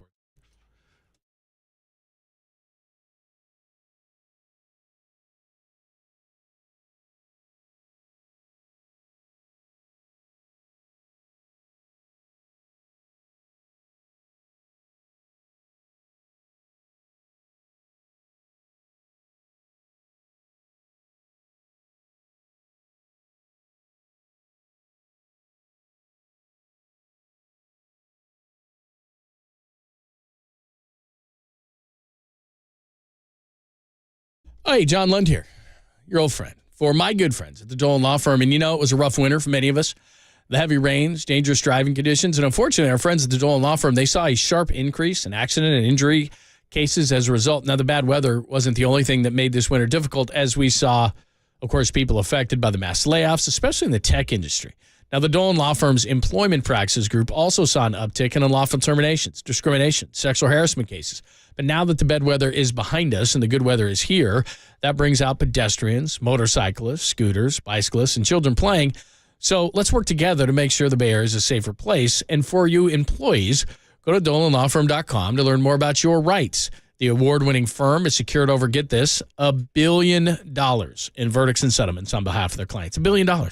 They're headquartered right here in the Bay Area. They live here. They work here. They win here. DolanLawFirm.com.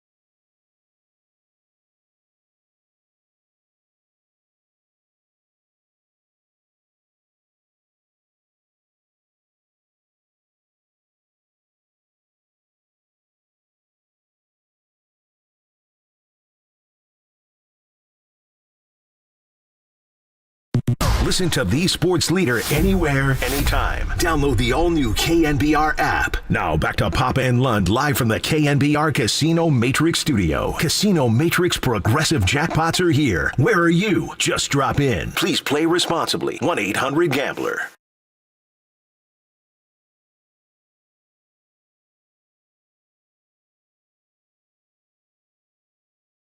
Call himself P. Biddy or something. This is whack, yo. Yeah, that's tomorrow. I jumped again. I apologize. That's tomorrow. So we have Tom today. So. Well, we got Ratto? Tomorrow. Wednesday, Thursday, Friday. I know. That's news. Wednesday, Thursday, Friday. Ratto's back, and Kike Hernandez is a Dodger again, huh? Really? Got traded from the Red Sox. Wow. Could he have helped the Giants? I was thinking about Kike with the Giants. Middle infielder.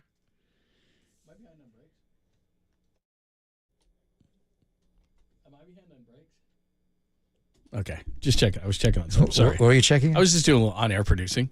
You did that before during the foreplay. Yeah. I'm just asking him. All right. A couple of quick things. We did not do a caboose yesterday because basically we were doing short show. Yeah, we're doing a short show. We had a bunch of stuff. You had just gotten back. Yeah. And so it was a Giants post-game edition. Yeah, so we just basically did a Giants post-game. So we got one today, though. A few things that we need to get off our chest here. Okay. First of all, have you ever seen the show Hot Ones?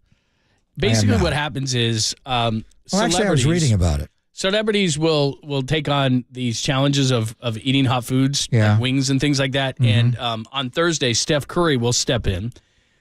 Steph Curry is eating what's called the Wings of Death Thursday on Hot Ones. Let's see, it's 8 o'clock. Well, they're going to play it at 8 o'clock in the morning. It doesn't mean he's going to eat them at he's going to eat buffalo chicken wings? But he's eating chicken wings, and they're called the Wings of Death. And so I'm sure we'll have responses. Are they being flown in from Buffalo? Should I have them sent? I don't know if they're. It just looks to me like I'm looking at the picture of it right now, and it's just tons of hot sauces. And I do remember this was probably like 3 or 4 years ago when Kevin Durant was on the Warriors. He went on Hot Ones and ate hot wings. Oh yes, that's right. I remember seeing it. And so Steph Curry's going to do that. Yeah, and he's going to eat hot wings. So he's got outwing Durant. I would think though the Wings of Death. I mean that sounds pretty hot, right? Well, I'm not. You know, I'm not a big chicken wing guy. I'm the one guy from Buffalo's not into them, and I don't like them hot to be sure. So. Is this the summer of Steph Curry? Yes. Did you see the doc on Steph on Apple TV? My wife was watching that last night, and I had a bunch of stuff going on, so I didn't get an opportunity to see it. I watched about 5 minutes of it, and the part I saw was he played in his first game, and it was at Michigan as a freshman at Davidson. That was their first game? His first game was at Michigan. Yeah. He committed 13 turnovers. And Bob McKillop goes, I don't think we can play this guy anymore. You have to buy Sonia expensive shoes back then? Turnovers. Put it on Davidson's account, Coach McKillop? 13 turnovers. I have not seen it yet. I'm so into this QB doc. Yeah, I got to finish that up, but I'm going to watch. But how about Steph? And we were on the day after the match, and he didn't play well. No. Mahomes made, and Travis Kelce shocked me, and Clay was Clay. Take it easy, Draymond. At least he got out there. But how about Steph going to the American Century in Tahoe and playing the way he played there? The hole-in-one and the birdie putt, the eagle putt to win it. But he got helped by the guy who bet on Steph yelling. Dude, the guy at 18. Like, come on, bro. But how about Steph Curry? Yeah, give it to him. Yeah. He's been Summer is Steph. A couple other things. So Twitter is being changed. The name is being changed to X. Yes, Elon Musk. But what Elon doesn't understand is, first of all, I'm going to get all my X's mixed up now. That's exactly what's happening. So when they play videos on X, they're called X videos. Are you on X when you play them on X? But it's the weird thing is, he's trying to change the vernacular, everything, like it's no longer a tweet and all this kind of stuff, and that's going to take a long time. Yeah. But the biggest thing. What are they calling it? Xing it out? I don't know, whatever the heck he's doing. But the biggest problem he's having so far is, first of all, X is copyrighted, so he didn't bother to think about that. And there are already the letter X's. Yeah, in terms of in social media senses. Yeah. So he's going to have to fight that. But maybe the biggest problem he's having right now is he's trying to call the videos that are played on X videos. Can't do that. But there's a website called X videos. I have no knowledge of that yet. So now we're getting confused there. Yeah, so people are putting in X videos and they're getting this porn site. So he didn't really think this one out all too well. He didn't think this one out. So are you still Xing it out or on Twitter, or are you becoming a thread guy? I've dabbled in the threading now. Yeah, so I do both, but Threads is apparently losing thousands and thousands of people per day. Like it started out, and it was kind of this thing. And I'm putting stuff on it, but it is a general pain in the ass to put everything out on like 5 different platforms. Yeah, you have to give exactly. So that's what I'm doing for now. Kawakami just went thread, didn't he? I think he jumped. Yeah, he's blocked like a bunch of people.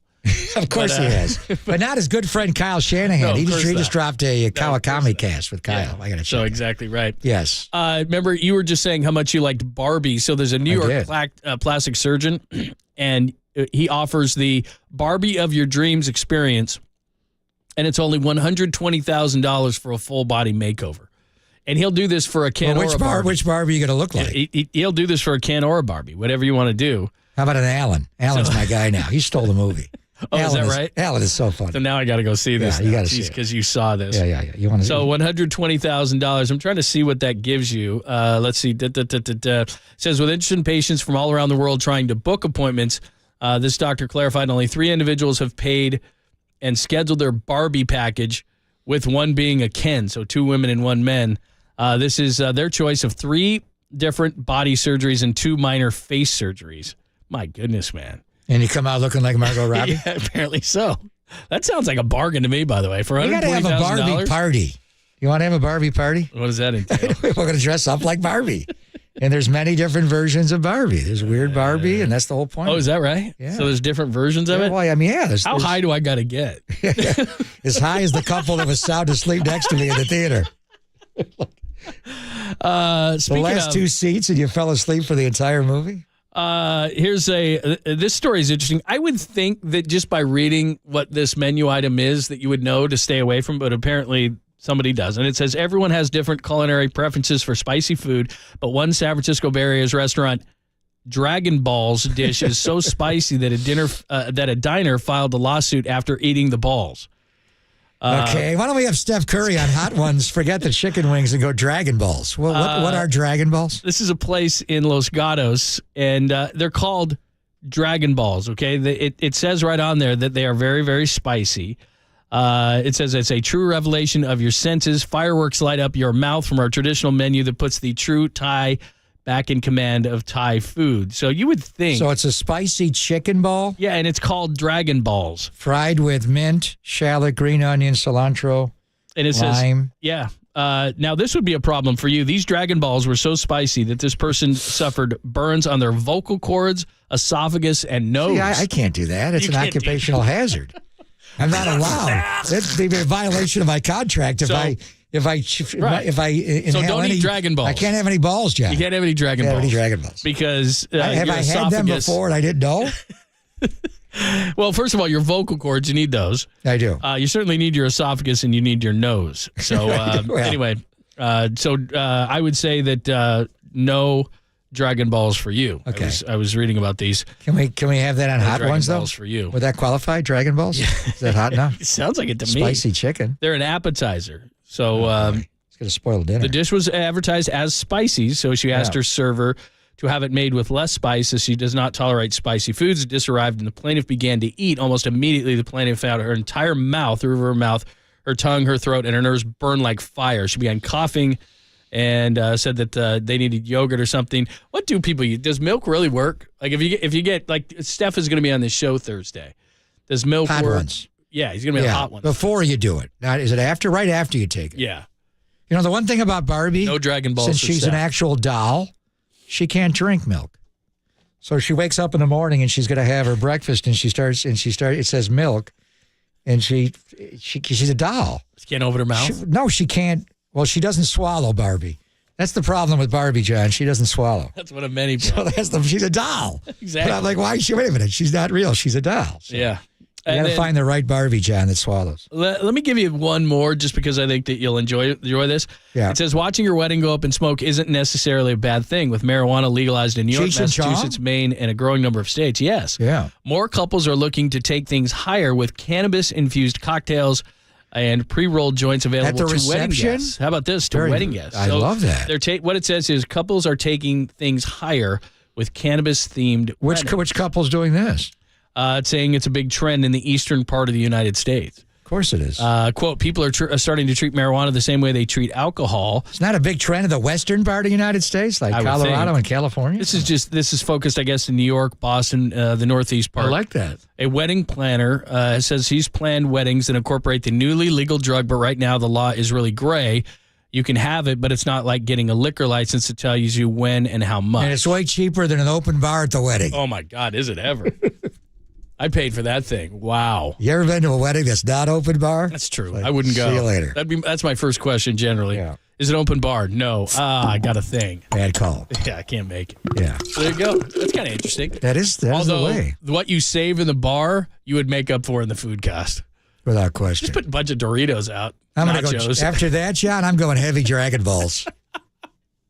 I'd like to test out one of those Dragon Balls just for the heck of it. Because some people don't like. You don't like spice at all, right? You don't like spicy. It's not that I don't. My body doesn't like it. Yeah.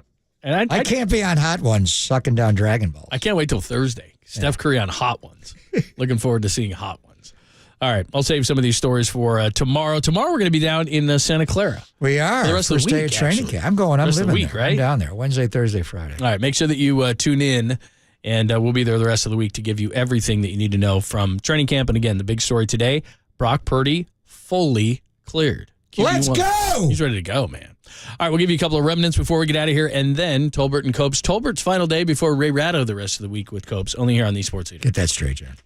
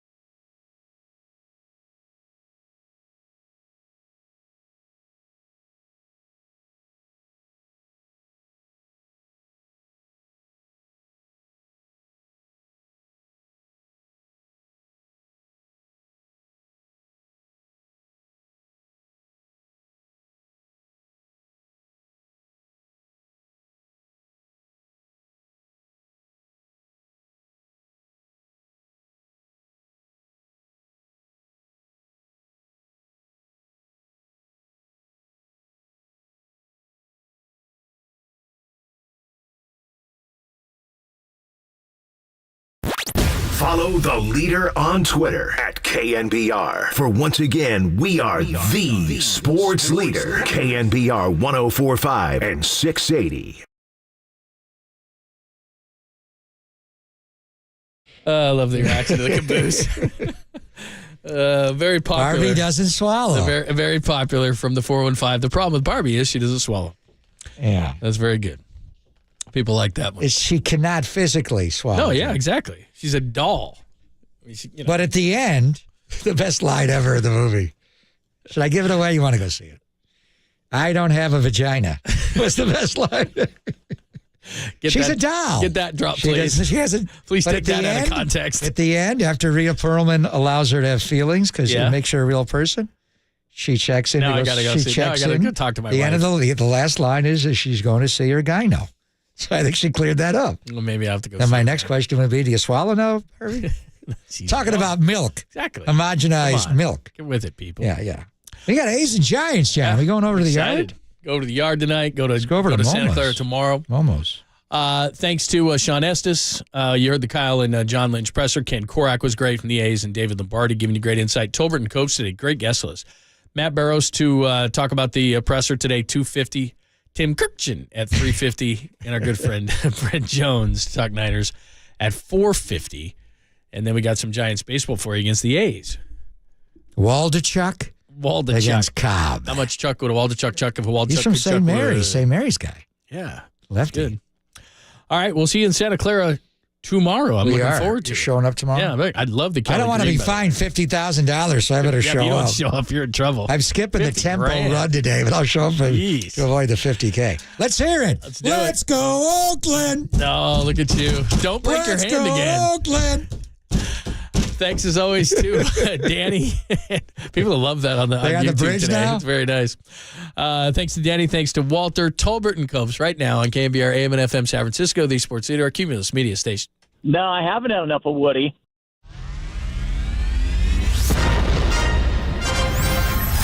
The NBA brought him to the Bay. Oh, what a move by Tolbert. Tolbert is really feeling it. While his co-host was born and raised here. Adam, that is great co-host work right there. That is amazing. You're lucky to have Adam, Tommy. Oh, absolutely. It's time for Tolbert and Copes. Let's get it on! Tom Tolbert. Yeah, thank you. Now if I could ever get some beer. And Adam Copeland. We're going to get after it today, man. Gotta come with swagger. On KNBR 104.5 and 680, the sports leader.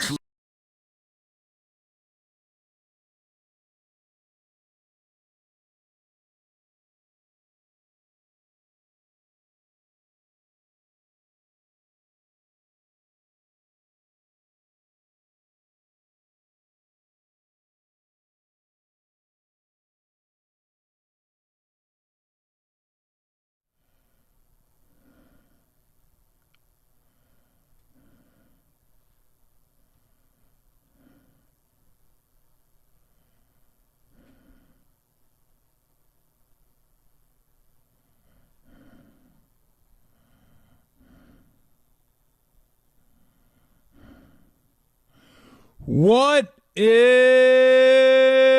shaking? Don't worry. You're going to be able to see my pretty face here in a second. Just suck it up. I know it's killing you right now. You're like, where's Tom? I need my 2 o'clock beautifulness. It's coming. All right? He'll be here in a second. Matt Barrows, 250. Oh, Matt Barrows. Oh, Matt Barrows. Yeah, 250. Tim Kirkchin, 350. And Brent Jones. Mr. Jones and me. Nice. Nicely done. I think we hit that one. I think we I don't know what we did, to be honest with you. I don't know. I'm getting the itch, man. It happened last week. We started talking some football yesterday, and then we got great news today. Brock Purdy, and then I saw Brent Jones on the guest list. We're starting to get our football guests back. Wait, hold on a second. What's Back up? up. Did you miss one? I missed the Brock Purdy news. You missed the Brock Purdy news. I did. I was dying. So what happened?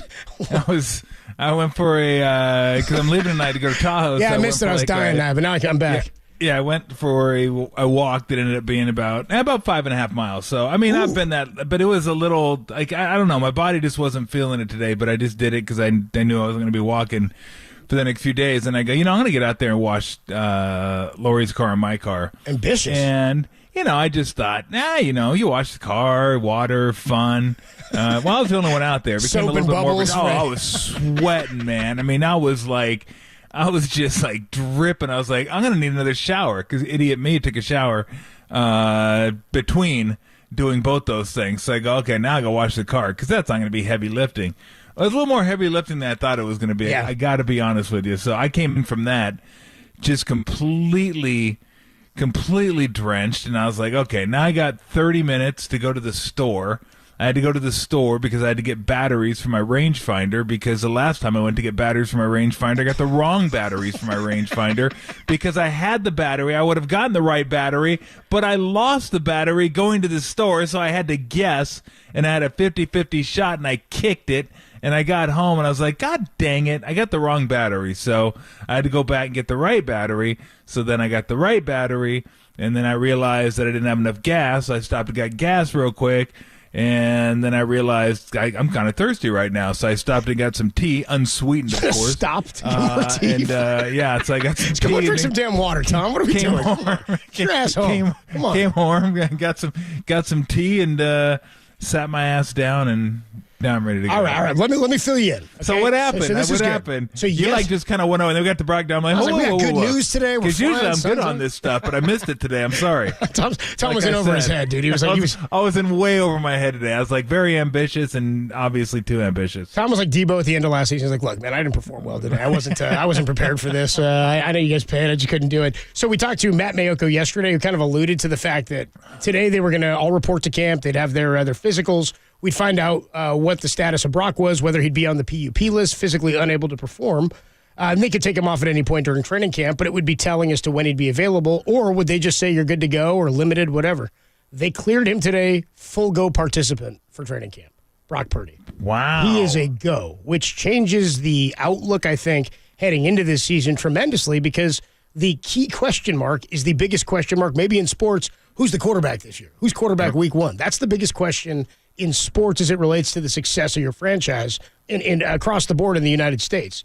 With Brock Purdy now that we know he's in there and what Kyle had to say, and we'll play a bunch of this sound as to what this means for Trey, Sam Darnold, how they're going to use these guys, what preseason means.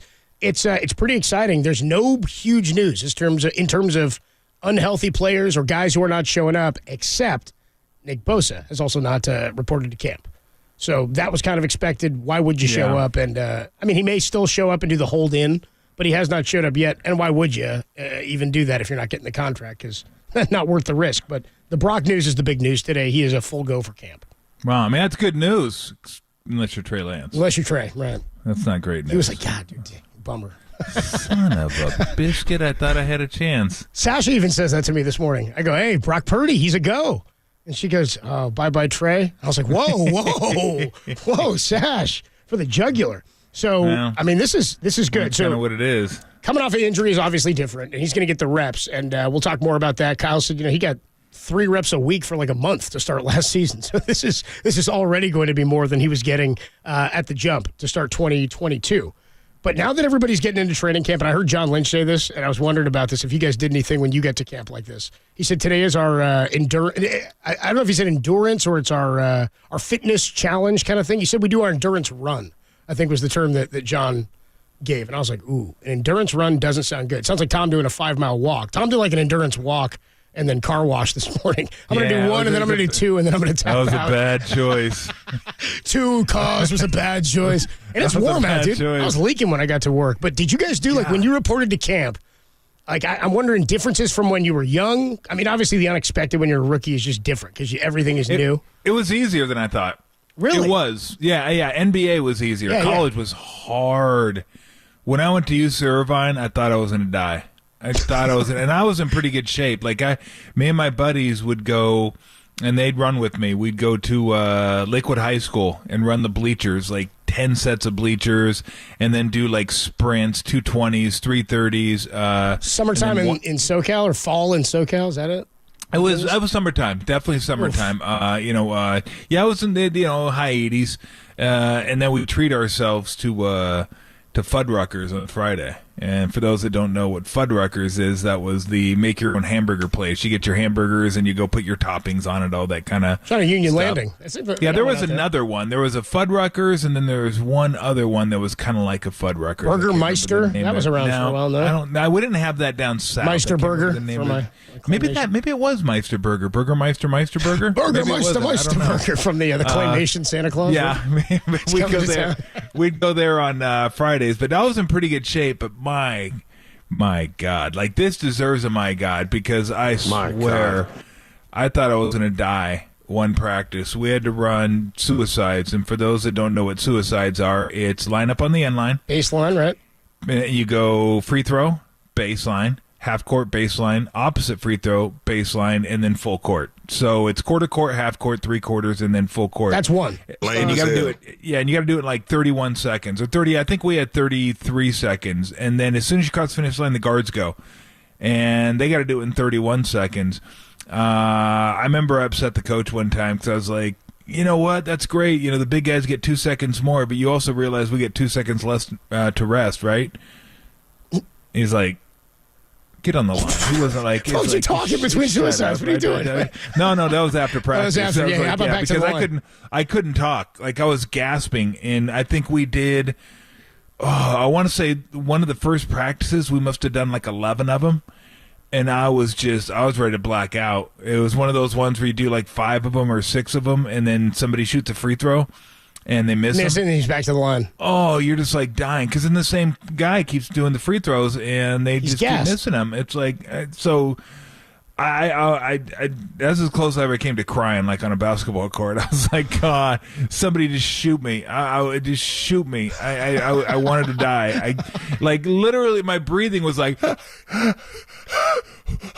And like I was leaning up against the wall, and it's like 30, 31, big guys on the line. Oh no! And then you just finally you get yourself in that mindset, like you're dying, every fiber is screaming inside of you, and you get on the line. You're like, okay, and then as soon as it says go, you just try to black out the pain and just say, screw it. Let's just concentrate intensely on what we have to do. Free throw line, half court, other free throw, full court, and the turns are the hardest. You got to stop, and then you got to push off, and the turns are painful. Yeah. Once you go, you're good, but you're not going for very long. It's like start, stop, it's intervals, yeah. And then finally you get to the free throw line, and you're like, 30, 31, big guys on the line. You're like, holy bleep, that was 31 seconds? It's like 4 seconds. You're kidding me. There's no way they're done. And then they're on the wall, and they're like dying, and then you're like, get back up there, and you're like, suck it up, and then you do it again, and then you're like, oh, God, I hope that was the last one. Because they don't tell you. They keep you in suspense because it's so much fun for these sadistic mother. And so you're up on the wall, and you're like, oh, God, I hope they call it. How about this one? My coach would I go, hope they call it. Big guys on the line. Oh, no. No. And then you do it, and then they go, okay, let's shoot a free throw. If you make it, we're out. And then I'd never hope for a free throw to go in more than that one. Never. I mean, if it was between, like, running again at that point, if it was between running again and one of my neighbors dying, if that free throw was made or missed, I would have asked which neighbor. Yeah. Because if it was like one neighbor, I'd have said, okay, I'll run. But if it was the other neighbor, I'd have said, screw it, kill him. I don't care. I don't want to run. I don't want to run again. I'm done.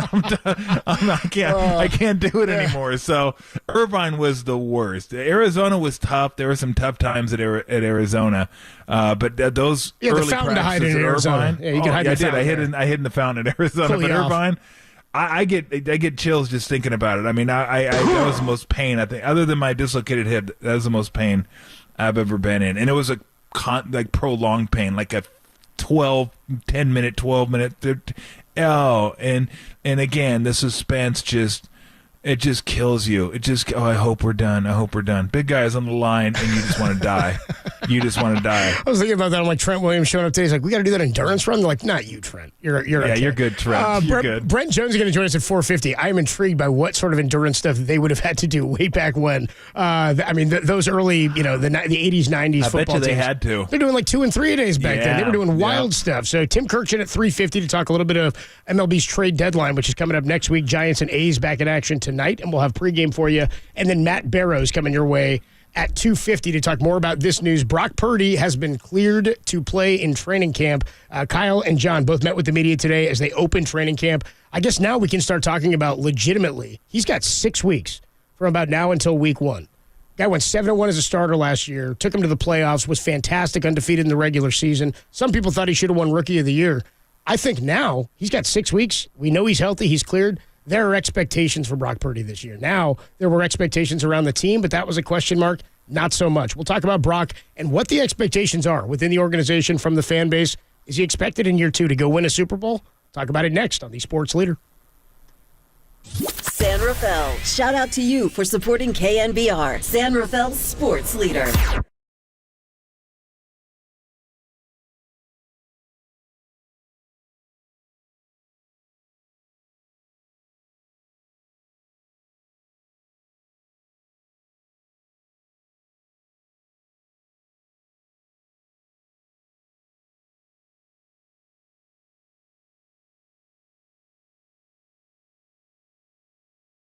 John Lynch announced today that Brock Purdy will not start camp on the PUP and is good to practice with the 49ers day 1 of training camp. That story and more is trending on the all-new KNBR app.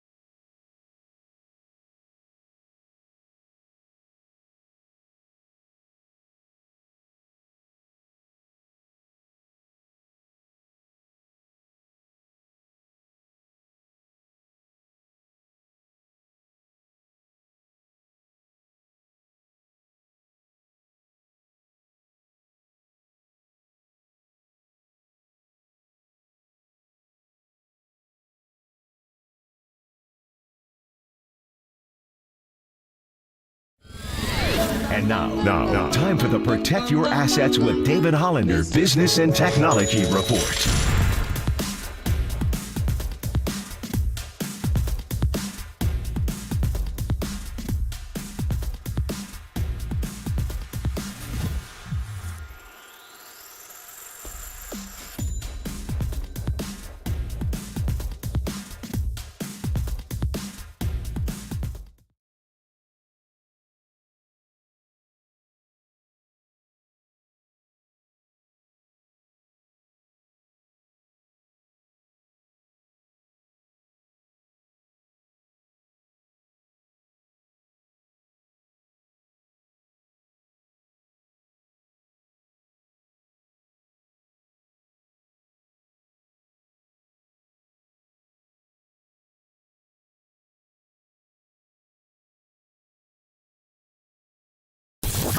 Follow KNBR on Facebook. Now back to Tom Tolbert and Adam Copeland. Tolbert and Copes on KNBR 104.5 and 680. The Sports Leader. Sports Leader. Brock's cleared and ready to go. He's going to be without restrictions. Now, having said that, we're sticking and we're adhering to a plan that's been put in place for some time.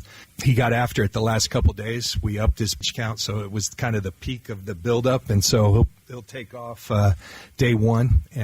But we believe in that plan, so he's cleared without restriction. There will be some time off, due to pitch count and all that, sticking to the plan.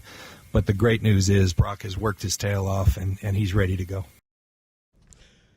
Tolbert & Copes is sponsored by Redwood Credit Union. Start earning cash back on your everyday spending with a Redwood Credit Union free checking account, no monthly fees, no minimum balance, and your debit card earns cash back, travel, and more. Get started at redwoodcu.org/free checking, federally insured by the NCUA. That was John Lynch earlier today with Kyle Shanahan, actually meeting with the media, talking about the status of Brock Purdy. And this is better news than even I anticipated. I had thought that if he was cleared today, it would still be, because remember, that was kind of what Matt Mayoko was alluding to yesterday when he spoke to us, was that if he was cleared, maybe it would be like, all right, he'll go throw on the side a bit, like Jimmy Garoppolo did. He even compared it to that, and get some work in and get the arm strength up. But he's been throwing. He's been cleared to do that. He's now been cleared to practice and be part of training camp. So we'll get into some of the expectations here in just a sec. But Kyle Shanahan, we heard from Lynch. Here's what Kyle had to say about Brock, how he looks, and how Kyle's feeling about Brock heading into the season. He looks like Brock, and that's when you talking to like quarterbacks who've had this and stuff before. Like I remember talking to Steve Berline, and he had this, and it was so scary. But kind of what he told me is how it usually goes. It's a clean thing, even though it takes a while. But they always say like 6 to 9 months because it is clean, and if everything goes right and you do all your stuff. I just remember him telling me most likely it would be like that because it was for him. And just watching Brock go through it and watching all the steps and the milestones that he had to get to and watch him throw every day, it looked like that. So I always thought in my mind, just so I wouldn't be disappointed, it would take a few weeks in camp. But he always looked like he would be ready because you didn't see any setbacks. And just talking to other guys, that's how it ended up. And watching it on our own, I thought it would go that way. But you don't really say that. You wait to hear it from Brock. And to get back and talk to him last week and just to hear how he felt just mentally and being able to see physically, he's ready to go. So we're pumped. Sounds like the level of confidence is pretty high in his health. I mean, the level of confidence in Brock grew game by game by game. And for a while, I mean, I can't remember what week, Tom, we stopped saying Mr. Irrelevant. I mean, or referring to him as a seventh-round pick. At some point, he just became the quarterback of the team. And they were dangerous. And he was doing things that helped them win, not just, being a cog in the offense. He was a plus for them.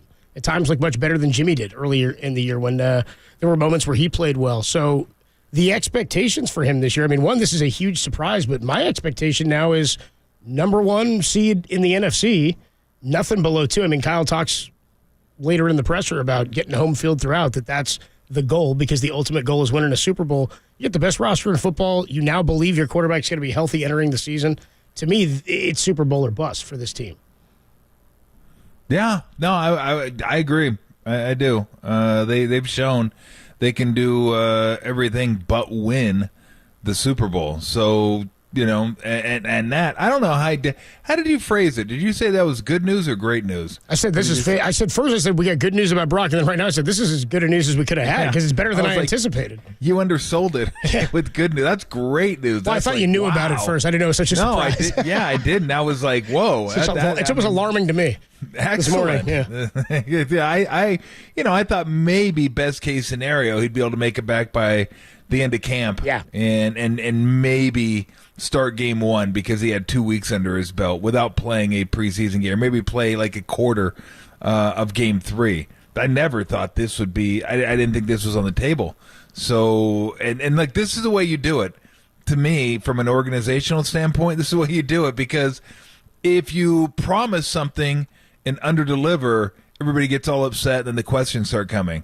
If you overdeliver, then you're great. It's like, 6 to 9 months, and it's like 6 is good. And you're like, oh, damn.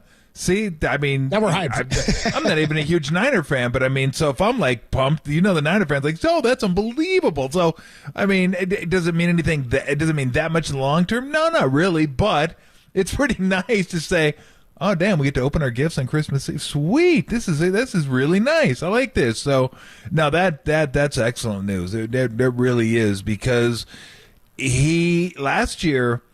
Think about how much work he got done during camp. Probably not a lot because he didn't get a lot of the reps last year. He got 3 a week, said Kyle. For the first month, he said he was getting like 3. I don't know what a week. He said he was getting 3 reps, about 3. And he said now, even if he comes back, late, he's getting more than he ever had last year. So he's going to get a lot of reps during camp, and that is going to be hugely beneficial for him. And he was really good last year. And you're right.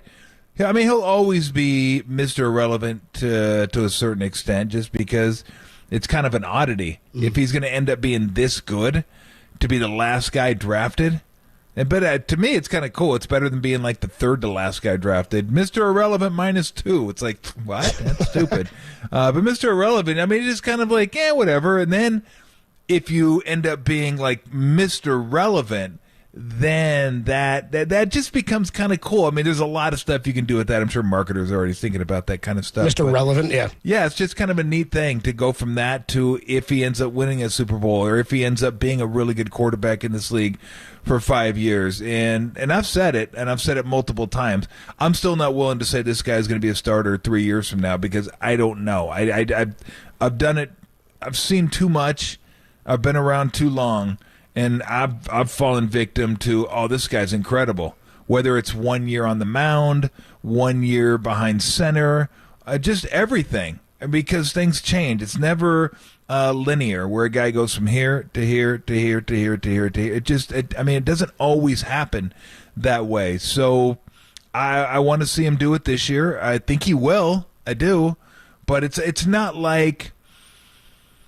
Let's say, it's not like Trevor Lawrence, where Trevor Lawrence is making incremental strides, and you're like, that's what he was supposed to do. Yeah. We saw that in college, right? That's what he was expected to do. So that makes sense. And I could make that projection with him, even though you don't know for sure. You had a pretty good idea. You're like, okay, this guy's starting to look like he did when he was at Clemson, when he was the man. So I could see like where he's going to be one of the best quarterbacks in the game. Brock Purdy was pretty good at Iowa State. Nothing like that, obviously. That's why he got drafted where he got drafted. So you're always kind of have that question, like, how much of this is real? How much of it is mirage? And you're not quite sure. Like, I feel pretty confident, like, he's going to be a pretty good quarterback. How good, I'm not sure yet. But I still would like to see a little bit more. But I think that is awesome news that he's going to be able to take advantage of camp and learn more and get more reps and all those sort of things. But I'm excited to watch him play because doing what he did last year where, early on in that Dolphin game, there's not a lot of expectations. So you come in and just, you're winging it. And I don't want to say winging it like he wasn't prepared, but you're not sure what you don't know. Like, you don't know what you don't know. So I know Kyle trusted him to throw at the 2-yard line. That was wild. Like he threw a touchdown from the goal line. He trusted him to throw with like 28 seconds left in the half to get him down for a field goal. Yeah, deep to Aiyuk. He threw a touchdown. So he wasn't being conservative with him. That was wild. But then the more the season progressed, right, you knew defenses were preparing for him then, and he was still getting it done. So you're like, okay, there's something here. There might be something here. So I want to see him after he gets a full camp in and more confidence. Like, he knows he's the guy now. And I think sometimes, even though other teams are preparing for you, that level of confidence brings that extra swagger that you have, and you just feel like, I'm the guy. And I don't feel like he'll be, I'm the guy, so I'm slacking. He seems like he's a guy that's always going to grind, always going to be over prepared, and he's just going to dig in and how good he can be is how good he's going to be. Yeah. Like, he's not going to leave any oh damn, I wish I'd have done that. He doesn't seem like that type of guy. So I'm just excited to see him and see what he can become and see if he ends up being the guy that we think he can based on what we saw last year. And if he is, I mean, how crazy is that? They're the best team in football. Yeah. I mean, no doubt, because the rest of the roster is incredible. And Kyle's found his guy. That's what that means. It's funny that you get to him this way. Right. I mean, you traded 3 first-rounders. You went out and traded picks to get Garoppolo. And then all of a sudden it's like, yeah, let's just take him at the end of the draft. I kind of like him. Let's see how that works out for us. And I mean, if he ends up being the guy, that's why sports sometimes are just wild. They just are, because as much as you think you know, you don't really know. Even the all predictable, the time. the odds on predictable stuff is not predictable. Let's expand on this. If Kyle knew this, he wouldn't have waited until the last pick of the draft to draft him. He would have traded 3 to go get Trey. Just like exactly. But if they wouldn't have done that, maybe they wouldn't have gotten Bright. See, all the sliding doors, man. Yep, all the things are connected, and everybody gives Bill Belichick all kinds of credit for getting Brady. Hey, look, if they were that smart, they wouldn't have waited until the 6th round to go get Tom Brady. So sometimes, give him credit for making that draft pick. But also, it's not like they were thinking, oh, we got to get up there and get this. Somebody's going to take this guy. They just basically took him because they didn't want him to be a free agent and have to fight with other teams to get him as a free agent. They just took him the last pick of the draft because now he's theirs. They don't have to fight with other teams to get him. So but again, if he works out, it's going to be wild the way this thing works out. Nobody will care, but it will be wild. John Lynch said that about last year about Deshaun Gibson to us. Remember, I said, man, this guy's playing well. You guys were injured. You just pulled him off the street and found him. You guys are great at this. And he goes, well, to be fair, nobody else signed him either. We all got into the season and nobody had signed him. We were like, we need him, and we got some help. So that worked out, that talent evaluation. John Nadali checks in on our YouTube page and says Brock is healing his injuries like Wolverine. 4.5 months. That's wild for the UCL surgery. Brock, if you have not heard, cleared for training camp. He's going to be a go. They're taking off day 1, and then he's going to be out there getting some action. So we talked about yesterday if Brock wasn't going to be ready, and I said I was sort of expecting, even if he was healthy, maybe Trey would be the week 1 guy. And we talked about what Trey needed to improve upon, and that was the completion percentage. Brock completed 67% of his passes last year, 5-0, 2-1 in the playoffs, as Tom's getting mounted by his dog here. That sounded awful. I mean, that's correct, but it sounded just awful. That's not what I said, man. Just telling the people what's going on here on the YouTube stream. So, when we look at Brock, look, if Lou was a male, I wouldn't let her. That would be just despicable. Well, it would be a lady, all right, Lou? Yeah, exactly. No lip. This is a no lipstick zone right here. Okay. Lay down, Lou. What do we see from Brock? What do we see from Brock in his game and say, that's what I'm looking to expand upon or improve upon? Decision-making was good. Completion percentage was good. He's not a finished product, which is what makes the anticipation for what he could be exciting. But what are we looking for Brock to improve upon this year if, in fact, he's entering the season healthy? We'll talk about that next on the Sports Leader.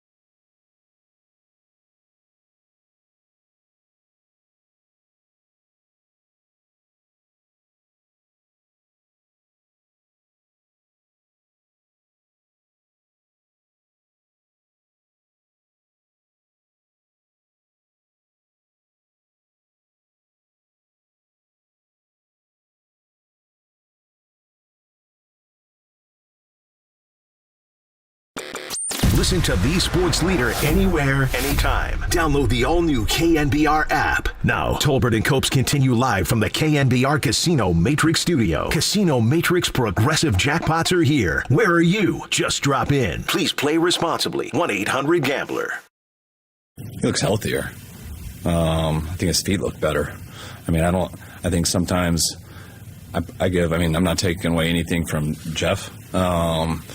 But Trey has put all the work in, and it's awesome that he had a guy that he can do that stuff with. But that's exactly what Brock did. That's what Sam Darnold does. I've never had a quarterback who doesn't do that. They all do that. It's like golf pros. They go to work on things with their swing and stuff like that. And I think the most important time is after the season in that March, April before OTAs. And it's always extremely important in the 40 days away. Trey's done that the last 2 years. He just went with a different guy this year.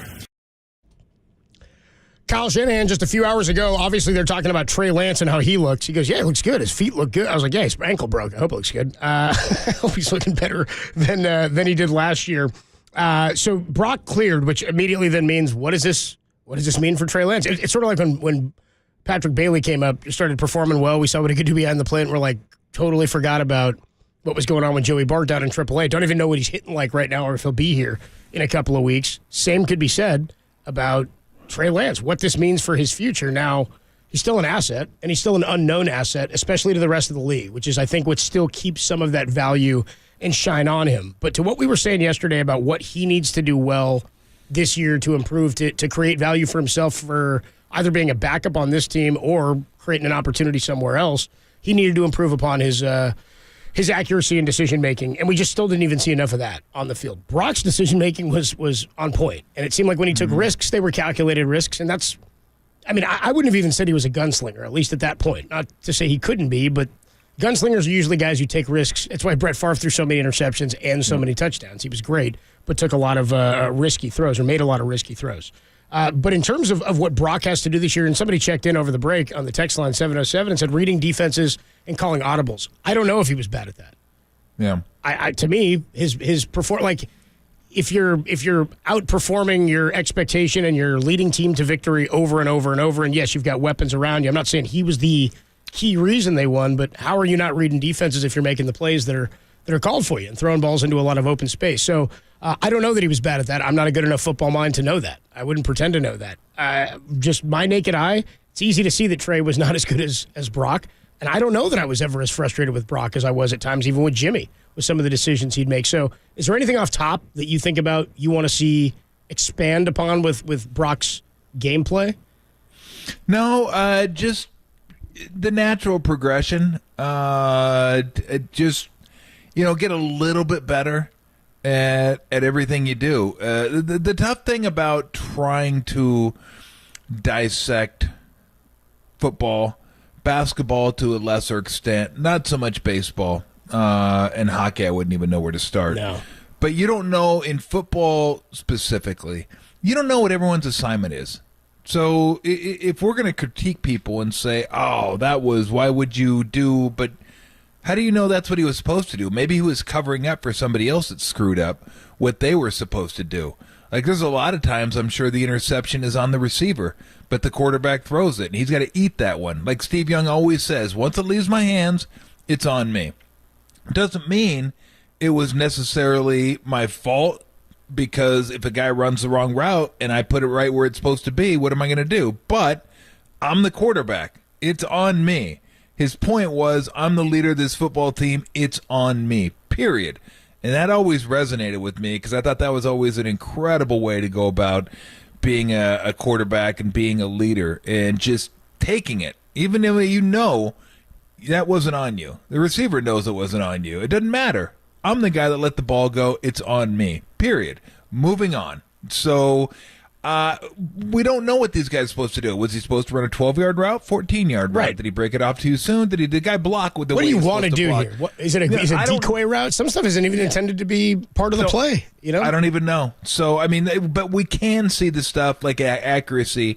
You can see. Does he put it on someone's hands? Does he put it on the right shoulder? Like, if a guy's going to get hit from the left side, does he put it on the right shoulder so the guy can just knows he catches the right shoulder, turn and run that way away from the guy that's coming, stuff like that. I can't sit here and go, I want to see him check into the right play. What is the right play? I don't even know what the right play is. I mean, if it works, it's the right play, but I can guarantee you from talking to Steve and other coaches, just because a play works doesn't mean it was done correctly. I mean, stuff can work, and you could look at it and say, well, that's not going to work most of the time. We got lucky that time. Or you could run the right play, and maybe it doesn't work just because the defense played it perfectly or they had the perfect call for it.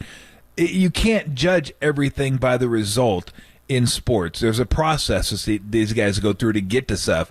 And ultimately, if you'd run it enough times against that front or against that defense, it's going to work. Didn't work that time. It's not going to work every single time. So that's why it's fun to have Kyle on, which we're going to have on weekly this year, which is going to be a lot of fun because it's fun to ask him, like, okay, what was supposed to happen here? What did happen here? Because that's how coaches look at things. They don't look at the results. They look at the process, and is that sustainable? Because just because it works doesn't mean, hey, let's do that again, because it's probably not going to work again. So as far as Brock is concerned, I really don't know. I'd like to see, just a little bit better accuracy, a little bit more, I want to say command, but he seemed to have that. Like they were really good last year. Yeah. I mean, if I just said, just be the same dude, that wouldn't be good enough because you always want to improve, to make those steps. I wanted the whole year. I want to what they averaged last year when he started at quarterback, like 29 points a game, 30 points. I mean, they were really good. They were really good. He was really good. The offense was really good. So I mean, it's hard to say. Like I could list way more things that I'd like to see Trey Lance do better than Brock Purdy. That doesn't mean I think Brock Purdy is a finished product by any stretch, but what I saw last year when he was at the helm, what I saw last year from the offense when he was at the helm, what I saw last year from the 49ers when he was at the helm, I mean, it was all really good stuff. And if you're going to say you'll get that again, you'll like, sign me up. I'm good. We're all good there. So, yeah, I guess just the, I won't get too deep. I'll just say the natural progression of a young quarterback. Just a little bit better here, a little bit better at taking care of the ball, a little bit better at lead. Just your second year. Now you got to be the man in the You're the guy now. Yeah, exactly. You are the guy. So I guess that's it. I mean, it's not really concrete, but I don't know that he did a lot of negative things last year that I say, oh, you got to clean this up. You have to clean this up. Go do it again. That's where I'm at. Go do it again. I want to know what I saw was real. Because there are guys who have 8-game stretches and guys who have it's. I mean, in every sport, you don't want fool's gold here. So we'll know. Look at Jeremy Lin. There you go. I mean, that's maybe the perfect example of that. A guy who just exploded for 3 weeks and got a huge contract out of it because of what we knew he was capable of. It doesn't mean that he's that guy all the time. Correct. Brock didn't give reason or has not given reason for us not to believe he's capable of that until we see him take a step back or forward and know he's capable of more than that. In terms of, by the way, just real quick on your point totals under Brock as a starter, 33-17, 35-7, 21-13, 37-20, 37-34, 38-13. I mean, it's incredible. Then playoffs 41-23, 19-12, and then the game where he gets knocked out in the NFC Championship. For Trey, so at this time last year, Jimmy's not here. Kyle says it's Trey's team. Yep. Trey starts 2 games. He gets hurt. He's out for the season. Now today, he says basically it's Brock's team. We were expecting Darnold and Trey to split first-team reps going into camp because Brock wouldn't be healthy. Now, looks like this is a battle for the number 2 job. And Kyle said preseason games are going to be bigger for these guys than they have been in the past, which is interesting because they usually don't put much weight in there.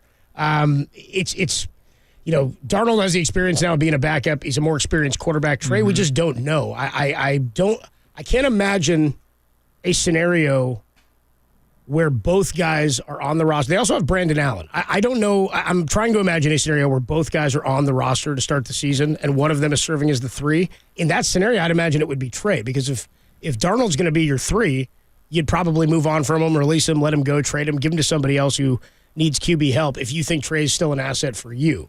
If not, or you can get more for Trey, then maybe you go move him. I wonder what this does for Trey Lance. This camp is big for him. Maybe bigger than it was last year for what his future is.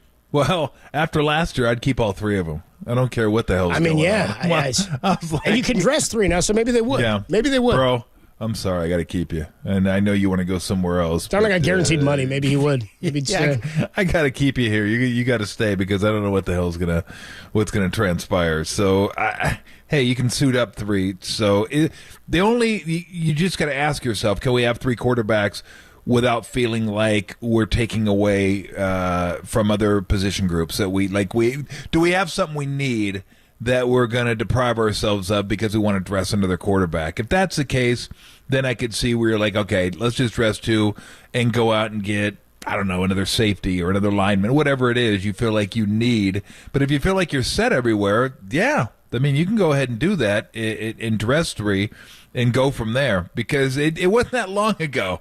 It's not like Kyle's forgotten or anybody with the 49ers like, oh, that was so long ago. That's not going to happen again. That was like a mere months ago where they just flat ran out of quarterbacks. Like NFC Championship game. But a half without a quarterback. Everyone's sitting here going, oh, they had to just put McCaffrey back there, man. McCaffrey, like anytime you utter the running back should be your quarterback, you have huge issues at that point. Like game is probably over at that point. Wish it was, but that's where they were at. And then they just go, let's just put Purdy back in there and throw 2-yard passes. Let's just run it, and throw 2-yard pass. So that I guarantee you that's still in his mind. He's probably thinking, oh, that ain't happening again. I ain't doing that again. So we're gonna have 3 guys. They might have the best 3. I don't know. I haven't looked. Top to bottom, yeah. It's like I won't compare it to the old Niners quarterbacks where they preseason it was Montana Young and Bosa. Oh no, it's like, oh my god, they all played games that year and all won too. Yeah, it was like this is incredible. But for what quarterback is nowadays in the NFL, it's a pretty good group. I mean, it's a pretty good group because I think you could do a lot worse at your number 3 position quarterback, your number 3 quarterback, if it's either Lance or Darnold. I think you're in pretty good shape there. It's interesting. It's intriguing, and now the outlook for the season is much different. That Brock Purdy is going to be healthy. The expectations are different. I'm like, okay, hit the ground running. No more of this starting slow stuff. Let's go out and dominate early like you did in 2019 and take this thing home. Make sure you're the number 1 seed. Only one team gets home field throughout. It wouldn't have mattered last year. Maybe not with the injury to Brock Purdy. We can get into all of this with Matt Barrows, who was there. Matt Barrows. He was there. He was Matt Barrows. At the press conference today with John Lynch and Kyle Shanahan. No big surprises as of right now, but stuff to talk about heading into the season. Brock Purdy, Trey Lance, Debo Samuel apparently looks really, really good. And Nick Bosa has not reported to camp yet, awaiting an extension. Matt Barrows joins us next, discussing all of that on the Sports Leader.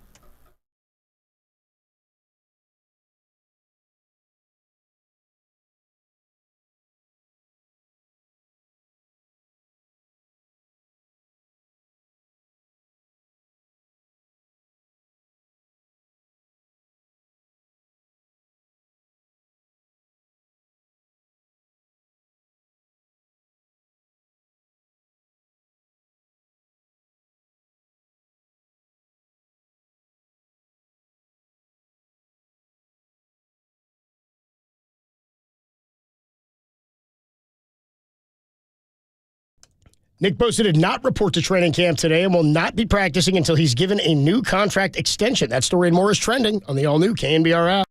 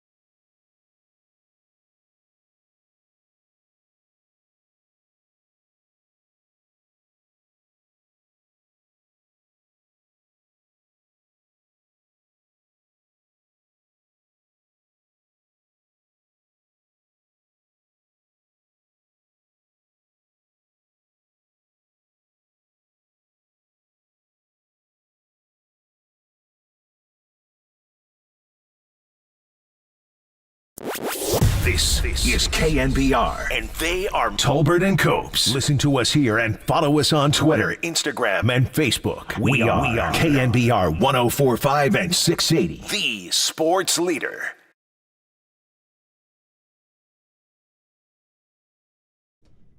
What a treat that football is back. We got Niners reporting for training camp. We got a healthy Brock Purdy.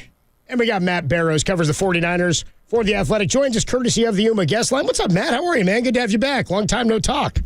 Yeah, long time no talk. I'm doing well. How are you guys? Pretty good. Are you are you in the best shape of your life, showing up for camp?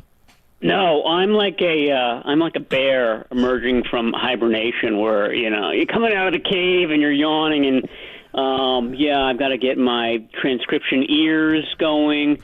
I just spent about 15 minutes. Kyle Shanahan used the word op. Each of these guys are going to get an op in training camp, and I had no idea what he was saying. Then I realized it was shorthand for opportunity. Apparently, opportunity is too long a word now, but that's basically what a reporter has to do, is kind of figure out what these guys are saying all the time. Well, it's like you can't say velocity anymore, man. You got to say velo. Right. It sounds Velo. cool. Velo. Okay. Well, can't you just say velocity? It's not that much longer. It's like velo. just a few short letters. That's all it is. No, his velo's ticked up this year. You're killing me. Just killing me. The English language is just too long. We need to shorten it somehow. We really need to add words. Abbreviate everything. So Copes told me, I didn't even know about this because I was dying earlier today, but he told me the Brock Purdy news, and wow, was that as big a surprise to you guys as it was to me? I thought maybe somewhere during camp, but I didn't think he'd be ready to go when camp started. That was like, wow. Yeah, no, this was a surprise, and you can tell it's a surprise by the way the 49ers set up their quarterback structure with four veterans on the roster. I think if they thought that Brock Purdy was going to be available from day one of training camp, and he's not quite there yet, but he will be soon, that they probably would have gone with a rookie, an undrafted rookie in that number 4 spot. So now they're in the situation of having to divvy up all of these training camp snaps among 4 quarterbacks, and it's usually 3. That's a good problem to have, and having a number of quality arms is a priority for the team. But it does go to show that even the 49ers expected Purdy to, like you said, Tom, come in maybe in the 3rd week of training camp and take over from there. So it speaks well to him and his rehab, and the surgeons and the team of guys that have been rehabbing with him. In a way, it's not surprising. I mean, this is why he was so sharp, so efficient last year when he came in. This guy works. He's every waking hour to try to get better, and he applied that same philosophy, that same drive to his rehab. We were talking just a few minutes ago, as we're speaking to Matt Barrows on the Yuma guest line, about Trey Lance last year. And at this point last year, entering camp, Jimmy wasn't signed, and it was Trey's team. That's what Kyle told us. And now, a year later, Trey didn't do anything to lose the job except get hurt. And Brock outplayed him, took him to an NFC championship, and now he's the guy. Does it feel like Kyle's found his guy? Is that sort of the sense? Yeah, for sure. I mean, it's exactly... the more you study Kyle Shanahan, the more you kind of see what he looks for, and he's looking for an extension of himself, and he's looking for somebody who's running this offense exactly how he envisions it, and it's all about timing and pace and things like that, and that's what Purdy excelled at. I mean, you saw that from the very first time he took the field in that game against the Dolphins. It didn't look any different than when Garoppolo was playing, a multi-year veteran who had been in this offense for several years, and et cetera, et cetera. Purdy, the 7th-round pick, everybody thought there was going to be a hiccup. There had to have been. There's no way around it, but there wasn't. So I think that's what impressed Shanahan the most, sort of the pace, the rhythm, the accuracy, all of that, the timing of it. To put it bluntly, I mean, Shanahan had Shanahan under center for maybe the first time since he's become coach. So I think that is what kind of made Purdy so special and made him the right guy for this offense. It's interesting, Matt, because Copes asked me what I want to see from Purdy this year. And I told him, I said, well, if you ask me that about Trey Lance, I'd say I want to see better decision-making and then really accuracy. I want to see him be able to put the ball where he can. With Purdy, I couldn't really come up with anything other than, you'd like to see the natural growth, the progression from a young quarterback to the next year, maybe taking more command of the offense or maybe – but I was like, I was well, maybe – and then I couldn't come up with anything because he did everything – really well. The offense clicked. They scored. I don't know. We added them all up. I don't know if it was around 30 points a game, but they were really good. I don't know what is there. Is there something? The deep ball. I don't know if I don't know what the numbers suggest. Maybe he could get better at. And I know he can always get better. But my answer was kind of a lame one. It was just kind of your natural. The second year, just get better. Don't backslide. Yeah, your gut reaction is to say deep ball because he's not a very big guy and he doesn't have a huge arm. But that was actually good, and I think it's exactly what I was just talking about. He knows when to take that shot. He knows when that deep shot is open. He's not throwing the guy open. He knows when there's an opening there, and he's getting rid of the ball in a timely fashion. I forget what game it was. Maybe it was the Tampa Bay game, but he did that to Brandon Aiyuk. Wasn't the most gorgeous pass in the world, but it was the timing of it, and it gave them a touchdown right before halftime. Yeah. And they went into that locker room just ebullient. I mean, that was as excited as they've been. Everything was working, firing on all cylinders. I mean, I think the answer to your question is, my doubt about Brock Purdy is, can he last 17 games? He played an 8 last year, and he had that oblique/rib injury that almost cost him that start in Seattle, and then obviously the elbow injury in Philadelphia. He's not a big guy. To me, he's like Drew Brees. And Brees suffered a really bad shoulder injury early on in his career, and he missed some games late in his career, a couple of rib injuries. I think the 49ers caused a few of those, but he did. I mean, he was the small guy who kind of scrapped his way through full seasons, and he did it for the same reason that I keep talking about. He his mind seemed to be operating at a faster rate than everyone else's, and he could anticipate things and kind of move in the pocket and avoid big hits and et cetera, et cetera. But that would be my question about Purdy. Is he going to last 17 games? And that's why, this Lance versus Darnold competition is so interesting, because if the answer is no, then it's going to be really interesting to see who that guy is who comes in and kind of carries the team the way Purdy did last year when Jimmy Garoppolo got hurt. Yeah. Talking to Matt Barrows, covers the Niners for The Athletic on the UMA guest line. I was saying yesterday to Tom that the one bit of experience that Trey Lance does have is coming off the bench as a backup quarterback. Like, he did that for a season. He came in a couple of times and spelled Jimmy, and then he entered last year as the starter. Is there a case that this preseason, and Kyle did say that the preseason games may be bigger for these backups this year than they have been in the past because of this position battle. Is there a case that this preseason is bigger for Trey to prove that he can still play in this league, or that he is an asset for this team or somebody else in this league? Yeah, I wrote this the other day that, for the third straight season, I know that Brock Purdy is stealing all the headlines today, but really for training camp, I find Trey Lance to be the most interesting 49er, and that's the third year in a row you say that. I mean, he was the big time rookie, number 3 overall pick in 21. He was the starter last year for the 49ers all throughout the offseason and training camp last year. And then this year is, what's going to happen with him? Is he going to take off? Is this going to be the year? Is he going to kind of fall behind Sam Darnold? It's such a contrast between the way the 49ers were treating him last year when they were doing everything to sort of prop him up as the number one guy. This year they're doing everything to challenge him, to hold his feet to the fire, bringing in a Sam Darnold.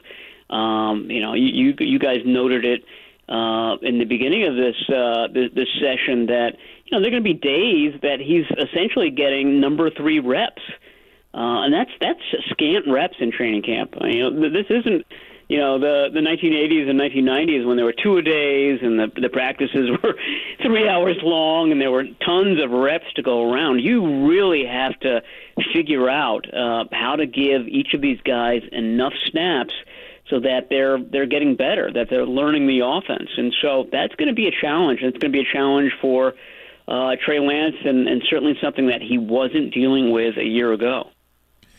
What are your expectations when Bosa comes back? And I'm assuming he'll be signed up when he comes back. So if that's true, when he signs, will he be the highest paid non-quarterback in the league?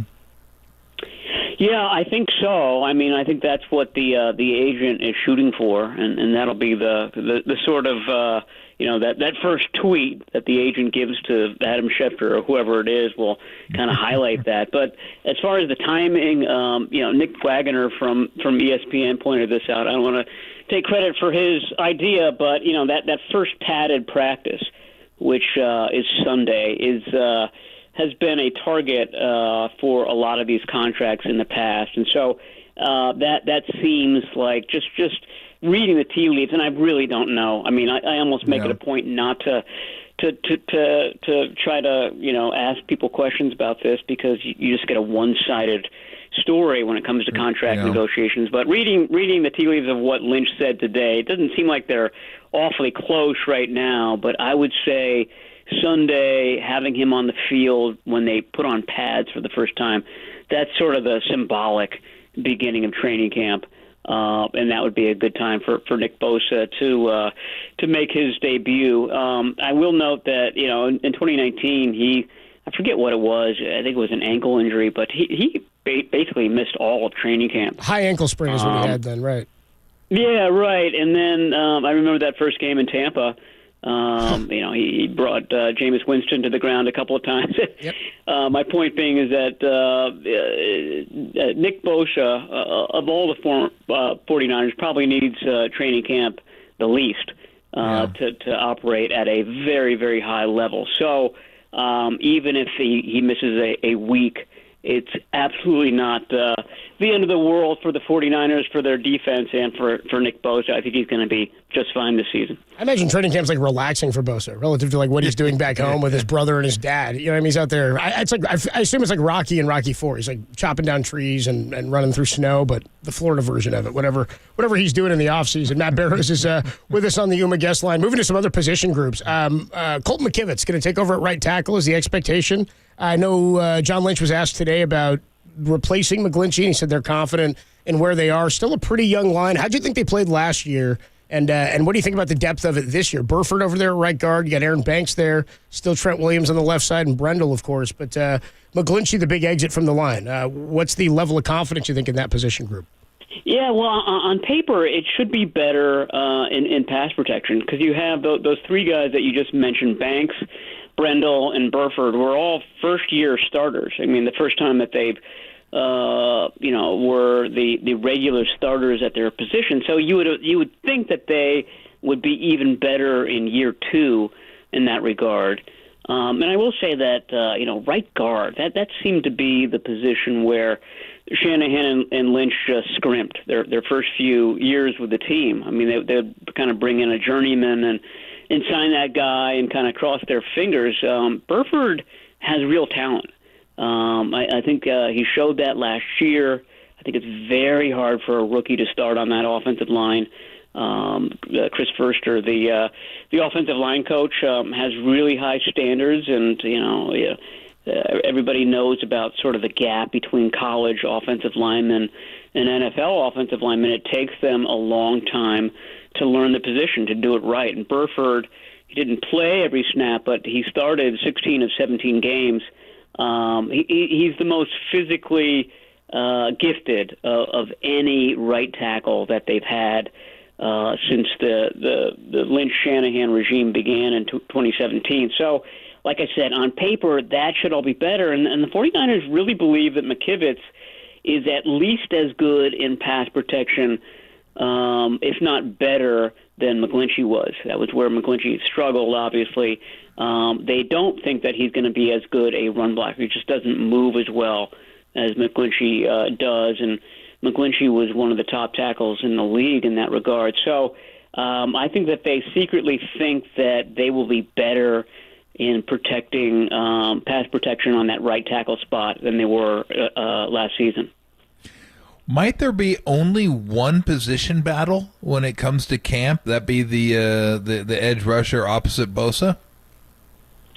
Well, I mean, backup quarterback is a pretty big one. Yeah, okay. I was talking about the starters. Talking for a starting spot. Yeah, I think so. I mean, it comes down to I think Drake Jackson versus Cleveland Farrell, and I know that Jackson got a lot of hype, a lot of publicity in the spring, and I know that the 49ers think that he's the guy of the future. I question whether he's the guy to begin 2023. I think that Farrell might edge him out at the end of the day, and that by the end of the season it'll be Jackson's job. But I think Farrell, if Jackson's getting too much hype, I think Farrell's not getting enough, and that he's going to end up at least having a pretty significant role to begin the year.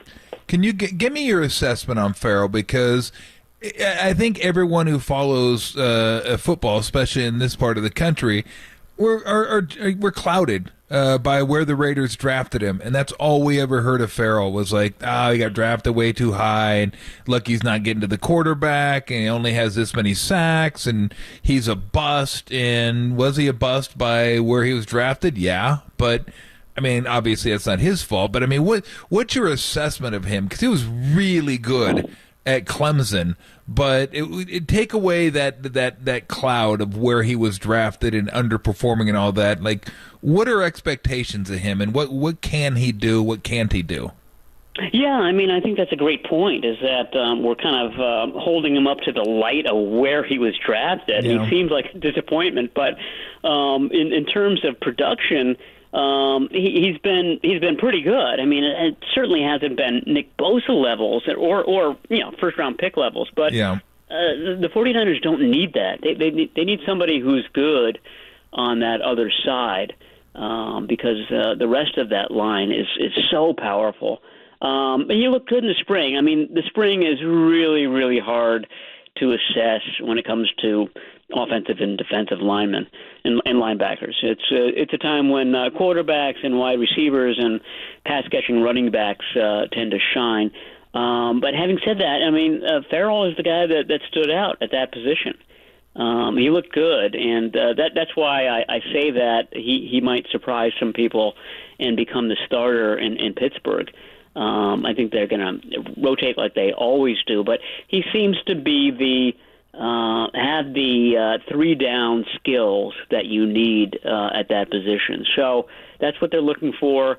I don't think that Samson Ebukam ever kind of developed quite as far as the 49ers wanted him to, or kind of envisioned him when they first signed him in free agency a few years ago. And they're looking for somebody who can be a little bit better, provide a little bit more heat than Ebukam did. A few more minutes here with Matt Barrows on the Yuma guest line. Another big change to the Niners, Steve Wilks comes in as defensive coordinator. I was going to counter what Tom said about the outside rusher opposite Bosa. I was like, I don't really care, dude. Javon Hargrave's inside. It doesn't matter. Like, whoever's like, I might pick up three. You know, me and you, Tom, we may go get a couple this year with Hargrave pushing guys outside and then Bosa on the other side. There's going to be everybody running that way to get away from those guys. I'm wondering, I don't think schematically, I mean, if it ain't broke, don't fix it. They did lose some guys. You got a young guy in the second round, Jair Brown, drafted. What's the defense look like this year? Is there any difference, any book we can get on Steve Wilks and what we should expect? Yeah, I mean, Steve Wilks is all about cornerbacks. And, I had to rank the 49ers position groups a couple of months ago. I mean, this is just such a loaded team that it was very hard to rank an offensive tackle group with Trent Williams against a linebacker group with Fred Warner. My point being is that every position is so loaded, and the cornerback group is the same way with Charvarius Ward, and Diamador Lenore was coming on at the end of the season. But I had that as the lowest rated group. I had that as my last position group in that ranking list because I don't know what they have after the starters. But that's where Steve Wilks comes in. That's where it makes it interesting because that's his specialty. He's done a great job of developing cornerbacks over his career, and oftentimes very kind of unheralded cornerbacks, undrafted guys, late-round picks. And so that's what his task is with the 49ers. Can he continue to develop Diamador Lenore, make him consistent? Can he get something out of Ambry Thomas, who kind of fell off the map last season after coming on at the end of 2021? Samuel Womack, another guy in that category. Darrell Luter, a guy who looked really good in the spring and then suffered a knee injury. He'll be one of the few guys on the sideline when practice begins tomorrow, but they certainly like his potential. But that'll be where I think the details come in for Steve Wilks. Can he sort of bring that cornerback group to the same level that the linebackers and the defensive line are? When I look at the 49ers skill position, if I were to take out the quarterback, they have the best in the league. I mean, Aiyuk has been incredible. Debo, Kittle, McCaffrey. I mean, you got Mitchell backing up. I mean, it's incredible skill position. Is this it for this group, do you think? Because I'm wondering if both the receivers can continue on, because Aiyuk's going to get paid if he keeps doing what he's doing. Debo's going to want to get paid more. I'm not sure where Kittle's going to end up, and I think McCaffrey may have another year or so left, but is this to me the best? You add in quarterback, then you start bringing in Cincinnati and Philadelphia. But what do you think about this skill position group? Because I'm thinking, I don't know if they're going to have all these guys at their disposal much longer than this year. Yeah, I mean, that puts a lot of pressure on Brock Purdy, and I think he kind of understands that responsibility, that he's got all this talent around him, and they need just somebody to kind of make it click, and he's that somebody. He had that mentality last year, and I'm sure he has it this year. But it's a great point. I mean, you look at the wide receivers, and you wonder whether they can afford Aiyuk and Debo Samuel for the long term, and a lot of people say the answer is no. I don't know whether this year would be the last year or the following year. Aiyuk is signed for 2 more seasons. I think Debo's signed for 3 more, but that last year of Debo's deal, the 49ers have an out. So it seems as if it's not next year, then certainly the year after they're going to have to make a guy or that guy type of decision. This year is so interesting though because Aiyuk is ascendant. He's absolutely motivated. He had another second straight really outstanding off season. And the more I cover the NFL, the more I understand that being healthy and motivated from day one of the off season really is the key, is the formula for having a great year. And you saw that in 21 with Debo Samuel, and then you saw the opposite happen with him last year where he was distracted by a contract situation. Perhaps his weight wasn't exactly where they wanted it, and he didn't have the same year 2 seasons in a row. Having said that, he seems so upset by his 2022 campaign that it's a motivational force for him this year. So my point is that you've got these both receivers at the same time really kind of pressing to have an amazing season, and you just wonder how it's all going to play out. I mean, this could be the recipe for something really special. I mean, that's just the receivers. And you've got Kittle, who is healthy in the offseason for the first time in a while. You've got Christian McCaffrey, who is running in the spring, guys, like, he's getting ready for the Super Bowl. I mean, that's how hard he was going in what should have been, 75% speed sessions. So, I mean, it's you sometimes see these sort of all-star teams, and they have all this potential, and they fall flat. So that's always in the back of your mind. But I'm not sure I'll say this: I'm sure I've never covered a more talented team than this one. I know that there were some in the 1980s and 1990s that were rich in talent, but this century, I think this one takes the cake. Yeah, it's incredible talent. It's almost too good a news for day one of football season. Like I was like, sun's out. We got good news about Brock. Nobody else is on the PUP. Like if you've been a football fan long enough, you're like, this is a little too suspicious and too good. But we can can ride it for right now. We'll have tons of storylines, I'm sure, by the next time we talk to you. Matt, great catching up, man. Get out of that cave, dude. Get your transcribing ears ready. I always think grizzly bear when I see Matt Barrows. So we'll catch you up down in a couple of weeks, or maybe down at camp, man. All right, sounds good. I'll talk to you guys later. See you, dude. Hey, Matt. Great stuff from Matt Barrows. Really good insight, too. I'm saying Kyle's got his guy. Some insight on Nick Bosa, which I want to get into because you brought that up. Is he on track to be the highest paid non-quarterback? Should Nick Bosa be the highest paid defensive player? Simple yes or no question, yes. We'll discuss it on the other side. Tolbert and Copes, Bosa not at camp, waiting for a contract on the Sports Leader.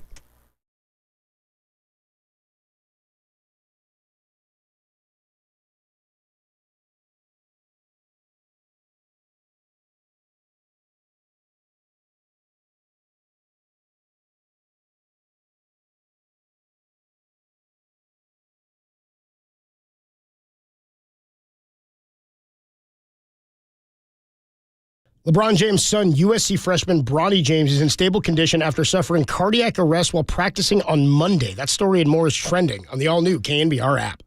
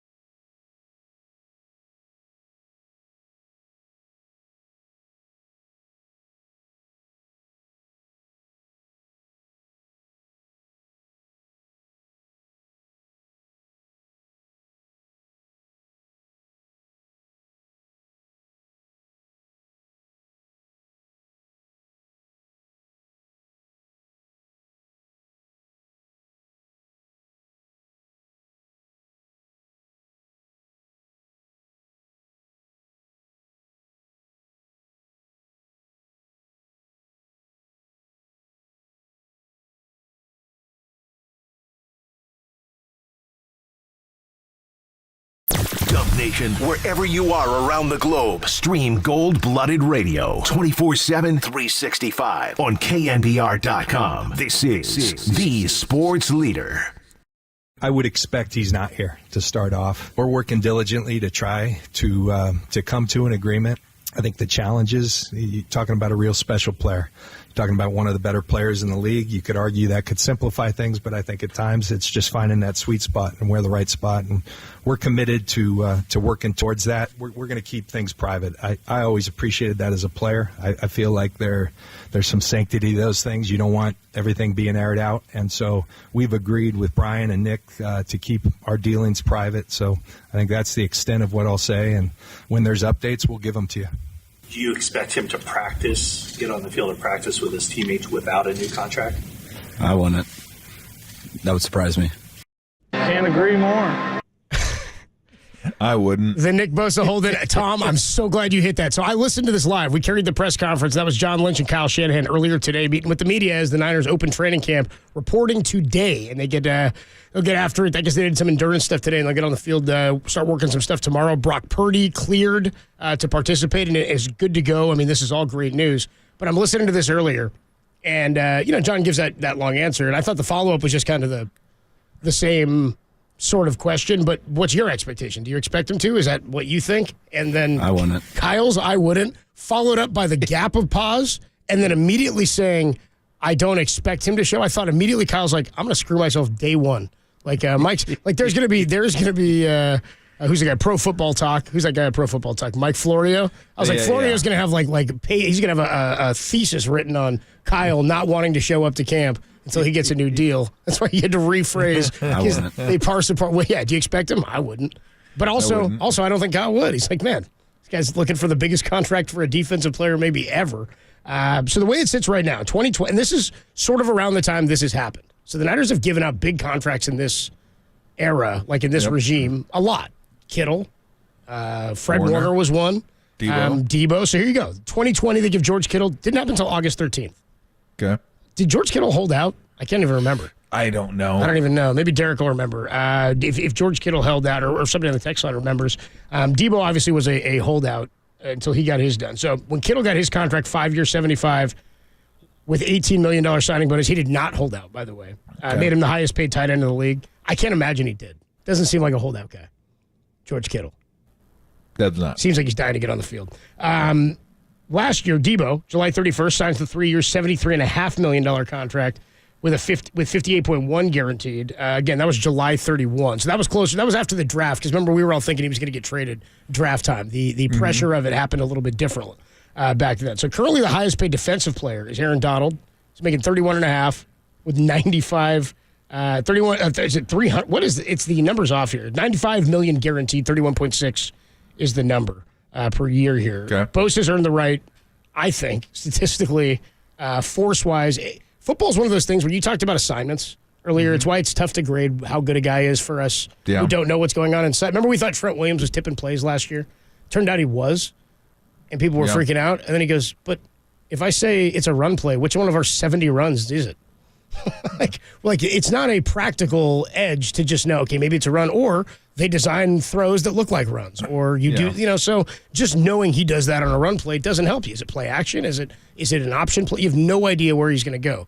For Nick Bosa, I think the same can be said about how different players tilt the field in football, right? Like, remember when we had Nnamdi Asomugha, there was the Nnamdi Island thing, where you're out there on Nnamdi Island, he's sitting out there. If he's guarding you, you got it all game.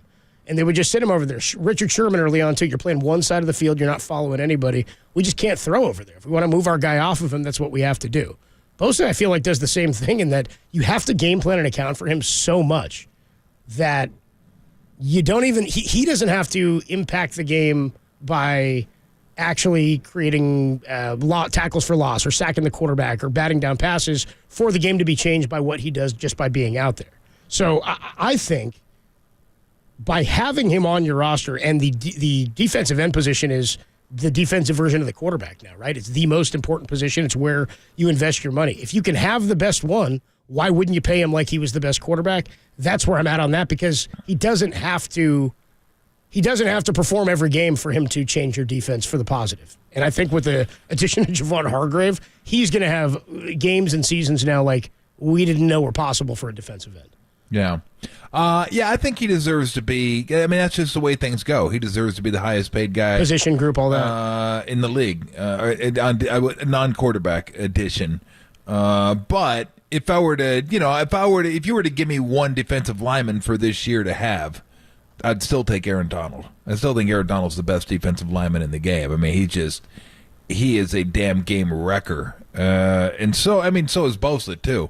I just love that, Donald's inside, Donald's outside, but I mean, we're splitting hairs. If those were the top two guys and you wanted the first pick, I'd say go ahead, I'll take the next guy. Like, I'm okay with either one of them. They're both incredible players, but Donald was the highest, and that's how contracts work. I mean, you'd use that, and then you move forward, and then somebody will beat Bosa, and then somebody will beat the next guy, and so on and so on and so forth. So that's just the way it goes. So I think he is going to be. If not, it'll be really close to Donald's. But I have a feeling it'll probably surpass it, but it's going to be right around there with a lot of money guaranteed, and he deserves it. He deserves it. We see what they are with him and without him, how big a difference he makes on that defensive line, how much easier. That's a true sign of greatness. How much easier do you make it for everybody else? Those are the really great ones. And you look and go, God, you take him out of the lineup, it just becomes a hell of a lot harder for everyone out there to do their job. You put him in there, makes it so much easier to do your job. It just really, really does. So there are those guys in every sport where it just gets harder when they're not there. That's who Bosa is. It's harder when he's not there. So he deserves to get paid. He will get paid. I have no doubt about that. And he is the most important. Maybe even quarterback, but maybe not. I might be pushing it there a little bit, but he's that important.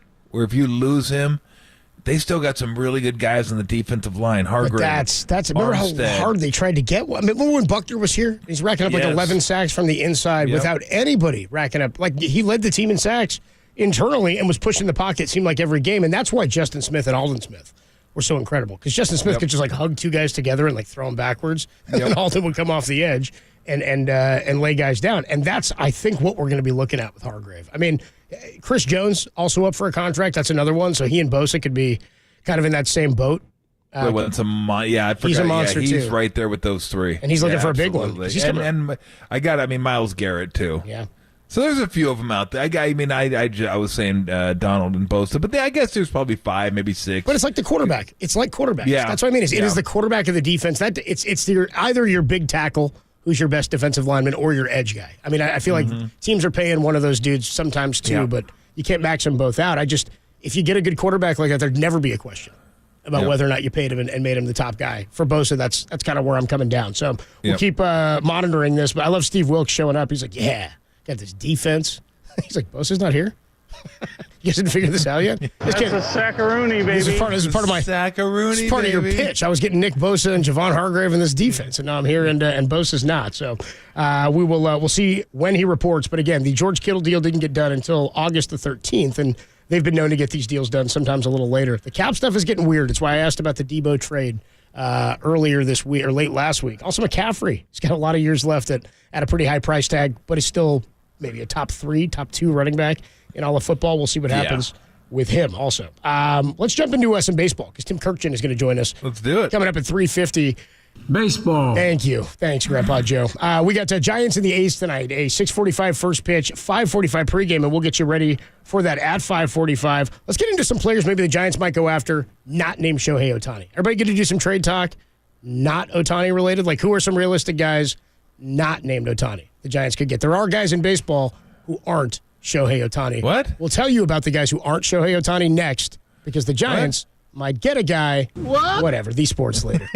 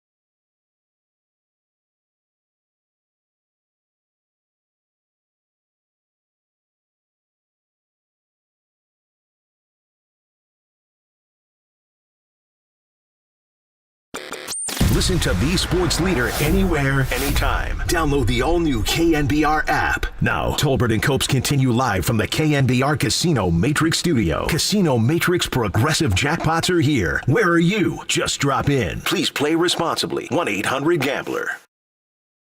There's a high fly ball, straight away center. Reynolds is back at the wall. It is gone! Home run! Number 36, Shohei Ohtani with a laser and a game-tying shot to make it 1-1. Shohei Ohtani, his 36th homer of the season. That was on Sunday. That was the Angels' last home game before the deadline. Why are we talking Ohtani? I just said we're not talking Ohtani. Guy's not named Shohei Ohtani. The Giants could go after. I was talking to an Angels fan on my softball team last night, and he was. There's another one up here in the that's what I said. He was wearing a hat. I said, "Are you actually an Angels fan?" My buddy Brixton, and he was like, "Yeah, I am." He's from Southern California. He grew up down there, and so he's a big went to school up here. But he's a big Angel fan. I said, "How you feeling?" Is he getting moved? He's like, "God, dude, I don't want to talk about it. I don't want to get it." Like he was just like his Angel fans, kind of like Tom. He's like, I don't want to get it. I don't even want to acknowledge the fact that he might not be here in a week, and I just want 2 more months, and then we'll deal with it then. Like it's easier when you see him leaving the off season because then it just starts fresh. It's like it's real tough when it's just ripped away from you before the year's over. So pretty funny situation with him. He just didn't want to get into it. So trade deadline is a week from today.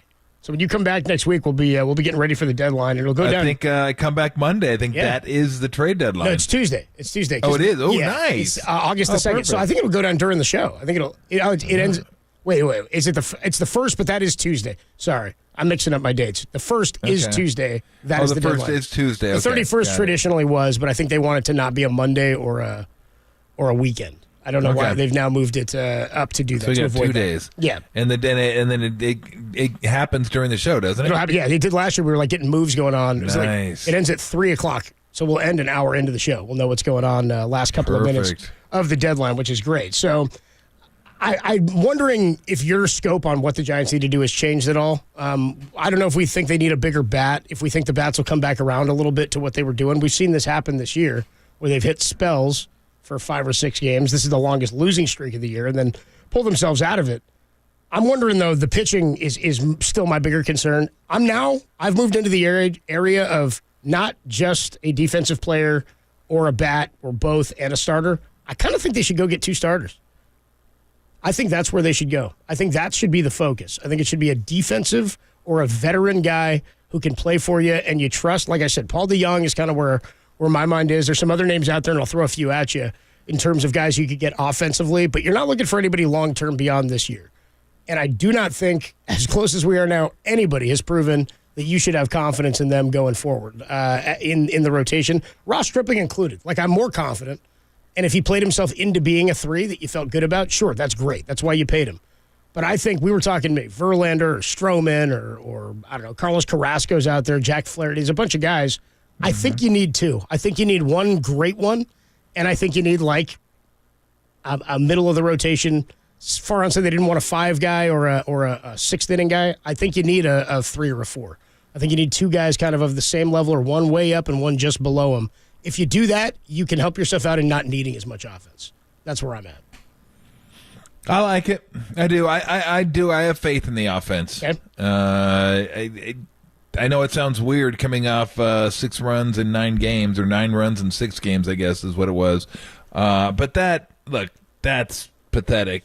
Even by pathetic standards, that's terrible. So that's going to change. And I've seen this offense be too consistent for too long a period of time to think that the offense is going to be the problem. They did for like 3 months, 2 months. They're losing games. And even last year, some of the guys that were having good years this year were having good years last year. So I do. I believe in the offense, that the offense will not be the reason that they lose games. And I also believe the bullpen isn't going to be the reason they lose games. So that leaves a starting rotation.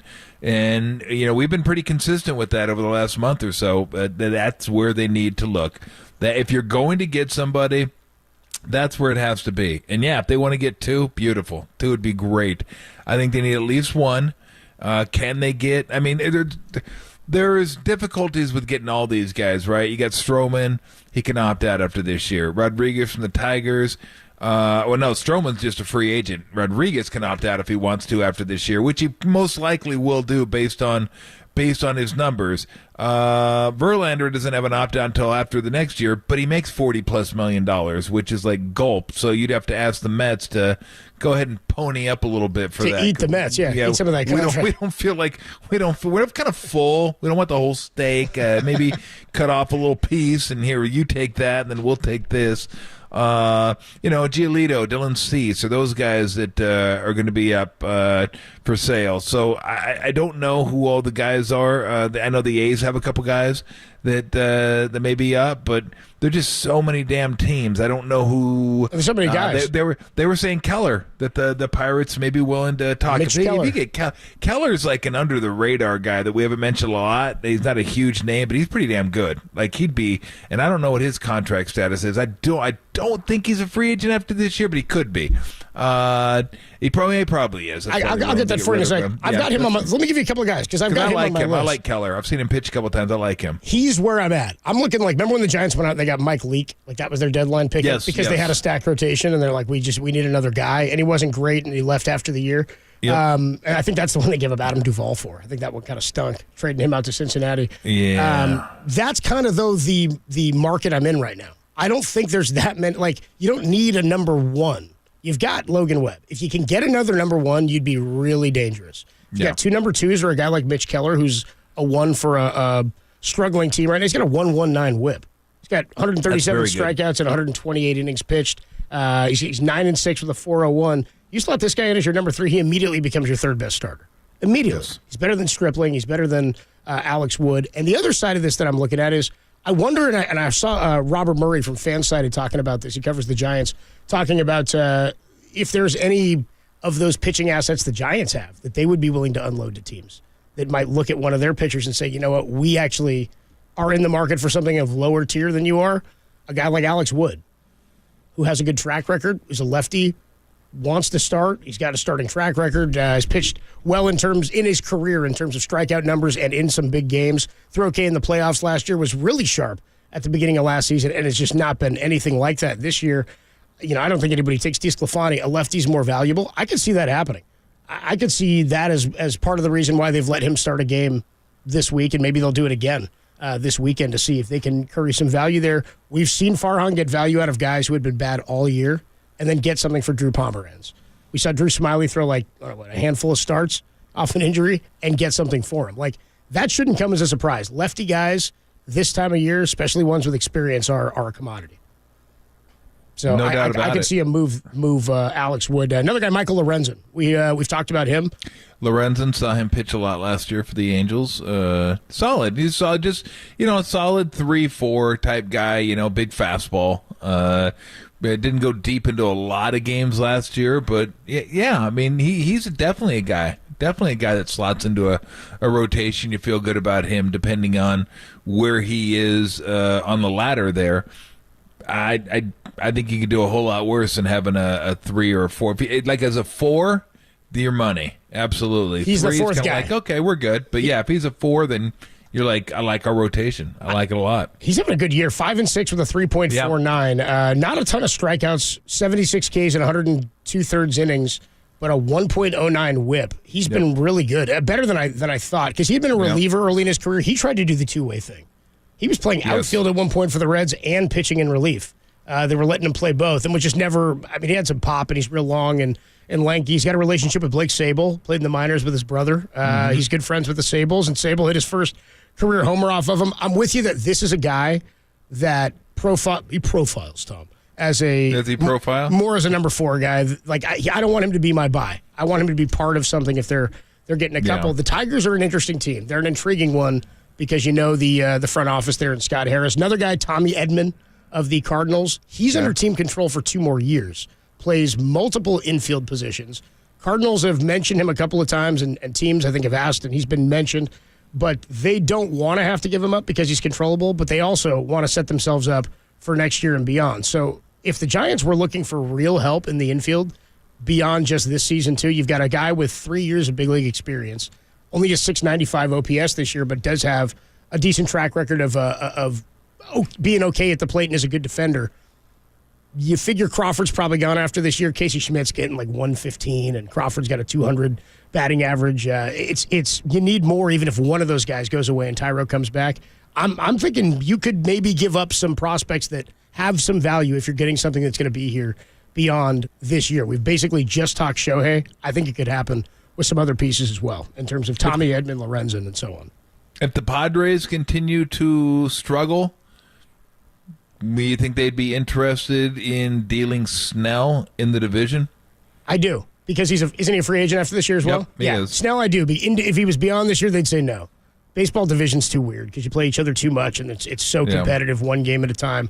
I do think that would be one that intrigues me because he's got good postseason experience. Another lefty in the rotation. If you could go with a lefty in a playoff series, it'd be nice. Yeah, he's got great stuff. Just as long as he doesn't walk the house. I mean, that's really about the only thing that gets him in trouble. And Kevin Cash coming to yank him. Exactly. Yeah, that wasn't his fault. Yeah, that'll get you, Blake Snell, when Kevin Cash yanks you out of the game. Yeah, that's your fault. In the series. What are you doing, Blake? You kidding me? Should have anchored yourself to the mound, so you're going to have to pull me off this mound. He laughed, and he was like, I don't know, man. All right. I'm not going. I'm not. It's so funny, too, because like the numbers nerds were all like, oh, he did the right thing. That's everybody knows. They lost. Take him out after this, take him out after this.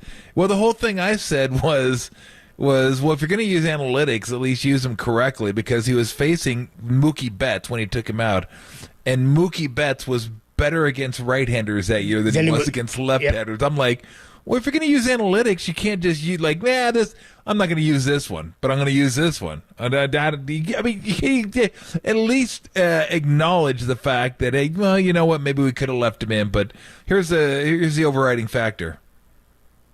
He'd given up one hit. Dude, one hit. One hit. And then Mookie gets the hit. You can't defend it after he gets the hit. Well, it's the football play. Well, I call it again. Why? Yeah. It didn't work. You lost. You got to change it next time. We'll talk to Tim Kirkchin about where the Giants could go. Cody Bellinger is a name that's out there. I don't think he's a fit. I don't know if they need a left-handed bat in the outfield. They might need another right-handed bat. Giants could use some help offensively. If you don't get it there, it's by pitching. It's the next best thing you could do. We'll talk to Kirkchin about that next on the Sports Leader.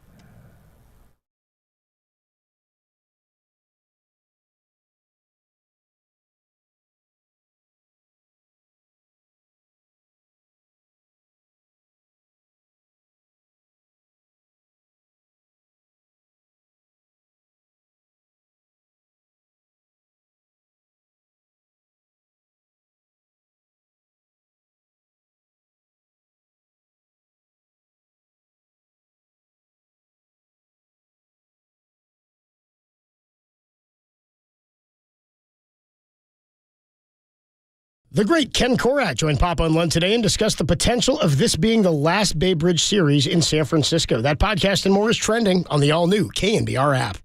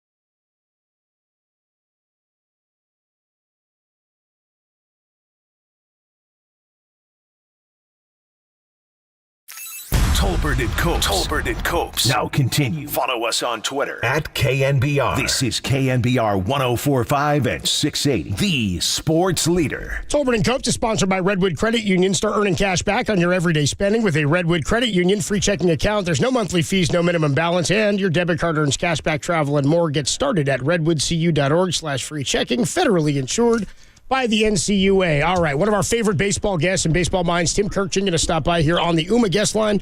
We're talking some trade deadline, one of my favorite times of the year, about a week from the deadline. And I think the deadline is best, Tim, for teams kind of like the Giants. You're on the outside, but you're involved. You maybe have a shot at the division. You could go all in. You could stand pat. You could add a little bit. This is a fun time of year for teams that are in the mix. Yes, it is. And it's when general managers earn all of their money right now. Are we in or are we out? Because if you make the wrong decision, depending on your organization, you could set your organization back a few years if you do the wrong thing. If you do the right thing, you set yourself up, in theory, to win for several years to come. I've had general managers in all the years that I've covered who have told me, more than one, if we win tonight's game, we're going to be buyers. If we lose tonight's game, we're going to be sellers, because the difference between 3 games out and 5 games out is that big of a difference in certain situations. That's why this is so frustrating and so fascinating, because the story changes not every day. It changes literally by the hour. I still get a kick out of that. We're in. Now we're out. We gave up 2. Hey, we scored 3 in the top of the 9th. We're back in. Yeah, you come back and win. We can get somebody. That'd be great. It's amazing. Boy, like every year, Tim, it seems like there's a dearth of pitching out there, and a lot of teams really in need of pitching. So I can name all the names, but you know all the names. Like, who's most likely to go that may change someone's fortunes the second half of or let's say the last third of the year?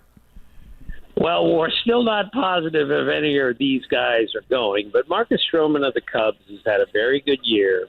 He's a competitive little guy who could come in and help a whole bunch of teams as a number, say, 2 or 3 starter, which, you're probably not going to get a number 1 starter this time of year. Lucas Giolito of the White Sox, another guy who's been really good lately. He would be a solid 2 or 3 on a lot of teams. Lance Lynn, not quite so much, but he could help certain teams, even though he would probably be a 3 or a 4 starter.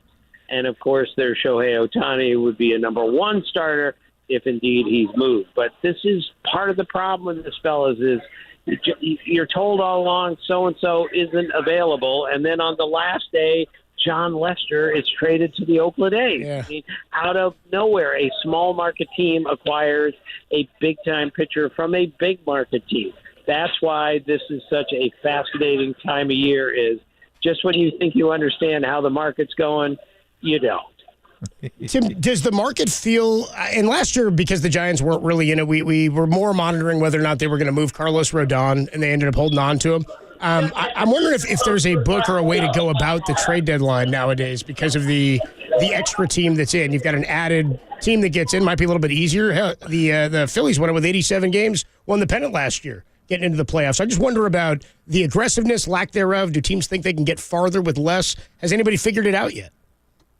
No one's ever figured out the trade deadline, believe me, because it changes every year. But I think we're in a position now where more and more teams are becoming sellers just to get in the playoffs, because Tom knows this better than anyone. If you get in baseball, you have a chance to not only go to the World Series, but win the World Series as a wild card team. Whereas when I used to love basketball, my home team was the Wizards, and they would be the last team in the playoffs. And then they would go play the Bulls, Jordan's Bulls, and they would have zero chance to win that series. But it doesn't work that way in baseball. Look at the Phillies last year. They were the last team in, and they went to the World Series and even had a lead in the World Series before they lost. So this is why teams are always saying, if we get in, we can do some damage. Look at the Brewers. If the Brewers get in and they get Brandon Woodruff back and they can go Woodruff, Burns, and Peralta at the top, they would have a chance to do something really big in October. But it just doesn't work that way in other sports, but it does in baseball, and that's why this time of year is so interesting. Yeah, Tim, I feel very confident saying that unless there were some major pieces coming back because of injury, no one that makes the play-in game in the NBA will play in the NBA Finals, ever. That is not going to happen. Right. It's just too hard. And obviously, Steph Curry touches the ball on every possession. That changes everything. You could acquire the best player in baseball, in this case, Shohei Ohtani, for the stretch run, but that doesn't guarantee because he's going to only pitch every fifth day, and everyone in the batting order has to bat. So that's the difference between basketball and baseball, and that's why I love baseball so much, and I love basketball, and I love that the stars determine the outcome of the game in basketball all the time. But I think it's just as good that the number 9 hitter, the 25th guy on the team, sometime decides a game where that cannot happen in the NBA. Tom Tolbert is not taking the last shot when Steph Curry and Klay Thompson are on the team. Sorry, not happening. Not even if they're triple teamed. Not going to happen.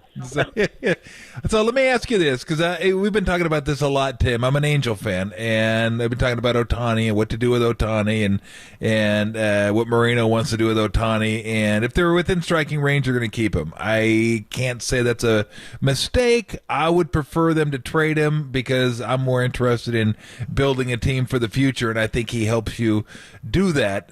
But I thought about this, and I'm wondering, I've heard other people kind of posit this theory. Is there any chance that you could say to Ohtani with a straight face, if you got a great trade package? That's the thing. We're all guessing on the trade packages. I don't know what they're going to get. But let's say they got a great trade package, and then you competed for the playoffs even without Ohtani because you got so much in trade. Probably unlikely. But could you go back to him in the offseason and say, look, you want to win? We're way better than we are when we let you go. Is there any could that ever work where you'd say we have a better chance now than we did before because we're a better team? Well, I don't see that happening, but this is a possibility. Here's what you say to Shohei. You say, look, we desperately want you back for next year. We're going to trade you for 5 players. We're going to get better without you because we're going to get 5 for 1, and then we're going to re-sign you after the season, and we're going to be better, and we're going to get you back. Do I think that's going to happen? No, I don't. No. But I can't build a case where you can get better by trading Shohei Ohtani. It's just not going to happen. Yeah. That's how good he is, and that's why this is such a perplexing case. I asked 2 colleagues the other day, what would you do with Ohtani? And one guy said, you can't trade Ohtani. And the second guy said without hesitation, you have to trade Ohtani. I've never seen something that is this different with different people. That's how complex this story is. Every part of this guy is incredible. No, because you can make a legitimate argument either way. I mean, if you feel like if you keep him and you have to make the playoffs, if you're in the mix, I mean, that's something you got to do. I mean, they got to feel like we're going to get better soon. I mean, Trout will get back at some point. Drury will get back at some point. Ohapi may get back at some point. So you're looking and going, okay, we got to give this a run. But you hear Tim, I used to think the worst case scenario was they don't make the playoffs and he leaves.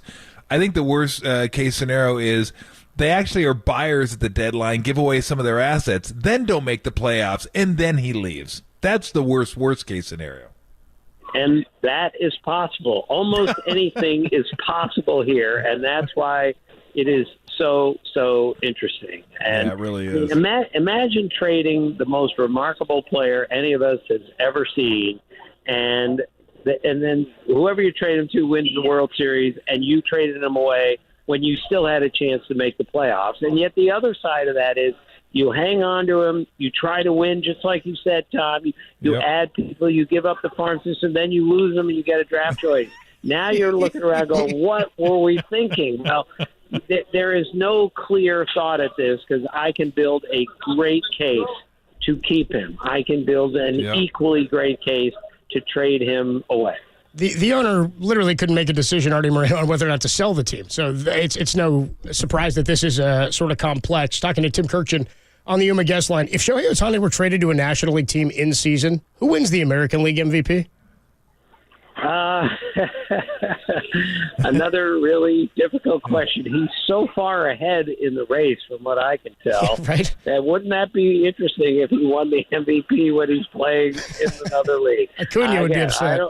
I don't think that's going to happen, but anything could happen with this guy. And again, but the only thing is just to repeat what I said earlier, if you go get Shohei and then you give up 5 players to get him, and it is clearly a rental, like the Rays go after him and give up 5 good young players from their system, and they rent him for 2 months, and they don't win with him. I mean, are you going to look at that and say this was a terrible choice, or are you going to say this was a risk because the 5 guys we gave up, weren't even part of our major league team? So teams like the Rays, really small market teams, have to look at this and say it might be worth the rental, whereas I think any team that goes after him to trade for him has to have some sort of idea that they can sign him long-term after the season.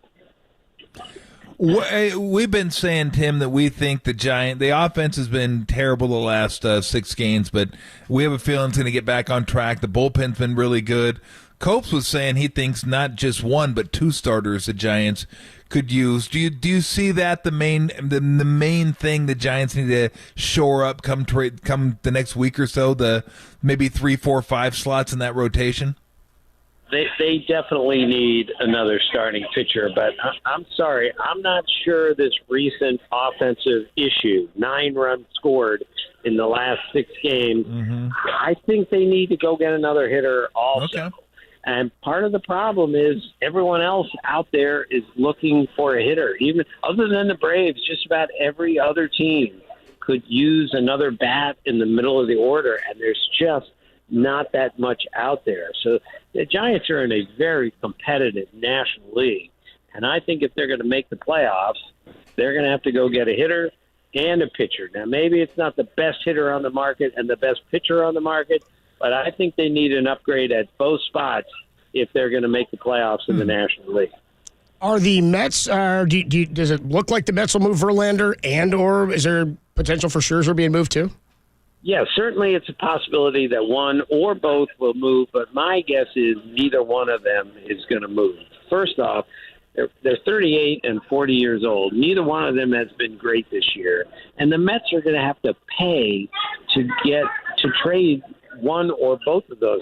No one's going to pick up $43 million a year for a 40 or a 38-year-old pitcher, even though they could help a team down the stretch. And I don't see the Mets saying, sure, we'll pay them to get rid of them. The Mets don't have very much starting pitching for next year. They have to be looking at next year and hope that Verlander and Scherzer can make a bounce back. So my guess is I think both of those guys are going to stay. And if the Mets sell, they'll be selling Mark Canha, they'll be selling Starling Marte, they'll be selling David Robertson, not one of their 2 top pitchers because of all the elements involved. Has Jack Flaherty been what his numbers say he is, or are there underlying metrics that say he's actually been better than his numbers say he is? Because he's always had good stuff. This year it didn't seem like a Jack Flaherty year. Oh, it's not. He's had a bunch of injuries, but Adam Wainwright, his teammate, once told me if you were going to build the perfect-looking baseball player, especially as a pitcher, he would look like Jack Flaherty. And a few years ago, he was as good a pitcher as there was in the game for a short period of time, and he has been hit this year like he's never been hit. He has walked people this year like he's never done before. And I would be hesitant to get rid of him because he's so athletic and he's got the potential to be so good. But it's been a while since he's been really good. And I'm starting to think maybe he's never going to become the pitcher that he was, say, for a short time a few years ago. Another minute or two here with Tim Kirkjian on the Yuma guest line. I'm wondering about players the Giants have that other teams might have interest in and really just pitching, because they have a bunch of it, mostly relievers, not a lot of front-end starting pitching, but a guy like Alex Wood. Farhan has gotten value from lefties in the past at the deadline with very short periods of success. Drew Pomeranz, Drew Smiley is another one that comes to mind. Just wonder if there's a market out there. You wouldn't get anything huge in return, but could open up a spot for somebody else if a team might have interest in a guy like Wood. Yeah, and Alex Wood has value because he's got that funky delivery that when he gets on a nice little run, he's hard to square up because he looks like a man who's falling out of a tree with all those arms and legs going back and forth. Plus, he's also pitched in relief in his career. So you win in the postseason, fellas, as you know, with a really good bullpen. I mean, the Astros' biggest reason they won the World Series last year is their bullpen was sensational and got a tremendous amount of work. Alex Wood, to me, would be a type of guy who would be better served as a relief pitcher for a contending, if not a World Series team, who could come in, pitch a really good inning, get a bunch of left-handers out. That's how I would go after him, and that's the commodity that's going to move more than anyone here down the stretch are relief pitchers. I'm just curious what you think the Rangers might do. They already went out and got Chapman, who wasn't got roughed up a little bit last night, that wild game against the Astros. But may they be on the lookout for a top-end starter? The hitting seems to be okay, but that bullpen, that bullpen could use some shoring up. The bullpen needs another arm to go with Chapman, who was a very good addition, at least until last night. I think their starting rotation, I mean, they can always use another starter, but they need another reliever for sure. But, you know, they don't need much other than that. Their offense is legit, and it's going to stay that way. Yep. Tim, always fun catching up, man. Love hearing you on the Baseball Tonight podcast. We can check in with Buster. It's one of my favorites every week. It should be a fun deadline, man. We'll catch up with you soon. Okay, guys. See you. Good deal there. Tim Kirk. You love whipping around with him. I mean, he's a guy who knows every player in baseball. He's like, dude, he's 38 and 40, and they're doing X, Y, and Z, and knows every player in the league. It's just great. You can throw stuff at him and get some info. So Alex Wood maybe could be an asset for somebody. If the Giants wanted to, maybe trade with a team where they could get something in return at the big league level as a hitter, I don't know. Could make things a little bit more creative for them. We've got grown man falling from a tree. He does look like that. Alex Wood. It was just perfect. Because I'm thinking about it. I go, falling over, and he's like, head's coming at you. Knees and elbows and all sorts of joints coming your way. We are going to catch up with Brent Jones. Our first hit of 2023 with Brent Jones coming up at 4:50. That'll be fun. Get into what the 49ers are looking like. I imagine he is hyped today about the Brock Purdy news compared to how he was at the end of last season. We'll do that at 4:50. But before that, we've got a sound soiree. Kyle and John met with the media today. Also, fresh Bill Belichick sound. A new season. Same old Belichick coming your way next on the Sports Leader. Campbell, shout out to you for supporting KNBR, Campbell's Sports Leader. Oh, no. It's so exciting.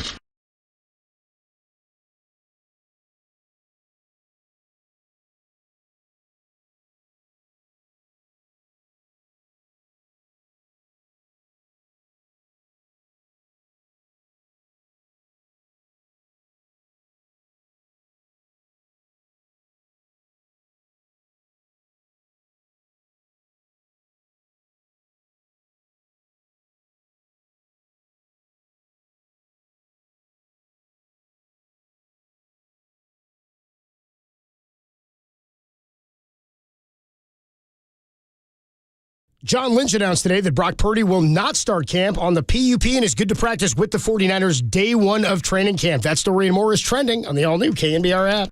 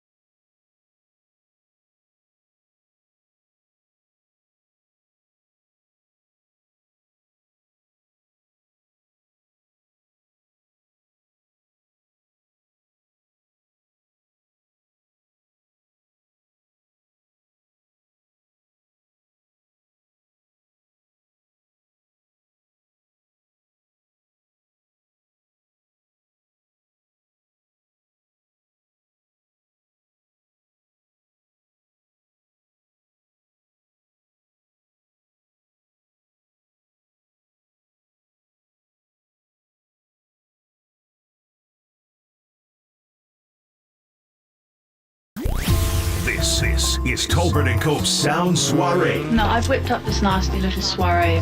The best sounds you might have missed. Soiree, what? Soiree, honey. I think that means party.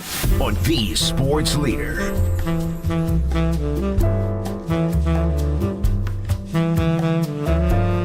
Tolbert and Cope's back with your Sound Soiree for Tuesday, July 25th. We got Giants pregame, by the way, and A's. Giants and the A's. Derek Papa wearing his Sell shirt today. Are you going to wear yours?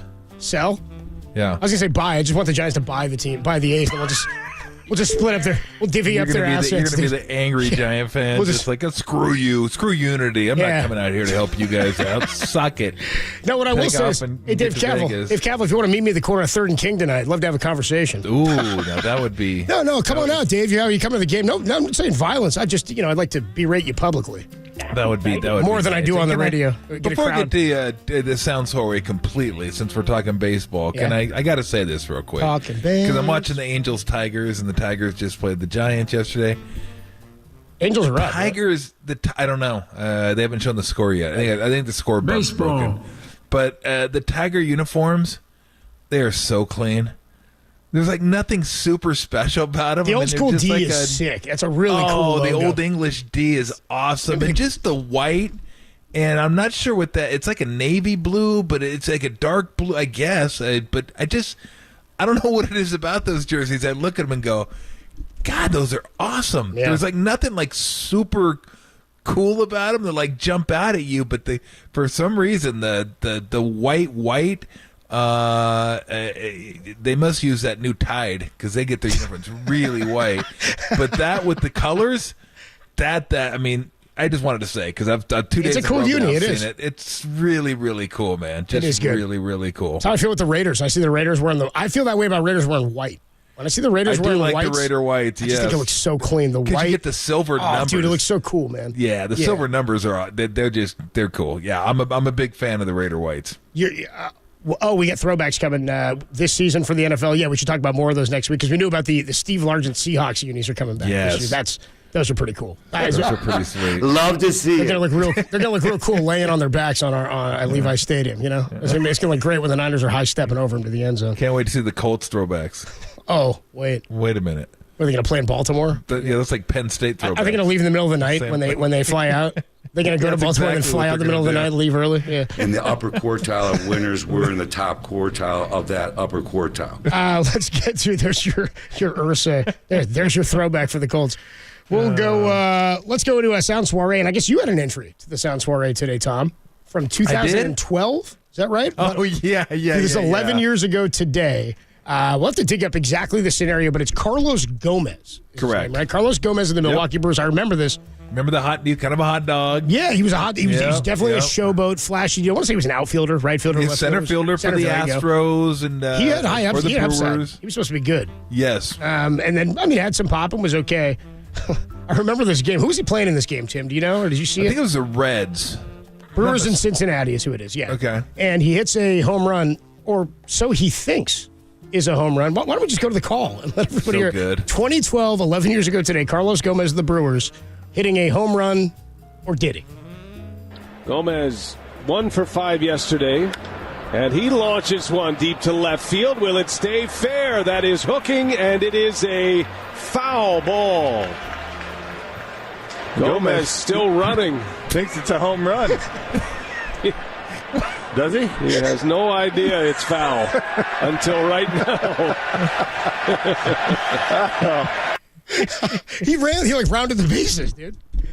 Rounded the bases. It's incredible. No, he hit himself on the head a couple times like he does in his home runs. Now, if Derek would have let that thing roll a little bit longer. Was it Derek or was it Tim? Oh, no, I'm getting looks from Derek. It was Tim. Yeah, okay, Tim would have let it roll. Yeah. It was Derek. I don't care who it was, boys. Derek. Yeah, both of you okay, back how there. about that whole room? I'm blaming the whole room. I'll tell you, I'm not sitting if you let it play, if you let the audio play a little bit longer, what you get is he strikes out the next pitch.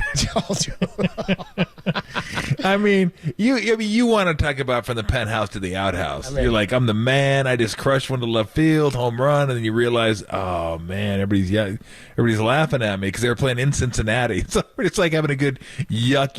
Yeah, they're laughing at you. Would say, or yucca do at his expense, and then he gets in there and strikes out.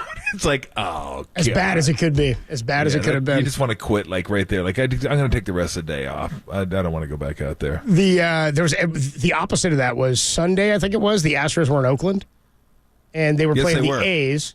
They are down, or I think they're down a run in the 8th inning. It could have been the 7th. Anyway, Dusty puts on a bunt sign to Mauricio Dubon. He missed the sign, dude. Oh, no. Dude gets thrown out. Dusty was livid in the dugout, dude. Until Mauricio Dubon hits a go-ahead home run 2 pitches later. Everybody's like, that's the only way to get yourself. Like, dude, everybody's bear hugging him when he gets to the dugout. It's like you never even had to deal with the the punishment of missing a sign, you know? And when they said he missed a sign, because the broadcaster go, did he miss a sign there? I hear Johnny Doskow and them talking about it. He said, did he miss a sign? He might have missed one. And I'm going, yeah, probably. It's Dubon, man. I'm not going to give him the benefit of the doubt. I'm just going to assume that he missed it. So a little bit different when a ball goes foul, but that's pretty funny. Moving on here in the Sound Soiree, back into what happened earlier. The press conference, John Lynch, Kyle Shanahan. We got some John Lynch here. They asked him, because we said this, and we'll talk more about it. I mean, it seems universal. The Niners, talent-wise, could be the best team in football, definitely in the NFC. Feels Super Bowl or bust. They've been there before, 3 NFC championships under Kyle, and a Super Bowl appearance, but no wins. John Lynch asked if he feels pressure to get a Super Bowl victory this year. Every day. I mean, every day we feel it. That's our jobs, and we've got a lot of belief in this team. That's why you go get a Javon Hargrave and add him to the mix, even though we've got a lot of highly compensated players, because you've got belief in this group. Without that belief in this group that we currently have, the culture, belief in this guy and his ability to lead this organization, you don't do those things. But we have that much belief. That's what we're here for. And now we got to go do it. Kyle talks a lot. His dad used to talk a lot when I played for him. All you want in this league is a chance. And not everybody has that chance. We're a team that has a chance with the way we're constructed, the way we're coached, the character in that locker room, the talent in that locker room. Now it's our players' jobs to take that ownership. It's all of our jobs to give it our best shot. We do have a chance, and I think we have a really good one. I like this group as it's constructed, and there's a lot to like. Now we got to go do it. Hell of an answer. I mean, every day thinking about that. I don't know that it relates to what's happened in the past, but that's the goal. I mean, your job is to win a championship, and these are both guys who are football lifers, like who, Lynch has played for some horrible, horrible teams and has been through that and really wore it when they were awful. Back in 2018, Kyle's first year? 2017. They make the trade for Jimmy at the end of 17. 18, he's injured. 19, Super Bowl appearance, right? So they've been through the ringer with this thing. They also, to this point, have had, I don't believe that in their tenure in San Francisco, another team in the NFC has been to 3 conference championships at least, and at least a Super Bowl. And I believe the only other team in the NFL to have that many in that span, only 2 others, would be the Rams. Do the Rams have 3 in that span, or 2 championship appearances? And then the Chiefs, who you lost to, and they both won bowls. So of this era, of the most sustainable teams who have found success, Kyle and the Niners are right up near the top, just without a ring. Yeah. No, look, I mean, what John Lynch said, I can find 31 other guys that said the same thing he said. Yeah, we expect to win Super Bowls. I really like these guys. I really like our guys. But, I mean, we all follow football. We know the guys that are just saying it to say it because everybody says it. And we know the ones that are serious about it. He's serious about it. And he should be. We had Matt Barrows on, and he's like, yeah, it's really tough grading position groups because how do you put one over the other when this one has an all-pro, maybe a Hall of Famer in it? And that's the depth they have. I mean, you legitimately have an all-pro offensive line, an all-pro in the wide receiver core, an all-pro in the running back, an all-pro defensive line, an all-pro linebacker. And I'm not sure if Javarius Ward made an all-pro when he was with the Chiefs. But, Hufanga, I think, made it last year, didn't he? I think he was, if you want to count both the groups together. So, Hufanga every group has one. Yeah. Like, everybody, they all have one. How many teams have that? I don't know. I don't feel like going and adding and looking it up, but I don't know. Probably none. That's a great question. Yeah. I mean, maybe the Eagles. Eagles or Chiefs, maybe, but Chiefs they secondary. lost. They don't have the same guy. The Eagles don't have the same guys back. No. So they're going to be a little bit different this year. Chiefs. I don't know about secondary. I don't know about linebacker. Yeah, I don't know if they have one in the secondary. I don't know if they have one at the offensive line. Maybe they do. If you count tight ends with wide receivers, yes, they do. Quarterback, yes, they do. That's where the Niners don't have one, but they have that. Running back, no. But, I mean, the point is, yeah. I mean, when he says, we're in the Super Bowl here, yeah. I mean, how often do you get teams? This Niner team right now reminds me of a Niner team or a Cowboy team or name it before the salary cap. We just load up on guys, and you're just like, okay, we're gonna have now. It's not that loaded because you can't be that loaded anymore. But to say every position group you have an all pro, maybe even definitely a Hall of Famer in the offensive line. Trey Williams is going to be a Hall of Famer, period. And like Nick Bosa trending that way, Warner trending that way. Kittle may be trending that way. Yeah, McCaffrey trending that way. Kittle possibly. I mean, they have guys that are like, if they make it, you're not going to be shocked. Like, oh my gosh, they made it. No, I mean those are the type of guys they have. So yeah, when you find yourself with that type of and give them a lot of credit for doing this. I mean, they drafted Kittle. They drafted Aiyuk. They drafted Debo. They drafted Bosa. They drafted Warner. They drafted Hufanga. They went out and got Ward. And Lenore was really good at the end of last. I mean, they drafted a lot of these guys, and then they trade for Christian McCaffrey. Yeah. It's like, okay, we need a guy. They trade for Trent Williams. We need a guy. But most of these guys they've drafted, and it is just an incredible collection of talent. Now, where does that put them? Well, puts them same place they were last year. Right there with Philly, right there with Kansas City, Cincinnati, Buffalo. Chance to win a Super Bowl. And that's what you want. That's what Mike Shanahan was talking about. All you want is a chance. These guys have a chance. They have that chance to be able to do that. I remember Steve Kerr saying that when he first took over the Warriors. And this is before they started winning every year. I don't think he expected that to happen, but what he said was, I just want to have a chance every year. Meaning I want to make the playoffs and I want to have a good chance at winning some series and winning a championship. Now, in his wildest dreams, he wouldn't have known they could have been as dominant as they were for 5 years. He didn't know they were going to get Kevin Durant. So, but it's under normal circumstances, because Steve was right. When they had KD, that was like living in Never Land. It was like, this is fun. This isn't real life. This is just, we're going to win this year. If nobody gets hurt, we win. Like, I did that. You don't get that. It literally took two guys to get hurt for them to lose. Yeah, exactly. Tragic injury. And they almost won. So it was absurd. Like, that was just like living again in like some sort of fairyland where everything's great. Like, ooh, this is awesome. But that doesn't happen. But what you'd like is what the Spurs have had. Chance after chance after chance after chance. That's how you win 5 in 17 years, because you keep giving yourselves chances. Some years you get knocked out in the conference finals by the Lakers. Some years you get knocked out in the first round, and then you go on to maybe lose a championship, and then you go win a championship, and all of a sudden you look up, and 17 years later you've won 5 championships. The Patriots did the same thing. They just kept giving themselves chances. I mean, they lost a lot in the playoffs. They won a lot more, obviously, and when they won, they kept winning and won Super Bowls. So, I mean, this stuff's hard. I mean, it is hard. It's so funny that Warrior fans that really kind of came of NBA age, their NBA fandom came of age around the time the Warriors won. They just thought that was what it was like. Like if you turned 12 years old when you win. What year was that? 2016? This bleeps easy. Yeah. You kidding me? Yeah, we have... Kids born in 2000. Before? They're just they have no idea. That was the closest thing to the 60 Celtics that we're ever going to see, where you're just like, they won. I mean, unless something crazy happens, they're going to win. And to show you how crazy it was, when they beat the Celtics, a lot of people thought the Celtics were going to win that series. A lot. When they beat the Cavs the first time, a lot of people thought the Cavs were going to win that. And then they got beat by the Cavs, and then Durant came over, and nobody thought anybody was going to beat the Warriors. Like, nobody. Who's going to win? Warriors. So you're not going to get that in the NFL, but you are going to give yourself a chance. And they have a great chance. They've had great cracks at it. And I agree with what you said earlier on.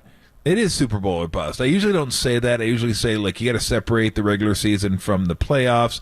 And I get that, but there are certain circumstances where you just keep doing, you max out and you're really good and you get to that point and you're not quite good enough, or an injury happens, and it could happen this year. And I made it will. They happen every year, but they've been to 3 of his. This is year 7. I know. Right? 3 of the 6 seasons he's coached, they've resulted in an NFC Championship appearance or a Guess Super Bowl. what? If you keep getting there, you're going to win one eventually. Andy Reid did it 5 times. Tiger even said it. He said, "I just want to put myself in a position to have a chance. Just get me there and give me a chance, and I'm gonna win some." And that's the way I feel about the. And they got a much easier chance. I don't want to say they're lucky because the Niners have always been in the NFC, but the way it shakes down right now, it's easier to get to the Super Bowl in the NFC. There's no doubt about it. AFC is brutal. I mean, to try to go through all those quarterbacks once you get to the playoffs every year, it's a meat grinder, man. I would almost go all out in the AFC to get home field. Like, I don't want to have to play Buffalo and Cincinnati or Kansas City and Buffalo. Like, I want to play one of those teams. That's it. I don't want to have to go through 2 of those teams. And with the NFC, and there could be a team this year that, spikes up. We're like, ooh, that's going to be a tough team this year. But it's the Niners and the Eagles. And we still got to see it from the Eagles again. Like, can they back up last year and get it done? But the Niners, I have no doubt, if they're healthy, they're going to be a 1 or 2 seed. They're just they have to be. They're that good, and the division's not that good. So it's not like they're battling 3 teams that are also playoff teams. I mean, Arizona's going to stink. Seattle, we'll see if they regress a little bit, or maybe they're a little bit better, but the Niners are still better than them, and then they're better than the Rams. So, yeah, they did have a real good draft, especially on the defensive side. But they're the best team in the division. They're the class, and the schedule's not that tough. So, yeah, sometimes that's just the way it is. Super Bowl or bust, so I do agree with you. What you said earlier on, this seems like that type of year. Like, don't get there and lose. Don't lose in the conference championship. Don't lose in the Super Bowl. It's time to cash in on having a Pro Bowler, like, at every single position group, and say, you know what, we're the best team. Let's cash it in. I was gonna say, I'll confess that because I missed that whole run of the 80 49ers. 4 Super Bowls and all that. That's sort of like the Warriors, I think. That's the mindset of Warrior fans. That's the mindset of a lot of 49er fans, my mom included, from the 80s. It's like, what are we doing? Not winning bowls. Now you're in an era where it seems like you could be one of, if not the dominant team in the NFC. One more here in our Sound Soiree, Bill Belichick. He meets with the media today. It's been a long time. Long offseason for Bill. Gets to meet with the media. And I guess they have a player, who was it, Derek, who didn't show up today? Oh, no. So Lawrence Guy did not report today, and so they want to know, is he reporting? What's going on? Is he here? What's the situation? Bill Belichick with the media. Lawrence Guy wasn't here for minicamp. Has he reported? The players report later this morning. Do you expect him to report? Yeah, I guess so. Do you know if he'll report? Well, we'll find out in an hour or so. I don't know. I haven't been in there. They're doing physicals. That gets started here in a few, 8:30 or somewhere in there. So I don't do physicals. Doctors do those. Yeah. The situation we took him out of the spring has been resolved? I hope so. We'll see. It's football season. Most players play football in football season.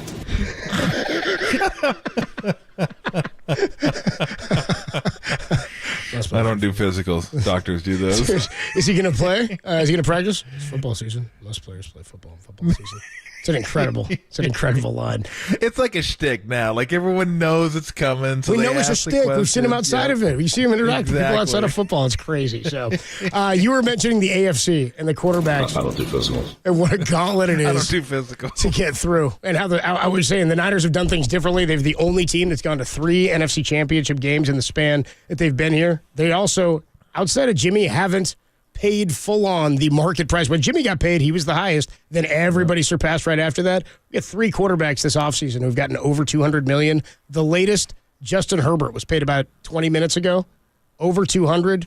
His guaranteed money is outrageous. Is it? Yeah. Thank your lucky stars that Brock Purdy figured it out and that the Niners aren't committing money to the quarterback spot right now. That's the smarts behind this. You keep talking about that, the resetting of that room. We'll get into that. We'll tell you the details of what's going on with Justin Herbert. It is getting expensive under center. Tolbert and Copes, only here on the Sports Leader.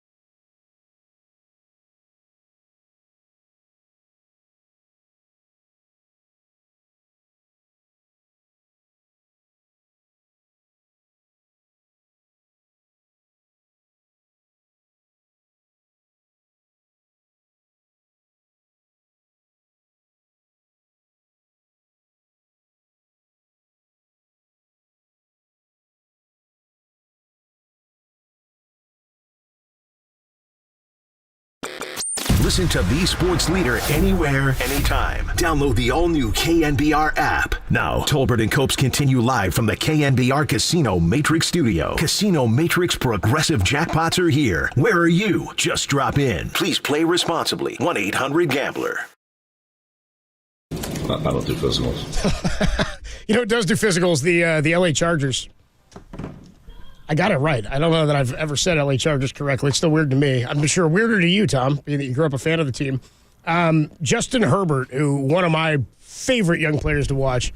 Joe Burrow's like clapping or Joe Burrow's got the same emotion that Steve Kerr did who just got the huge contract. Monty Williams got the enormous deal. And Steve was sitting there. Whoop. That's it. Joe Burrow's somewhere. He's like, dude, Justin Herbert is my boy. That's my guy. And I don't have to get him anything because he got paid. I just get to reap the benefits. Yep. He's doing the Breakfast Club. Tim says, walking out with his fist in the air out of the Bengals facility. So Justin Herbert has just reached an agreement. Well, we should point out first that this offseason, Jalen Hurts reached a contract extension, 5 years, $255 million. Okay, Lamar Jackson got 5 years, $260 million after his long back and forth. He got $185 guaranteed. So when you see that Joe Burrow gets, that Justin Herbert gets $262.5 million, I'm going, okay, but that's not that much more than Jackson. So the difference in guaranteed money has to be exceptional, right? Because it's close to the same contract. So 185 for Lamar, $218 million guaranteed for Justin Herbert. My goodness. Oh, my God. I mean, still short of Deshaun Watson's 248. Still short of Deshaun Watson's 248. Or whatever it was. They also don't have a football stadium, that team. They play in the, the Rams. Yeah, exactly. Come on, we all know whose house that is. It's what it brings me back to is the conversation we were having yesterday about Kyle's draft picking and where you reslot guys and how you pay guys and where you keep positions inexpensive. And the stuff that goes on the field is as important when it comes to building the roster as how you allocate that money. It's why we were asking last week about Debo and is there a redundancy at all in his skill set and Christian McCaffrey's? Is McCaffrey the guy who, because of his position and his age, will be more likely to break down sooner than later? Now, nothing has shown that any of that's happening, but to me, it's less about the breakdown than it is about the investment and where you're putting that money. At some point, you'll have to pay Brock, not for a little bit. You're paying him very little, which is the plus. It's why you'll be able to pay Aiyuk and Bosa, but can you balance it beyond that? They're going to hit their first real salary cap frustration and wall after this season. That's where stuff is going to kind of come because things are going to start to kick in and Bosa will get his. Mm-hmm. As Barrows told us, Ayuk's got a little bit of time, but it just plays back in to the frustration behind everybody going, Kyle can't find his guy. He needs to get his guy. Wait till he gets his guy. If he hasn't had his guy, and Brock is the only one who's been this guy, he's been to 3 conference championship games. I am more impressed by the front office work at the contracts handed out and how they've divided this and divvied this up and kept this talent here. I'm maybe as impressed by that as I am by what they've been able to accomplish without a superstar quarterback, but it's because they're doing it a different way. They're almost like an expensive version of the Tampa Bay Rays. You know what I mean? It's like everybody who comes up, every lineman they sign, Diamador Lenore is how they're making plays at times. You know what I mean? It's like every guy they bring in the DB. Now, not all picks hit, but they know how to draft for their system, and that's what's made Belichick a force for so many years. Yeah. I think the one thing that really kind of stands out with how they've built this team is they're not afraid to. I'm pretty sure Trent Williams, when he signed his contract, was the highest paid tackle in the game. Could have been wrong. I could be wrong, but I think he was. Should have been. We know Kittle was. Yeah. Warner is. Yep. Now, they didn't sign McCaffrey, but they inherited him, and that's the highest running back contract in the league. Is it still, or it was when he signed it? I think it is. I know currently. Saquon Barkley signed a 1-year deal today for like 11. 11, but that was like signing like a 10. But isn't McCaffrey like 16? Yes. Like I think he blew everybody away. Like running back. You could be right though. No. You are right because they do this is what always throws me off in football is they get highest AAV or is he the highest paid? Like the biggest contract. McCaffrey is getting 16. Yeah, that is the highest annual because I think Derrick Henry got like 12 a year a couple of years ago, and I was like, what? Derrick Henry's it's like a one-man wrecking crew, dude. He's getting underpaid, but he's blocking for himself out there, it seems like. So, yeah, McCaffrey's a guy who running backs, I feel like you pay him up front like that, then you deal with it later. And so much of it's not guaranteed that I don't know how much value they'll have in that when they need to start paying other places. Yeah, well, I think there are exceptions, and I think he's one of them. Sure. I think he's one of them. But what makes that work is Hufanga, Greenlaw, Mitchell. I mean, they have Jennings. Like, they have other guys that are, like, really good. Like, they're playing really, really good for him. And I didn't even mention Armstead, who was one of the highest paid, got to be one of the highest paid interior defensive linemen. He got paid a couple of years. He got paid right before they traded Buckner. Right. Big time. So, I mean, they're giving some money out, but they're giving it out to the right positions. And they're hitting some of these guys. Like, it's not like, oh, Warner's incredible, but he has a bum playing next to him because he can't afford to pay him. I mean, now that'll probably be a problem when Greenlaw's contract come up. I don't know if they're going to be able to afford both those linebackers because Greenlaw's one of the best linebackers in the game. It's like, yeah, we have the best, and then we have one of the best in the game, so we're good there. And then you get away with, like, what was Hufanga, 5th-round draft pick, if I remember correctly? Like, it's all pro. So you're not paying him. So the positions that you're not paying are playing really well. Greenlaw, playing really well. Lenore, if we base this year off the end of last year, he's going to be just fine over there across from Ward. Hufanga, more than adequate, all pro. And then you get Purdy. You're paying him Jack, and he's really good. So that's where this stuff kind of comes together. You can't have it's like a lineup in baseball, right? Where the top 4 guys are really, really good, and then it's like, yeah, we're not very good. Well, that's half your team right there. You're not very. You can't have that happen. You can't have it happen in a football team where it's like, yeah, the positions that are really important, really good, the rest we stink. Well, that's not going to work either. That so you can't happen. Thank you, Tim. You got to find a way to either draft well or have guys that can do that, and they do. I mean, they do. We don't talk about these guys enough. Because they have some of the best players in football. But Burford was really good last year. Banks, we had no idea if this guy could even play. Colt McKivitz is going to start at right tackle for them, and he was playing swingman after like Dan Brunskill had that role. I said to Derek off the air, playing swingman or like jack of all trades on an offensive line is maybe the most underrated, difficult thing you have to do in football. Yeah, like at least when you're playing like right tackle, you're McGlinchey. You know, it's kind of like being a pitcher facing a hitter. You're like, this guy's in my division. I see him every year. You're just still going to, guys are going to win and lose different battles, or one guy owns you and vice versa. But you get to know the guys. When you're in there one game or one snap here at this position, they got to move over here and spell this, then this. Like, they try not to move you around a bunch in a game, but it happens. And they do it to a guy who was like 2 years into his career, and now he's going to get to sit on the outside at right tackle and just try to hold his spot there, 6'6". They've done an incredible job of. It's so funny because they missed so much at the top of the draft, right? Dante Pettis and Reuben Foster. There's a handful of those misses that just are no longer here, but they've made up for it in spades with their aggressiveness in going to get talent and bringing it in, and at their evaluation of guys like Tashawn Gibson last year we talked about. I mean, finding guys when you need help is as important. Let's talk to Brent Jones, our first hit. With the tight end, number 84, Brent Jones, going to be on the other side. We'll talk to him. My guys. About all the positive news. All the positive news around the 49ers today. Brock Purdy cleared for training camp, and he's not making $218 million guaranteed.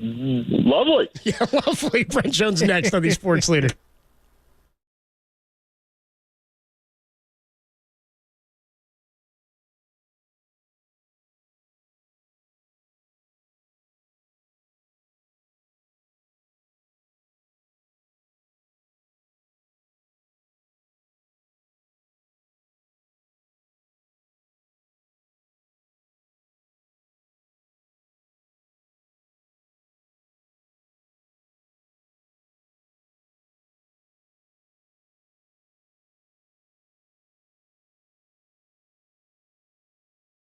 Nick Bosa did not report to training camp today and will not be practicing until he's given a new contract extension. That story and more is trending on the all-new KNBR app.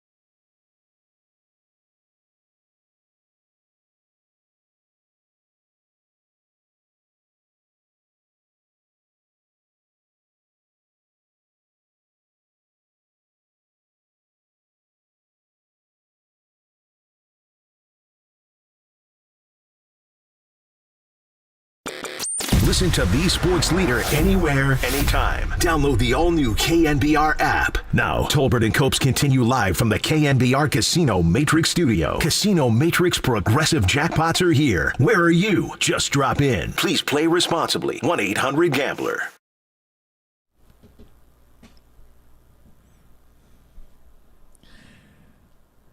Well, we're not quite to the season yet, but there's never a wrong time. There is never a bad time to talk to Brent Jones. So we thought before we get to camp, talk to him about a little 49er preview. Brent doesn't know it quite yet, but he'll be joining us Mondays throughout the course of the year, because he always does anyway. Even if he says, nah, I'm not sure what I want to do this year, he realizes. He says, you know what else am I going to do on Mondays? Just sit around the house? Of course I'm going to talk to my guys. My guys. Hello, Brent. My guys. Tommy, Copes, man, it feels so good. And I pinch myself. I'm like, what month is this? And it's July. And I'm like, wow, this is really early for me. Oh, man. So I got to ask you, because we were talking about this earlier on. I was talking about my camp experience. It wasn't really camp. It was at Irvine preseason, but that was just a miserable experience. College was so much tougher than the NBA. Once I got to the NBA, we did most of our conditioning while we were playing. We'd scrimmage a lot with the Warriors, so a lot of that was taken care of. But you never really ran. In college, you ran. What was it like for you? Was camp still camp back in the day where you dreaded it, or was it just kind of getting ready for the season like they do today?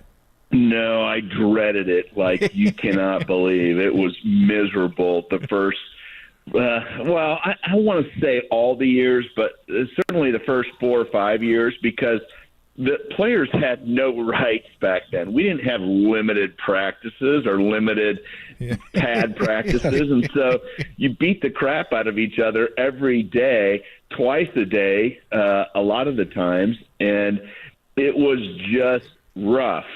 Unbelievably, Tommy, we didn't have a whole lot of conditioning. Because you came to camp in shape, or you barely survived camp, and by the time you got out of camp, you'd do some sprints here and there, but it wasn't like, hey, everybody get your hand on the line, or hey, we're going to do, liners or any of that stuff. It was more of a physical beating and mental beating, right? Because nowadays these guys, God bless them, they can go home. I can only have one padded practice in the next 3 days, and then we get classroom time, and then I get time to tweet, and then I'm going to go home and stay at my house. We'd be gone for 5 weeks, so you leave your wife, your kids, and it was a grinder. And there, early on there were no cell phones, so you just kind of survived camp, but it also made it awesome, right? It was a galvanizing moment for a lot of those 49er teams. And I think, to be honest, I think it's a huge feather in your cap if you can get your team away for 3 or 4 weeks, just focus on ball, just focus on, guys being around each other, learning about each other, and going through tough times together. And those days in the NFL, quite honestly, I think are gone. What did you guys do during downtime? Now, I would imagine because training camp was, a little bit rough, you got beat up. A lot of it was spent resting, but did you guys play games? Was there a communal TV where maybe you guys were watching movies together, or cards possibly? Or was it just, God, I'm so tired, I just want to go pass out in my bed? What did you guys do to pass the time? Because 3 weeks is a lot of time to be at camp. It is, and it was 4 or 5, and it was an ouch. And what, Tom? We had meetings, and we had 2 practices a day. So really, your free time would be you'd have maybe an hour and a half for lunch, and by the time you ate and went back and rested, or maybe 2 hours, but you'd have to get back and get in line to get your ankles taped and be out for special teams practice. Dinner, we had a couple hours, and so you could kind of laugh or maybe relax, maybe watch TV. Guys would play dominoes or cards, our meetings would go till about 10 at night, and then bed check was 11. So, yeah, I mean, you talk about that was ruthless schedule. You were in prison. It was total prison, and we were in Rockland, and it'd be like 95 at 7 in the morning. But it built some great bonds with guys, and if you survived training camp, you knew guys. You were in meetings with guys. You were eating with guys. You were just around them all the time. But probably the best thing that we did, kind of in the off time, we'd play jokes, practical jokes on people.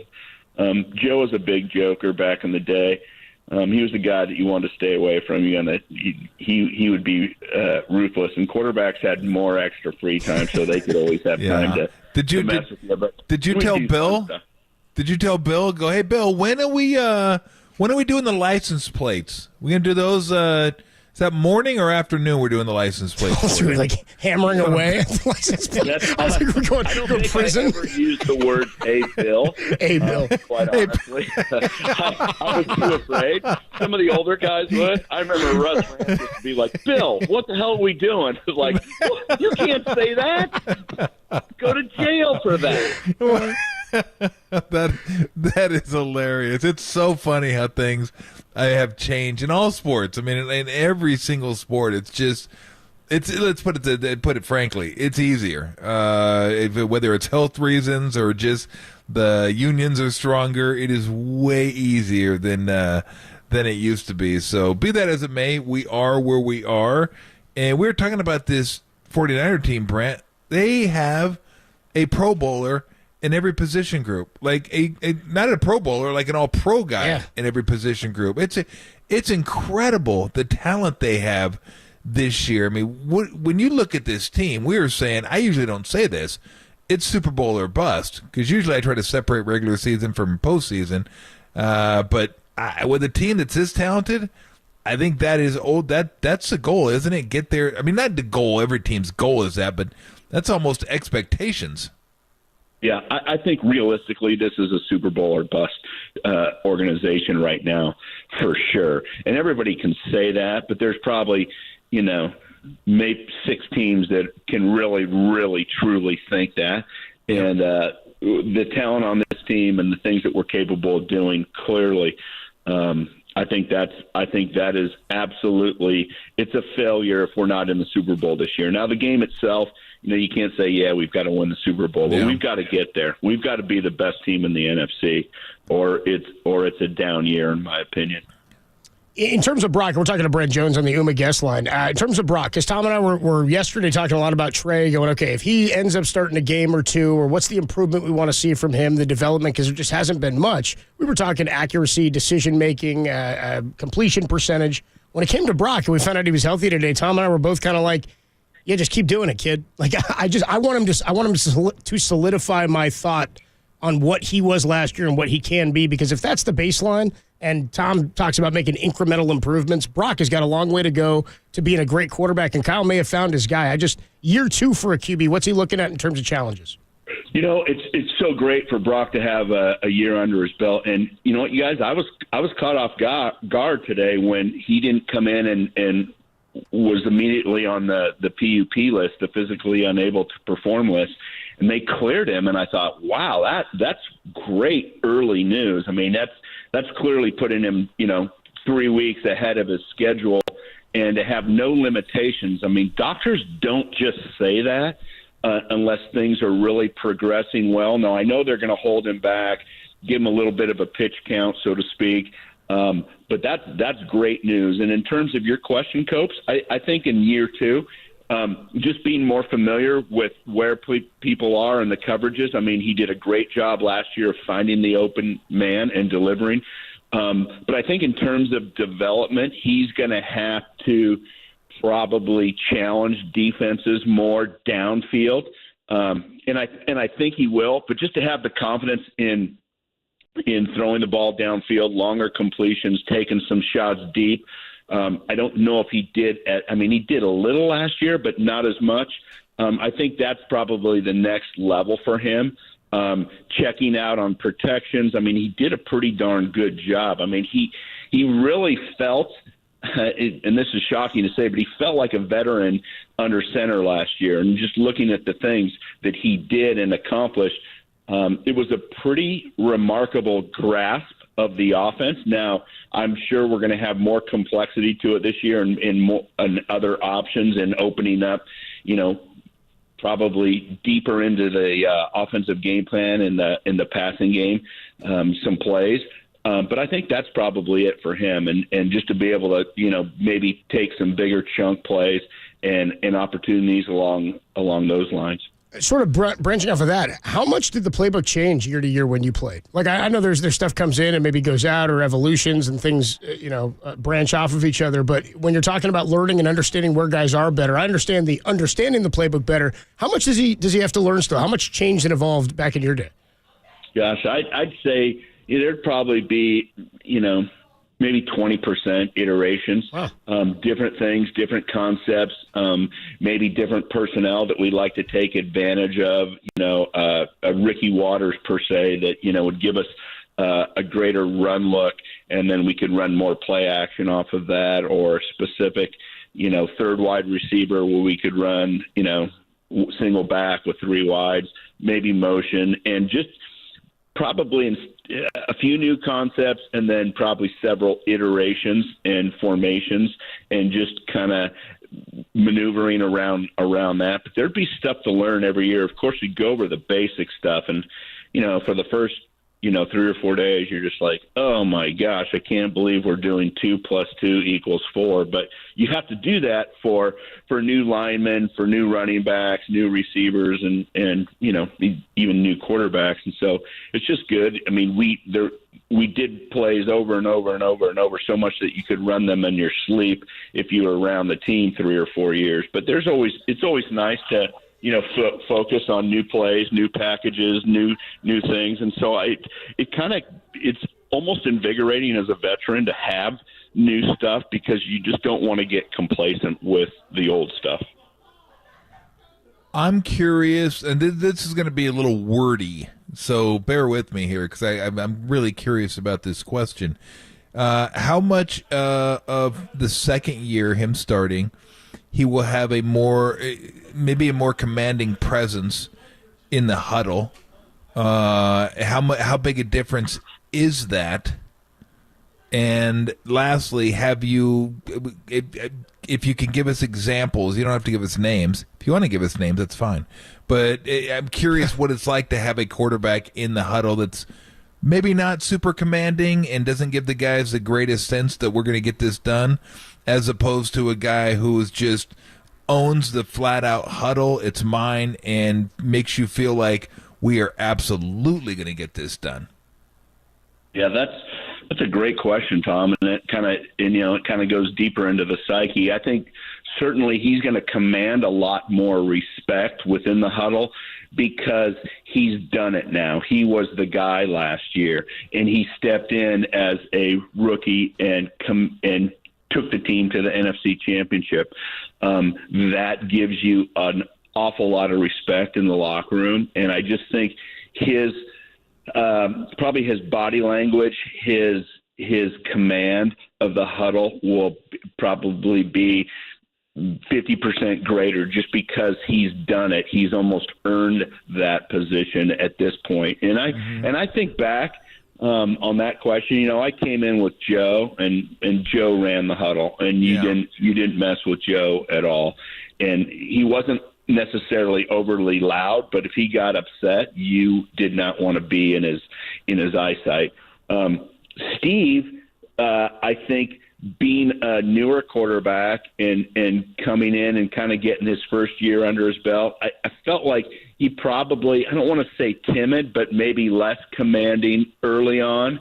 But as the season went on, he started feeling his oats a little bit and became more commanding. I think it's just natural. It's a natural progression with in confidence of a player, specifically a quarterback, and then just knowing that and you have the right to tell guys to get in line. I mean, it's not something that you do, as a rookie and you're hollering at your all-pro tight end or wide receiver.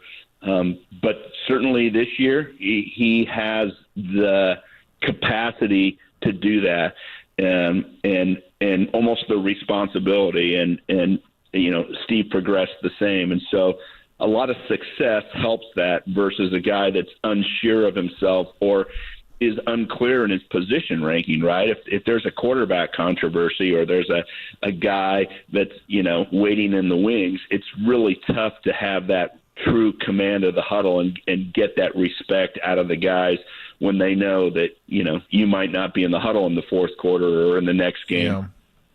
Well, that's the conversation we had last year, week one, when Jimmy re-signed, right, and was the backup to Trey. And we thought, okay, now is there pressure on Trey? Is he going to be looking over his shoulder the whole time? And we never got to get to that spot. And Trey loses his job because he got hurt, and Brock outplayed him and earned the right, I think, to be the starter this year, absolutely. But because a year ago Kyle was so definitive about it's Trey's opportunity to go out and win games for us, he gets hurt. Then today he says it's Brock's.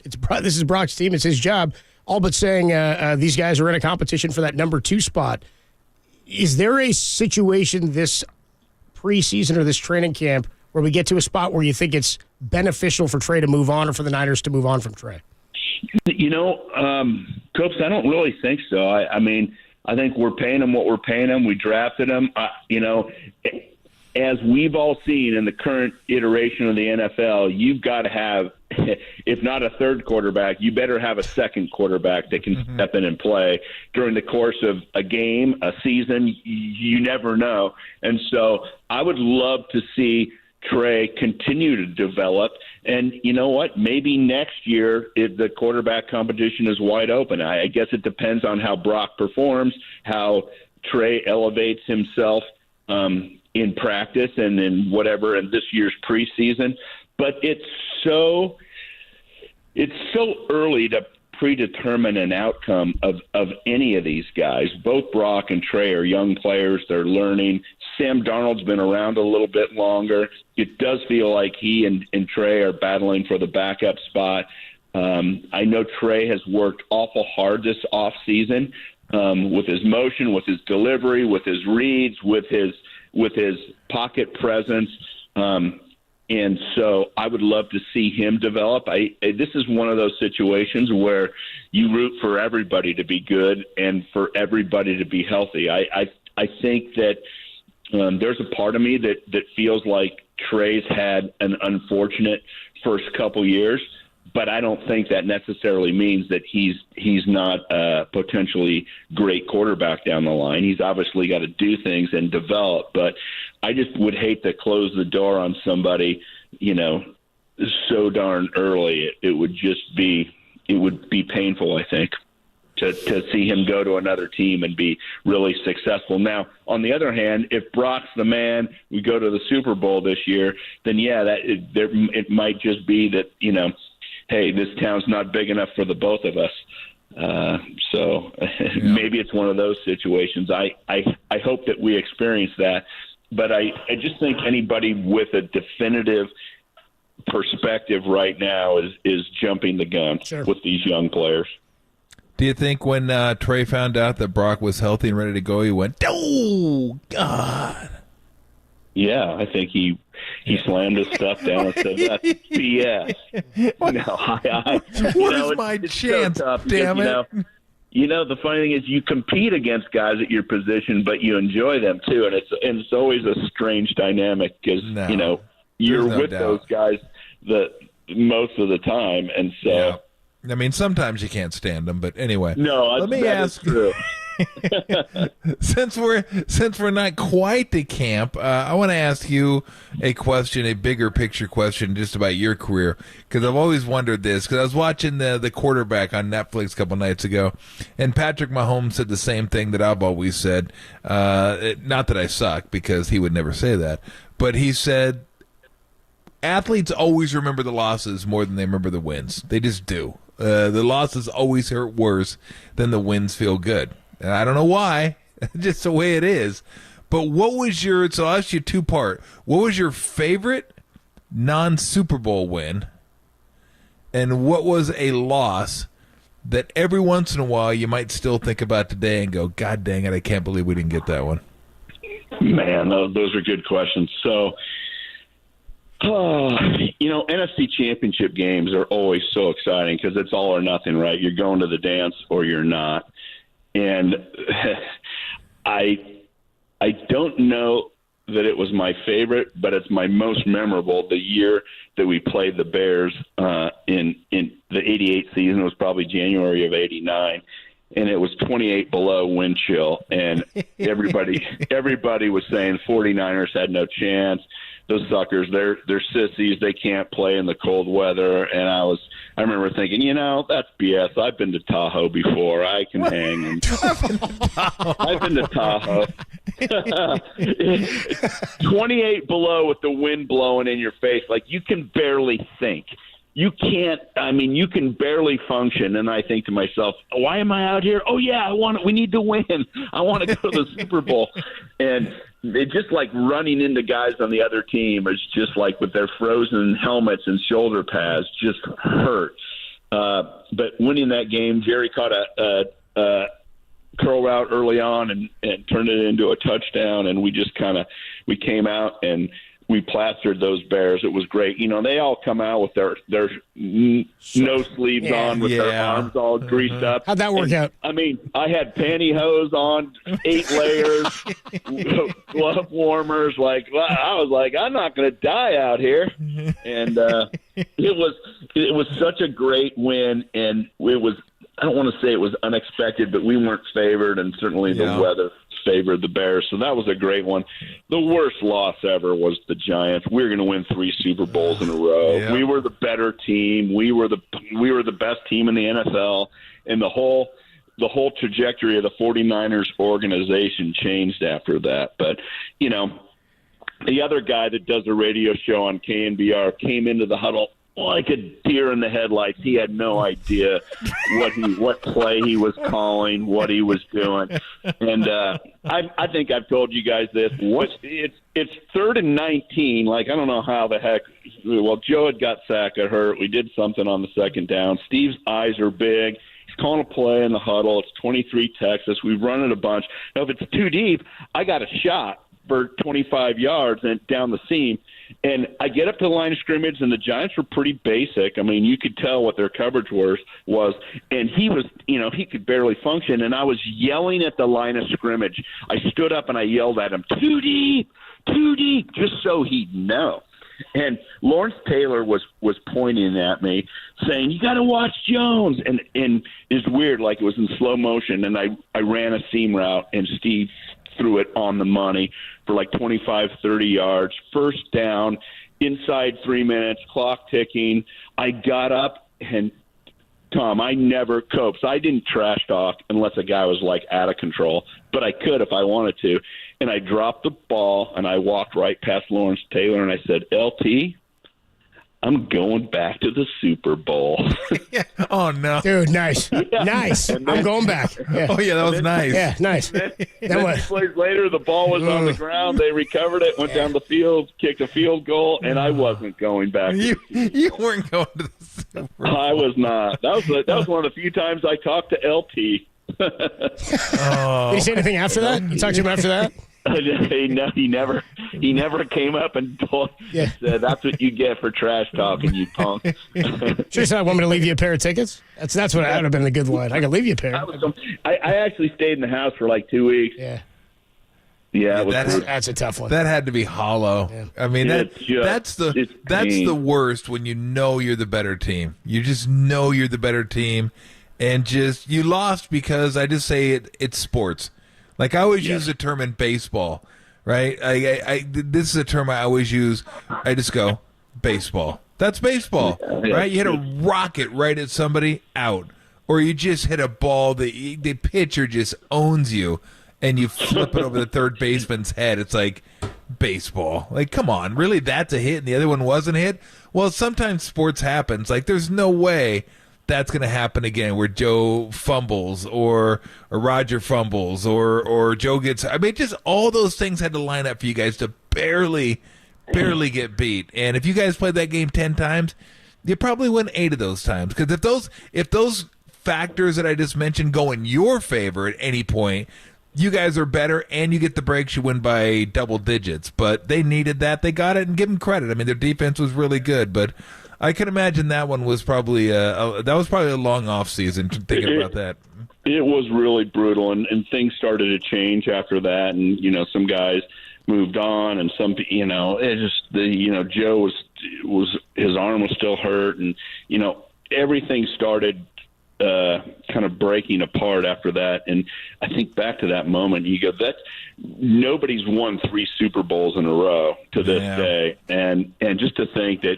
we had, and it just seems so weak to say we were the better team, at the time, but all these years later, we clearly were, and we gave it away, and it was just frustrating. And you can tell that it still bothers me. I mean, I remember some losses, but that clearly was the worst one because, in my mind, after I told LT I was going back to the Super Bowl, this was the year that they didn't have the week in between. So I was thinking, man, when I get home, I got to start packing my stuff. We're going to get on. We're going to be in my mind, I was saying, okay, this is what I'm going to have to do. That's how much I thought we were going. While I was walking back to the huddle, man, we've only got 1 week before the Super Bowl. I got to be ready. I better be ready. Don't worry. LT's forgotten you said that 30 times over. Dude, he didn't hear you the first time. He had no idea. He didn't. Yeah. He had no idea. Family doing good? Everybody's doing good, buddy. Awesome. Doing the granddad thing? Oh yeah, those guys are. Yeah. My little grandson, here in Texas, football's pretty serious. So he's having his first flag football league at age 5, and so the combine is next week. No way! They sent out a thing. Come on, dude! No way! What are they doing? I love it. Flag football combine. They got a 20-yard dash. They have catching drills, and then they have like a cone drill, a lateral cone drill, like 5, 10, 15. Like, okay, we're timing you, go. Yeah. Maybe they have. I want to see the cone drill, the shuttle. I want times. I want numbers. I want stats. I need the data. Exactly. I want to see the time for a 5-year-old. What'd you bench? How many times you bench that? Yeah. Exactly. Let's get benching. Let's get out there benching some weights. I want the Chuck E. Cheese combine. Give me that. Oh, the ball pit. Exactly. How'd you do in the ball pit? I excelled, actually. He was great in the ball pit. He wasn't so good on Dude, pop a shot, I killed it. Oh, whack-a-mole. It's nice. It's nice. Oh, It's not man. going to help us, but it was nice. Oh, dude. Brett, Well, tell everybody who said hi, man. I will, appreciate buddy. You guys, appreciate it's coming great to on. hear both of your voices. I'm fired up. I might consider doing the show this year. No, you'll do it. I mean, you're going to do it. You'll do it. Tell Dan I said hi. All right. Take it easy, Brad. Later, bro. Right, man. He's the best. He's Love him. Classic. Love that guy. Brent Jones, just a man. My guys. And if he decides he's up to it, he'll be back with us throughout the season. Yes, exactly. So he's a great dude to talk to. We'll get more stories too. People were asking what some of the best pranks were and who hated training camp. So we'll get some of that from Brent. We can get some of that. And we'll definitely play that sound for Steve next time we have him on. And when we come back, we'll get you ready. Well, we'll start getting ready for the Giants and the A's tonight. This is going to be the final Bay Bridge series in San Francisco. Are the A's leaving this offseason? Is that what they're talking about? That's a possibility. The A's, I didn't even realize that could happen so fat. Were they going to go play where the Aviators play in Vegas? I guess. They don't have a stadium yet.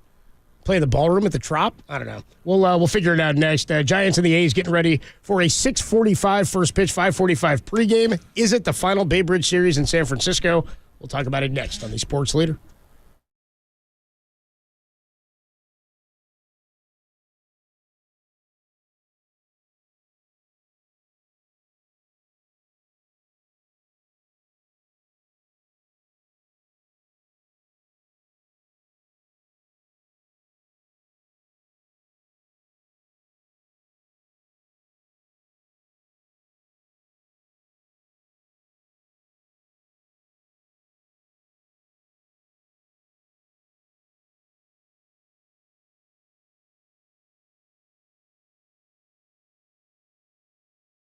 LeBron James' son, USC freshman Bronny James, is in stable condition after suffering cardiac arrest while practicing on Monday. That story and more is trending on the all-new KNBR app.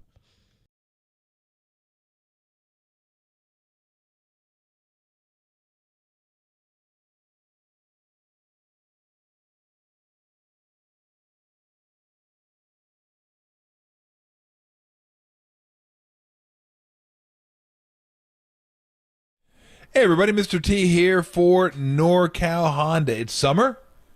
That means it's time for road trip. That's right. Get after it. I'm actually taking a little mini road trip a little later on. Going to Tahoe.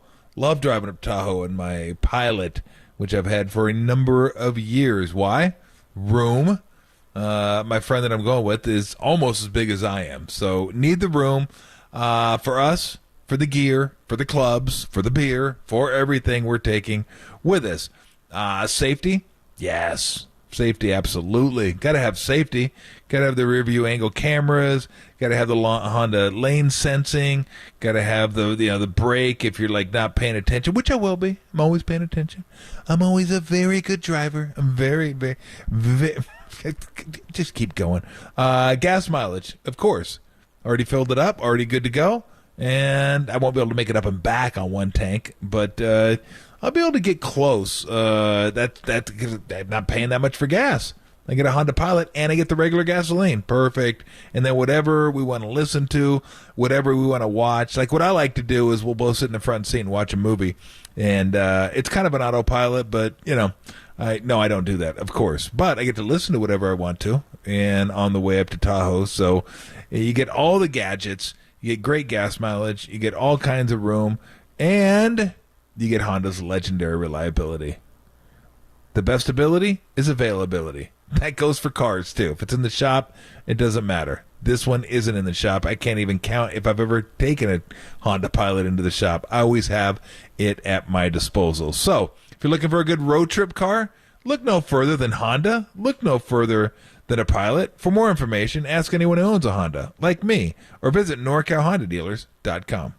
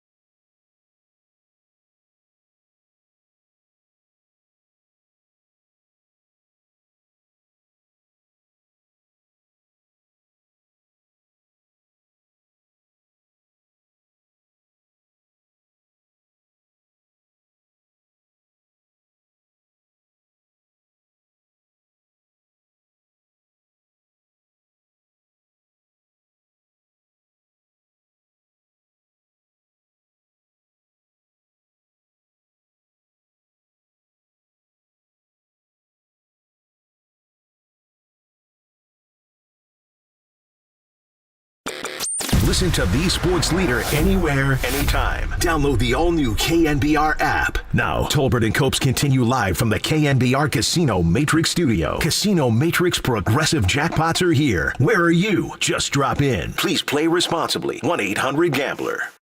A's trying to sweep, but the Giants have certainly not made life easy for them tonight. That's a ground ball to the right side, speared by Phillips, flips to Eckersley. Yes, he's there in time, and the A's are the world champions. Yeah, but how's the parade? Giants and the A's going at it tonight, 6:45 first pitch, 5:45 pregame. Yeah, we're not going to, celebrate that. You know what I mean? What are we doing? They literally needed a natural disaster to win the World Series. 10 days off, all that. They probably would have done it anyway, but, it's like the Dodgers. I was born, Derek. Eat me. I was 6 months old. I was. I don't remember it, but I did survive the quake as a baby. I thought that was quite an accomplishment. Giants and the Dodgers. That's the real rivalry. Derek? This may be the final San Francisco edition. Giants will have to go to Oakland. Is it next week they go to Oakland? I think it's in the next couple of weeks. We'll find out. Giants are going to Oakland for one more 2-game set. But this is kind of what it's become over the last few years since they changed the scheduling of these interleague games. I used to hate.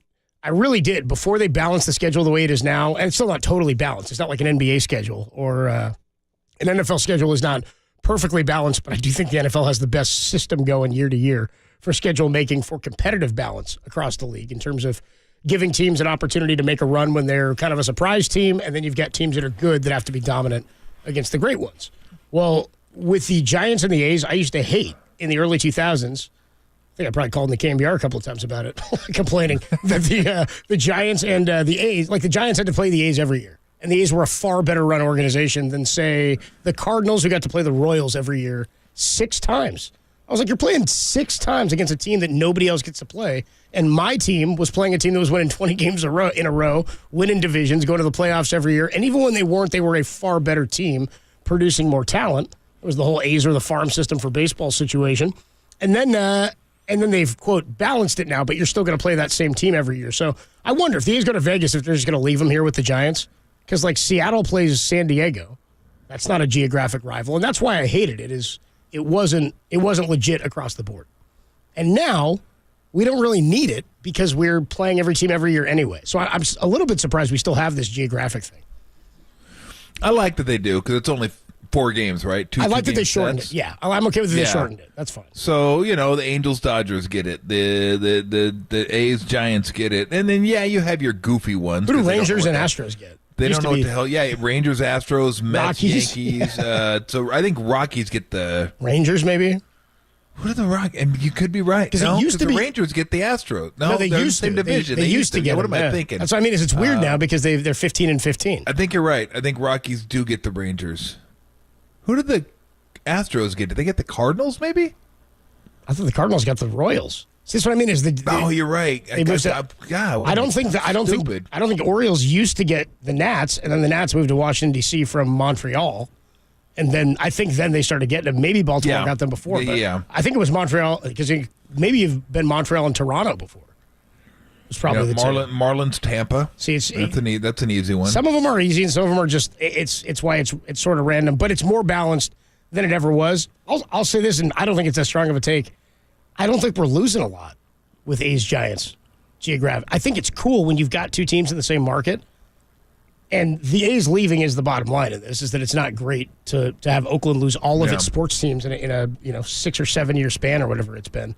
It's been terrible. And it's been constant. It's one after the other, constantly doing this. So I don't know, that's bad in general for the area and for baseball, but I don't know that it's great. I can't remember an incredible 808 KNBR, if you've got an incredible memory of a Giants-A's series, I don't have one of the Bay Bridge regular season series. I mean, they don't meet. They're played usually. And I own this place is probably the most memorable thing I can remember. And I don't really remember anything from it's been going on forever. Cavill and the trophy is the most memorable part of it, and it's a joke. Stupid trophy. Stupid Just trophy. stupid trophy. Stupid boy. Yeah. No, I think it's good now because they each get to play at each other's ballpark, and it happens 2 times. And this is as fair a schedule as you're ever going to see in baseball. It's as fair as it could possibly get. So I like the schedule. I really do. I'm enjoying watching teams play. Teams, they got to play 1 out of every 4 years. And now, whoever played here this year in the American League, Giants will go there next year. I think it's fun for fans. I think it's fun for fans that like to travel to go watch their teams. You get to go watch them play in different ballparks. You get different teams coming to your ballpark. Yep. And it's fair. And not that everything has to be fair, but when it comes to sports and you have playoffs, you would like, I mean... Playing for a championship. That's what the EPL does. They don't even have playoffs. Everybody plays each other twice. Period. One a year plays, one at their place. Whoever wins the league wins the league. 38 games or something? That's the most fair system ever. Because now you don't even get into the playoffs. You're like, hey, you have 38 games to try to win this thing. And everybody has the same exact schedule. Same exact schedule. No divisions, no conferences, just we're all the EPL. And you're going to play each other, and you're going to play each other twice. And you're going to play one there, one here. That's that, and no playoffs. Now, America would throw a fit without any playoffs. They'd lose their mind. You clinch the cup like 2 weeks in advance. I mean, that's like how the old. I was thinking about they win. Thanks. They're in. Damn.